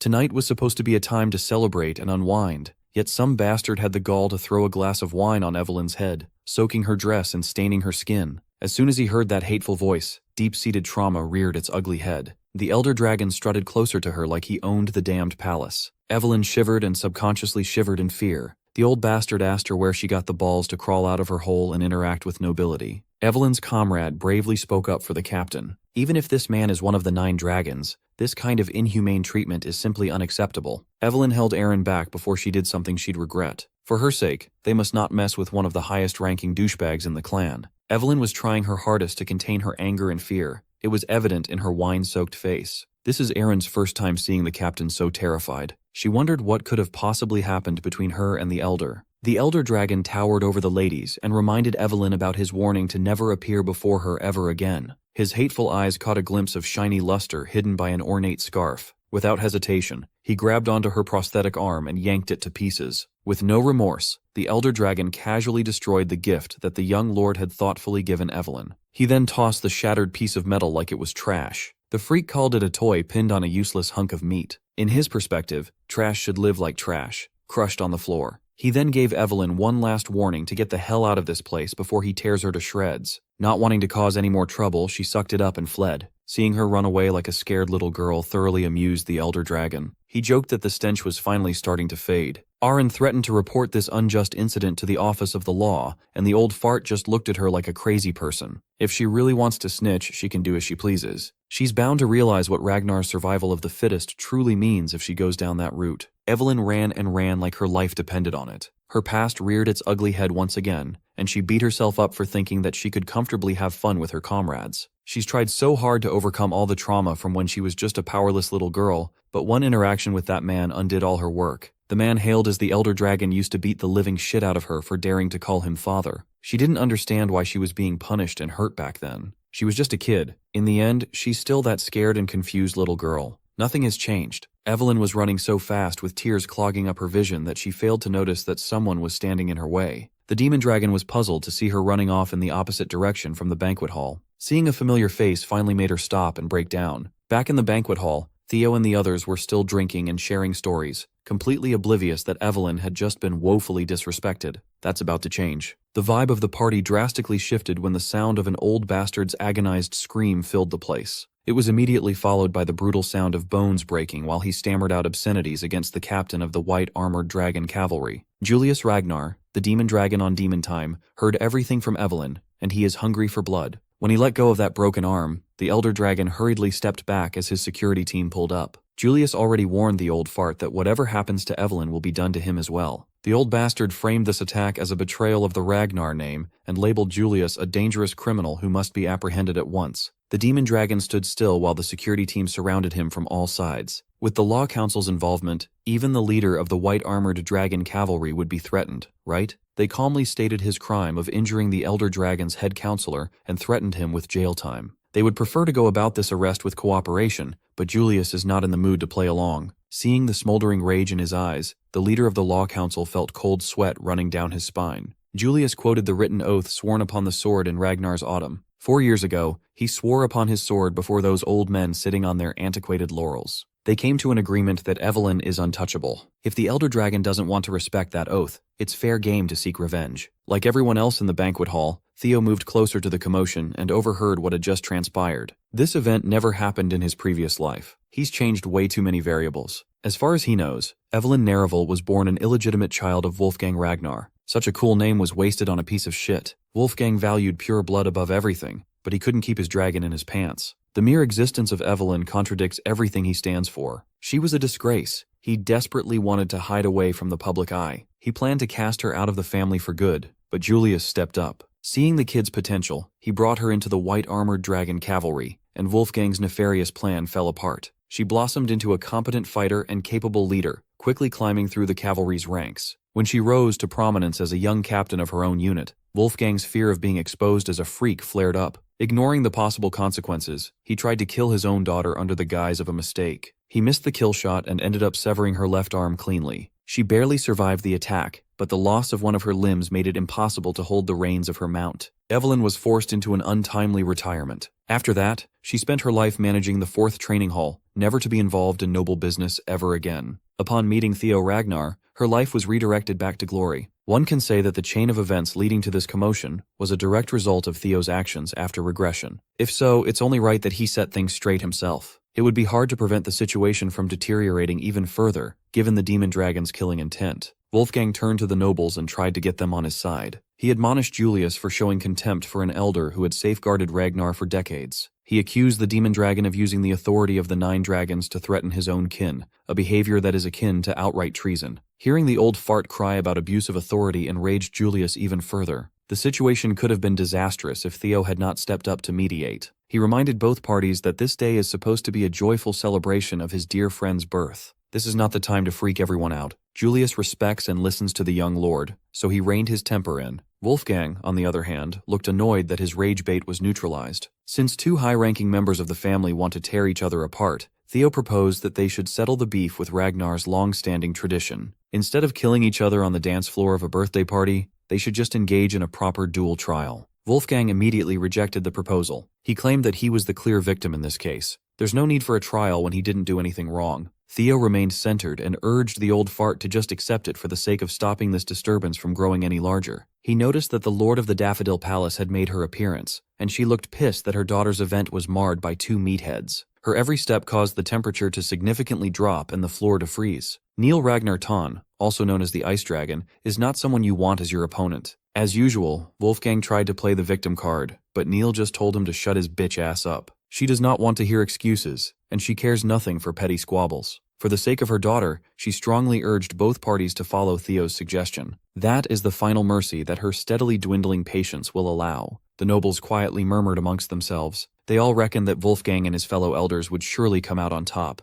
Even in retirement, they're all high-ranking inspectors after all. Wolfgang was thinking along the same line of thought. He trusts his men to dogwalk whoever Julius sends out. The dual trial rule states that the plaintiff and defendant must face off in the final round, while the first 2 duels must be fought by chosen representatives. Looking around the room, Julius only has a 1-armed cripple and a wretched bastard child on his corner. By his estimation, he won't even have to lift a finger. His boys should win with a clean 2-0. He acted reluctantly, but Wolfgang eventually agreed to a pure contest of the blade to decide who was right and wrong. While the guests filtered out of the banquet hall to watch the duel trial, they all speculated on what the results would be. Amongst the crowd, Thorkel watched with an amused smile plastered on his face while drinking wine. Admittedly, he did not expect his lil bro to step up like this. Knowing the demon dragon's infamously short temper, this was bound to spiral out of control. If Theo had not stepped in, the rage-baiting dragon would have crushed Julius using the corrupt legal system. He would have been ruined politically. In that fleeting moment, the young man managed to find a solution that would defuse the ticking bomb within agreeable terms for both sides. Thorkel could tell that whatever happens after will be an entertaining watch. Everyone gathered outside the Daffodil Palace and sat their asses down on a snow-plowed arena. From this moment, under the supervision of the Law Council, the dual trial will begin.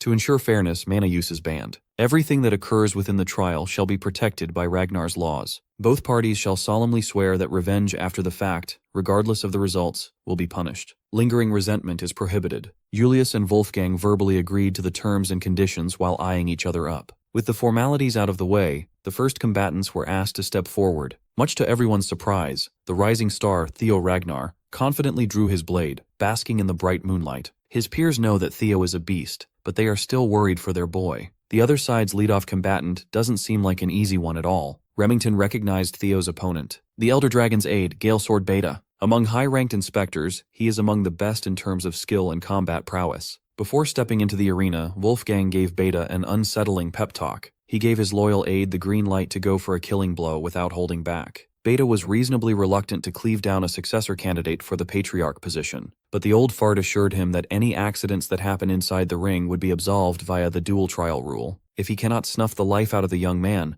Wolfgang wants at least an arm as a souvenir. While the other corner was making some nefarious coaching calls, Theo calmly stood on his side of the arena. Julius had calmed down considerably, and was stressing over implicating such a promising young man in his mess. Earlier, he apologized to Theo for his reckless actions. He kept on asking the young lord if this was really the right way. With utmost confidence, Theo just asked him to trust in the process. Through this duel, what he really intends to do is to resolve a long-standing grievance while hogging the spotlight for himself just a little bit. Once both combatants were in position, the Law Council referee blew the whistle. Beta decided to play it slowly with a stationary defensive stance at first. On the contrary, Theo pushed the pace and went with a flashy charge. Upon seeing the incoming youngster, Beta matched the push. Their first collision looked roughly equal in strength. With mana use banned, they can only rely on their physicality. Sparks flew as the clash sent both of them flying in opposite directions. As soon as they regained their footholds, both combatants flash-stepped for another round. What followed was countless collisions that would be hard to keep up with using the naked eye. All the audience could see was the light produced by steel crashing against steel. Beta might have an unfortunate name, but he is a competent swordsman. He was practically neck and neck against Theo's raw strength. The Elder Dragon's aide was more surprised that he couldn't seem to find an opening he could exploit. Even though they're only exchanging probing blows, it's still hard to believe that a youngster could keep up with a veteran.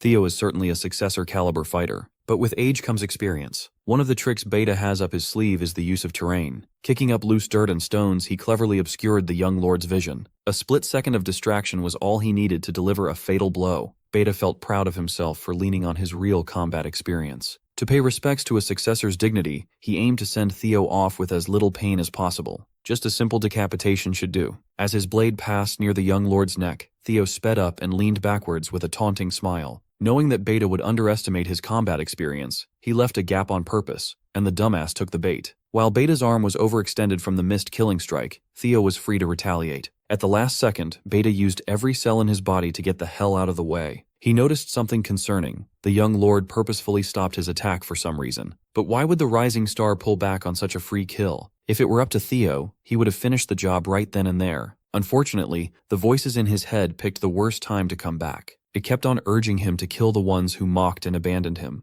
Thoughts of indiscriminate murder filled his mind. His vision and thoughts were clouded by the desire for violence. Beta noticed his odd behavior but felt reluctant to go in again. He was burned by a fake opening, and he worries that this was just another deliberate bait. If that was the case, he felt offended that a young buck would underestimate him this hard. An experienced inspector never falls for the same trick twice. With utmost confidence, Beta rushed forward with the intent to kill. Theo raised his blade and easily blocked the strike. He addressed the voices in his head out loud. He managed to make them shut up with sheer willpower. If it is murder they want, he can handle bloodshed without annoying chirps. Suddenly, Theo started moving at an even higher pace. He countered by unleashing a barrage of chaotic slashes that severed one of Beta's arms. One arm down and panicking, Beta felt the pain and pressure while trying his hardest to not lose any more body parts. Using his remaining arm, he brute forced his way out of being cornered by an unhinged Theo. The young lord made Beta's last stand look like a joke, sending the fool careening off the arena. Those sitting on the other side of the battlefield would have been turned into collateral damage if the ice dragon had not stepped in to shield the nobles. Feeling the force behind the attack, she quietly praised the young man's outstanding talent and power. Even without the use of mana, he managed to destroy the arena in a single slash like an absolute monster. Poor Beta was laid flat on a crater, armless and unconscious. Half of his drip was deleted. Bro got absolutely cooked. The Law Council referee took one look at the combatant and called an end to round 1.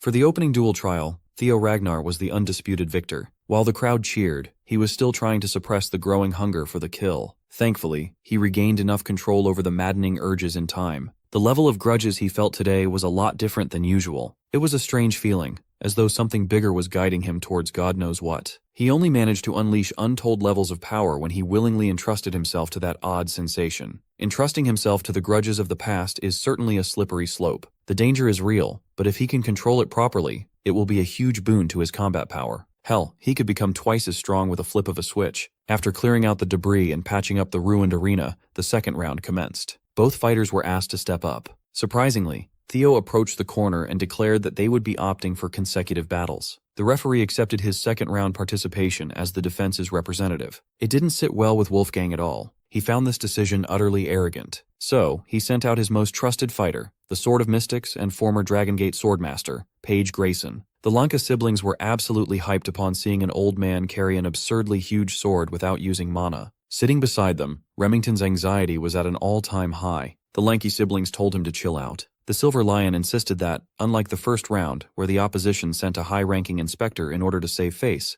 Paige Grayson is a well-known elder himself. Those with common sense could see that Wolfgang's corner intends to kill Lord Theo without fail. With that in mind, it's hard to imagine Theo losing when the aftermath of his previous battle was still fresh. As soon as the referee blew the whistle to signal the start of the second round, Theo politely raised his hand. Instead of wasting time and clashing swords with another old man, he simply waved the white flag and forfeited. Everyone was shocked by this decision, especially Old Man Page. Theo humbly explained that a mid-ranked inspector like him could not possibly match an established elder. Even without fighting, he can recognize the gap between them. The Sword of Mystics was rightfully frustrated that he was denied a fair fight. Mr. Law Council referee was also taken aback as he announced the second round's winner. The audience applauded Theo's clever business decision. He basically took a thorny variable out of the equation for free. Remember, the plaintiff and defendant are required to face off in the dual trial's third and final round. Wolfgang was so laser-focused on getting rid of the problematic successor that he was blindsided by such a simple maneuver. Now he must fight with a broken arm. In all her years alive, Evelyn had never seen her deadbeat father so shaken before. When Theo approached their corner, she apologized for dragging her into her problems again. He responded like a true comrade, giving her reassurance. The warmth of his words reminded Evelyn of everything good in her life. Julius Ragnar was just an upstart in the cavalry when he enthusiastically invited her into the squad. He was the first to recognize her burgeoning talent. After she lost her arm, the demon dragon continued being her friend, reminding her that she can always make a comeback. Then, he met the charismatic young lord who changed the trajectory of her dead-end life. She swore to be his sword, giving her a newfound purpose. Lord Theo gave her the courage to fight for her long-standing wishes. Her past was filled with pain, but there are now people who genuinely care about her. How could she stand by and stay trapped in the past, unable to move forward, when these great people believe in her so much? Perhaps it's time to slay the villain. Before Julius could step into the arena as the final participant, Evelyn spoke up. She's tired of being the victim. It's time to seize her fate with her own hands, even if she only has one. For the final round of the dual trial, the Law Council referee promptly asked the plaintiff and defendant to step forward. Even with a sling carrying his broken arm, Wolfgang Ragnar still looked menacing as he strutted into the ring. On the inside, he's still cursing that wily successor for pushing him into a corner with no reputation left to salvage. He's already come to terms with the fact that Julius would probably kill him, but he's determined to take at least an arm. He loves chopping arms off. After some discussion with the referee, the defense's request to change their third-round fighter was accepted. Wearing her form-fitting dress with a blade in hand, the one-armed captain confidently walked into the arena. As soon as he saw his crippled, unlawful daughter come in, Wolfgang burst into mocking laughter. He asked if she's going to beg for mercy one last time. His weak-ass trash talk was entirely ineffective. Evelyn brandished her rapier and kept her eyes on her disgusting target. She only needed to utter a single word to drive Wolfgang mad.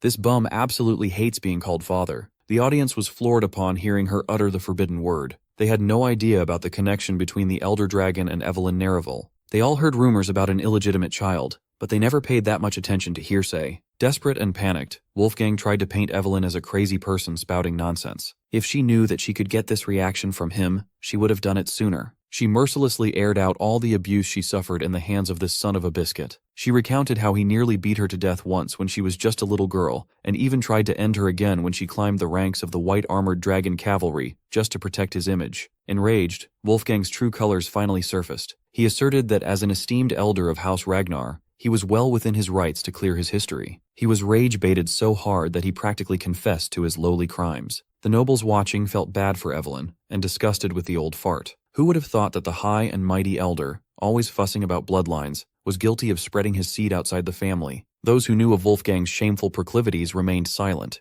They already warned him that this day would come if he wasn't careful. The old fart knew that he was basically tarnished. Julius and Theo just watched the drama unfold on the sidelines. The demon dragon still wanted to take the final fight to spare Evelyn from grief, but the young lord was adamant to let her sort the problem out herself. As soon as the whistle blew, Evelyn went for an aggressive offense. Given her severed arm and Wolfgang's broken limb, the clash was relatively equal. Since she has more experience with the handicap, Evelyn dictated the tempo, while the old fart focused on defense. When she deemed that the timing was right, she finally unveiled her new weapon. Being a veteran of many battlefields, Julius felt the change in her stance and the atmosphere. She was using the Wind Thunder God technique, Dochart. With pure technique, she literally kicked up a storm. The old heads watching vaguely recognized the Sword of Windstorm. As far as they know, this was supposed to be a lost art. How could Evelyn deploy and master such a technique? The Wind Thunder God technique certainly lives up to its name. Standing at the center, she was moving like the eye of the storm. She was effectively blocking Wolfgang's sword while continuously pressing him back. It's not every day you see someone so young fighting toe-to-toe with a top swordsman like Wolfgang.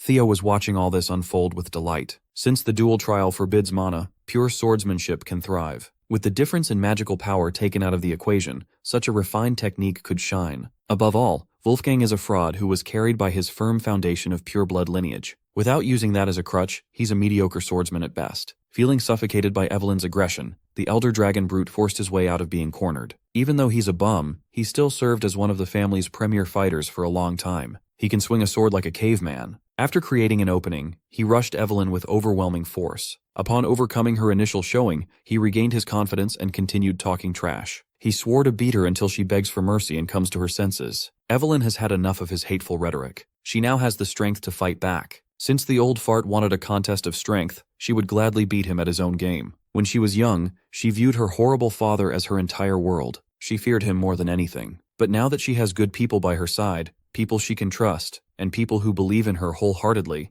those useless thoughts have been discarded. She is no longer the little girl who would cling to a horrible parent. She is a grown woman in full control of her life. She has the strength to finally cut the bastard who made her life hell. The weak child who was abused and scorned is now a warrior who can take down the monster who shared her blood. Those nobles watching such a cathartic beatdown were moved by Evelyn Nerivel's resolve. The bout has ended, and she was pronounced the winner of the final round of the duel trial. She finally got her revenge by severing one of the scumbag's arms. After being beaten fair and square, Wolfgang still refused to accept defeat. He motioned to come after her with full force but was detained by ice restraints. Thankfully, Lady Neil, the ice dragon, sprang into action quickly. She berated him for disgracing the name of the 9 dragons and acting out of line. When her name was called by the referee, reality finally set in for Evelyn. According to the duel trial agreement, the verdict is not guilty. When she walked back to her corner, she felt the weight of the world come off her shoulders. Evelyn Nereville is finally free. Julius and Theo received their comrade with pride. Finally, she can flourish without the fear that has been holding her back for so long. She attributed this W to her lord and the cavalry's captain. On the other corner, Wolfgang's lackeys rushed into the arena to retrieve their loser boss to get some medical attention. They recovered his sword, and he did not appreciate the sight of a failure reflected on his blade. He pushed his lackeys away, grabbed his sword, and menacingly marched towards Evelyn's corner. Wolfgang roared her name like a slur and called her a wretched girl while swinging his weapon like a madman. It was clear that this piece of garbage wanted to cleave her down once and for all. This time, Julius interrupted before he could even get close. The demon dragon grabbed him with his only surviving hand and made him sit down like a good boy. Wolfgang was clouded by rage, and he must have forgotten that he got off easy with just a severed arm. Julius stared the old bum down and asked if he really wanted to lose his remaining arm too. If he really wanted to look like a mannequin, the demon dragon would gladly make it happen. The tension in the arena was at an all-time high. This situation could have turned even bloodier if it weren't for an urgent interruption. A messenger came in to announce that the Troyvan family had begun their invasion. Everyone must return to their posts immediately. Julius clicked his tongue. The timing couldn't have been worse. He really wanted to do some serious damage, but that would have to wait. It took a lot of willpower to turn around and let go. He called on his trusted aides. They are now officially at war, and the white-armored dragon cavalry will be on the front lines. Wolfgang, like the dumbass that he is, still couldn't take the hint. He kept on yapping about how the duel isn't over yet.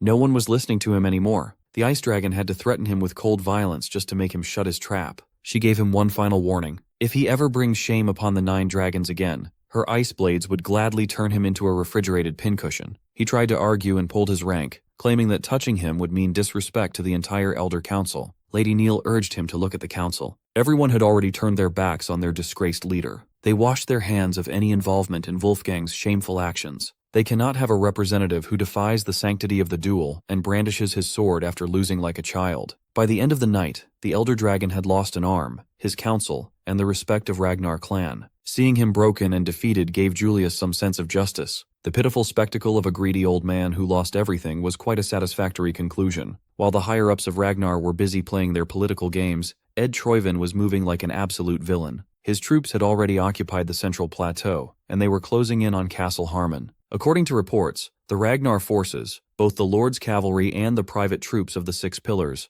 are gearing up to meet them at the central plateau. Ed Troyvan laughed to himself. Those dumb old dragons are moving exactly as he expected. It's about time to make them realize that this war is just one piece of a far greater plan, because the one piece is real. While they focus their forces on the plateau, Troyvan will freely devour the real prize. All pieces are in place for his wicked takeover. On the other side of the map, the Bacchus family territory seemed oddly quiet. One of the 6 Pillars had undergone a drastic change after the Sarah's Guild debacle. The guards manning the walls couldn't help but gossip about the new head of the house. Since taking over, Lord Navan has done nothing but lock himself away and drink all day. In such turbulent times, his people are doubting whether he even deserves to be called family head. One of the more experienced guards insisted that with the whole family locked up, all that's left of this territory are debts. A lord is useless when even the knights and vassals who had sworn loyalty to the Bacchus family for generations have left. It's understandable that the new family head chooses to drown himself in booze every day. Freedom to do so is a blessing in itself. Recently, the guards received some reinforcements sent by the Ragnar clan. These troops were deployed to fix the manpower problem, but they turned out to be useless freeloaders. Just like the family head, all they do is drink the days away. The captain of the Ragnar reinforcements just happened to be Sybil Drea, along with Eod Naran and other Theo fanboys. They were supposed to be the night watch, but every single night they're just drunkenly passed out in the streets. Their deployment is like the main family's way of saying, get lost. One of the guards stationed at the wall heard all this distressing info, and he seemed a little too pleased. As soon as the sun set, that guard made his way out of the territory and reported back to someone shady. He recounted how the morale inside is already at rock bottom. The operation might as well be considered an automatic success. Even more hooded, shady figures emerged from the shadows and marched toward the Bacchus territory. They've heard enough. It's time to roll out. With the current state of the fallen household, they could probably finish their objective in record time. As expected, Captain Sybil, who was supposed to man the walls, was passed out with a bottle in his hand. One of the hooded figures snuck into his position. With a knife flourish, he cursed out the drunk bastard for sleeping while on guard duty. He aimed for Sybil's head and plunged the blade with incredible precision. Back in the White Armored Dragon Cavalry HQ, Julius just heard an unreasonable request. Theo just requested to invoke independent operation rights as an intermediate inspector. Captain Demon Dragon swiftly denied such an unreasonable notion. During wartime, all military operations take priority, and he can't make an exception even for a successor. Theo asserted that his request is very much related to the war effort. He has the documents to back it up. Julius was wide-eyed in shock upon skimming the contents of the documents. Theo elaborated that Troyven's main invasion points, namely Castle Harmon and the Central Highlands, are nothing but clever diversions. He is positive that the real target of this invasion is the floating archipelago and the compromised Bacchus territory. Backed by reports that shed light on this theory, Julius could tell that Theo's assessment was sound. Judging from the Black Skull's recent actions during the series' hostage crisis, it was clear that they were in cahoots with the Troyven family. Theo added that Black Skull originated as a maritime league from the floating archipelago, the hub through which all the Empire's gold once flowed. That certainly explains how the Troyven clan amassed such seemingly vast war funds. Given the archipelago's geographical position, it's only a matter of time before that place turns into a direct threat to the Ragnar territory. So, Theo suggested bumping up the priority of fortifying the neglected Bacchus territory. Even if his calculations are airtight, the majority of Troyven forces have already gathered in the Central Highland and Castle Harmon.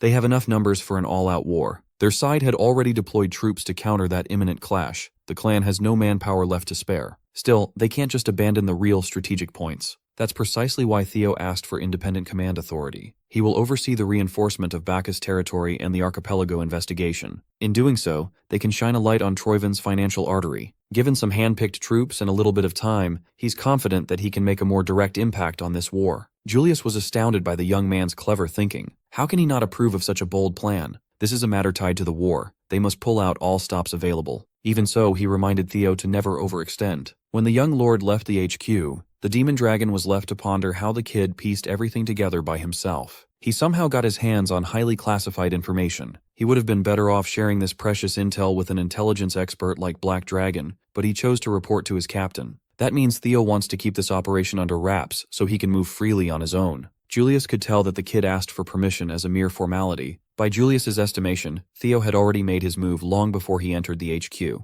And he was absolutely correct. Theo already placed his troops inside the Bacchus territory. Tonight, they shed their drunken camouflage to deal with invaders. Captain Sybil dropped the drunkard act and decimated the hooded invader by surprise. When the bottle of booze was flung into the air, its contents spilled out, and the hooded figure caught a whiff of orange juice. Sybil is sober and awake. He doesn't even drink at all. After days of pretending to be an intoxicated fool, he can finally stretch his limbs and swing his sword without restraint. Without the element of surprise, a Troyven operative is no match for a swordsman who used to train with Lord Theo. Sybil's troops easily cleared out the vanguard. The next step is lighting up the beacon. None of them expected that their first real assignment would be killing Troivan operatives. They never could have imagined it back at the blooming ceremony. While Zibble was trying to spark up the signal, the sneaky operative he just gutted sprang into action after biding his time face down on the floor. The Sybil squad was caught lacking, and Sybil was nearly killed. Thankfully, someone came out of nowhere to cleanly decapitate the deceptive operative. It was none other than Navan. Naturally, he admonished the boys for letting their guard down. If any of them got hurt, how could he ever face Lord Theo? Realizing that he had messed up,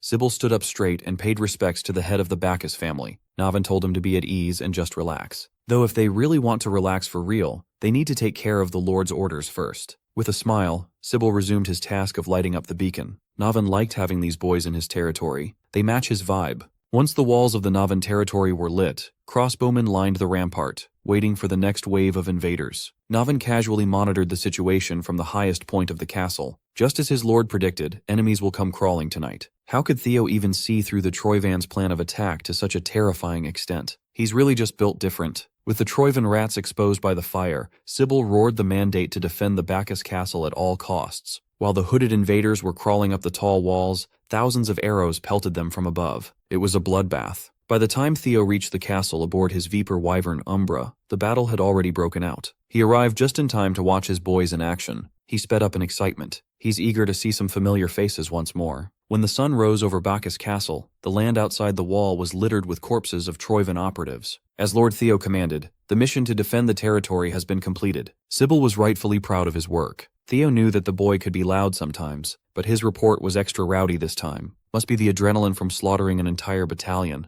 Of course, the exceptional defense of Bacchus territory was worthy of praise. A single compliment and acknowledgement drove good old Sybil to tears. His comrades were so damn jealous of their captain. Navan didn't expect Theo to drop by in person, but it was a nice surprise. Thankfully, Theo didn't need to interfere at all. Thanks to the reinforcement squad, the operation went smoothly, and even Navan was surprised. Theo scooped up all his fanboys and recruited them to join the Camellia Palace Guards. He was delighted to see them progress so quickly. He could see that they even wowed Navan. The family head didn't expect much at first. They were intermediate inspectors with little to no experience under their belt, yet they clutched up when it mattered. Though their skills are still on the rougher side, they are good people who can be trusted. Hearing Navan sing his boys such high praises made Theo feel like a proud big brother. Since Navan liked Sybil and the boys so much, Theo suggested that they should fill the Bacchus family's vacant knight order. If Ghost Sword Navan handles their training to become a proper knight order, Sybil and the others could really flourish. He seemed receptive to that idea. It's been a long time since he felt some semblance of anticipation. Theo was glad that his subordinates found a great home to stay together and help with his agenda. Since he's no longer needed in this territory, Lord Theo bade his farewells. He's seen what he came to see, so it's time to go to his next destination. He's bound for the floating archipelago to conduct a thorough investigation. Navan thought he'd be used to his lord's boldness by now,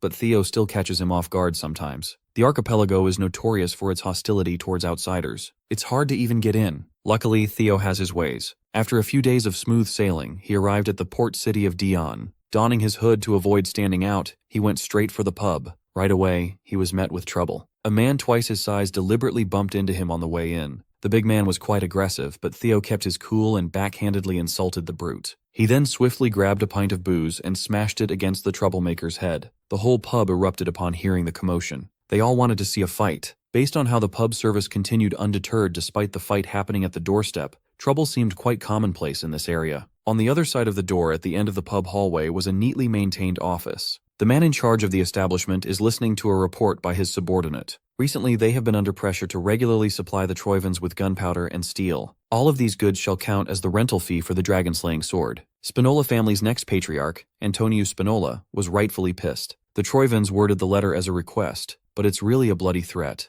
They stole the dragon-slaying sword, and now they're trying to lend it to the original owners in exchange for precious resources. Antonio doesn't even want to acknowledge the report. But at the end of the day, they have no choice in the matter. Without the dragon-slaying sword, the floating archipelago will sink. If they hadn't lost the legendary blade, they wouldn't be at the mercy of exploitative overlords. He's trying to wrestle with the thought that there might be no hope left for the archipelago. Right then and there, the sounds of a rowdy mess leaked through the closed door. Already pissed that he's being ripped off, Antonio kicked his office door open to stop the noise. If his customers want a drink, they should drink a little quietly. Under the hood, Theo smirked. The man he wanted to see finally showed himself. He just needed a little encouragement to get out of that office. Antonio Spinola will be instrumental for the next phase of his plans. After being escorted down the pub's liquor storage for causing a scene upstairs, Theo immediately shared his desire to go to the floating archipelago. He wants to tag along with Antonio's ship as a combatant. He asserted that sea monsters have been appearing more often on the route lately, so he wanted to lend his sword. He already demonstrated his skill from the brawl upstairs,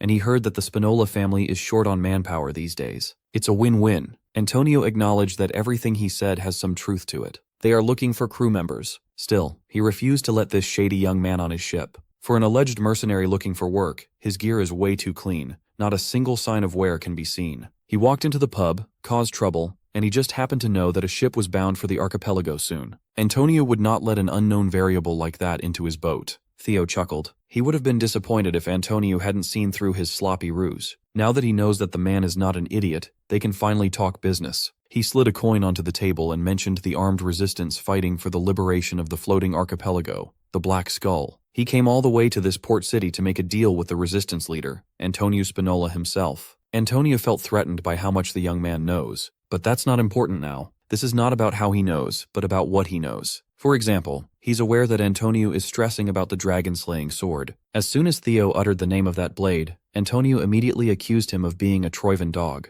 Theo just laughed and reminded the businessman to conduct himself with composure. Antonio checked himself and reined in the hostility. His security detail checked on them upon hearing the noise, and he waved them off. Theo hinted that he's got the dragon-slaying sword in his possession. Antonio called him ridiculous. As far as he knows, those Troivan dogs have it under lock and key. But Theo poked a hole in Antonio's belief. Those Troivan dogs probably just claimed they had the sword. There's no concrete evidence that they really have it. Come to think of it, the Troivans never even showed the thing they were holding for ransom. He recognized that his judgment might have grown cloudy with the archipelago's fate at stake. Since he's got nothing to lose, he might as well listen to what this stranger has to say. So Antonio calmed his tits and sat down as Theo brought up the legend and mystery of the infamous floating archipelago. The tale begins with the hero known as Kriemhild. This is a legend near and dear to Antonio's heart. He even has the storybook in his drawer. Kriemhild supposedly drove his sword into the head of the sea dragon that once ravaged the vast ocean, sealing the beast beneath the waves. It's a generic fairy tale, but he knows it to be a real historical fact. People say that the floating archipelago stays afloat above the sea thanks to mysterious natural currents. But that's not true.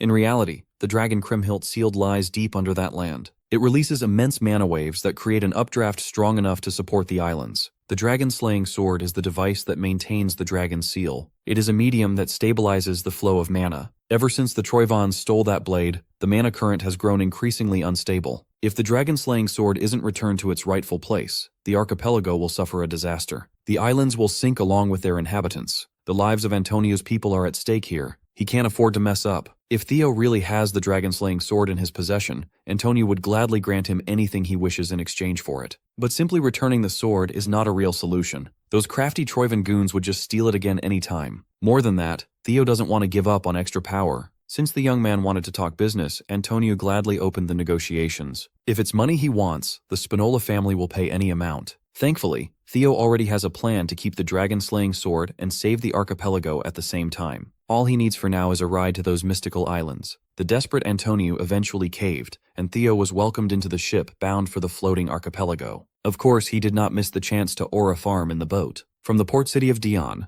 their journey was smooth sailing. From afar, the floating archipelago looked like an average port city. This series of floating rocks is widely known as a merchant federation, with its own unique history and traditions. So much so that the emperor recognized their autonomy. In Theo's past life, the Great War was a turning point for the worse. It was occupied by Troivan. Its rich history was erased, and it was reduced to a mere production base for war supplies. Towards the end of the Great War, the entire archipelago sank and vanished from the map. For the sake of both Ragnar and the people of the archipelago, Theo is determined to drive those dogs out of this place. Antonio was promised that his homeland would be saved, but he still can't fully trust Theo. The young man's plan sounded ridiculous. Antonio was particularly skeptical about Theo's plan to move the entire landmass. He confidently assured the nervous businessman that it's a feasible solution. After all, the sea dragon sealed at the bottom of the archipelago is another guardian of an ancient dragon's relic. Prior to sailing off, Theo consulted his guardians regarding the dragon-slaying sword. They immediately confirmed that the blade was an ancient dragon's relic. It only stumped him even more as to why it's incompatible with the Ragnar's. He can't even touch it without feeling the painful rejection.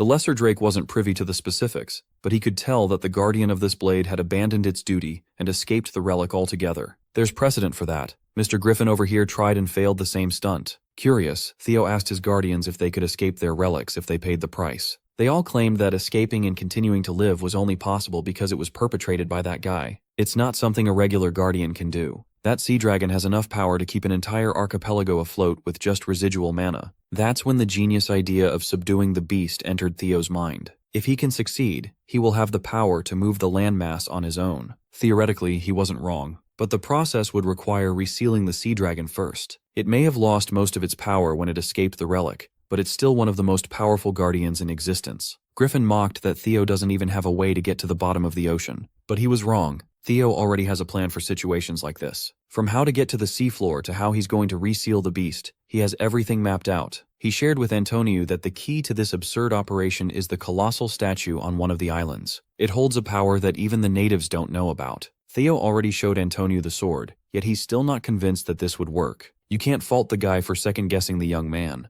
The fate of his home and people is on the line here. Either way, they'll see what happens once they get to their destination. Just as expected, Theo's system pinged him with a new subquest to return Balmung to its rightful place. He must find the location, subdue the Guardian, and prove his worth as its master. By nightfall, they have docked at one of the many ports. Under Antonio's leadership, the Black Skull revolutionaries have gathered. They received their assignment to guide Theo to the Kriemhild statue. After that, they must stay out of the way while the young man does his thing. As everyone knows, all the heads of major families have already been bought by Troyven. Security around the statue has been heightened, so they'll be using the infiltration route. For the floating archipelago, every Black Skull member growled with resolve. Antonio gave Theo one final good luck while he scanned the Black Skull lineup. Theo immediately spotted the odd man out. As expected, the colossal statue was manned by guards from all sides. Those corrupt families did not skimp on fortifying the security around the historical site. Unbeknownst to those diligent guards, the Black Skull agents have already closed in using their secret route. Theo followed his guides through a tunnel and found himself near the target in no time. The sound of the waterfall nearby masks noises from this point forward, so they can move freely. Theo retrieved the dragon-slaying sword from his subspace and immediately felt its electrifying rejection. He thanked the Black Skull agents for escorting him this far, but he'll move solo from this point forward. Seeing him pull the Blade of Legends out of thin air made the Black Skull people wide-eyed with excitement. Theo noticed that the negative reaction is getting stronger the closer he gets to the statue. All he has to do is climb the winding image of the sea dragon to get this over with. With his masterful footwork and agility, he scaled the stone statue without any problems. The Black Skull agents still couldn't believe that the blade they've been trying so hard to retrieve is in the hands of some stranger. Those who believe in the revolution felt as though there was hope for the floating archipelago again. Unfortunately, the odd man out finally had enough of watching and sprang into action by killing his fellow Black Skull agents. As it turns out, the armed resistance is already infested with spies. With Balmung in sight, they finally dropped the act and made their move. Meanwhile, Theo had finally reached the top of the statue's head, where Kriemhild's sculpture can be found, plunging his blade into the monster's head. Balmung's reaction had reached its peak, but Theo had no idea what to do next. For starters, he tried to emulate Kriemhild's figure and plunged the blade into the colossal statue's head. Unfortunately, it didn't result in any reaction. While drinking some potion to heal his burned-up hand, Theo pondered any clues from the system message for this subquest. That's when the spies turned up to get the jump on him. It was a noteworthy sneak attack, but Theo was way too perceptive to fall for such a dirty trick. The spy was taken aback. He thought this would be a quick and easy job. He looked around, and Balmung was nowhere to be found. That momentary scan opened him up for a nasty kick to the gut. The spy was pissed that a momentary lapse got him injured and compromised. Baldy Spy tried his hardest to maintain a foothold while enduring some minor internal injuries. The other spies flocked to his side, concerned about their Lord Grey. Grey warned his men to avoid engaging Theo recklessly, unless they wanted to get one shot. The guards outside the site were alerted by the sound of something shattering inside. When they looked up, they could not believe their eyes. The statue of Kriemhild that had stood for God knows how long was violently crumbling to pieces. Further away from the statue, Antonio and his team were waiting for any updates. It's been a hot minute since the infiltration team left. One of the agents from the squad rushed back through the secret tunnel, wounded and exhausted. She reported how Grey and his brothers suddenly attacked and killed everyone. Antonio realized that he had messed up. The Troyven servants had already infiltrated his group right under his nose. Up in the sea dragon statue, Theo was busy fighting off the traitors to the cause. He wasn't too threatened, but they are annoyingly delaying his mission. To make matters worse, Grey and his posse were quite combat savvy. Even when given an opening, they won't show aggression. It's clear that they are stalling for time. He reckoned that they must have taken control of the nearby 3rd district and are now waiting for reinforcements. If they won't bite what he's putting down, then Theo just has to go on the offensive. He attacked relentlessly, chipping blocks off the colossal statue. His indiscriminate strikes eventually thinned the stony layers out and revealed an ancient metal box hidden beneath. As soon as Gray saw the hollow slit meant to house a blade, he commanded his brothers to stop Theo at all costs. The young lord kicked himself for overcomplicating this mission for no reason. Since the subquest explicitly stated that Balmung must return to its original place, he just had to follow where the blade is leading him. The hollow slit of the ancient box lay before him. He just needs to insert the tip.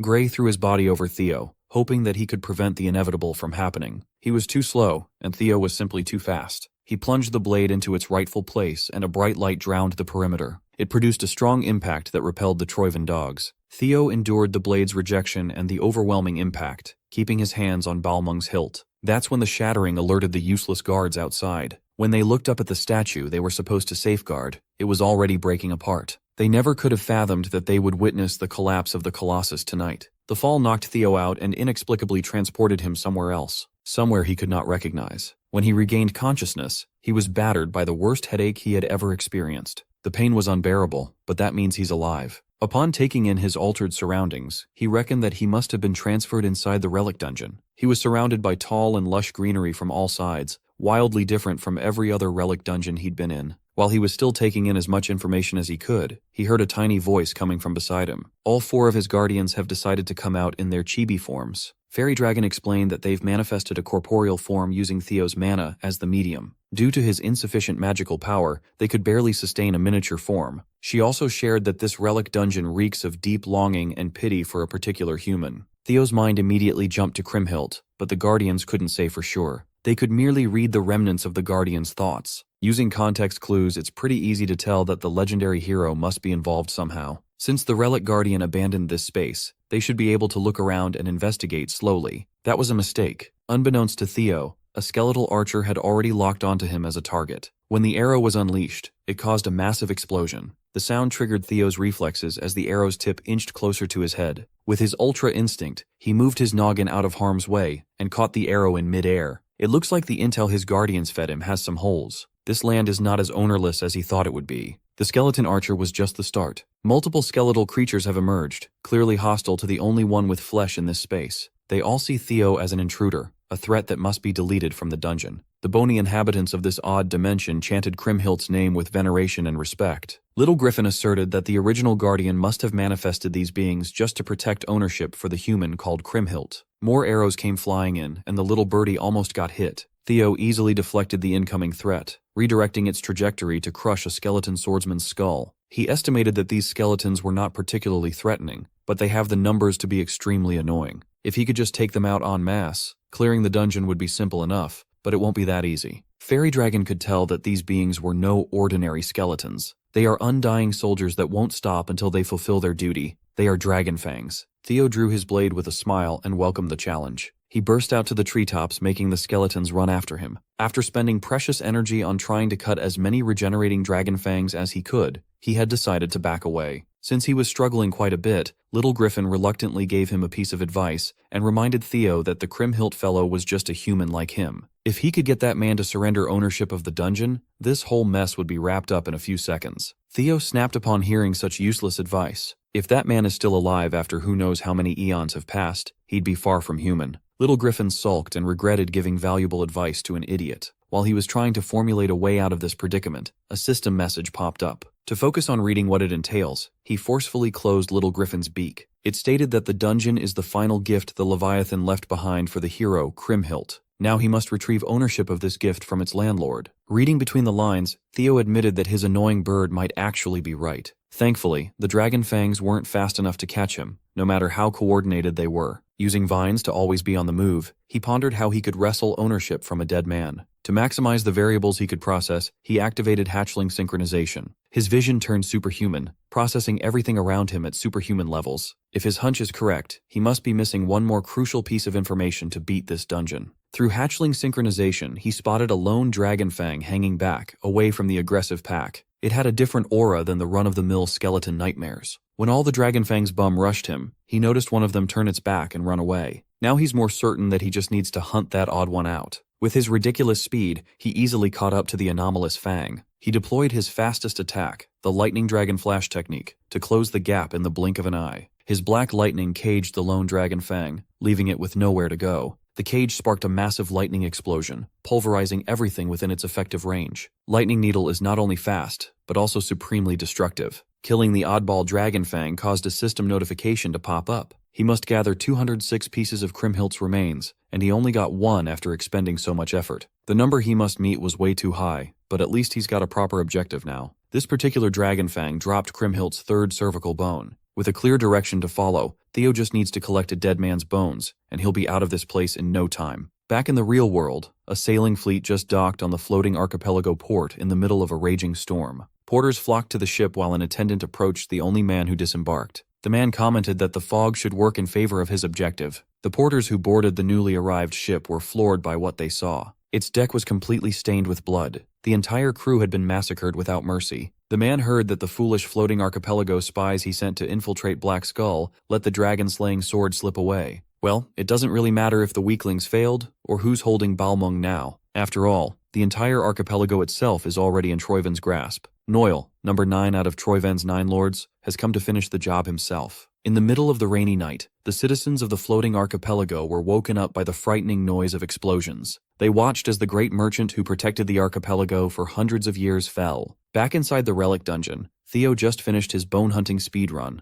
fulfilling the quota of recovering all 206 of Kriemhildt's remains. The system prompted him to view the memories engraved into the hero's remnants. As the surroundings blurred, he wondered what the real hero of legend looked like. Suddenly, Theo's consciousness was transported to a snapshot of Kriemhildt's life. At this point in time, a kid would regularly traverse an island, excited to visit his friend, Levi. She would trek across the tropical island to reach a giant cavern bearing food. The Dragonslayer sword found itself strewn around the nondescript cave. The child excitedly tapped Balmung, urging Levi to wake up. Slumbering inside the ancient relic was its guardian, the Leviathan, Levi for short. Levi was a bit of a haughty beast. He kept on telling the young human that he must be addressed by his full title, Leviathan, guardian of the primordial dragon's relic. Even the Ragnars wouldn't dare to address him as familiarly as Levi. The kid didn't mind his rough edges. It's too hard to pronounce his whole title, and Levi works just as well. At some point, the guardian gave up and accepted that the child wouldn't learn how to pay proper respect to his name. Talking to a foolish child makes his jaw ache. To conserve energy, he would often go into his miniature form to break bread with the cheerful girl. They would often hang out until the sun comes down as she yaps about her day-to-day life. Levi had gotten used to her ceaseless rambling, but he was forced to sit down and listen in exchange for bread. Time passed, and he found comfort in listening to her colorful and animated stories every day. He watched her grow up as the years went by. He heard every story she had to share. Stuck inside the Dragonslayer sword, the only thing keeping him engaged was the girl's daily visits. Through the years, Levi maintained his aloof attitude,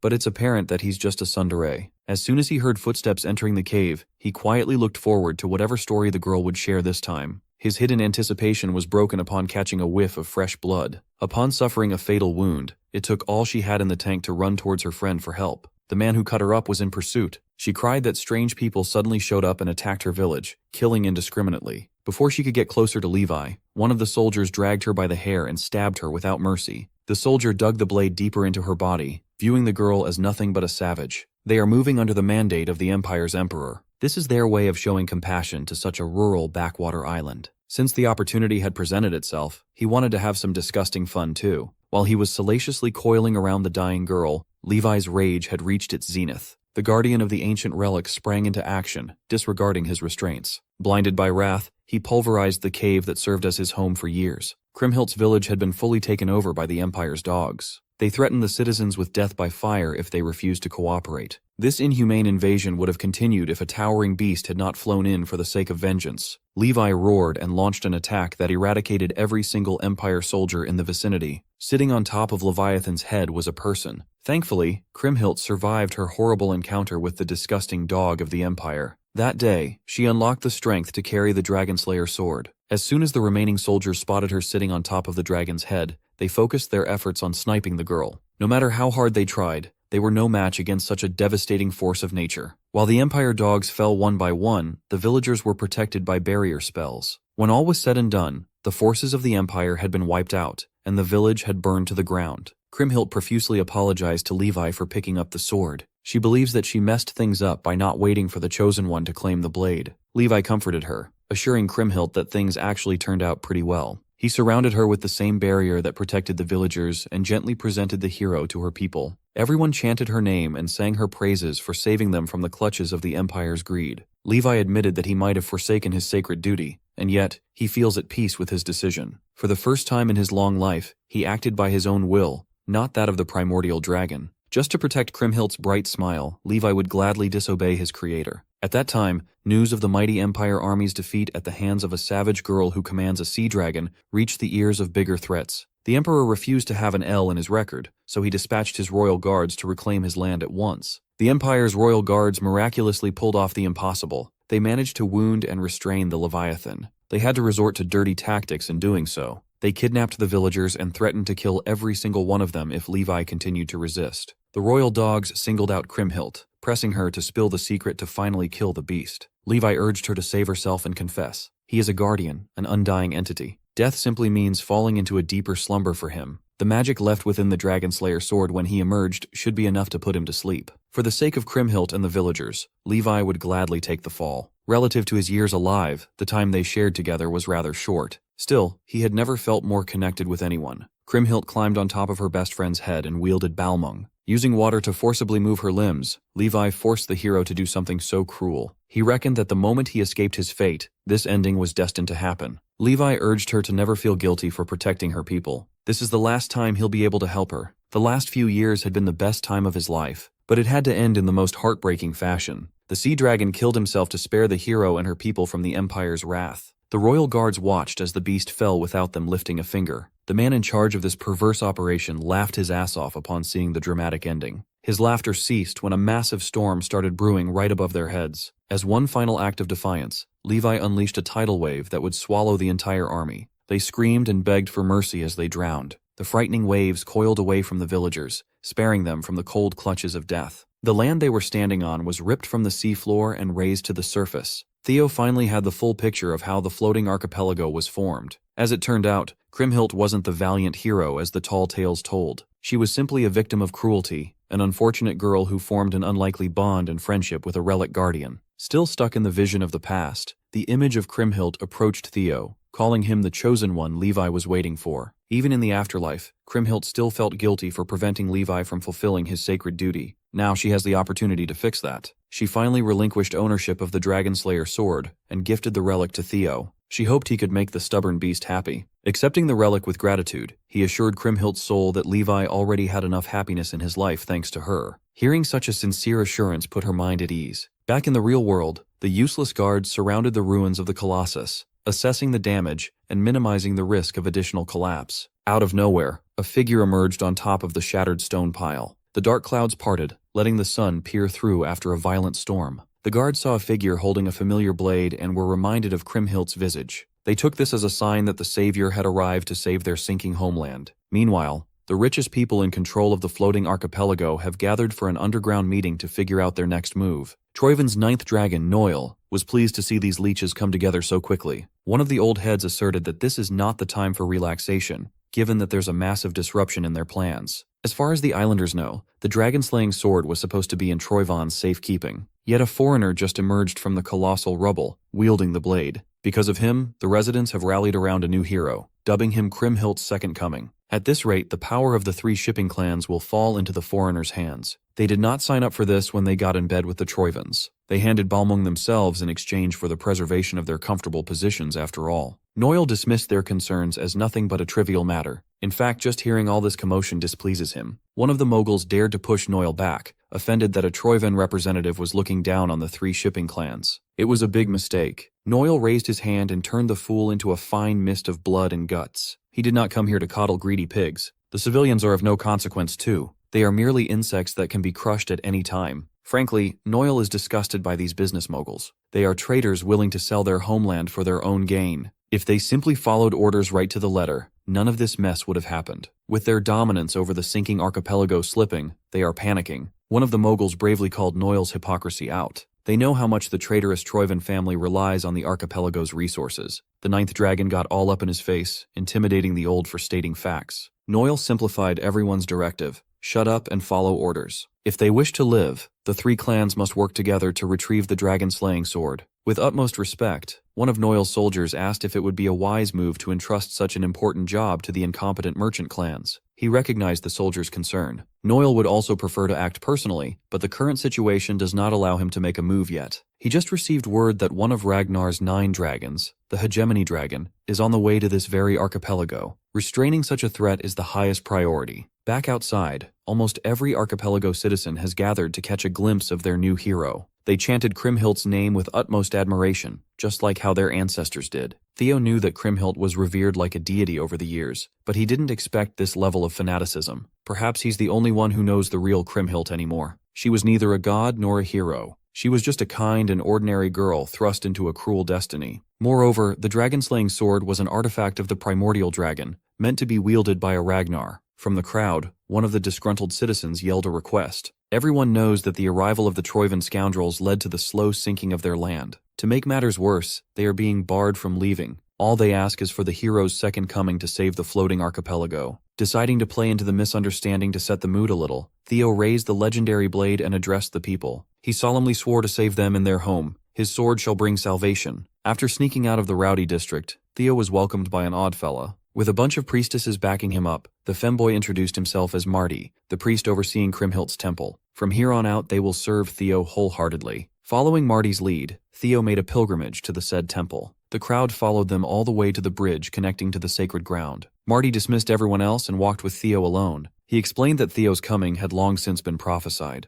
The temple had been maintained for generations for this very day. Along the halls of the sacred ground, Marty introduced a necklace once worn by Kriemhild hundreds of years ago. The system tagged it as a magical, enchanted accessory and a gate connection key. This would be an essential item for reaching the sea dragon slumbering in the depths. Seeing how the femboy priest was giving him the VIP treatment befitting of a hero, Theo decided to confess to his lie. Marty assured him that he's well aware of Lord Theo Ragnar's true identity. That really caught Theo off guard. The priest explained that he knows about Balmung's origin as a primordial dragon artifact. He's privy to the fact that such a relic would only awaken at the hands of a Ragnar. Yet even after knowing everything, Marty still continues calling him the reincarnation of Kriemhild. Going into further detail, Marty asserted that those who guarded this place for generations know the hero's real story. They know the sorrow of having no other choice but to harm a friend. Since Theo had been acknowledged by their reluctant savior, the temple deemed him deserving of befitting treatment and respect. At the end of the temple halls, they have arrived at the top of seemingly endless stairs leading to the bottom of the archipelago. Marty instructed Theo to throw the necklace below, and a gate leading to the sea dragon will open. Carrying the artifact will also allow him to move freely underwater. The femboy priest placed all his hopes in Theo's hand, and the Ragnar Lord promised to deliver. Outside the temple, the citizens huddled together to pray for their salvation. They pleaded for Kriemhildt's well-being and the archipelago's safety. The solemn vigil was interrupted by the threat of aggression. The three clans have arrived, and they aim to make the crowd disperse. They announced that they conducted an investigation and found that the man falsely claiming to be the hero was a terrorist. This three-clan coalition is hell-bent on pinning the crime of stealing the Dragon Slayer sword on the alleged terrorist. Citizens were strongly urged to disperse immediately. Umberto Spinola, the head of the Spinola family shipping clan, reaffirms that his judgment is correct. Antonio might share the same last name as this bug, but they could not be any more different. Umberto expects some damage to his reputation, but his life is on the line if he fails to recover the blade. You can forget about reputation and prestige. He doesn't want to die at the hands of that cruel Noel. Even if he must kill everyone here, he would gladly trade their lives for his own. So, he commanded his kill squad to cut down anyone who didn't comply. While a slaughterfest was happening upstairs, Theo was cautiously descending to the depths. After what felt like forever, he felt water touch his foot. He's finally reached the end of the descent. This tranquil space must be the place where the gate must be unlocked. He retrieved Kriemhildt's necklace and gently threw it into the water, causing a soft ripple to form. The ripple eventually turned into a bubbling whirlpool as immense power surfaced from below. Accepting the necklace key, the current formed a swirling door right in front of Theo. Without hesitation, he jumped right into the water, letting his body relax and enter an unfamiliar place. Immediately, he found himself drifting at the bottom of the sea. A diverse selection of sea life surrounded Theo. Lurking below, something vicious and hungry awaits. He scanned the area with Balmung in hand. He knows he's near the slumbering guardian. He just doesn't know which direction to search in first. Unfortunately, reaching his objective won't be smooth sailing this time around. Theo sensed killing intent circling him. Something has locked onto him as prey. Something big. When he finally caught a glimpse of what that something was, he was gobsmacked. An entire army of starving sea serpents surrounded him from all sides, All of them were looking at him like the last slice of pizza in the box. As the army of sea serpents swam in circles, slowly eliminating any and all escape routes, Theo Ragnar smiled. No matter how menacingly they look in their home court, these sea serpents have nothing on the goat. Up on the surface, the Spinola Patriarch has officially laid down the hammer to wipe out everyone who dares to stand in their way. The crowd rightfully banded together to defend themselves. They tried to reason with the armed guards, but their pleas fell on deaf ears. It wasn't until femboy priest Marty intervened with a commanding shout that the armed forces stopped. He was offended that these knuckleheads were accusing the temple and the civilians of being terrorists on absolutely zero grounds. Marty asserted that the man he escorted was clearly the reincarnation of Kriemhild. He swore it upon the honor of the priests that came before him, spanning multiple generations. If anything, the ones who should be explaining themselves are the three clans and their hired thugs. Marty exposed the shameless Spinola Patriarch for employing and bringing Troivan mercenaries into the archipelago's religious sanctuary. Upon hearing that the same people who stole the dragon-slaying sword are now trying to cause mayhem once more, the masses were enraged. Their rage escalated the situation from mere confrontation to an all-out brawl. Their wrath and dissatisfaction were justified. The devout believers of the temple formed a barricade, putting their bodies on the line to protect their hero. Umberto thought he could bulldoze through the masses without much struggle, but he underestimated their faith. Even some of the people in his camp tried to convince him to stop being so cringe. They should just retreat and plan their next move more extensively. Since his local soldiers refused to raise their weapons against their fellow archipelago citizens, Umberto simply left the job to the Troivan mercenary corps mixed in formation. The goons had no qualms spilling the blood of the innocent as long as they got paid. They were quick and vicious, an efficient death squad. It was a travesty, a massacre right outside a holy sanctuary. Umberto's most trusted aides tried their hardest to get the senile old man to back off. Such forceful measures will inevitably fuel the residents' resentment, damaging the family's reputation. The cruel patriarch argued that he's just doing what needs to be done, and everyone else needs to keep up. Reputation means jack shit when you're 6 feet under. Once the floating archipelago becomes nothing but the Troivan slop factory, the three clans must adapt and assume the role of perfect hunting dogs. The unwitting soldiers who thought they were deployed to capture a terrorist watched in horror as people wearing the same uniform as them butchered civilians. Troivan mercenaries jumped into the crowd and killed to their vile heart's content. Marty stood firm in his position. Right now, he must stand and fight with the citizens. Similarly, the civilians held their ground, refusing to budge an inch in the face of certain death. They wanted to fight back against this bullshit tyranny, but it's hard to stay tough when a spear is headed for your heart. Thankfully, the prodigal son, Antonio Spinola, arrived just in time to thwart his insane father's stunt. He brought along his armed resistance army, the Black Skull, to pick off the Troivan mercenaries in the crowd. Not expecting his son to crash the bloody party, Umberto threw a tantrum like an overgrown baby. Giga-Chad Antonio slowly made his way to his father's position while parrying casuals left and right. Umberto could not fathom the fact that his son would give up the coveted position as his successor for something as pathetic as protecting his people. Antonio was pissed. He's disgusted that his dog of a father would sell the country off to the villains, even going as far as murdering the innocent for a crumb of Troivan shit. Driven by rage and the desire to correct his father's sins, Antonio commanded his Black Skull soldiers to subdue every last one of these Troivan dogs while keeping the citizens safe. His war cry managed to boost morale somehow, but the fact remains that they are outmatched and outnumbered in every way. If this conflict stretches out, they won't be able to hold out for long. Their only hope is currently under the sea, encircled by hungry sea serpents. Admittedly, Theo Ragnar was a bit worried about the sheer number of sea serpents trying to size him up. He already gave the beasts plenty of openings, but they have shown no signs of blatant hostility. It was almost like they just wanted to watch him. He reckoned that the Leviathan's aura sealed within the dragon-slaying sword must be keeping them subdued. If that's the case, he followed his gut and reached for one of the serpents, gently petting its snout. The system immediately notified him that the sea serpents had recognized him as their master. Who would have thought that his wyvern taming skill would be applicable to draconic creatures underwater? He felt a similar sensation to when he tamed Umbra not too long ago. Their emotions flowed through his dragon heart, establishing an intimate bond. Through the sea serpents, Theo tapped into the emotions the Leviathan felt as it sank into the depths. There were hints of curiosity, fear, and awe. Levy must have had quite a layered experience. The sea serpents were initially drawn by the Leviathan's power and eventually claimed the area as their territory. It makes sense why they all came out to observe Theo, someone who carries the same aura as the legendary Relic Guardian. With the ability to communicate with sea serpents unlocked, he finally got the gist of whatever's happening down in this unfamiliar place. Theo is certain that he has the tools to put everything back in its rightful place. He mounted one of the sea serpents, and the entire army led their new master to his destination. Theo found that the deeper they go, the stronger the currents become. It would have been impossible to navigate these waters on its own due to the twisting and turning caused by warped mana. To make sure that he doesn't miss any details in the dark, he activated hatchling synchronization. Once they were deep enough, the abnormally strong currents died down. Theo finally laid eyes upon one of the strongest relic guardians in existence, the Leviathan. As expected, it was resting at the bottom of the deep sea. Even when in deep slumber, its overwhelming mana and gargantuan size were simply absurd. But contrary to the other guardian's purity, the mana flow of the Leviathan seemed strange. This must be due to the issue the sea serpents told him about. Griffin came out of hiding and cringed at the rotten state of their fellow guardian. The fairy dragon is usually tactful, but she agreed with the bird this time. She thought Theo had already pinpointed the problem, given that he carries the same aura deep in his soul. That's right. The Leviathan is suffering from a bad case of demonic corruption. Levi the Leviathan has succumbed to prolonged contamination by demonic corruption.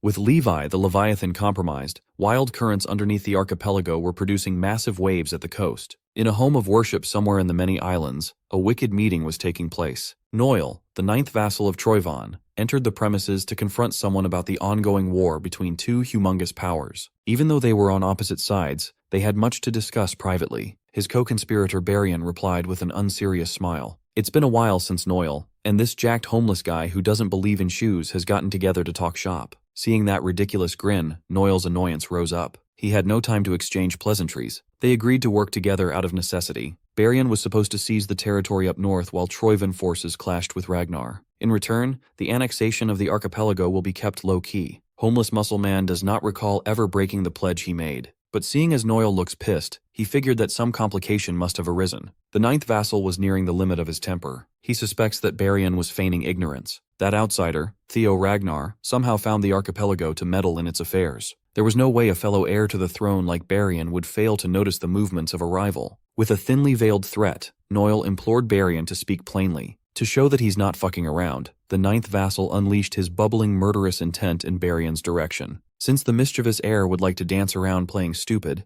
Noel made a judgment call to end their little arrangement. Under the sea, Theo Ragnar was grappling with the implications of the Leviathan's current condition. The seemingly indomitable guardian was infected with demonic sea poison. Its whole body is on the brink of utter contamination by such a vile toxin. Based on its subdued savagery, it was highly likely that its reasoning had completely eroded. He might not have proof yet, but Theo reckoned that the Troyvon bastards might have a hand in this poisoning. Fairy Dragon added that once the dragon sword is drawn and its seal undone, the Leviathan would have normally awakened to defend the archipelago. She was more intrigued by how mortals managed to intoxicate a relic guardian with a nasty case of demonic sea poisoning in the first place. Only some grotesque technique could have made this possible. In any case, the Leviathan is mere moments from rampaging out of control. With logic and reasoning tainted by demonic presence, it's about to cause a lot of damage. Fortunately, Theo seems to have avoided notice for now. The safe thing to do is to keep a distance and formulate a plan. But the Chosen One had a different approach in mind, a much more straightforward one. With Balmung drawn, he rushed forward. He wanted to seize the opportunity while the beast cannot perceive him yet. He activated hatchling synchronization to lock onto where the poison first began to spread. Thanks to his enhanced perception, he found the spot right on top of the Guardian's head.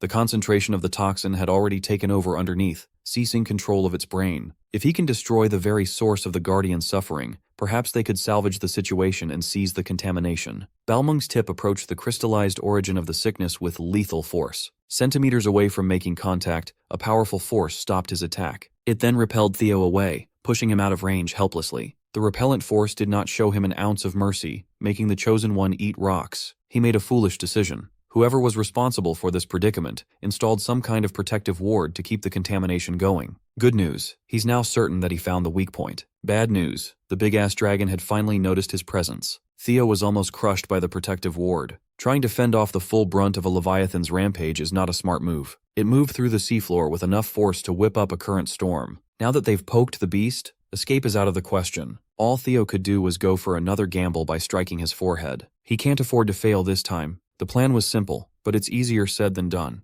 That beast is a whole-ass Yu-Gi-Oh card. He racked his brain for the approach that could bail him out of this gargantuan mess. Not giving him a chance to think of another method, the Leviathan opened its jaws and coalesced unimaginable powers in its mouth. It unleashed a blast of pure energy capable of wiping out cities in one go. It took everything Theo had just to barely scrape out of its radius. While he was feeling the full brunt of a guardian's power, an idea popped into his head. First, he leapt backwards to create more distance while the Leviathan chases. Thankfully, an ally showed up just in time to aid in his tactical retreat. One of the sea serpents he tamed must have noticed the commotion and came to aid him in battle. Although he could breathe and operate underwater, movement still felt foreign and restricted. But with the sea serpent's help, everything changes. With an upgrade in speed, he commanded the serpent to charge back in and aim for the wound on the Leviathan's brow. The closer they get to the crystal, the denser the demonic miasma becomes. Once he entered his effective range, Theo hopped off his mount. It's time to put what he learned while fighting the griffin into practice. His eyes turned black and red, his features becoming more draconic. Theo boosted all his stats with the help of his guardians. He activated Griffin's ability to suppress more formidable foes, Fairy's buff to enhance immunity against demonic influence,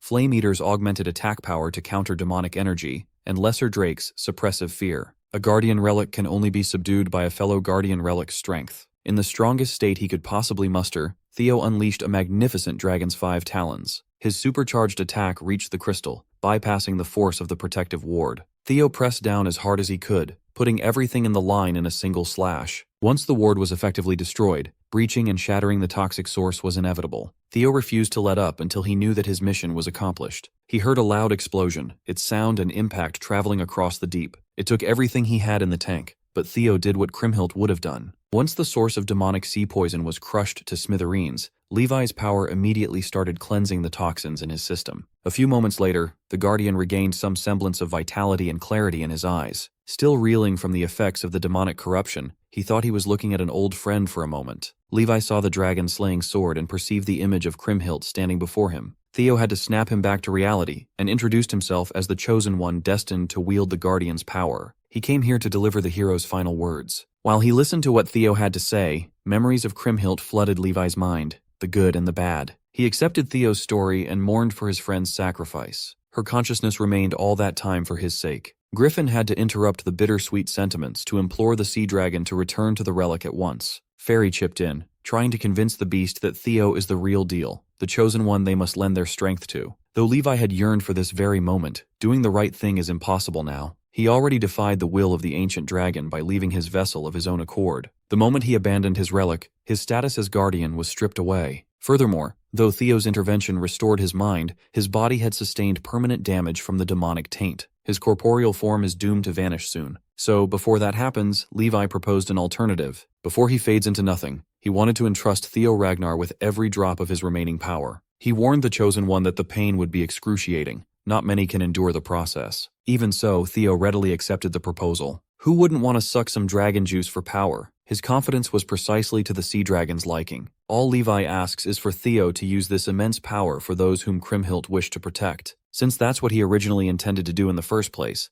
Theo swore upon the hero's sword. One last time, the sea dragon extended his gratitude to the Chosen One. Levi's body faded into an ethereal mass made of his remaining energy and life force. Thanks to Theo's timely intervention, he can finally rejoin his friend. As soon as Levi's physical form disintegrated, the currents that once held the floating archipelago afloat weakened. At this rate, the whole damn place will sink. There is no time to dawdle. Theo must absorb the Leviathan's final gift quickly. He dove straight into the vortex that housed the crystallized form of the sea dragon's power. He grabbed onto the gift and held on as his life depended on it. Once he receives this power, Theo Ragnar intends to move that entire floating archipelago by his damn self. His confidence was sky high after freeing Levi from the clutches of demonic poison. He was quickly humbled as soon as he tried absorbing the sea dragon's remnants. Theo's flesh started to tear from the sheer force he tried to take in. He had been arrogant. His guardians warned him that the Leviathan stood on a different tier compared to other relic guardians, but he did not expect something this overwhelmingly mighty. The vortex produced by Levi's power dwarfed his body. At the rate he's going now, he could not possibly absorb all of it. His body will give in before he can house a fraction of it. Suddenly, Levi's thunderous voice echoed in his head with a tip to use the sword. He drew Balmung and used the blade instead of raw dogging the absorption process. Because of the inherent link between the sea dragon and the relic, it dampened the damage in Theo's body. This time, the giant vortex of pure power seemed a little more manageable. Theo held his position and slurped it all up. The griffin reluctantly praised its master for using his head for once. Fairy concurred. By passing the overwhelming force through the dragon-slaying sword, the strain on the flesh was heavily reduced. Even in death, the Leviathan still rendered assistance at the final moment. After what felt like forever, Theo finally seized the sea dragon's gift completely. He sensed an overwhelming mana coursing through his veins, as if the Leviathan itself was within his grasp. The initial pain and hardship were definitely worth it. Fairy had to rain on his parade, though. This is not the moment to relax. If he wishes to move the archipelago to safety, now is the chance to do so while he has a firm grasp on the sea dragon's power in its entirety. Following her advice, Theo commanded the sea itself to move according to his will. He tamed the wild currents and made them lift the massive landmass up above. Theo had already decided upon a destination. There is no location more perfectly suited than the one he had picked. The floating archipelago must return to the northeastern region of Ragnar, the very place where it once rested. With the power of a dragon, god, and anime by his side, he made the sea his servant. In front of the hero temple, the war between the three clans' army and the Black Skull was still raging on. The fighting only ceased when gigantic tidal waves started crashing into the bloodbath. The citizens who were caught in the crossfire looked and prayed to their hero, afraid that their homeland would sink into oblivion. No matter which side they were on, everyone in the archipelago was struck with the same fear. Finally, one of the soldiers noticed that instead of sinking, the coastline was actually moving. With the help of the tidal waves, the entire landmass was inching away from the position it held for all their lives. The mountains, cities, and everything within were being transported to the northeastern region. As the archipelago moved, the dilapidated place of worship housing Noel and Barian had started crumbling. The ninth vassal felt the movement under his feet and was plunged into confusion. He reckoned that the outsider had finally absorbed the power of the dragon-slaying sword. Barian kept the mischievous grin on his face as he offered his apology for cutting their meeting short. This is not the time to be loitering around these parts. Noel refused to let go, still fuming at Barian's obvious lack of commitment. The heir reasoned that even he failed to foresee the actions of Theo Ragnar. Nevertheless, the plan is nearing its conclusion. He reframed Theo's taming of the sword as a good thing, a convenient thing. With Balmung unlocked, all they have to do is kill the guy and reclaim the blade. In essence, Barian wants to use Noel to eliminate a rising political adversary. He wants to blow his nose without touching the snot with his hands. Homeless muscle guy ignored Noel's constant bitching and implored him to get to work instead of wasting time. Besides, this could be immensely profitable for the Troivans. Back in the front lines, Antonio Spinola immediately attributed the island's movement to Theo. The little bastard actually succeeded and fulfilled his promise. He commanded his men to cease the fighting now that the real danger of the archipelago sinking has been eliminated. Now everyone can be safe, and there's no point in shedding more blood. His reasonable command was taken advantage of. A blade coming from behind tried to sneakily cut the head of the Black Skull. Thankfully, the hero's successor surfaced just in time to save Antonio's ass one more time. As for the soldier who tried to kill the man trying to end the war, Theo didn't have any love for the guy. He cut that bastard cleanly in half with his shiny new sword. The believers rejoiced that Kriemhild had returned to stand with them after sealing the sea dragon and saving their homeland. Antonio confirmed if the issue was dealt with, if the archipelago and his people are safe now. Once Theo gave him the word, the weight on his shoulders was lifted. He wholeheartedly thanked the unlikely savior before shamelessly asking for one more favor. Theo didn't even wait to hear him out. He already knew what Antonio wanted. Looking around the battlefield, the corpses of civilians and severely injured survivors can be seen all around. It's easy to understand what went down in this supposedly sacred place. The Black Skull and the citizens went to bat for him to protect the archipelago and their hero. It's only fitting that he pays them back. As soon as the three clans' army saw him closing in on them, they seriously contemplated tossing their weapons away in terror. On the contrary, their master, Umberto Spinola, sees this as the dragon-slaying sword, walking towards their grasp on its own legs. He forced his men to stop hesitating and seize the prize. Afraid of the Spinola patriarch, they did as they were told and charged at Theo. Before their weapons could reach the target, an absolute menace rejoined the battlefield, covering it with thick killing intent. In the short time he was away, his useless pawns turned the place into a complete mess. Theo's instincts gave him a jolt. Someone monstrous just joined the fray. As loudly as he could, he implored everyone around him, friend and foe, to lie face down. A single slash traveled across the bridge in a clean and unbroken line. Those who fell victim to the terrifying attack never saw it coming. It was as though time stood still. The first one to fall was the banisters of the bridge, cleanly cut by the base. Next were the scalps of every soldier who didn't listen to Theo's warning.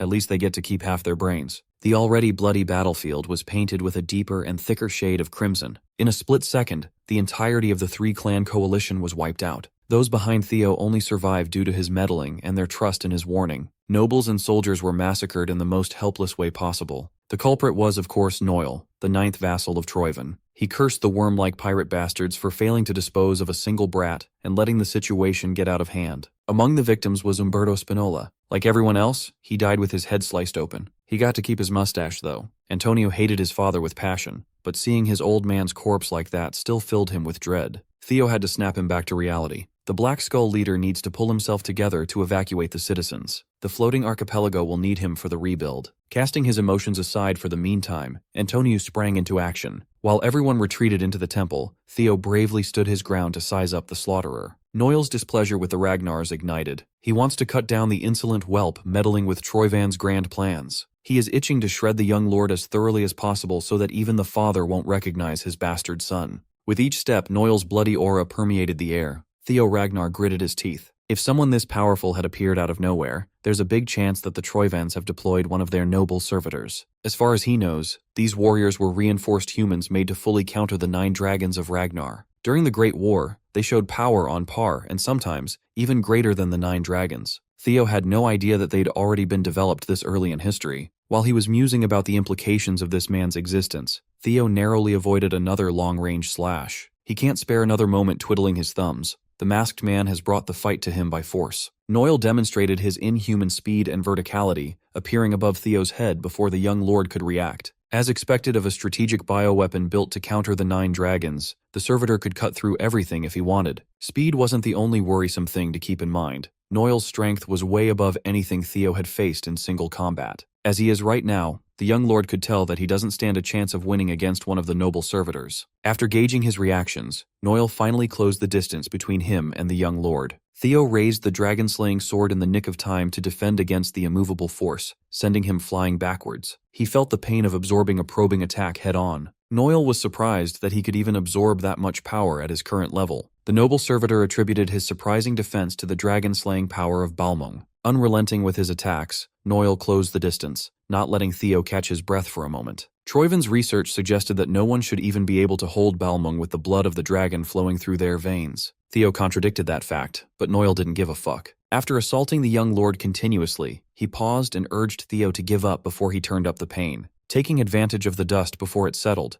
Theo sent some blades infused with thunder towards his assailant. Noel saw through the trick and caught the thunderous blades in mid-air, killing their momentum. He mocked Theo for relying on petty tricks, but the hidden blades were merely distractions to close the gap. Unfortunately, Noel's perception followed Theo's veiled sneak attack with a scoff. Their eyes briefly met, and alarm bells rang inside Theo's head. Before he could fully swing Balmung to slash his opponent's flank, Noel's blade knocked him down. The noble servitor finally understood what Lord Ed Troyvan meant when he warned everyone about this Theo kid. Among Ragnar's next generation, Ed paid the closest attention to the boy and urged his servitors to do so as well. If they happen to clash with Theo Ragnar, they are under strict orders to make sure that the boy is eliminated once and for all. Noel intends to follow his lord's order right here and right now in this drifting archipelago. He cleared the way with a circular slash that extended in a wide radius, but Theo was nowhere to be seen. At this point, Noel is certain that the young lord will inevitably become a huge variable in the war. The tip of his blade dripped with Theo's blood. His last attack must have nicked Theo on the way out. At the moment, Theo is holding a deep wound to stymie his bleeding while trying and failing to activate the fairy dragon's buff. His guardians need more time to be able to help the chosen one. Even so, Theo refused to lose in the face of a seemingly unbeatable foe. According to the system, he must wait for 2 minutes and 15 seconds before the dragon-slaying sword, Balmung, fully stabilizes. If he can survive for that long, he could borrow Leviathan's power once more. But Noel wasn't going to give him any chances to stall for time. Looking at his reflection in the water, he saw the noble servitor lock into his location from above.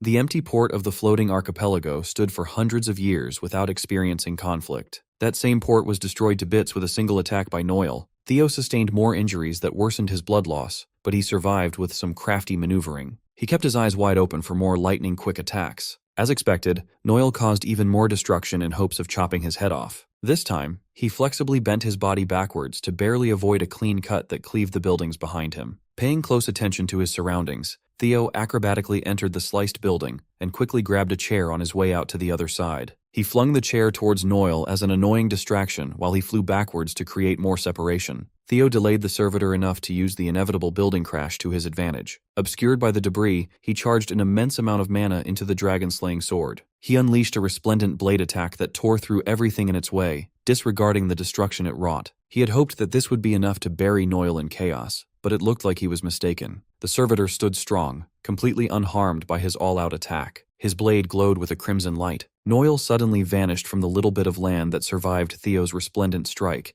escaping the young lord's perception. The servitor reappeared right above him with a relentless assault of destructive swordsmanship. Theo had his hands full defending the barrage of deadly attacks. If his focus wavered for a split second, he would undoubtedly be cleaved in half like the port buildings. His defenses barely helped in dampening the force behind those strikes, sending him bouncing on the water like a skipping stone. As soon as he dropped down into the sea, Noil followed with frightening precision. Using his verticality, the servitor rained down countless aura blades. The blades crisscrossed and covered the wide breadth of the sea, making them nearly impossible to avoid. At this point, the port looked nothing like a port. Debris filled the water, and the young lord was nowhere to be seen. A few moments after the attacks halted, Theo jumped back onto the surface without any additional injuries. He miraculously avoided the crisscrossing aura blades underwater. Nevertheless, it took everything he had to evade such a vicious combo. He was completely gassed. Thankfully, his defensive maneuvers bought him close to 2 minutes. According to the system, Balmung will stabilize in precisely 17 seconds.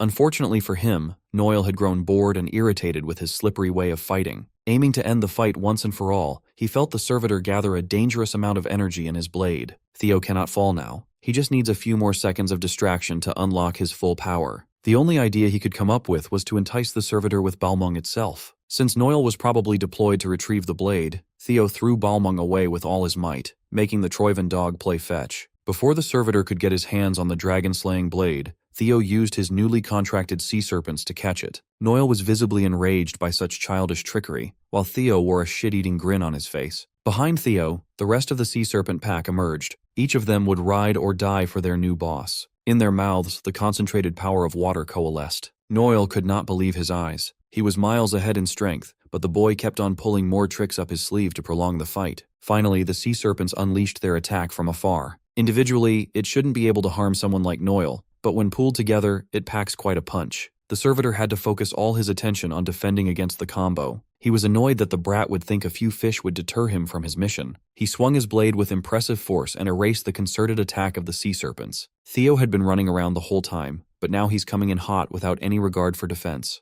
Noil couldn't decipher what the young lord was scheming, but he welcomed the challenge with open arms and aura unleashed, daring Theo to give it his best shot. Halfway through the clash, Theo's timer finally hit 0. The dragon-slaying sword Balmung has been stabilized. Time stood still for a moment, and he heard the Leviathan's voice in his head. Levi thanked the Chosen One and hoped that the remnants of his power would be used to protect Theo. For the first time since the fight started, Noil felt threatened. The young lord finally acquired the skill, Nibelung, embedded in the blade. He intuitively activated the embedded skill, and Nibelung took the form of a dragon resembling the raging Leviathan. The monstrous draconic construct tore through Noil and his blade, ripping it apart with the crushing pressure of the depths. It blasted Noil off his feet, sending him flying towards the open water. Theo's plan worked. He stalled for time and unlocked a new devastating weapon for his growing arsenal. Nibelung is a force of nature. The attack infused with a guardian's will tore Noil apart, breaking his bones and wounding him severely. He fell into the sea, and the water seemed to push him to the bottom. Theo landed back down at the port, or at least what's left of it, with Balmung in hand.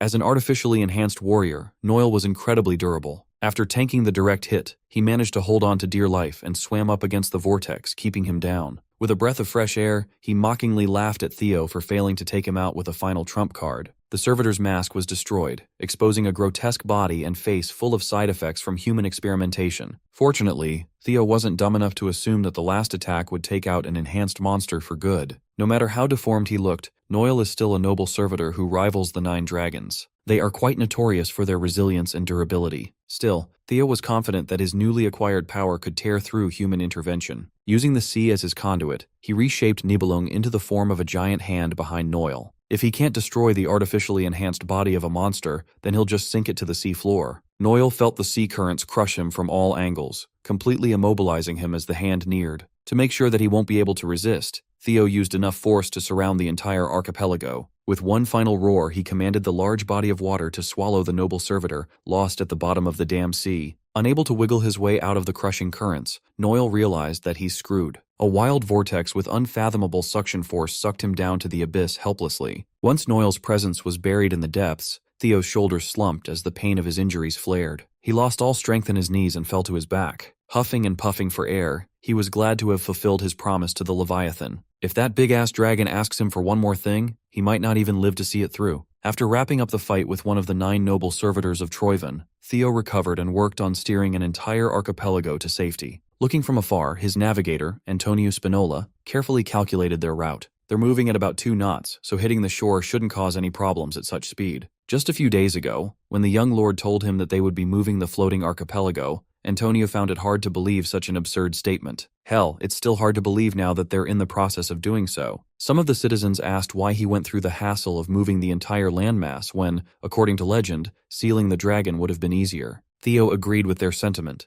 but the incident today could easily happen again if the archipelago were left as it was. He convinced the masses that immediate peace comes at a price. People like the Troivans will just keep coming for the dragon-slaying sword. It would be better to erase the risk of the archipelago sinking altogether. From now on, the floating archipelago will settle in the shallow northeastern bay of the Ragnar territory. From there, they could start rebuilding and regaining stability. Now that their home won't be floating anymore, they might need to change the name of the place to something more fitting. Seeing Theo passionately help his people through this disaster, Antonio couldn't help but feel horrible. He bowed his head before the young lord and asked for forgiveness. Antonio confessed that the Ceres Merchant Guild hostage incident was carried out by his organization, the Black Skull. The white armored dragon cavalry suffered heavy losses in that encounter. Even though the Troivans threatened them into doing the job, Antonio claimed responsibility for the travesty. Theo placed his hand on Antonio's shoulder and agreed that he would need to take responsibility for his actions. Antonio wanted to be accountable for his actions, even if that meant losing his head. Instead of beheading him, Theo wanted to promote him.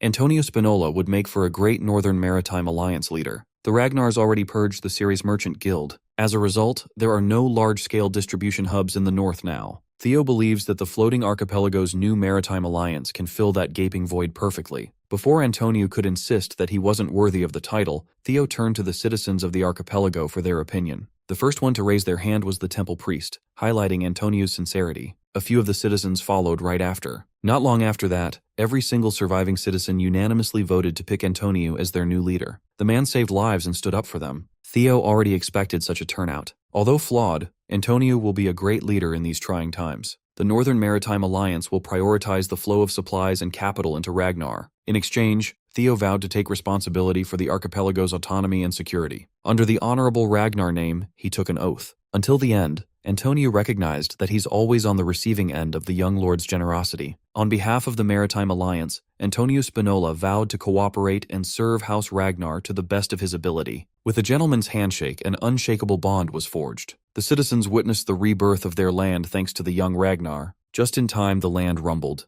They finally arrived at their destination. The archipelago slotted in seamlessly to the nearest island they found. While the people of the famed landmass were celebrating, the waves were raging in the middle of the sea. Too far away to control the crushing pressure, Theo's whirlpool trap weakened, and Noel miraculously survived. The noble servitor managed to drift and find some landmass to poke his ugly head out for some air. His lungs were filled with seawater after being battered and beaten by the elements. But the biggest injury he sustained was his wounded pride. He wanted nothing more than to tear that Ragnar brat's limbs and chew on his guts. Noel's anger was quickly doused when he heard a familiar voice mocking the claim that the servitors rival the 9 dragons. His supposed co-conspirator, the tyrant dragon, looked down upon Noel's miserable condition with utter disappointment. Noel protested that the plan could still be salvaged. He just needed a little bit of help from Baryon. Perhaps the homeless hulking man gave the abomination more credit than he deserved. Noel still seems oblivious of what he really wanted. From the start, Baryon intended to seize the archipelago for himself. He was just playing with the Troivan dog a little bit. He wanted the entire landmass for himself. Baryon planned to reframe the incident as a taking back what was stolen campaign. It has a great ring to it. He could have gotten rid of the annoying brat too, but he overestimated Noel. This modified worm couldn't even handle a single dragon brat. Feeling under threat and offended by the tyrant dragon's criticisms, Noel raised his arm as it grotesquely twisted and transformed from the inside. He recited that the time of the 9 dragons is over, and the true power of the 9 noble servitors shall prosper. Noel's skin was torn apart, and was replaced by a ridiculously monstrous blade made of bones and flesh. The tyrant dragon immediately had him regret pulling out his trump card. With a single punch, Baryon reduced the servitor's upper body into a fine mist. He scoffed. Easter fools always want to talk their way through a fight instead of just squaring up. The old geezers in the 9 dragons may have lost their touch, but Baryon is a different beast. By his estimation, the old man or that damn lizard might have a problem with these enhanced freaks. The tyrant dragon's biggest takeaway from all this chaos was a fascination with Theo Ragnar. Up in the snowy north, the Troivan soldiers are tearing through the Ragnar camp in small skirmishes. With Ed Troivan at the helm, the battles were already lost before they started. No matter how much the remaining Ragnar soldiers cursed at the disgusting traitors, they had been beaten and tied up. Lord Ed had no patience with those who were more vocal about the pride of Ragnar. He slashed their throats to silence the noise. He cold-heartedly chopped their heads off without so much as a blink. He's grown sick of hearing the same final words over and over again. While he was busy with the executions, a messenger dropped by to relay some urgent news about the failure of the floating archipelago operation. All contact with Noel had also been lost. Another noble servitor popped out of nowhere to humbly apologize for the failure of the defective piece of shit. The servitor with a metal plague doctor's mask recognized that the loss of their main distribution hub could significantly shift the tide of war. Ein, as the #1 Troivan servitor, wanted to seize the opportunity to fix this egregious error. He was surprised to hear his master decree the abandonment of the archipelago. They already secured the landmass's vast capital after all. They'll take a financial hit, but they can't afford to let it blind them from their main priorities. Ed Troivan mandated the concentration of their remaining forces at the center of the battlefield to further sell the war, even though it's merely a ploy to distract the Ragnar bastards. He reminded his noble servitor that they only have a singular goal. Everything they do is for the resurrection of the Mad Dragon Emperor. Back in the relocated archipelago, things calmed down, and reconstruction was expedited. The newly minted Northern Maritime Alliance should be able to use the rails left by the Sayers Merchant Guild, but they've received no word from the Southern Guild yet. Antonio is in his office, knee-deep in an endless stack of paperwork. Theo let himself in and noted the new leader's troubled look. Thankfully, Ragnar's supply distribution is the least of their worries now. Transporting goods should be way simpler without the unpredictable variables of the sea. To be perfectly candid, Antonio is scared of Ragnar's influence. While he's grateful that his people have been freed from the clutches of Troivan, he also knows that nothing is free in this world. With a flick of Theo's finger, they could end up in the same state, but with a different master. Antonio's a bit hesitant to bring this up with Theo, but he couldn't help but wonder if they were safer in the middle of the sea. The young lord understands his worries. A leader should always be wary of a hostile takeover after all, but he holds an opposite view of things. In his opinion, the floating archipelago was at its most vulnerable because of the sea. Sure, being isolated meant no enemies would dare to attack, but that also dulled their ability to protect themselves in battle. The recent Troivan takeover exposed that.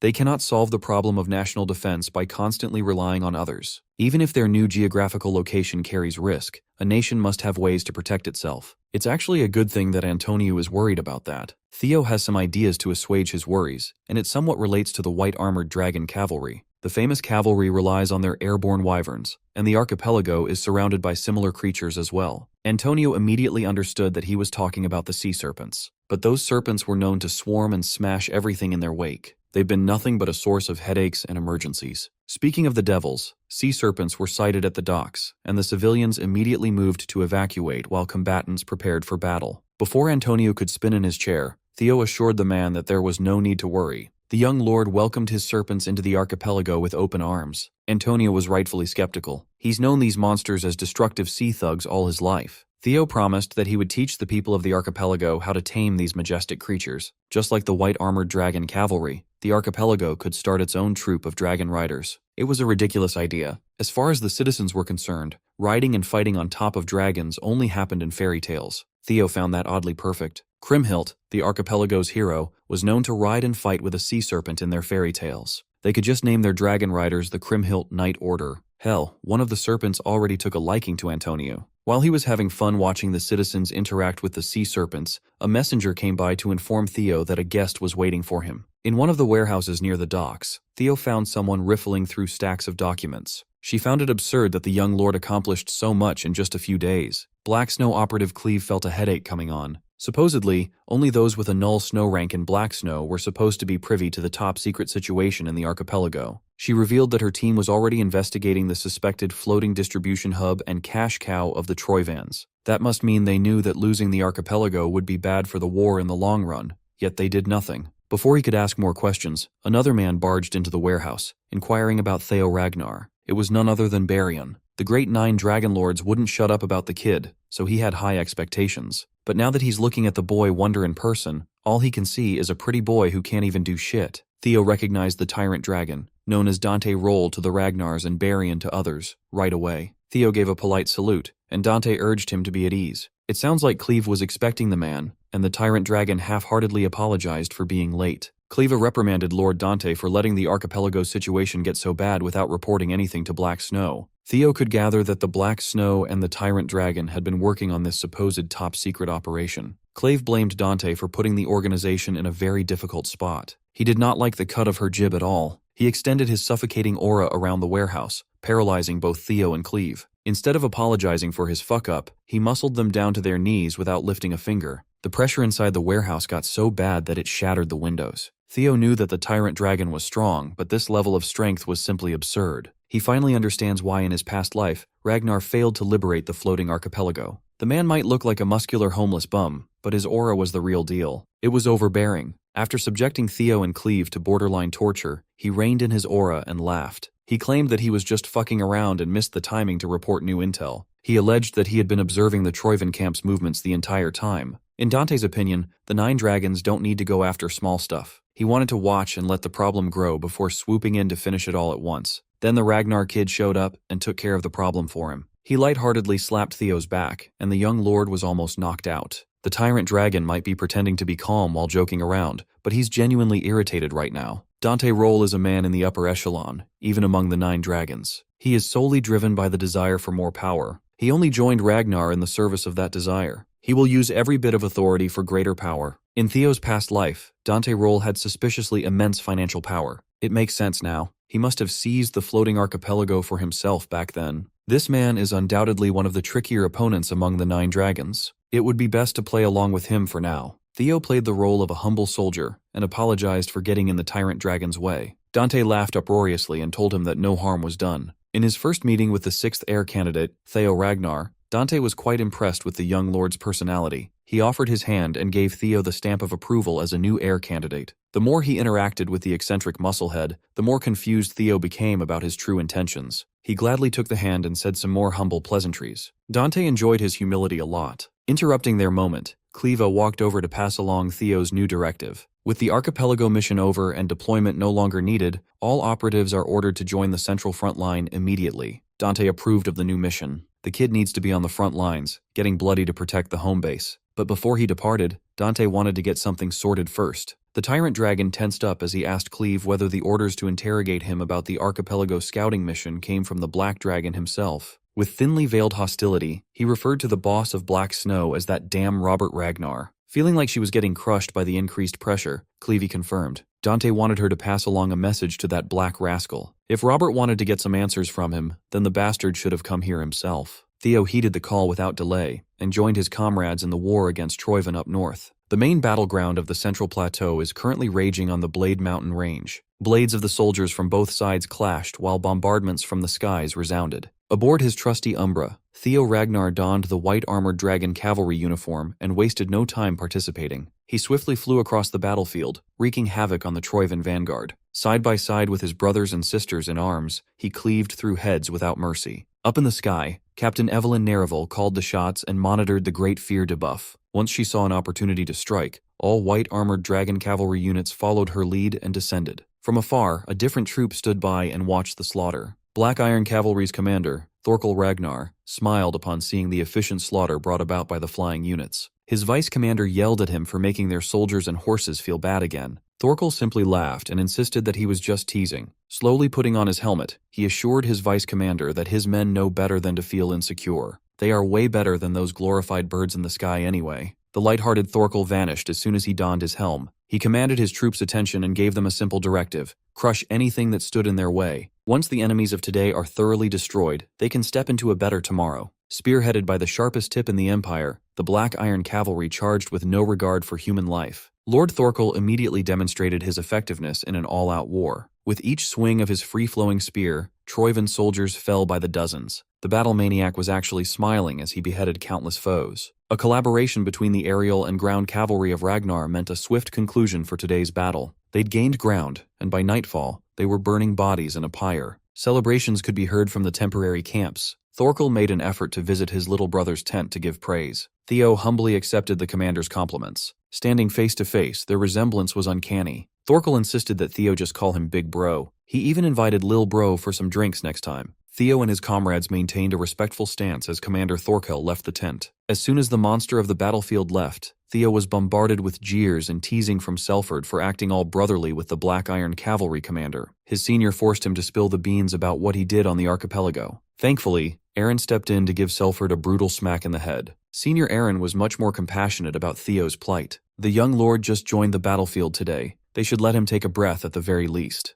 Theo asked Aaron how the war had been progressing. He knows very little since he was just recently deployed. Aaron explained that the overall flow is in their favor, but some things have been bothering her. They've been inching closer to the Troivan base, yet the traders are showing no signs of movement at all. It's as though they're waiting for something. Everyone must be thinking the same thought as her right now. The strategists must have interpreted Troivan's pure counterattacking tactics as a setup for a trap, but Theo is privy to information from his past life. He could see beyond the general consensus. Troivan's real goal is to seize the White Tower ruins where the relic of the primordial dragon is sleeping. All the blood that had been spilled was in service of distraction. Speaking of spilling blood, a lone fighter is currently slipping through the dark night, effortlessly killing unsuspecting Troivan soldiers in their camp. The fighter looked up to the night sky and wished to run across one of the 9 servitors. He's been getting tired of butchering small fries for so many days now. Alongside a woman, he cleared an entire platoon as if it were nothing. This was par for the course for Ragnar candidates number 3 and 4, Anchio and Gishar Ragnar. Anchio called out her brother for lying.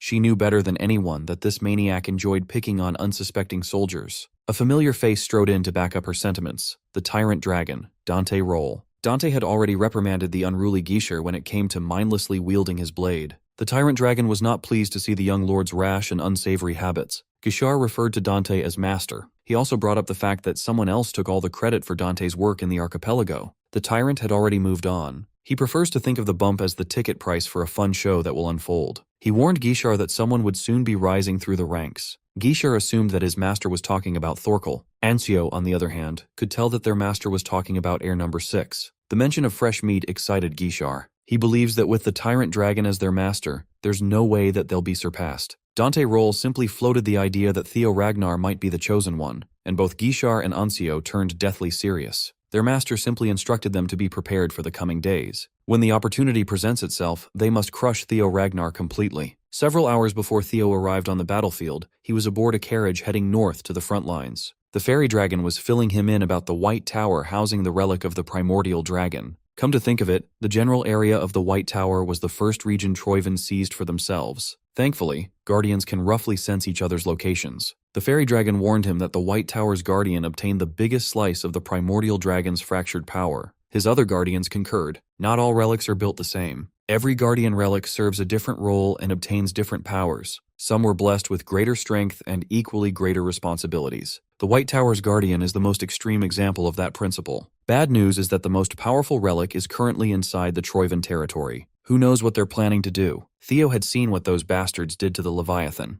They have a way to poison guardians and extort the primordial dragon's power. No matter what, they must get to the White Tower before the Troivans get their grubby little hands on the most powerful relic. Back to the present in the Central Plateau. Theo headed for the Demon Dragon's tent. He expressed his request to go solo and search the Rocky Mountains, where enemy forces are strangely concentrated. He couldn't exactly spill everything he knew, so Julius Ragnar immediately shut the idea down. The Demon Dragon can't have one of his best soldiers leave the battlefront for some vague independent mission. Even though Theo had been recently inducted as an heir candidate, he couldn't just dodge his responsibilities. Theo wanted to argue that he was doing the opposite and intended to make up for his absence. Seeing the young lord exasperated, Julius cracked an amused smile. He was just fucking with the kid. Theo had proven time and time again that he can be trusted with this sort of thing. The commander promised to cover for him so he could go without worrying. Besides, the white-armored dragon cavalry won't dip in strength just because a single soldier leaves. Julius made him promise not to come back empty-handed, though. Theo appreciated the trust his commander placed in him and vowed to never disappoint. Without wasting another second,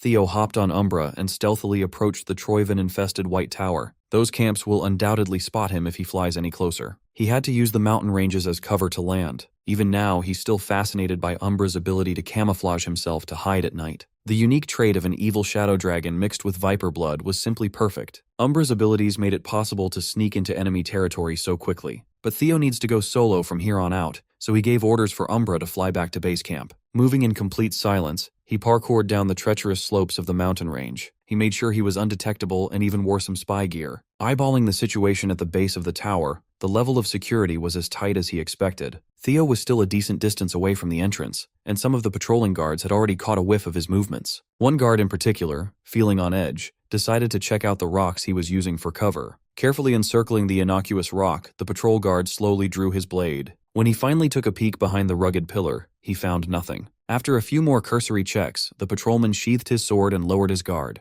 That was a big mistake. His buddy, who was hanging back while he checked some rocks, was knocked out of commission by a stealthy intruder. The patrol guard tried to follow protocol by calling and sending a warning to others. Still, Theo quickly rocked his shit to the ground too. A few miles away from the tower, Ed Troyven admires the blob of ominous flesh sitting on top of a shrine smeared with a pool of blood. A hermit priest approached him from behind, nefariously giggling at the sight of the altar. The priest never would have thought that the Troyvens would join hands with their holy demon church for a forbidden ritual to resurrect the dethroned Mad Dragon Emperor. Inside the blob of grotesque flesh, a fleshy figure sits in a bizarre fetal position, steadily absorbing the corrupted power. It throbbed and pulsed like an exposed organ. Ed doesn't appreciate the priest's casual demeanor when speaking to him, and he certainly hated the word dethroned when referring to the Mad Dragon Emperor. In his eyes, there is only one true Ragnar Master. The one sitting on the throne at the moment is nothing but a fake. Soon, the Mad Dragon Emperor shall reclaim his throne. Ed Troyven and those he deemed to be true Ragnars are just servants to the true masters. He would appreciate it if the holy demon priest remembered that.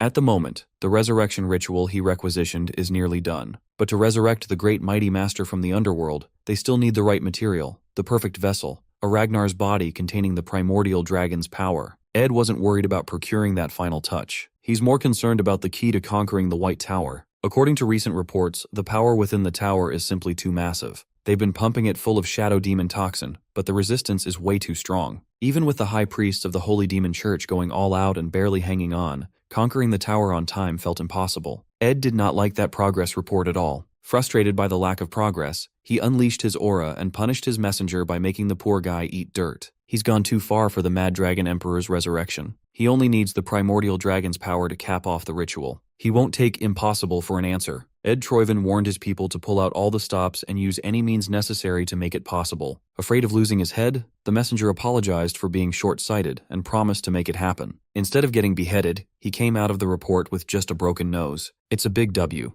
Another messenger popped out with an urgent report to the junior clan head Ed. An intruder successfully infiltrated the White Tower camp. Whoever it was, they took the clothes of one of their guards. As soon as other patrolmen saw one of their comrades stripped and unconscious, they rang the alarm bells and arranged for a thorough search of the area. From afar, someone was spying and watching the chaos unfold. Eventually, they spotted a masked patrolman flawlessly blending into the search party. Through his long-range vision, Gishar was surprised to see the new heir candidate delve behind enemy lines. He reckoned that Theo killed only as much as necessary and fooled the enemy seamlessly. The method reminded him of the Black Snow. Gishar suspected that the kid must have worked for that sneaky group in his past life. He had to admit that the young lord was more fun than he thought. He can't wait to get a taste. Ancio urged him to stop salivating and focus on tailing. They already messed up once with Thorkel. Gishar knows the weight for this mission. He promised to behave, but his twisted expression betrayed his words. Upon hearing that an intruder had gotten past the security of the White Tower, Ed nearly crashed out. This shouldn't be possible at all. Only a handful of people know about the true goal of their operation. Hell, the whole war is a ploy to distract the Ragnars. His gut instinct tells him that there is only one person who could possibly throw a wrench into his flawless plan.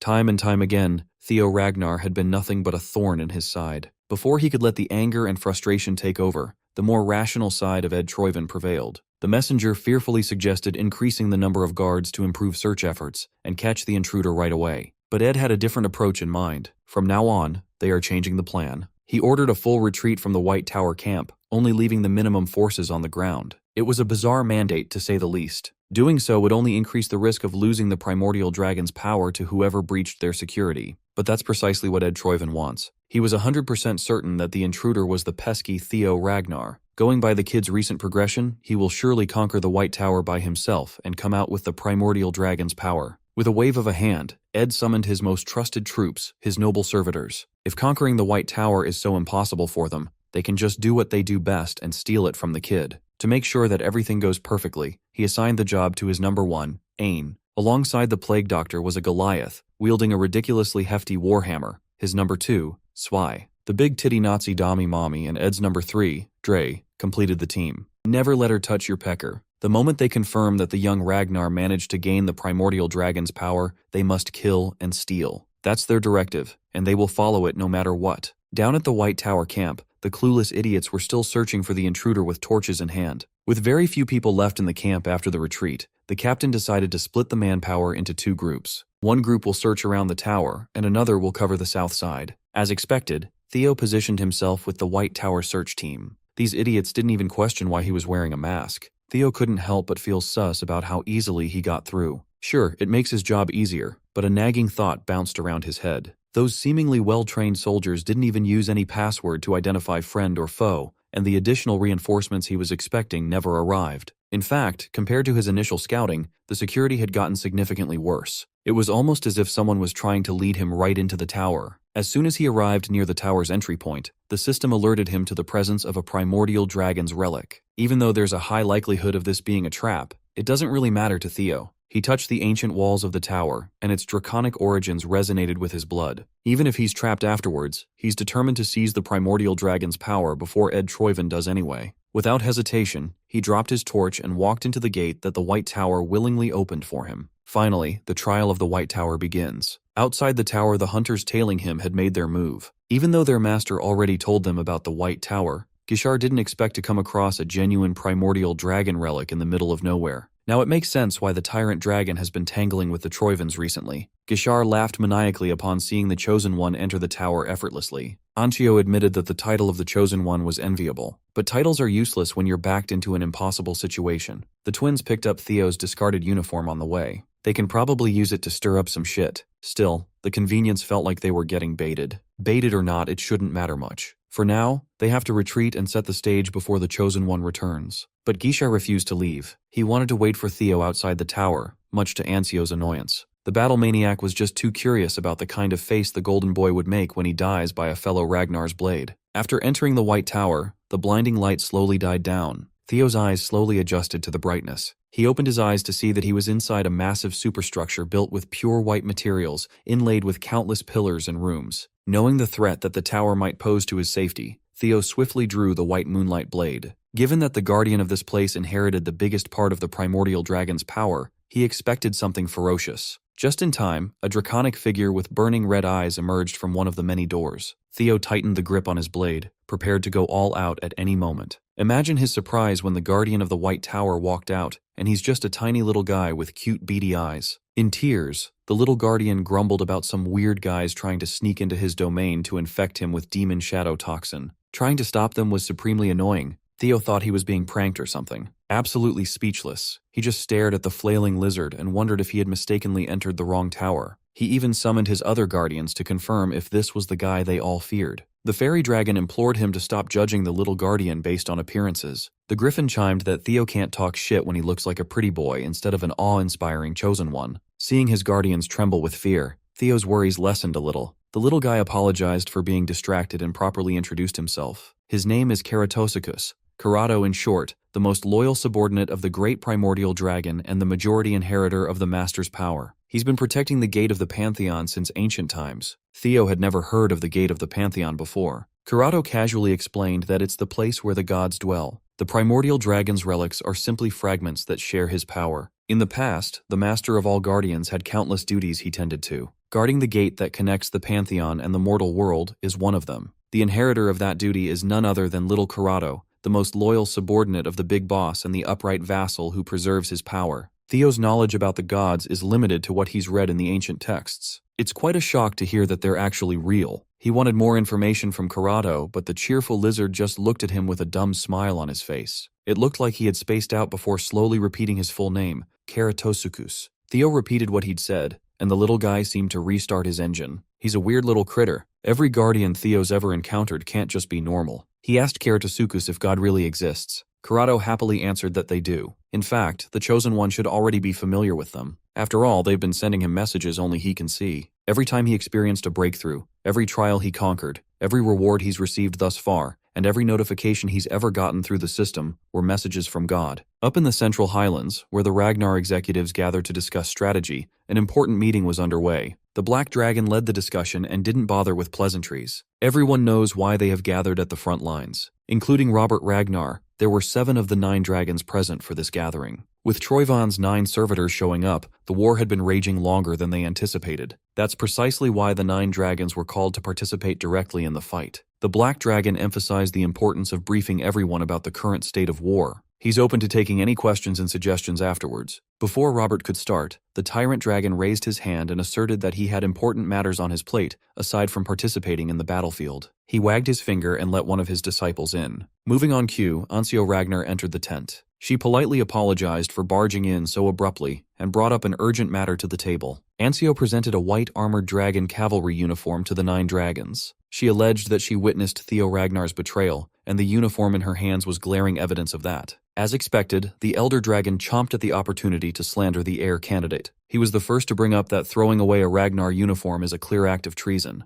The other dragons were far more reserved in their reaction. The demon dragon was put in a difficult position. He was trying to deduce what Theo was thinking when he threw his uniform away. While the higher-ups were discussing what to do, the subject of their discussion was currently experiencing existential dread. If he's understanding Karado's words correctly, the blue message window that had been helping him along the way was God's way of communicating with him. The little guardian shrugged his shoulders and confirmed without a shadow of a doubt. Theo asked if all chosen ones could see the same thing, but Karado was certain that he was a special case. When the little guardian tried to explain why, all Theo heard was a muffled screeching in his ears that nearly knocked him off balance. Karado scratched his head. It seems the chosen one wasn't supposed to hear that just yet, and the information is being filtered by the powers above. Theo dug for more clarity and information, and Karado's cute smile twisted dubiously. He's been waiting to fulfill his duty for a long time now. Suddenly, a massive stone door emerged in front of Theo. According to the weird little guardian, if he wanted to learn the truth about this world, he'd have to work for it. One of his sacred duties is bestowing the trial of the Pantheon on the chosen one. Theo had no clue what this so-called trial of the Pantheon was, let alone what it entailed. Karado explained that the trial will help him explore the depths of his soul to discover his true self. Going to the other side will help him trace his past lives in his subconscious. The subconscious mind is not to be taken lightly. It is another world inside oneself, one that most would never touch. Failure to complete the trial or becoming too engrossed in the subconscious mind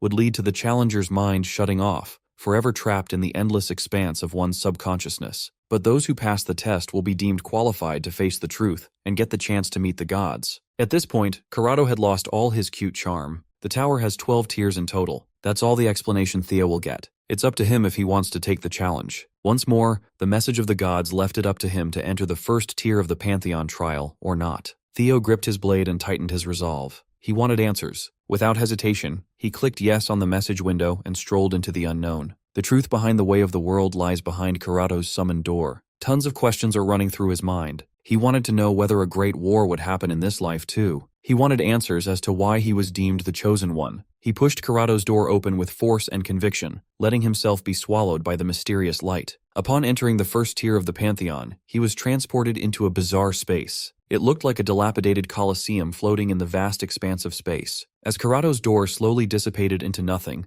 Theo observed his surroundings. It didn't look like he was still inside the White Tower. His system advised that to fully enter the subconscious realm, he must suppress his consciousness and open the gateway. A few moments later, he sensed something bubbling out of the floor. Some sort of black goo sizzled and propagated, slowly taking shape before his eyes. It didn't take long for the black sludge to take on a humanoid form, devoid of discernible features. According to the system, this first trial was related to his consciousness. The humanoid figure doesn't look that dangerous, considering how Karado was scaring him. That lax thought quickly dissipated when the humanoid blob moved to attack him out of nowhere. It flung a familiar throwing blade right at his head. Theo barely dodged the sudden attack as the sharp blade nicked his cheek. Theo properly readied himself for battle. That figure was certainly hostile. His eyes widened upon seeing the form that the black sludge took. The gatekeeper of the door to one's subconscious is none other than oneself. The entity known as I is here. The system tasked Theo to eliminate him. By every metric, I was Theo's perfect copy, down to the finer details. The chosen one and the manifestation of himself just stood and stared at each other. At first, Theo felt unnerved at the thought of fighting himself. But on second thought, this might just be a good thing.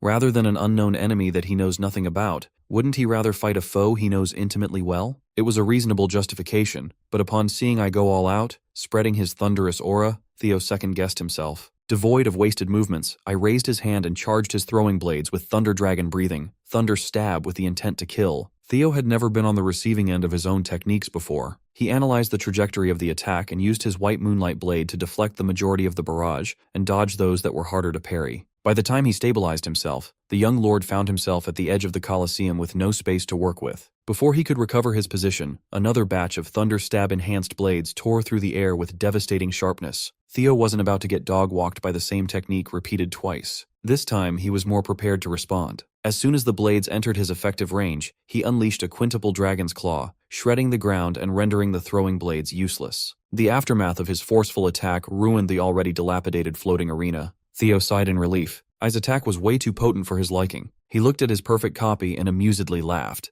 Theo was hoping that the quintuple dragon's claw would take care of defense and offense, but that was wishful thinking. If I were a perfect copy of Theo as a fighter, he realized that he must have gotten a lot stronger after all. With practiced precision, I adjusted his stance to pounce once more. Holding a copy of White Moonlight Blade, his lifeless eyes locked onto Theo. This time he was the one to lash out with a supercharged quintuple dragon's claw. Theo responded with a dragon flash to deflect the 5-pronged attack. It was a clash of equal strength. Their probing strikes were immensely destructive to say the least. When the rampaging energies scattered away, Theo was shocked to see his copycat disappear. I literally got the jump on him. Taking advantage of Theo's blind spot, he launched an attack from above. It wasn't until the copycat had another quintuple dragon's claw loaded up that Theo noticed the threat from the sky. The copycat cleverly weaved 2 instances of the attack together, unleashing its full potential. The force was akin to a real dragon's mauling. 10 claws dropped on top of Theo's head, forcing him to get creative with his response. Ultimately, he relied on his blistering speed to get out of lethal trouble. Still, he sustained quite a bit of damage, leaving his clothes in tatters. Afterwards, he bum-rushed the stoic imposter.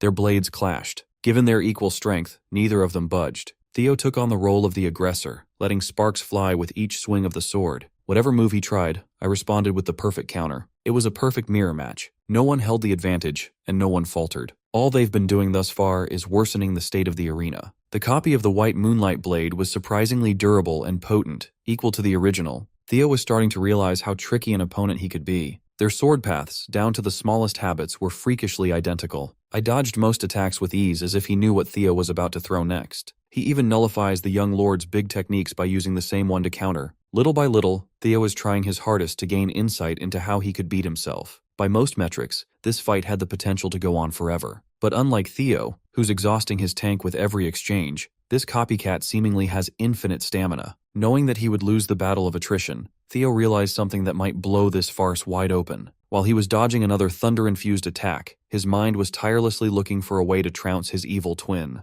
I was not even giving him time to think of a surefire method. He already expected that relentless fighting style from himself. Given that the copycat holds a seemingly endless supply of mana, it just spammed big attacks over and over again. As a result, the Colosseum was starting to look more like a disaster zone. Instead of trying to keep up with the enemy's unfair advantage, Theo resorted to small and sneaky attacks. For the first time since the fight started, he caught Ai off guard with an oddly timed sword throw. The copycat was confused for a fraction of a second, but quickly recovered and deflected the sword without much trouble. Theo realized that he just needed to do what would fluster himself. Throwing away his main weapon for an ineffective attack certainly would. That brief moment of confusion was enough to exploit with his dragon-slaying sword in hand. No one would expect him to waste a rare sword on a throwing technique, not even himself. He learned this technique in his past life. With the copycat's flank wide open and ripe for an attack, Theo stabbed his off-colored clone in the chest. Ai's body slowly broke down as the black sludge failed to retain its shape after sustaining a fatal wound. Theo had to admit that this was a great match with his now past self. The system recognized his victory against himself, clearing the first tier's trial. Not long after the bizarre black goo dissipated, another one of Karado's doors emerged from the ground.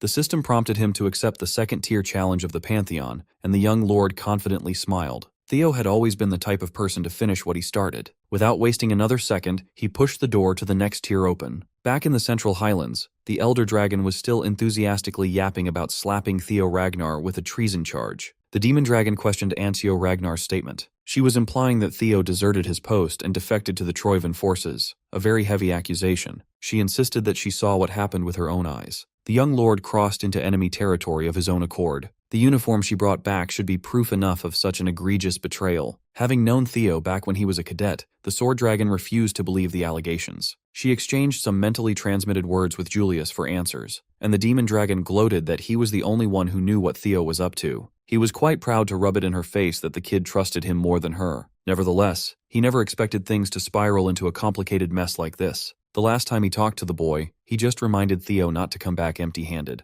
With a confident smile, the kid promised not to disappoint him. But before Theo set out on his solo mission, he used sound telepathy to tell his commander something beforehand. Theo shared that his candidates number 3 and 4, Gishar and Ancio Ragnar, have been tailing him for a while now. In fact, they're just outside the camp, watching his every move from afar. Julius was surprised to hear that the notorious twins had gotten involved with Theo for some reason. By the young lord's estimate, the two have been sniffing his tail ever since he returned from the archipelago and joined the front lines. He reckoned the two were trying to disqualify him from contention. Theo had already figured out a way to turn the twins' plan against them. He intends to use this opportunity to identify his competitors' weaknesses. For that to happen, Julius must play along and just do what the twins say. Seeing Ansio Ragnar throw grave accusations at Theo gave Julius some idea of what the boy had decided to do. Theo is truly an insolent brat, but the commander liked the drama. Since the kid seemed confident that he could play games with the big boys, Julius won't ruin the fun. Much to everyone's surprise, the demon dragon vehemently agreed with Ansio Ragnar's allegations. Ansio thanked him for believing her story, but the tyrant dragon did not like the lack of pushback from the commander. The black dragon could tell that something was amiss when Julius took charge and proposed the formation of a pursuit unit to chase the alleged traitor down. Robert's spies already confirmed that Theo deserted his post after meeting with the demon dragon, which means there's a strong chance that this was all part of an act. Reading what Julius was putting down, the black dragon decided to join in and see how this whole thing plays out. From now on, Black Snow will tag Theo Ragnar as a deserter. He even accepted the flimsy evidence to support Ansio's claim. He committed his organization to promptly assemble an elite pursuit unit. Things have gotten pretty messy, and Theo is clearly orchestrating a move, forcing the 9 dragons to follow his tune.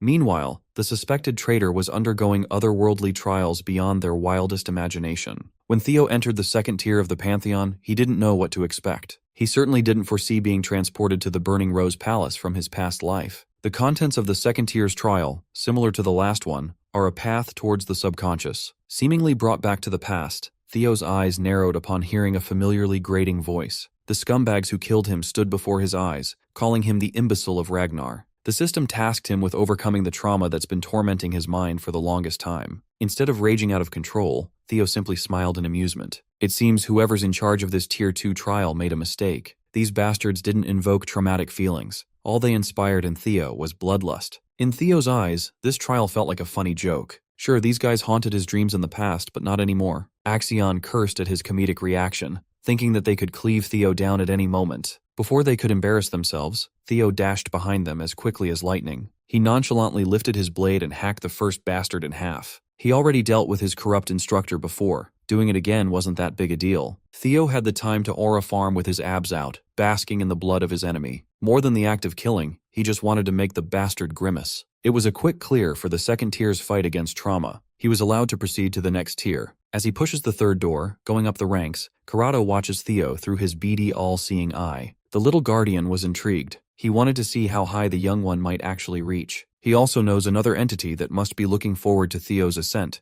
the god of causality. Theo went on to blitz through the next few floors, starting with the third tier, fighting the persona. Trial number 4 also ended with victory over his shadow self. The fifth trial was a so-called battle against the collective unconscious. He emerged victorious over that too. His rise was inevitable. In the trial of the 10th tier, he defeated the primitive and instinct-driven part of the mind, the ID. Theo was a little bit battered after his rapid climb, but it was no big deal. In fact, each floor was taking less time to clear the higher he got. The only tier that gave him a genuine run for his money was the first tier against that copycat. Pushing the 10th door to enter the 11th tier, he taunted Karatosukus to give him something a little more challenging. The little guardian heard his cocky provocation and assured him that the real deal is just about to start. The 11th tier transported him to the Cave of Origin, a cavern that imitates the process of birth. He must ascend against the flow of life itself. Unlike the past few tiers, this one didn't drop into a den of monsters or anything like that. The challenge was to simply traverse the passage. The atmosphere was very different compared to the ones he had previously cleared. The system hinted that to reach the source, one must return to the void before birth. As one retraces their origin, the senses gained from life will vanish one by one. It was a unique challenge, one that Theo would never have expected.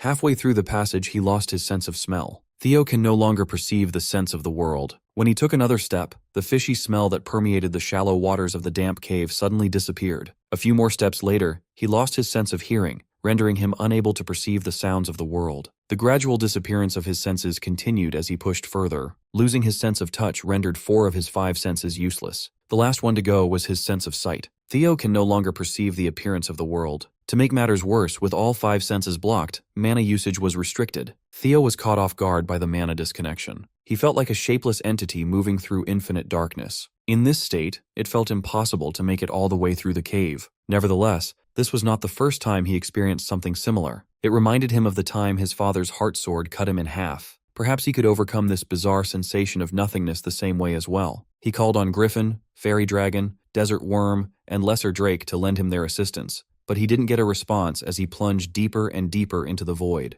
Eventually, even his formless figure started to shatter and dissipate into the endless darkness. The only thing that seemed real, his consciousness, was starting to slip and scatter frighteningly fast after his senses vanished. Without the help of his guardians, Theo didn't know what to do. The only way to find an answer is to dig deep inside himself. While he was fighting to keep his existence from erasing itself altogether, his guardians were worried sick watching his body. Even the usually nasty Griffin expressed genuine concern. To explain what was happening, Corrado entered the Cave of Origin to stop the other guardians from uselessly calling on the catatonic Chosen One. He adorably explained that Theo's senses and mana are currently blocked, so their voice won't even reach him, no matter how loud. All living beings rely on their senses to perceive space and time. When all of those senses are stripped away, one thing becomes exceedingly clear. The only tangible thing in nothingness is the primordial fear of being abandoned by the world one belongs to. For humans who enter the Cave of Origins, the self and the world are one and the same. At this rate, Theo's sense of self will be deleted, leaving him in a state no different from death. Corrado genuinely thought this new Chosen One would be different, given how quickly he rose to the 11th tier. But at the end of the day, he's just another disappointment.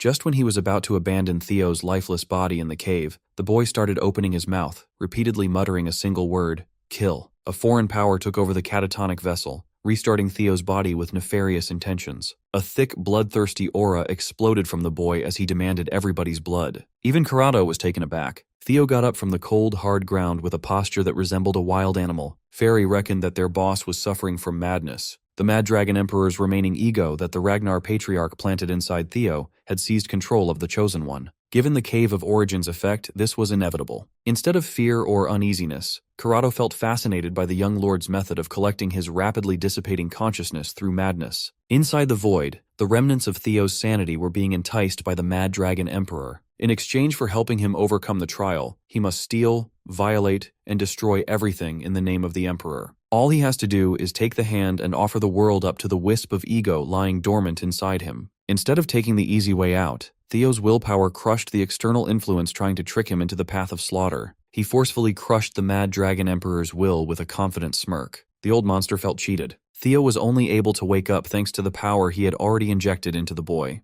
No matter how hard the Emperor's ego tried to protest, Theo simply scraped the wisp out of his consciousness. Theo even did the honorable thing and gave every bit of monstrous energy back to the Mad Dragon before crushing him thoroughly. He told the old demon to consider the little bit of help earlier as an act of kindness from grandfather to grandson. The Mad Dragon Emperor laughed maniacally at his defiant grandson, but warned Theo that he would remember this betrayal. Theo triumphed over the void. His senses and mana have been restored, and his self-awareness underwent a qualitative change as it expanded. Theo regained his sanity, and the 11th tier of the Pantheon was cleared. He's not entirely sure if waking and offending the Mad Dragon Emperor will bite him in the ass later down the line, but that's a problem for the future. The collective call of his worried guardians snapped Theo out of his worries. All his adorable relic guardians were happy to see him back on his feet. They swarmed their master and pushed him back onto the ground. The Desert Worm and Lesser Drake were more honest with their feelings, but Griffin and Fairy Dragon pretended that they weren't as upset. While Theo was wrestling the little critters away, the door to the next trial shone behind him. All he has to do is finish the walk through the Cave of Origin by following the resplendent light.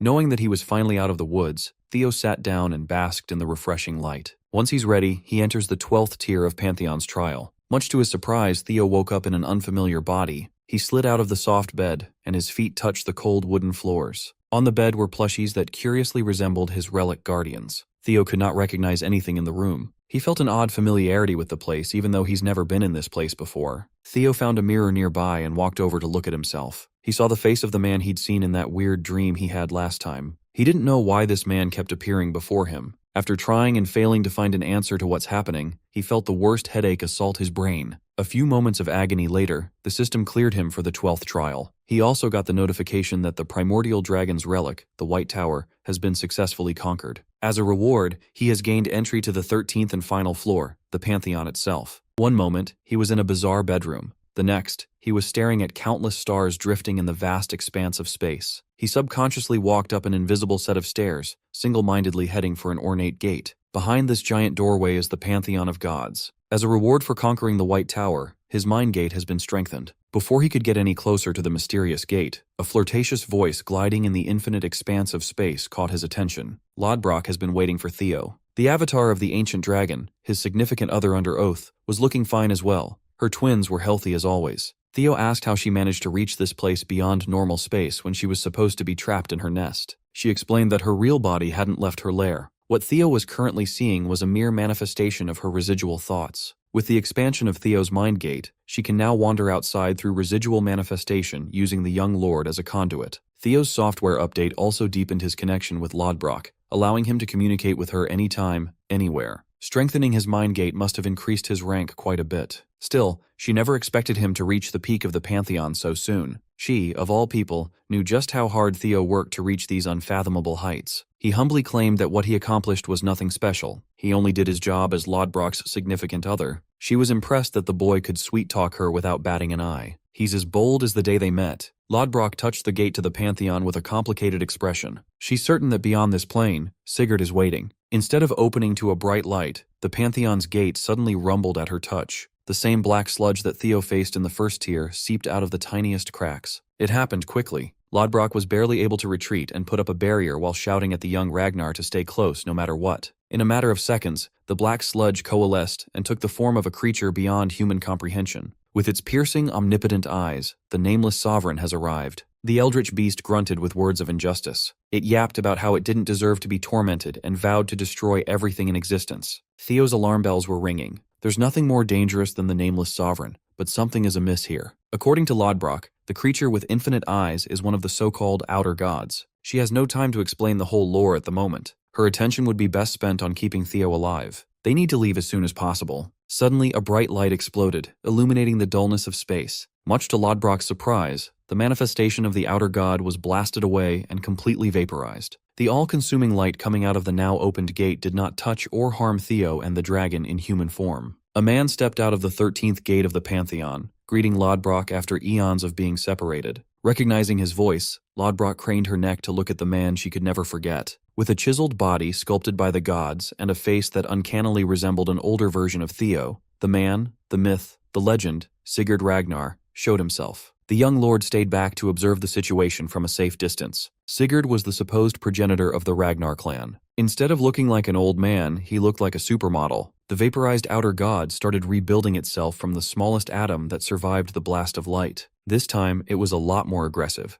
It was desperate to get its hand on Sigurd to kill him again. The nameless sovereign extended its newly generated tendrils with the intent to kill. Sigurd Ragnar maintained his calm and chopped his hand downward. The simple chop seemed slow and fast at the same time. No matter the speed, it had enough power to slice the tentacled outer god, cleanly cleaving its grotesque body in half. The nameless sovereign shrieked. Sigurd's attack made it a lot harder to regenerate back to full form. Ignoring the disabled outer god drifting right above them, Sigurd addressed Theo directly with a welcoming tone. This time, more figures stepped out of the gate, each one of them exuding a godlike air. Sigurd could tell that Theo had a lot of questions to ask. He promised to answer whatever he can. Taking his ancestor's offer, Theo felt compelled to ask about the man he had seen in his last trial, the sickly man who once appeared in his dream. Sigurd simply answered that since Theo is a regressor, the man from the last trial might be connected to that. Perhaps he regressed too. Theo wanted more details, desperate to explain the mysteries surrounding him. Unfortunately, Sigurd is limited to what he can share at the moment. Without wasting his breath on words for a mortal, the ancestor masterfully summoned countless swords of light. Each one could probably destroy a continent on its own. Sigurd quickly directed his summoned swords to plunge into the main body of the nameless sovereign trapped inside the gate. The ancestor was truly apologetic that he couldn't give more answers to Theo's unending questions. Someday, when the boy is granted entry to the Pantheon, he's bound to find the answers on his own. Seeing Sigurd turn back to the gate,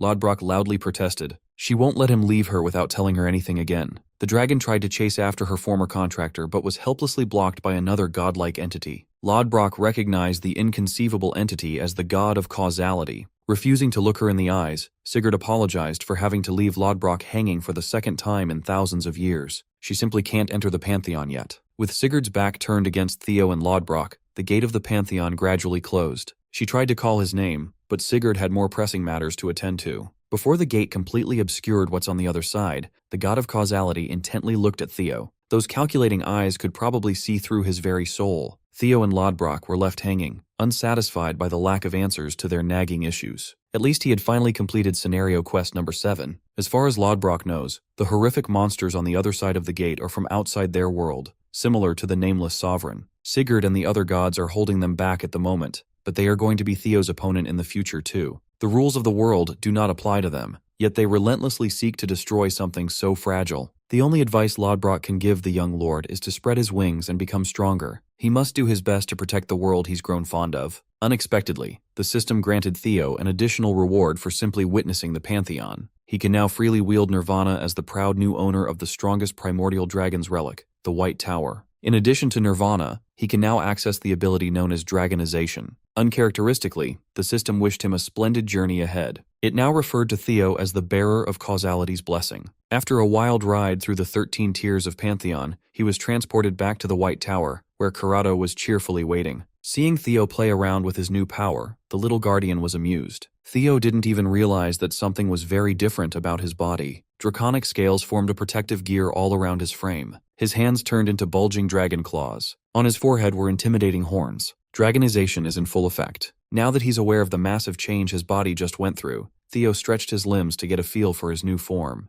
Corrado stated that with all the relics of the primordial dragon he's collected, his latent dragon blood talent has grown a lot stronger. By Theo's initial assessment, Dragonization clearly improved his stamina and physical strength. It felt like being reborn. The most glaring thing was the significant change in his magic. In this dragon form, cultivating mana felt as natural as breathing. He deactivated Dragonization and found that toggling it on and off was relatively simple. He had full control. Theo also wanted to check his other reward, the so-called Nirvana. He must be smelling like teen spirit. Upon activating the newly unlocked ability, he felt his mental realm freely expanding to a frightening degree. He's never heard of an ability that could strengthen the mental realm before. It was peculiar to say the least. Using it felt like holding the entire space in the palm of his hand. His control is still a bit lacking, so he'll need a lot of practice to master it. In addition, he must be careful when choosing when and where to use Nirvana. Every Ragnar child has heard tales and legends of their ancestor Sigurd, ascending to the heavens, the realm of the gods. He just saw proof that those tall tales were factual. Sigurd's words still echo in Theo's mind.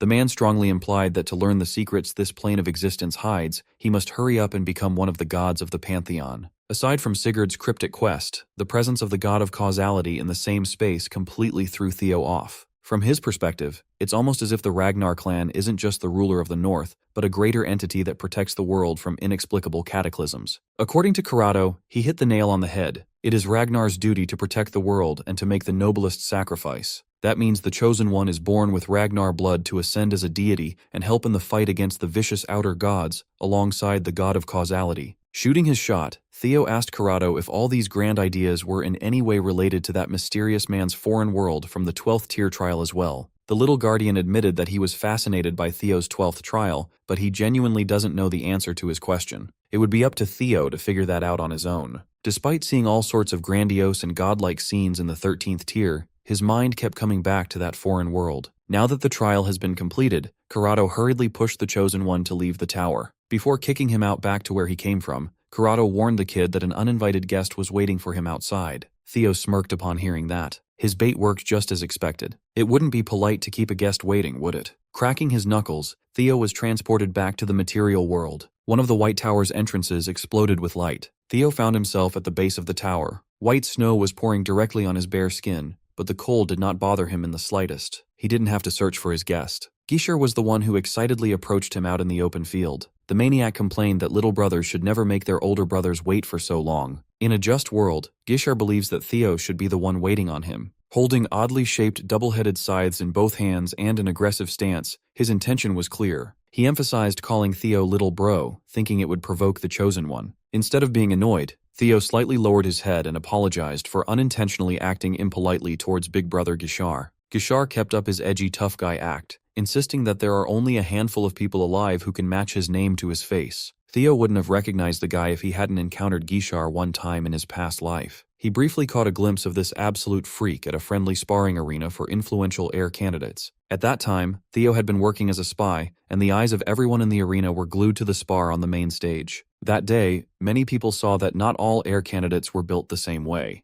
Gishar was excited to hear that a new heir candidate was rising through the ranks. But when he sparred with Axion, he didn't even need to use a sword to humiliate his little bro. Overpowering Axion Ragnar barehanded was quite a feat back then. But history has taken a completely different trajectory now. Theo maintained his happy-go-lucky smile as he casually chatted with Gishar. He even stumped the guy by giving his thanks for coming all the way out to such a remote region to save him. Gishar was absolutely stunned by his words. Theo's seemingly naive words made him laugh like a madman. Unlike that damn Thorkel, It seems like this newbie doesn't know how the real world works just yet. After expelling all the laughter out of his system, Gishar suddenly vanished in a flash. His speed and blade control were supremely lethal. As the scythe inched closer towards Theo's neck, his real intentions could not be clearer. He's here to cut down the competition. Theo casually raised his white moonlight blade to protect his neck and dropped the innocent act. He asked Gishar if they really fell for the traces he left for the tailing twins to find. By Theo's estimation, Troivan forces will be storming the tower any second now. Those dogs would be foaming at the mouth to catch the White Tower's conqueror. Theo recognized in advance that escaping that inevitable situation would be borderline impossible on his own. So, he used the twins by leaving his uniform behind, knowing they'd try to rat him out, which should lead to the formation of a pursuit squad. Gishar suspected how conveniently placed the uniform had been earlier. Even though his sister fell for the trick, he felt vindicated. Theo continued blocking and parrying every single strike from Gishar, making sparks fly. Growing frustrated, the maniac put a little more power in his next attack, pushing Lil Bro back by quite a bit. While Theo has yet to regain his footing, Gishar chased him down like a hunting dog. Gishar listened to Theo's admittedly brilliant plan, but he refused to lower his weapon. If he can chop Theo's head before the Troivans and the pursuit squad arrive, the result will be pretty much the same. Theo never thought words would get through this nutjob's thick skull anyway. As far as he's aware, Thorkel was the only relatively normal one in the line of succession. Among the heir candidates, the strong rules, and each one carries an unshakable conviction of their own. As one of the possible successors, the same principle applies to Theo too. He finally stopped focusing on defense and spitefully brandished his sword against Big Bro. Before his sword could make contact, a third party, wielding a comically large warhammer, interrupted their fight. A single swing of the warhammer caused an equivalent shock to a massive earthquake. As expected, both Theo and Gishar were able to react fast enough to get out of ground zero. Even the maniac recognized that this was not the time to beef with his little brother anymore. Zwei clicked his tongue in shame. He really wanted to get that 2-for-1 swing deal. Theo prepared himself for real combat. The big shots have arrived. Dry spoke through her mask and praised Theo for speedily raising his guard as soon as she and her colleague touched down. She reckoned that the young lord must have realized that they had been deliberately delaying the attack. On that note, it hurts her pride that the Ragnars think 2 green boys could take on 2 of Troivan's 9 servitors. As the servitors numbered 2 and 3, Zwei and Dre were expecting a little more challenge. Looking at it from a different perspective, they pretty much hit the jackpot. 2 heir candidates just landed on their lap for free. Against the servitors trained to fight the 9 dragons, Theo and Gishar should be at a disadvantage on paper. Dry also mentioned something about turning them into a sacrifice. Zwei angrily rebuked his mouthy comrade, telling her to watch her words in front of the boys. She doesn't see the need to zip her mouth, given that they're supposed to kill the 2 anyway. If the hulking idiot really wanted Dre to hold her tongue, then he should have landed the surprise attack earlier so they could wrap up early. The servitors bickered and chewed each other out as if the Ragnar boys were the least of their worries. It's a hard pill to swallow, but Theo admitted that their show of force through magic was overwhelming.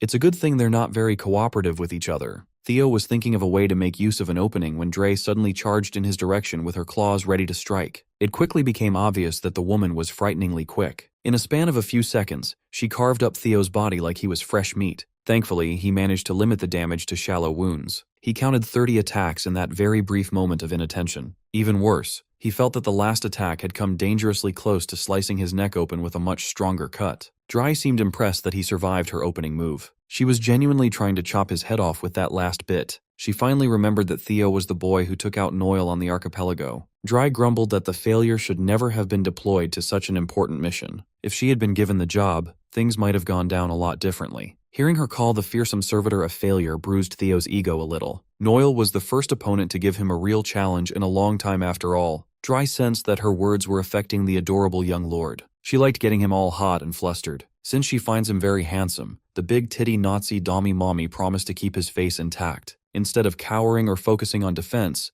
Theo matched her aggression. Not far from the main fight, Gishar Ragnar created identical clones of himself using shadows and charged forth. Upon reaching his target, his real body and the shadows unleashed a coordinated attack, covering every angle, with a flying shadow sword strike. Unfortunately for the maniac, Dre was too fast to fall for his flashy sneak attack. She simply jumped out of the way without breaking a sweat, while trying to provoke the freak into attacking his brother instead. No matter the beef, they're still related by blood. Gishar must cherish his little brother just a little bit. The edgy maniac eyed her with a murderous gaze and warned the wench to shut up and stop stealing his prey. Dry didn't take his edgy threat seriously at all. She's not exactly a fan of love triangles. She just wanted to have some time alone with her honey Theo. She could not give less of a damn for some other brat. Trying to make him scram, Dre closed the distance and got to scratching. Her pace was inhuman, and Gishar had a tough time following her with his eyes. To make matters worse, number 2 decided to finally get involved and smacked him with that big-ass hammer from the back. Dry almost got caught in the reckless attack but was able to fly out of the hammer's trajectory. Upon landing, she switched gears and targets. Friendly fire has been activated. She climbed up the brute's shoulder, tracing his neck with her sharp claws with a warning to stop fucking around unless he wants to die first. Zwei was just trying to do the job efficiently. The one who gets the kill first gets the prize after all. Dry hated her teammates' guts, but all she could do was throw curses and profanities at him at the moment. Theo was just confused to see the servitors bicker and threaten each other. Their behavior reminded him of a certain older brother who wanted to kill him just a few minutes ago.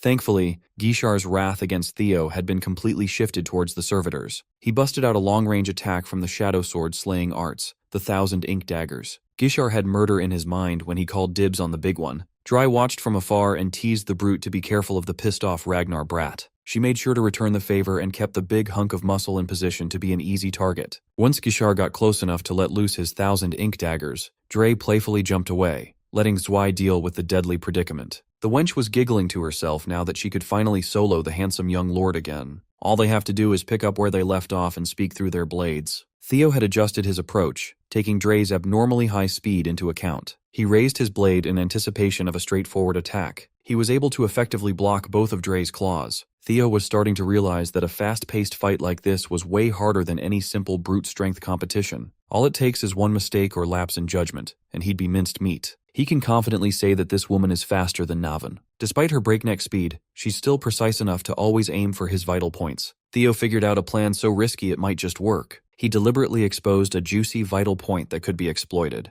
As he expected, Dre's body instinctively reacted, leaving her massively overextended. Now that the wench is right where he wanted her to be, Theo gripped his sword and burned through his mana. He combined two of his big attacks, Dragon's Claw and Dark Thunder, increasing their effective range and power exponentially. Unfortunately, his barrage of lethal slashes was a tad too slow to deal direct damage. He was nicked by the secondary effect of Dark Thunder, though. Now she knows that Theo can wield sword energy infused with the lightning attribute. Her dodging was flawless, but the paralyzing shock infiltrated her body. When the last sword energy passed her by, Dre noticed the real goal of Theo's onslaught. The boy had the presence of mind to wreck the terrain to slow her down. It seems like a last resort move, but it's not bad. It's just a pity that the rugged terrain won't accomplish much when it comes to hampering her speed. Whether they're on a flat or uneven surface, she could leverage her agility to maximum efficiency. This time, Dre used the protruding rocks as platforms to increase the variation of her approach, making her movement even more unpredictable. From afar, the third servitor deployed for this mission gave Dre a satisfactory grade for her performance. She might be an incomplete specimen,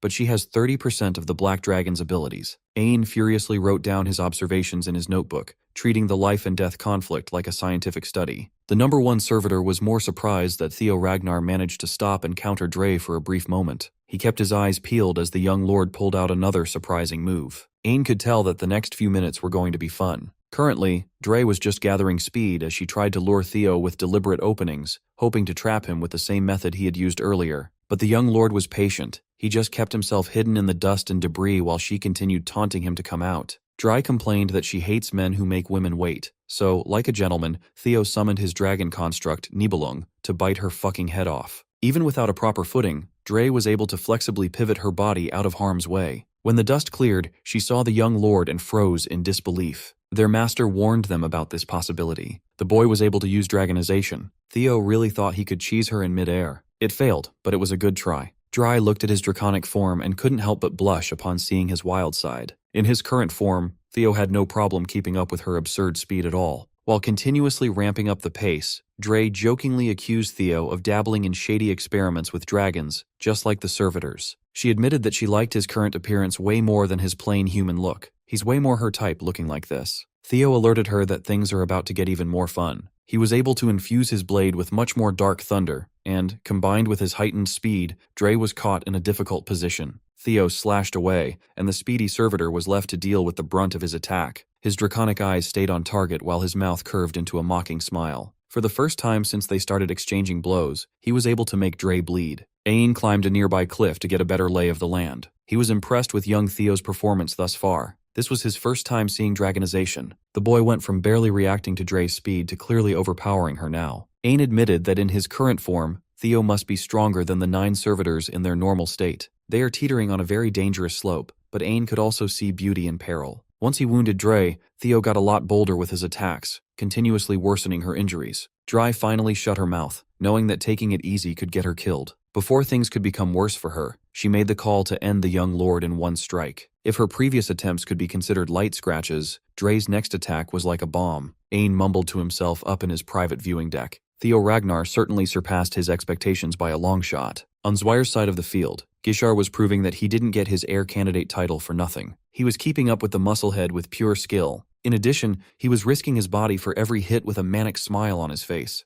But Ain didn't worry about Zwei, not one bit. It's just the boy's bad luck that he picked the wrong opponent to fight so closely. Zwei's eyes attentively followed the trajectory of Gishar's next attack. When the maniac slashed his blade downwards, Zwei moved out of the way with extraordinary speed. His warhammer was lifted and ready to crush some Ragnar flesh. Zwei kept his monstrous speed perfectly hidden until the perfect moment to dodge and expose Gishar's overconfidence. The heir candidate made the mistake of judging the book by its cover. Just because Zwei was massive doesn't mean he's slow. Complementing that unbelievable speed was his gargantuan strength. A single hammer strike altered the terrain of the area. Ain pulled out his notebook and wrote about his disappointment with the older heir candidate. Zwei was modeled after the demon dragon, but he's only operating at about 20% at the moment. Overall, this deployment gave Ain many ideas and ways to improve the servitors. He was happy, but Gishar heard no bell ringing. He's still in the ring. Admittedly, he might have been too cocky earlier. The damage the brute can dish out at any moment was beyond his imagination. According to the latest intel, the Ragnars were privy to the fact that these servitors were counterfeits created to fight toe-to-toe with the 9 dragons. Gishar didn't want to imagine a world where he was not even good enough to beat a cheap copy. The realization that this might just be the case made him drop his ego by a peg. If his power wasn't enough, then he'll just have to use every card he's been saving up in his sleeves. First, he took to the air and spammed a sword energy attack from his shadow sword slaying art, the Ink Orchid. Zwei stood still and spun his hammer to deflect the flimsy attacks. He made it look as though his big-ass weapon was as light as a feather. He only stopped spinning his hammer when Gishar seemingly gave up. He called the heir candidate pathetic, daring the boy to dig deeper and fight some more. Gishar wasn't bothered.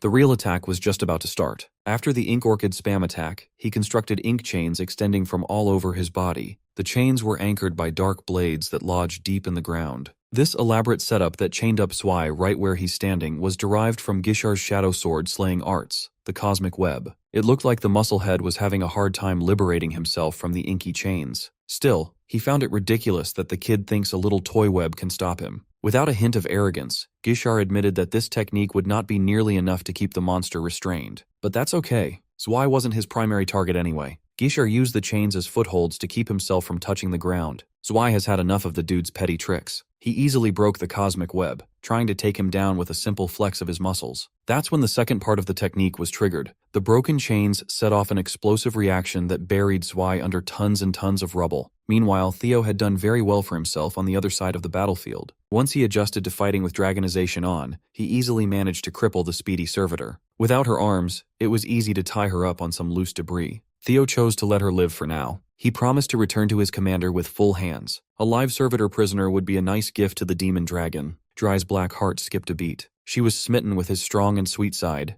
even though he wasn't really being sweet at all. Theo looked to the other side and wondered how his brother was doing. Zwei had already finished digging himself out of the bothersome rubble. Before he could recollect his thoughts, Gishar appeared out of nowhere for a perfectly angled drop. Zwei's instincts immediately alerted him to the incoming assault. Without letting the musclehead catch a breath, Gishar engaged him in an intense series of melee exchanges. Surprisingly, Gishar was able to deal significant damage to the hulking beast's body. Gishar clicked his tongue in frustration. He went all in on that last combo, but he barely broke through Zwei's outrageous defense. Seeing Big Bro struggling against his unfair matchup, Lil Bro decided to join in for an unfair 2 versus 1 advantage. It was electric. With Balmung in one hand and the white moonlight blade in another, the Dragonized Theo was a cheat code. He gave his insane brother a smile and offered his hand to help. Gishar looked ashamed as he instinctively cursed at the cocky kid. Seeing Theo utilize Dragonization erased any doubts he had about Theo being the chosen one. He shamelessly warned his little brother that they would continue their fight after the servitor is cooked. Theo readily accepted the challenge with a confident smile. Before spilling family blood, it's better to take out the traitors first.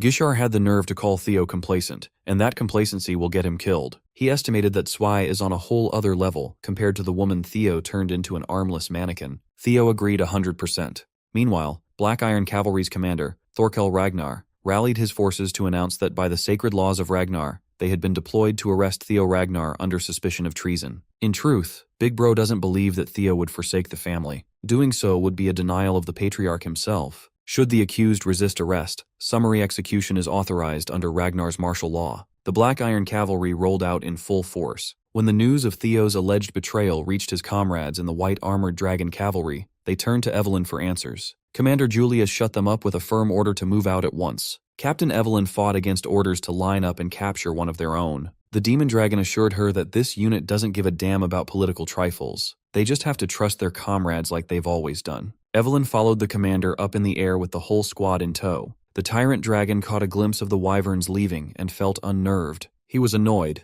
extremely so. Leading those flying lizards in the sky is a man who would break an ancient dragon's arm to save a single subordinate. Julius Ragnar would have never taken a discarded uniform as proof of treason, let alone lead a pursuit squad against the Golden Boy. It was plain to see that those flies were up to something. In frustration, the Tyrant Dragon pinched a cliff to bits, itching to join the chaos himself. Back in action, Theo and Gishar Ragnar were pushed to team up. Gishar warned Lil Bro to pay attention. The big one is on a completely different level than the Nazi lady he faced. Theo proposed a plan, and his crackhead brother refused to listen. He hates being ordered around. In fact, he'd gladly kill Theo after smoking a noble servitor by himself. Lil Bro backed off. You can't trample on the pride of a succession candidate. Gishar focused back on the fight at hand and gathered power before jumping out of frame. When he reappeared, his dark assassination technique was on full display. Dark heavenly daggers surrounded and cornered Zwei. The pesky blades exploded upon contact. Even so, the servitor stood still and pounded every dagger away. When the barrage ceased, Zwei turned to the offensive. Gishar was subjected to impossible speeds despite its massive size. It was like fighting against prime LeBron James. Taking that warhammer head-on would be a death sentence.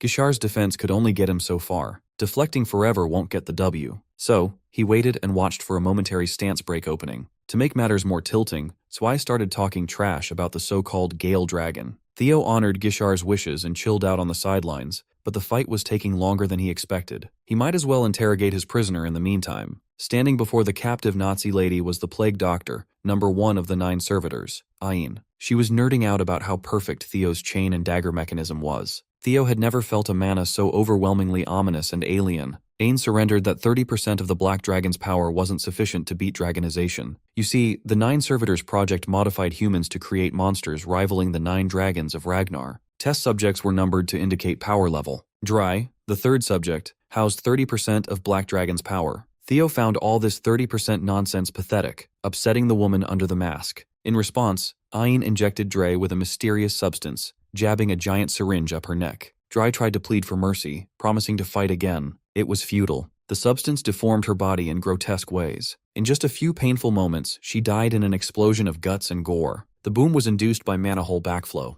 Theo had seen something similar before. Ain gladly explained that the syringe contained exactly 40% of the Black Dragon's power. In truth, they've already perfected powers that rival the original. The only bottleneck in the experiment was a vessel capable of withstanding that much power. On that note, Theo Ragnar would be the perfect frame to advance Ain's pursuit. She promised to make him stronger than the patriarch himself. Their conversation was interrupted by the fight in the background. Surprisingly, Gishar whittled down Dway enough to strip that freak down. The crazy bastard was feeling himself. Seeing this, Ain stepped in. With a flick of a finger, she ordered Zwei to get up and wrap it up. After all the beating, the 2nd servitor returned to his feet like a zombie. While Gishar was distracted, Zwei's aura turned into a spike that skewered him. Ain's original mission was to kill Theo and seize the power of the ancient dragon. Still, she would gladly settle for a lesser succession candidate for now and take her leave. Even Theo was bamboozled by how fast everything happened. Sensing the arrival of uninvited guests, Ain melted into the dark while reminding the young lord that the offer still stands. The first one to locate the missing Theo was Big Bro Thorkel. He almost cancelled Ain's bailout teleportation, but his spear was a tad too late. Thorkel's forward charge left quite a bit of damage in the terrain.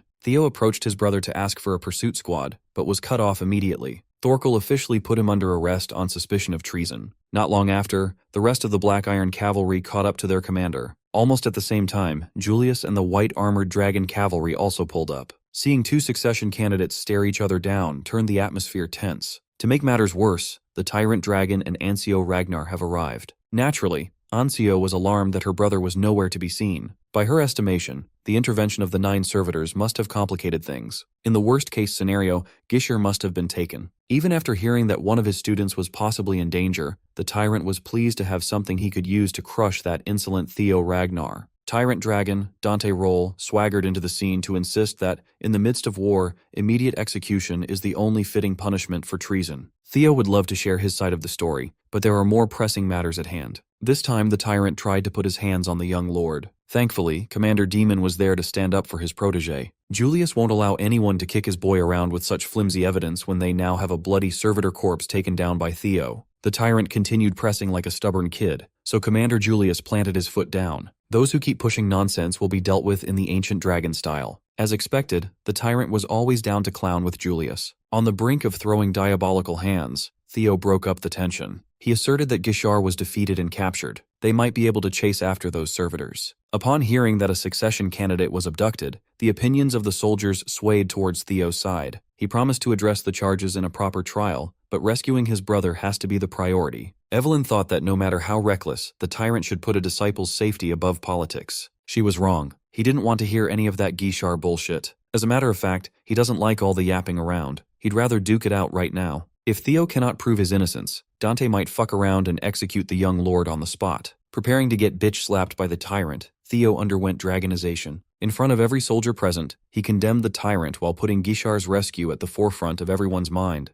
Theo asked the tyrant whether the family or the throne he was so desperate for was more important. The young lord's power level continued rising like the tide. Right now, all eyes were on his glorious transformation. Theo Ragnar solidified his position as the legendary descendant of the ancient dragon by flexing his guardians in front of his hostile family. Griffin wasn't pleased to be used this way at all. Theo found a method to utilize Nirvana to mimic a glass domain. However, given his level, the most he can do is manifest the image of a guardian. They might look mighty and mythical, but they don't have the actual power to hold down the tyrant. Theo wasn't really looking for a fight. He's fine with shutting down the aggressor by tilting public opinion in his favor. The mighty display of the true ancient dragon descendant capable of commanding guardians should work particularly well on a family built around dragons. The soldiers from both cavalries cheered for the true descendant and the noble decision to save a fellow Ragnar. With the momentum successfully shifted, Theo could spearhead a search and rescue mission, but the tyrant saw through his flashy illusion. In one punch, Dante shattered his mimic glass domain into 1,000,000 pieces. The illusory figures of dragon guardians melted along the broken domain. The tyrant made sure that everyone heard him discredit Theo and those illusory lizards. He went on a weird rant about how the family is full of pathetic worms who believe in childish fairy tales and are easily fooled by parlor tricks. Before he caught himself slipping, it was too late. He had already called the soldiers stupid and gullible. In complete silence, everyone looked at the tyrant like he just shat his pants. Even the traditional elder dragon was offended when he called dragons lizards. Theo kept his mouth shut and let the hot-headed son of a bitch dig his own grave. Without making any more moves, the idiot just made his job a whole lot easier. Dante Roll's true feelings have been exposed in front of the clan.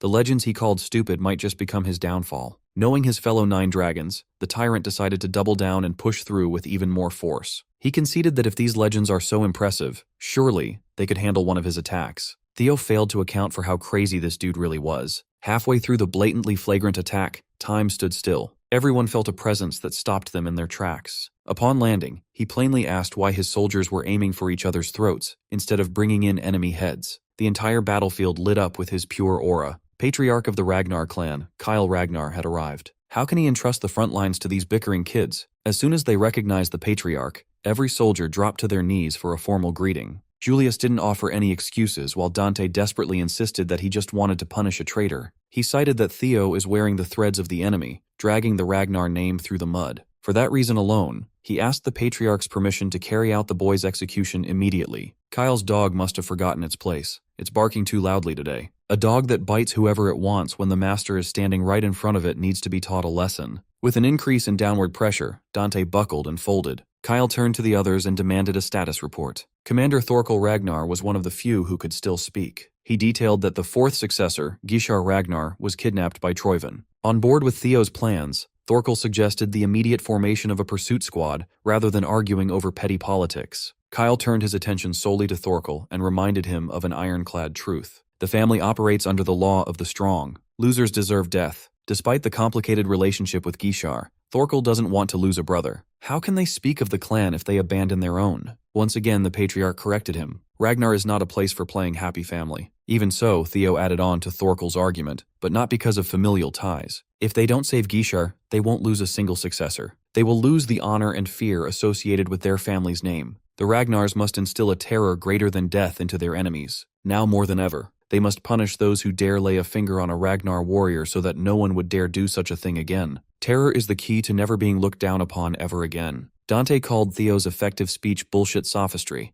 and pathetically tried to refocus the conversation on matters of treason. Annoyed, the patriarch made him eat dirt with one more handless smacking. Kyle was frankly impressed by Theo's silver tongue. He talks about Ragnar honor as if he's already the head of the family. It was an interesting excuse to get what he wanted, one that Kyle would entertain. The patriarch emphatically organized everyone present into rescue squads to retrieve Gishar at once. While the soldiers were rolling out, Kyle asked his son to stay a while to discuss some things with the old man. Thorkel saw their father favor Theo and felt a bit conflicted before rejoining his unit. Meanwhile, the first servitor, Ain, was being chewed out by her boss. Ed Troyven swung her around by the neck, displeased that neither Theo nor the relic was delivered to his feet. His number one dared to return alive with a consolation prize. Ain cited the Ragnar main force's arrival for her failure. In truth, she just refused to kill an interesting subject like Theo Ragnar so soon. After slapping him around a little, Ed Troyven resigned to failure. The resurrection ritual is impossible without the relic of the ancient dragon after all. The priest who was commissioned to help proposed that they use the dragon sword as an alternative. Among the few weapon-type relics, the dragon sword is top tier. However, the Mad Dragon Emperor will need something like it to face Kyle, so it cannot be used as a sacrifice.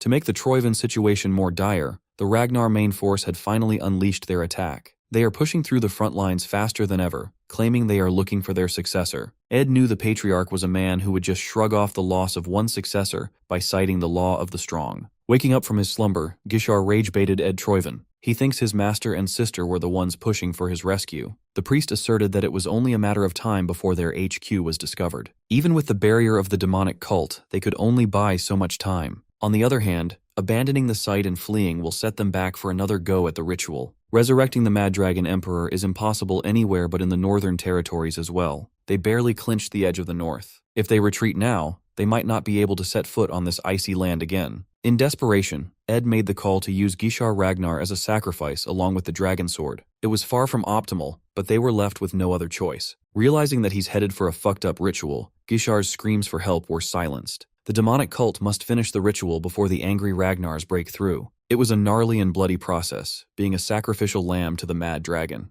The fleshy tendrils of the altar left massive lacerations all throughout Gishar's body. Under the bloody skies, his flesh was offered up to the dead. With Ragnar's blood and relic, Ed Troyven kickstarted the resurrection of the Mad Dragon Emperor, altering the timeline. Kyle's version of father-son bonding was a bit extreme. It involved ripping a hole across the very fabric of space and time, entering the hole, and showing his boy what's on the other side. This was a perfect place for a quiet conversation. Lodbrok's soul appeared beside Theo upon sensing that he had entered a gap between time and space. The things Kyle Ragnar can do with his sword cannot even be called swordsmanship anymore. According to Lodbrok, the patriarch no longer seems human. Kyle did not appreciate all the internal chatter between Lodbrok and Theo. He brought his son out here to speak in private. His slice of space is no place for a ghost of the old era. With one mean look, he forcibly closed Lodbrok's Thundergate, temporarily disconnecting her from Theo's mind. Lodbrok sustained some damage from being forced out. Even Theo felt a little bit of a headache. He's never had a real grasp on his father's power. Just how far can the patriarch see ahead? Surprisingly, Kyle somberly asked Theo if he ever resented his father for the years of neglect and the endless slaughter within the family under his absolute rule. Theo was caught off guard, but ultimately decided to be truthful and nodded. Kyle appreciated that his boy had some balls to answer honestly, rather than butter him up with a panicked denial. The patriarch slashed a finger out and demonstrated the absolute strength required to sustain the world. Throughout his life, he never minded sacrificing the small for the greater good. With ruthlessness, the clan safeguarded this realm. It is half true that he was a crazy regressor hunter. He weeded out the rats who brought nothing but chaos into the realm. It just happened that most regressors are rats. The biggest chaos rat of them all was his father, the Mad Dragon Emperor. Kyle had to put down the geezer for the sake of the clan's survival. His hands are stained with familial blood to protect the bigger picture. In his pursuit of stability, Kyle Ragnar had become far too powerful before he knew it. Theo recognized the brilliant structure forming on his father's back. The last time he saw one of those halos was back in the Pantheon. In addition, Kyle was partially bound by the chains of fate. The moment his power transcended the human realm, a grand calling from beyond began to pull at him. He's being summoned to join a battlefield on a grander scale, but he refused to leave the clan behind. So, he consciously sealed his power to avoid the calling. The more strength he reveals, the tighter the chains of fate bind. This was the reason why he used fear as his primary tool to rule. With fear, he doesn't need a sword to keep the family from collapsing. At this point, Kyle Ragnar is more of a god or a monster than a human. He was just showing his son the weight the family head carries. It's up to the boy whether he can break the shackles of destiny. In truth, Theo doesn't even know if his current path was the one true path. Using Nirvana to momentarily expand his mental realm, he entered big brain mode. The space rumbled as he confidently claimed that the clan, the calling, and even the realm would be under his care and responsibility when his turn came. After all, he's aiming to become a family head, surpassing his father. Kyle loved that kind of confidence. The kid was arrogant beyond belief. He truly was his father's son. In that case, Kyle found one more reason to stay and fight his calling for a little longer. It's up to his son to show if that arrogance was empty bluster or the truth. Kyle will be watching, always. This is an open challenge to prove to the big boss that Theo is a worthy successor. Out in the real world, Thorkel and his unit have been circling and extending their search beyond what the map shows. It was odd that they hadn't seen a single soul around. He kicked himself when he realized what was happening a little too late. Thorkel sensed a disturbance in the empty air and lifted his spear to poke it out. He quickly confirmed that they had been running around a mirage barrier created by the demonic cult.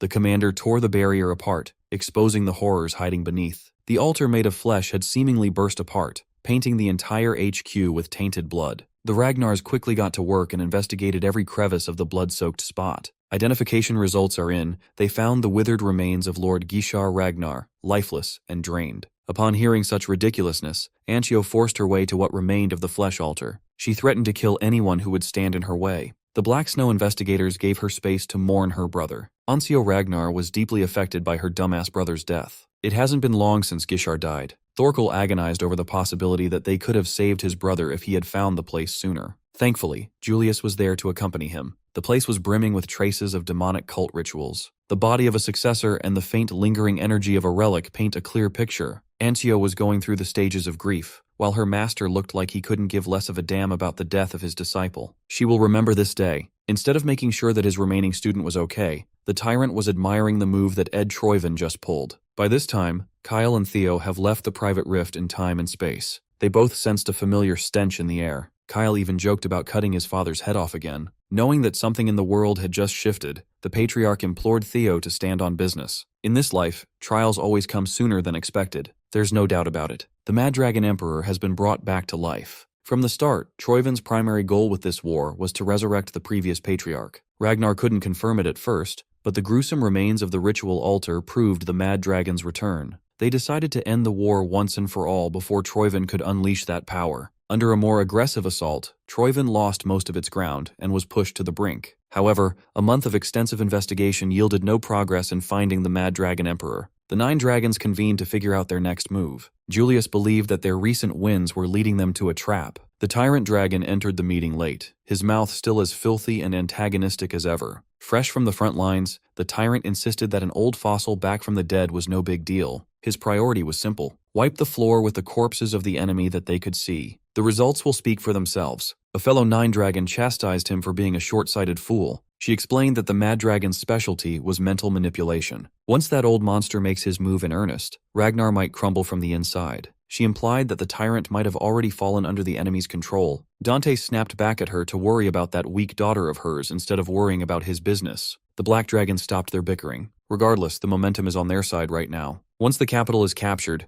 Troyven should be effectively finished. Clinging onto what the Black Dragon laid down, Dante urged everyone to give him the green light to crush the Troyven capital. 3 days before the final assault, the white-armored dragon cavalry was in preparation mode. Everyone just wanted this war to come to an end. Selford teased Aaron to wear her weird dress for the victory ceremony. It was a bad idea to make fun of the dress Aaron's mother made. It was great that they're on the winning side, but Theo cannot shake the feeling that something was afoot. In his past life, this war wasn't supposed to erupt for another 5 years. He might have forced the enemy's hand before they could fully gather strength. Theo's actions changed too much for the future he once knew. Unpredictable variables tend to pop up when things are going too well. Nevertheless, there is one person he could run to for some clarity. While he was deep in thought, Big Bro Thorkel paid Lil Bro a friendly visit. The brothers in arms and blood discussed the strangeness of their situation. Thorkel teased his little brother for worrying about the enemy like a traitor before laughing it off as a joke. Come to think of it, Theo never had the chance to thank Thorkel for the last time. Although one of their brothers, Gishar, met a tragic end, Ragnar will stay on top. Commander Thorkel believes that strong internal bonds will lead them to victory. His tone turned serious when he lobbed Theo a simple question. What is the Ragnar that his little brother envisions? Theo truthfully answered that the Ragnar he seeks won't be built on the law of the strong. It might sound a bit naive, but he truly wants an order built on trust instead of fear. Thorkel was very pleased with Lil Bro's answer. He returned to his unit and suggested that Theo get some rest for the next 3 days.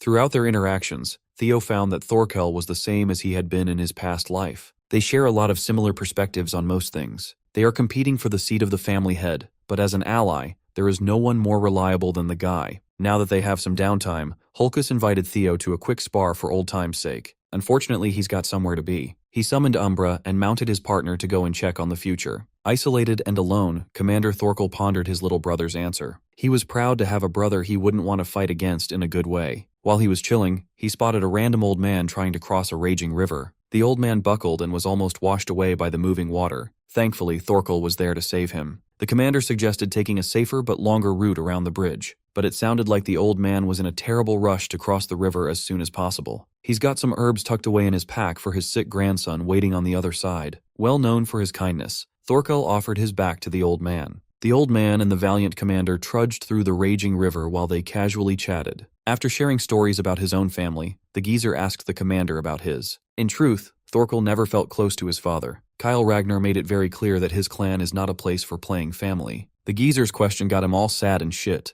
When the other side of the river was finally in sight, the old man invited Thorkel to dinner in his house past the water. The kind commander politely declined the invitation, but the old man had other plans. The vibe shifted as Grandpa held his warm and reliable back tighter. Thorkel fucked up. He showed vulnerability to the last man you should show your weakness to. The old man read his mind perfectly and verbalized the feelings he had been feeling. When he was hooked by Grandpa's manipulation, the Mad Dragon Emperor formally invited Thorkel to come to the dark side. While his brother was getting groped by their grandpa, Theo was out flying near the boundary forest of the Demon Sea north of Ragnar. His destination was the Ghost Castle, a place hidden by a barrier. At midnight, when the barrier's power is at its weakest, the castle finally reveals itself. This elusive hideout is the retreat of the former family head from 2 generations ago, Big Grandmommy Hilda Ragnar. Umbra and Theo arrived just in time to enter the premises. Despite its Ghost Castle name, the whole territory was surprisingly well maintained. Entering the gates, he was actually excited to chat with that enigmatic woman. Hilda showed him goodwill and curiosity at the nomination ceremony. Surely she won't threaten his life or anything. Even if she does, Theo already set up a possible way out. He entered Ghost Castle and roamed its halls. Eventually, the halls showed him visions of a woman painstakingly training herself. The vision was intangible, likely due to illusion magic. It would be safe to assume that Hilda intended to personally show him these scenes. Eventually, visions of training bled over to visions of war. Theo found himself in the middle of a raging battlefield. Her aura was so intense that his body instinctively tensed up even though she was just an illusion. For some reason, the Grand Matriarch showed him visions of her past life. Before he knew it, Theo had set foot on Hilda's throne room, where her loyal soldiers had lined up in reverence to Hilda Ragnar. This was yet another vision of the past. It was a version of Hilda's life where she died in a sea of blood in her own home. Seeing someone so powerful die in such a gruesome way was surreal. The vision looped back around to her training montage. Watching all these visions stacked on top of one another made Theo understand what she meant when they first met. With one look, Hilda clocked his ass as a regressor. She didn't mind sharing that she is a regressor just like him, though her allotted lives have run out. When a regressor dies, they return to a specific point in time. The illusory visions highlighted Hilda's progression over and over again. In one of her runs, she took over by beheading her enemies and displaying their heads on a spike around her castle. Hilda was unbeatable back then. Unfortunately, she suffered her only L in the hands of the man she loved. Her own man stabbed her heart through the back of the throne for the sins she committed. She became a monster he can no longer bear to look at. Instead of regret or pain, Hilda felt fury. She was angry at herself for having such a blind spot. Before her breath ran out, she swore to crush the man she loved with even greater terror. If he doesn't want to look at her anymore, then so be it. What followed was a whole movie of her killing highlights for Theo to watch. Although she died countless times, her kill count climbed with every cycle. At some point, the deaths and destruction just blended together. Theo gathered that despite her countless regressions, Hilda had never been able to escape the same tragic ending. It's hard to even pinpoint what drove her to madness. Could the vicious cycle of repeated lives corrode the mind? If that's the case, was Theo fated to go down the same path as those who came before him? Interrupting his anxious thoughts, the real Hilda finally showed herself. Reality melted away, and Theo found himself in the familiar throne room. She wanted to know if the kid enjoyed her little illusion magic show. Not wanting to be rude, Theo bowed and gave formal greetings to Lady Hilda. The last time they spoke was way back in the nomination ceremony. She's the type of person you can't lower your guard against. Hilda urged him to lighten up. They've already shared deep secrets with each other after all. With a flick of a finger, reality followed her will, and the whole room changed. The empty throne room turned into a dining hall where they could have a meal and chat. Surprisingly, Theo was escorted by a familiar figure. The Ascendant Dragon himself was present. He had heard of rumors before, but this was basically confirmation. People say that Grand Matriarch Hilda keeps the Ascendant Dragon by her side as a loyal servant. That seems to be true. Who would have thought that someone so powerful would personally serve Theo some steak and wine? Hilda noted his reservations. She assured Theo that the Ascendant Dragon is to be trusted. She's kept him around through countless lifetimes. Unfortunately, she had already reached the limits of regression. Hilda doesn't even know whether there's a specific method for determining the number of cycles remaining. In her case, she just started to get a feeling. It's an abstract intuition that gauges how many regressions she still has banked away. One thing's for sure. Hilda doesn't know about Theo's system window. The system provides him with specific, concrete information. Changing the subject, he asked Hilda about his father, the Patriarch. He shared his recent talk with Kyle, where the Patriarch showed his ascendant state. Hilda's mood turned sour upon hearing the word ascension. She asked the boy if he had already laid eyes on the Pantheon. Hilda refused to believe that a brat on his first regression cycle had already gotten so far. The Ascendant Dragon attempted to calm her ass down. It was surprisingly effective, even though she looked ready to tear Theo apart. She admitted to being a bit too sensitive in matters of ascension. Hilda confirmed that Kyle Ragnar is currently suppressing the call of the Pantheon with sheer force just to stay in the mortal world. He won't ascend immediately, but if he insists on interfering with worldly affairs again, his chains will tighten. The call of the Pantheon can no longer be refused. That's why the Patriarch just sits and watches like an idiot from the sidelines while his kids kill each other. Hilda did not hold back her tongue. She was pretty much daring the Patriarch to kill his own grandmother before leaving the mortal plane. Theo was glad to have secondary confirmation about his father's ascension. Now it makes sense why Kyle Ragnar entered seclusion before the Great War in his past life. Still, Theo didn't come all the way out here for intel he already knew about. He's had enough of the appetizer. He wants to move on to the main dish. Hilda knew how regressors work, so she wasn't surprised. You see, Theo siphoned some information regarding Hilda from his days in Black Snow. Hilda was venerated as a god thanks to her parchments, prophetic records of the future given to those who offer sufficient profit or allegiance. It was divine foresight in a scroll. Given that she had regressed countless times before, the authenticity of her parchments made sense. She must have collected information across an infinite number of cycles. With the resurrection of the Mad Dragon Emperor looming over the clan, Theo needs one of Hilda's parchments badly. Hilda asserted that her parchments were born from burning her own lives. Today, she specifically brought up records concerning the future magical empress Cassandra. It's safe to assume that such valuable information won't come for free. Hilda would gladly give him an honest price as a fellow regressor. To gain some prophetic knowledge of the future, all Theo had to do was become her disciple and volunteer every detail of his cycle. Theo didn't even let her finish and refused. Hilda was visibly annoyed. She was not used to rejection after all these years. Theo reasoned that he had no desire to get caught up in her little political games. Even though it had been decades since she stepped down as family head, there was one way to interfere with Kyle's era: become the power behind the next family head. This woman only showed Theo her past lives to build camaraderie as fellow regressors, but it had the opposite effect. It only made him realize that her obsession with power was no different from the Mad Dragon Emperor's insanity. Hilda turned cold. She realized the wrongness of her gentle approach from the start. In this family, the law of the strong always prevails. Reality became warped and suffocating around Theo. In just a moment, he was transported to her deathly domain. For one last time, Hilda gave him an offer he could not refuse. Be spared and become the Grand Matriarch's disciple or else. Inside her domain, Theo was surrounded by some sexy-ass apparitions. They held him in place firmly and slowly took over. The Grand Mommy of the clan used a freaky glass domain right off the bat. Some of you would have folded instantly. Hilda had never failed to get whatever she wanted. Even if it must be crushed to bits, she will own it in the end. A mere regression rookie won't be any different. According to Farrell, exactly 1 minute had passed since she trapped the young lord in her domain. That meant Theo had been struggling in there for an hour. By now, his spirit should be sufficiently broken. Instead of his spirit, the first one to crack was Hilda's domain. With Dragonization and Nirvana active, Theo's willpower and endurance increased dramatically. The apparitions of the Grand Matriarch were annoyingly clingy. No matter how many he eliminated, they kept increasing in number. Theo was pulling out all the stops and pushing past his limits. After struggling for a whole hour, he cracked the domain. It was small, but he could make a move before the crack closed. Succumbing to the hold of Hilda's domain, Theo summoned a slithering shadow from within. He pointed at the crack and let Umbra out in covert form. Umbra knew his job. He flew to the crack, knowing what to do. It was a close call, but he made it out in the nick of time. Outside, Hilda saw that little shadow sneak out from the crack in her domain. She already knew of Theo's demonic shadow dragon. Farrell asked if pursuit was in order, but Hilda didn't want to bother with a beast abandoning its master. More importantly, cracking her glass domain was quite a feat. Even Robert the Black Dragon took over 3 minutes to break out the first time. Since Theo broke that record, she wanted to torture him a little bit longer. Farrell subserviently praised his master for the wonderful idea. Internally, he was worried that his master's bad habits had resurfaced. Successor or not, Theo Ragnar is just a young swordsman. She was going too far. Hilda's current cycle had lasted 150 years.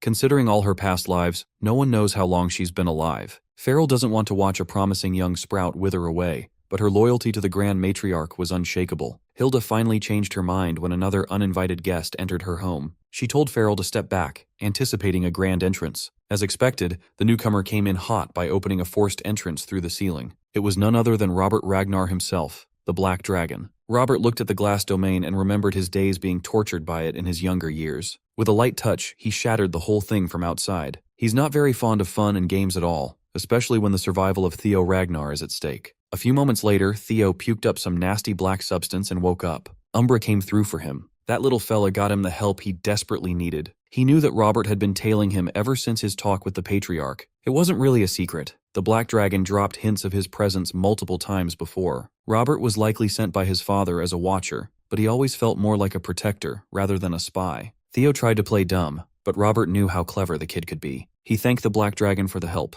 Theo should be able to handle the escape on his own from here on out. Hilda won't make getting out easy, though. She torched them from afar while complaining that she just wanted to share a meal with her great-grandson. Perhaps her naughty grandson came all this way to join. Robert didn't even entertain her abusive ass. He coordinated with Theo for an escape plan instead. To get out, Umbra has one more assignment to fulfill. When Hilda Ragnar continued throwing her reality-bending tantrums, Robert gave Theo the signal to run like his life depended on it. He matched the Black Dragon's speed, running side by side while letting Robert tank Hilda's nukes. As soon as she figured out what they were trying to do, she switched to close-range combat. Robert read her intentions like an open book and effectively blocked the attack. Even though the Grand Matriarch can no longer regress, her greed is still alive. To regressors like her, the world is nothing more than a toy to be seized, no matter the cost. Hilda wanted to stop Theo from leaving, but Robert did a pretty good job blocking her ass. The young lord seized the chance to escape by jumping right through the ghost castle's window. It was quite a long free fall. Thankfully, Umbra was waiting to catch him in midair. Just like that, Theo Ragnar successfully evaded the grasp of his crazy great-grandmother. As soon as he flew away, Hilda stopped harassing Robert with her blade. She left the mess for Farrell to clean up and announced that she'd rest up for a bit. Robert was surprised to hear that she wouldn't be pursuing the kid. Hilda lost her appetite upon seeing the boy jump out of her highest window because he hated her guts so badly. When she looked at her parchments, Hilda laughed. Somehow, that cheeky little brat managed to steal one of her priceless pieces of intel in the midst of chaos. After his daring heist and escape,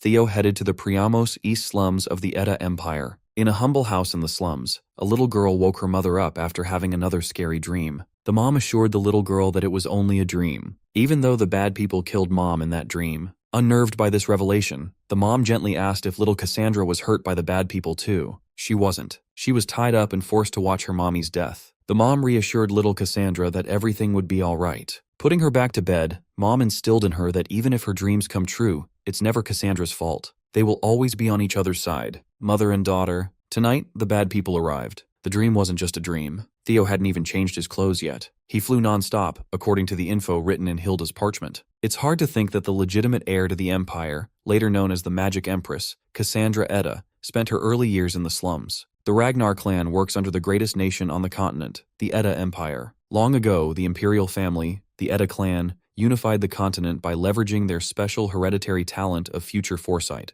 However, over many generations, the number of those with foresight dwindled. Perhaps they were punished for relying on that power too much. Currently, the imperial family is a shell of its former glory. At this point in time, Cassandra is the only one in the Empire with the gift of foresight. If Theo can find and protect her early, she would undoubtedly become an invaluable ally for his future moves. She won't know her own status for years until the imperial family finds her. The slums hid her too well. As Theo got closer to the house marked in the parchment, his nose picked up the smell of blood. He carefully entered the house. Surprisingly, he wasn't ambushed in the entrance. Upstairs, he heard some raucous men playing cards without a care for the world. Theo slipped onto the second floor to get a view of the situation. Hooded criminals have taken over the house. In the corner, tied up in a sack, was Princess Cassandra Edda. In front of her was her dear mother, collapsed in a pool of her own blood, lifeless. Theo considered that this might be the doing of the imperial family, but it was way too soon. To understand what's happening, he'll just interrogate the scarred man leading this band of criminals. Behind the door, Theo wound up an electric attack that only the scarred man noticed. He tried to spur his subordinates to get ready for battle, but they were massacred in a split second. The scarred man charged forward, but got his ass pinned back down by electrifying daggers. Scar pulled out the "Do you know who I am" card,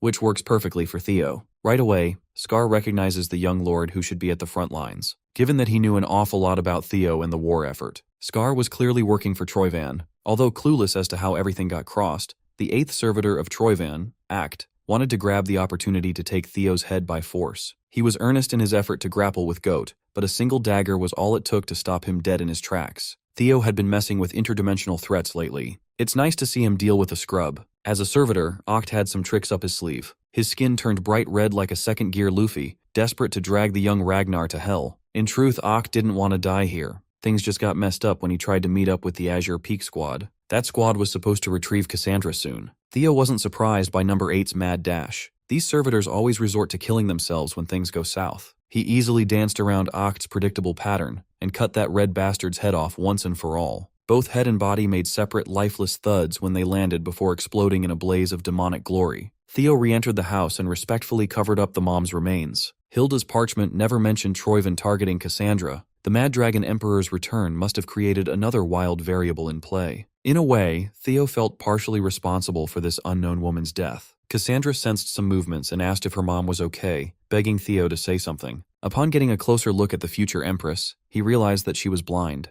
It was a cruel twist of fate. The one who sees the future is blind to the present. He contemplated telling Cassandra the truth about her mother, but the little girl figured that the woman who raised her was dead. She already saw this night play out in her dreams. Everything she dreams about always happens exactly as she saw it. But tonight was different. In her dreams, she always ended up being taken away by the bad people. But in reality, someone appeared to save her. Perhaps Big Bro Theo over here could change the future. The 5th scenario quest had officially started. Find and protect the future Empress.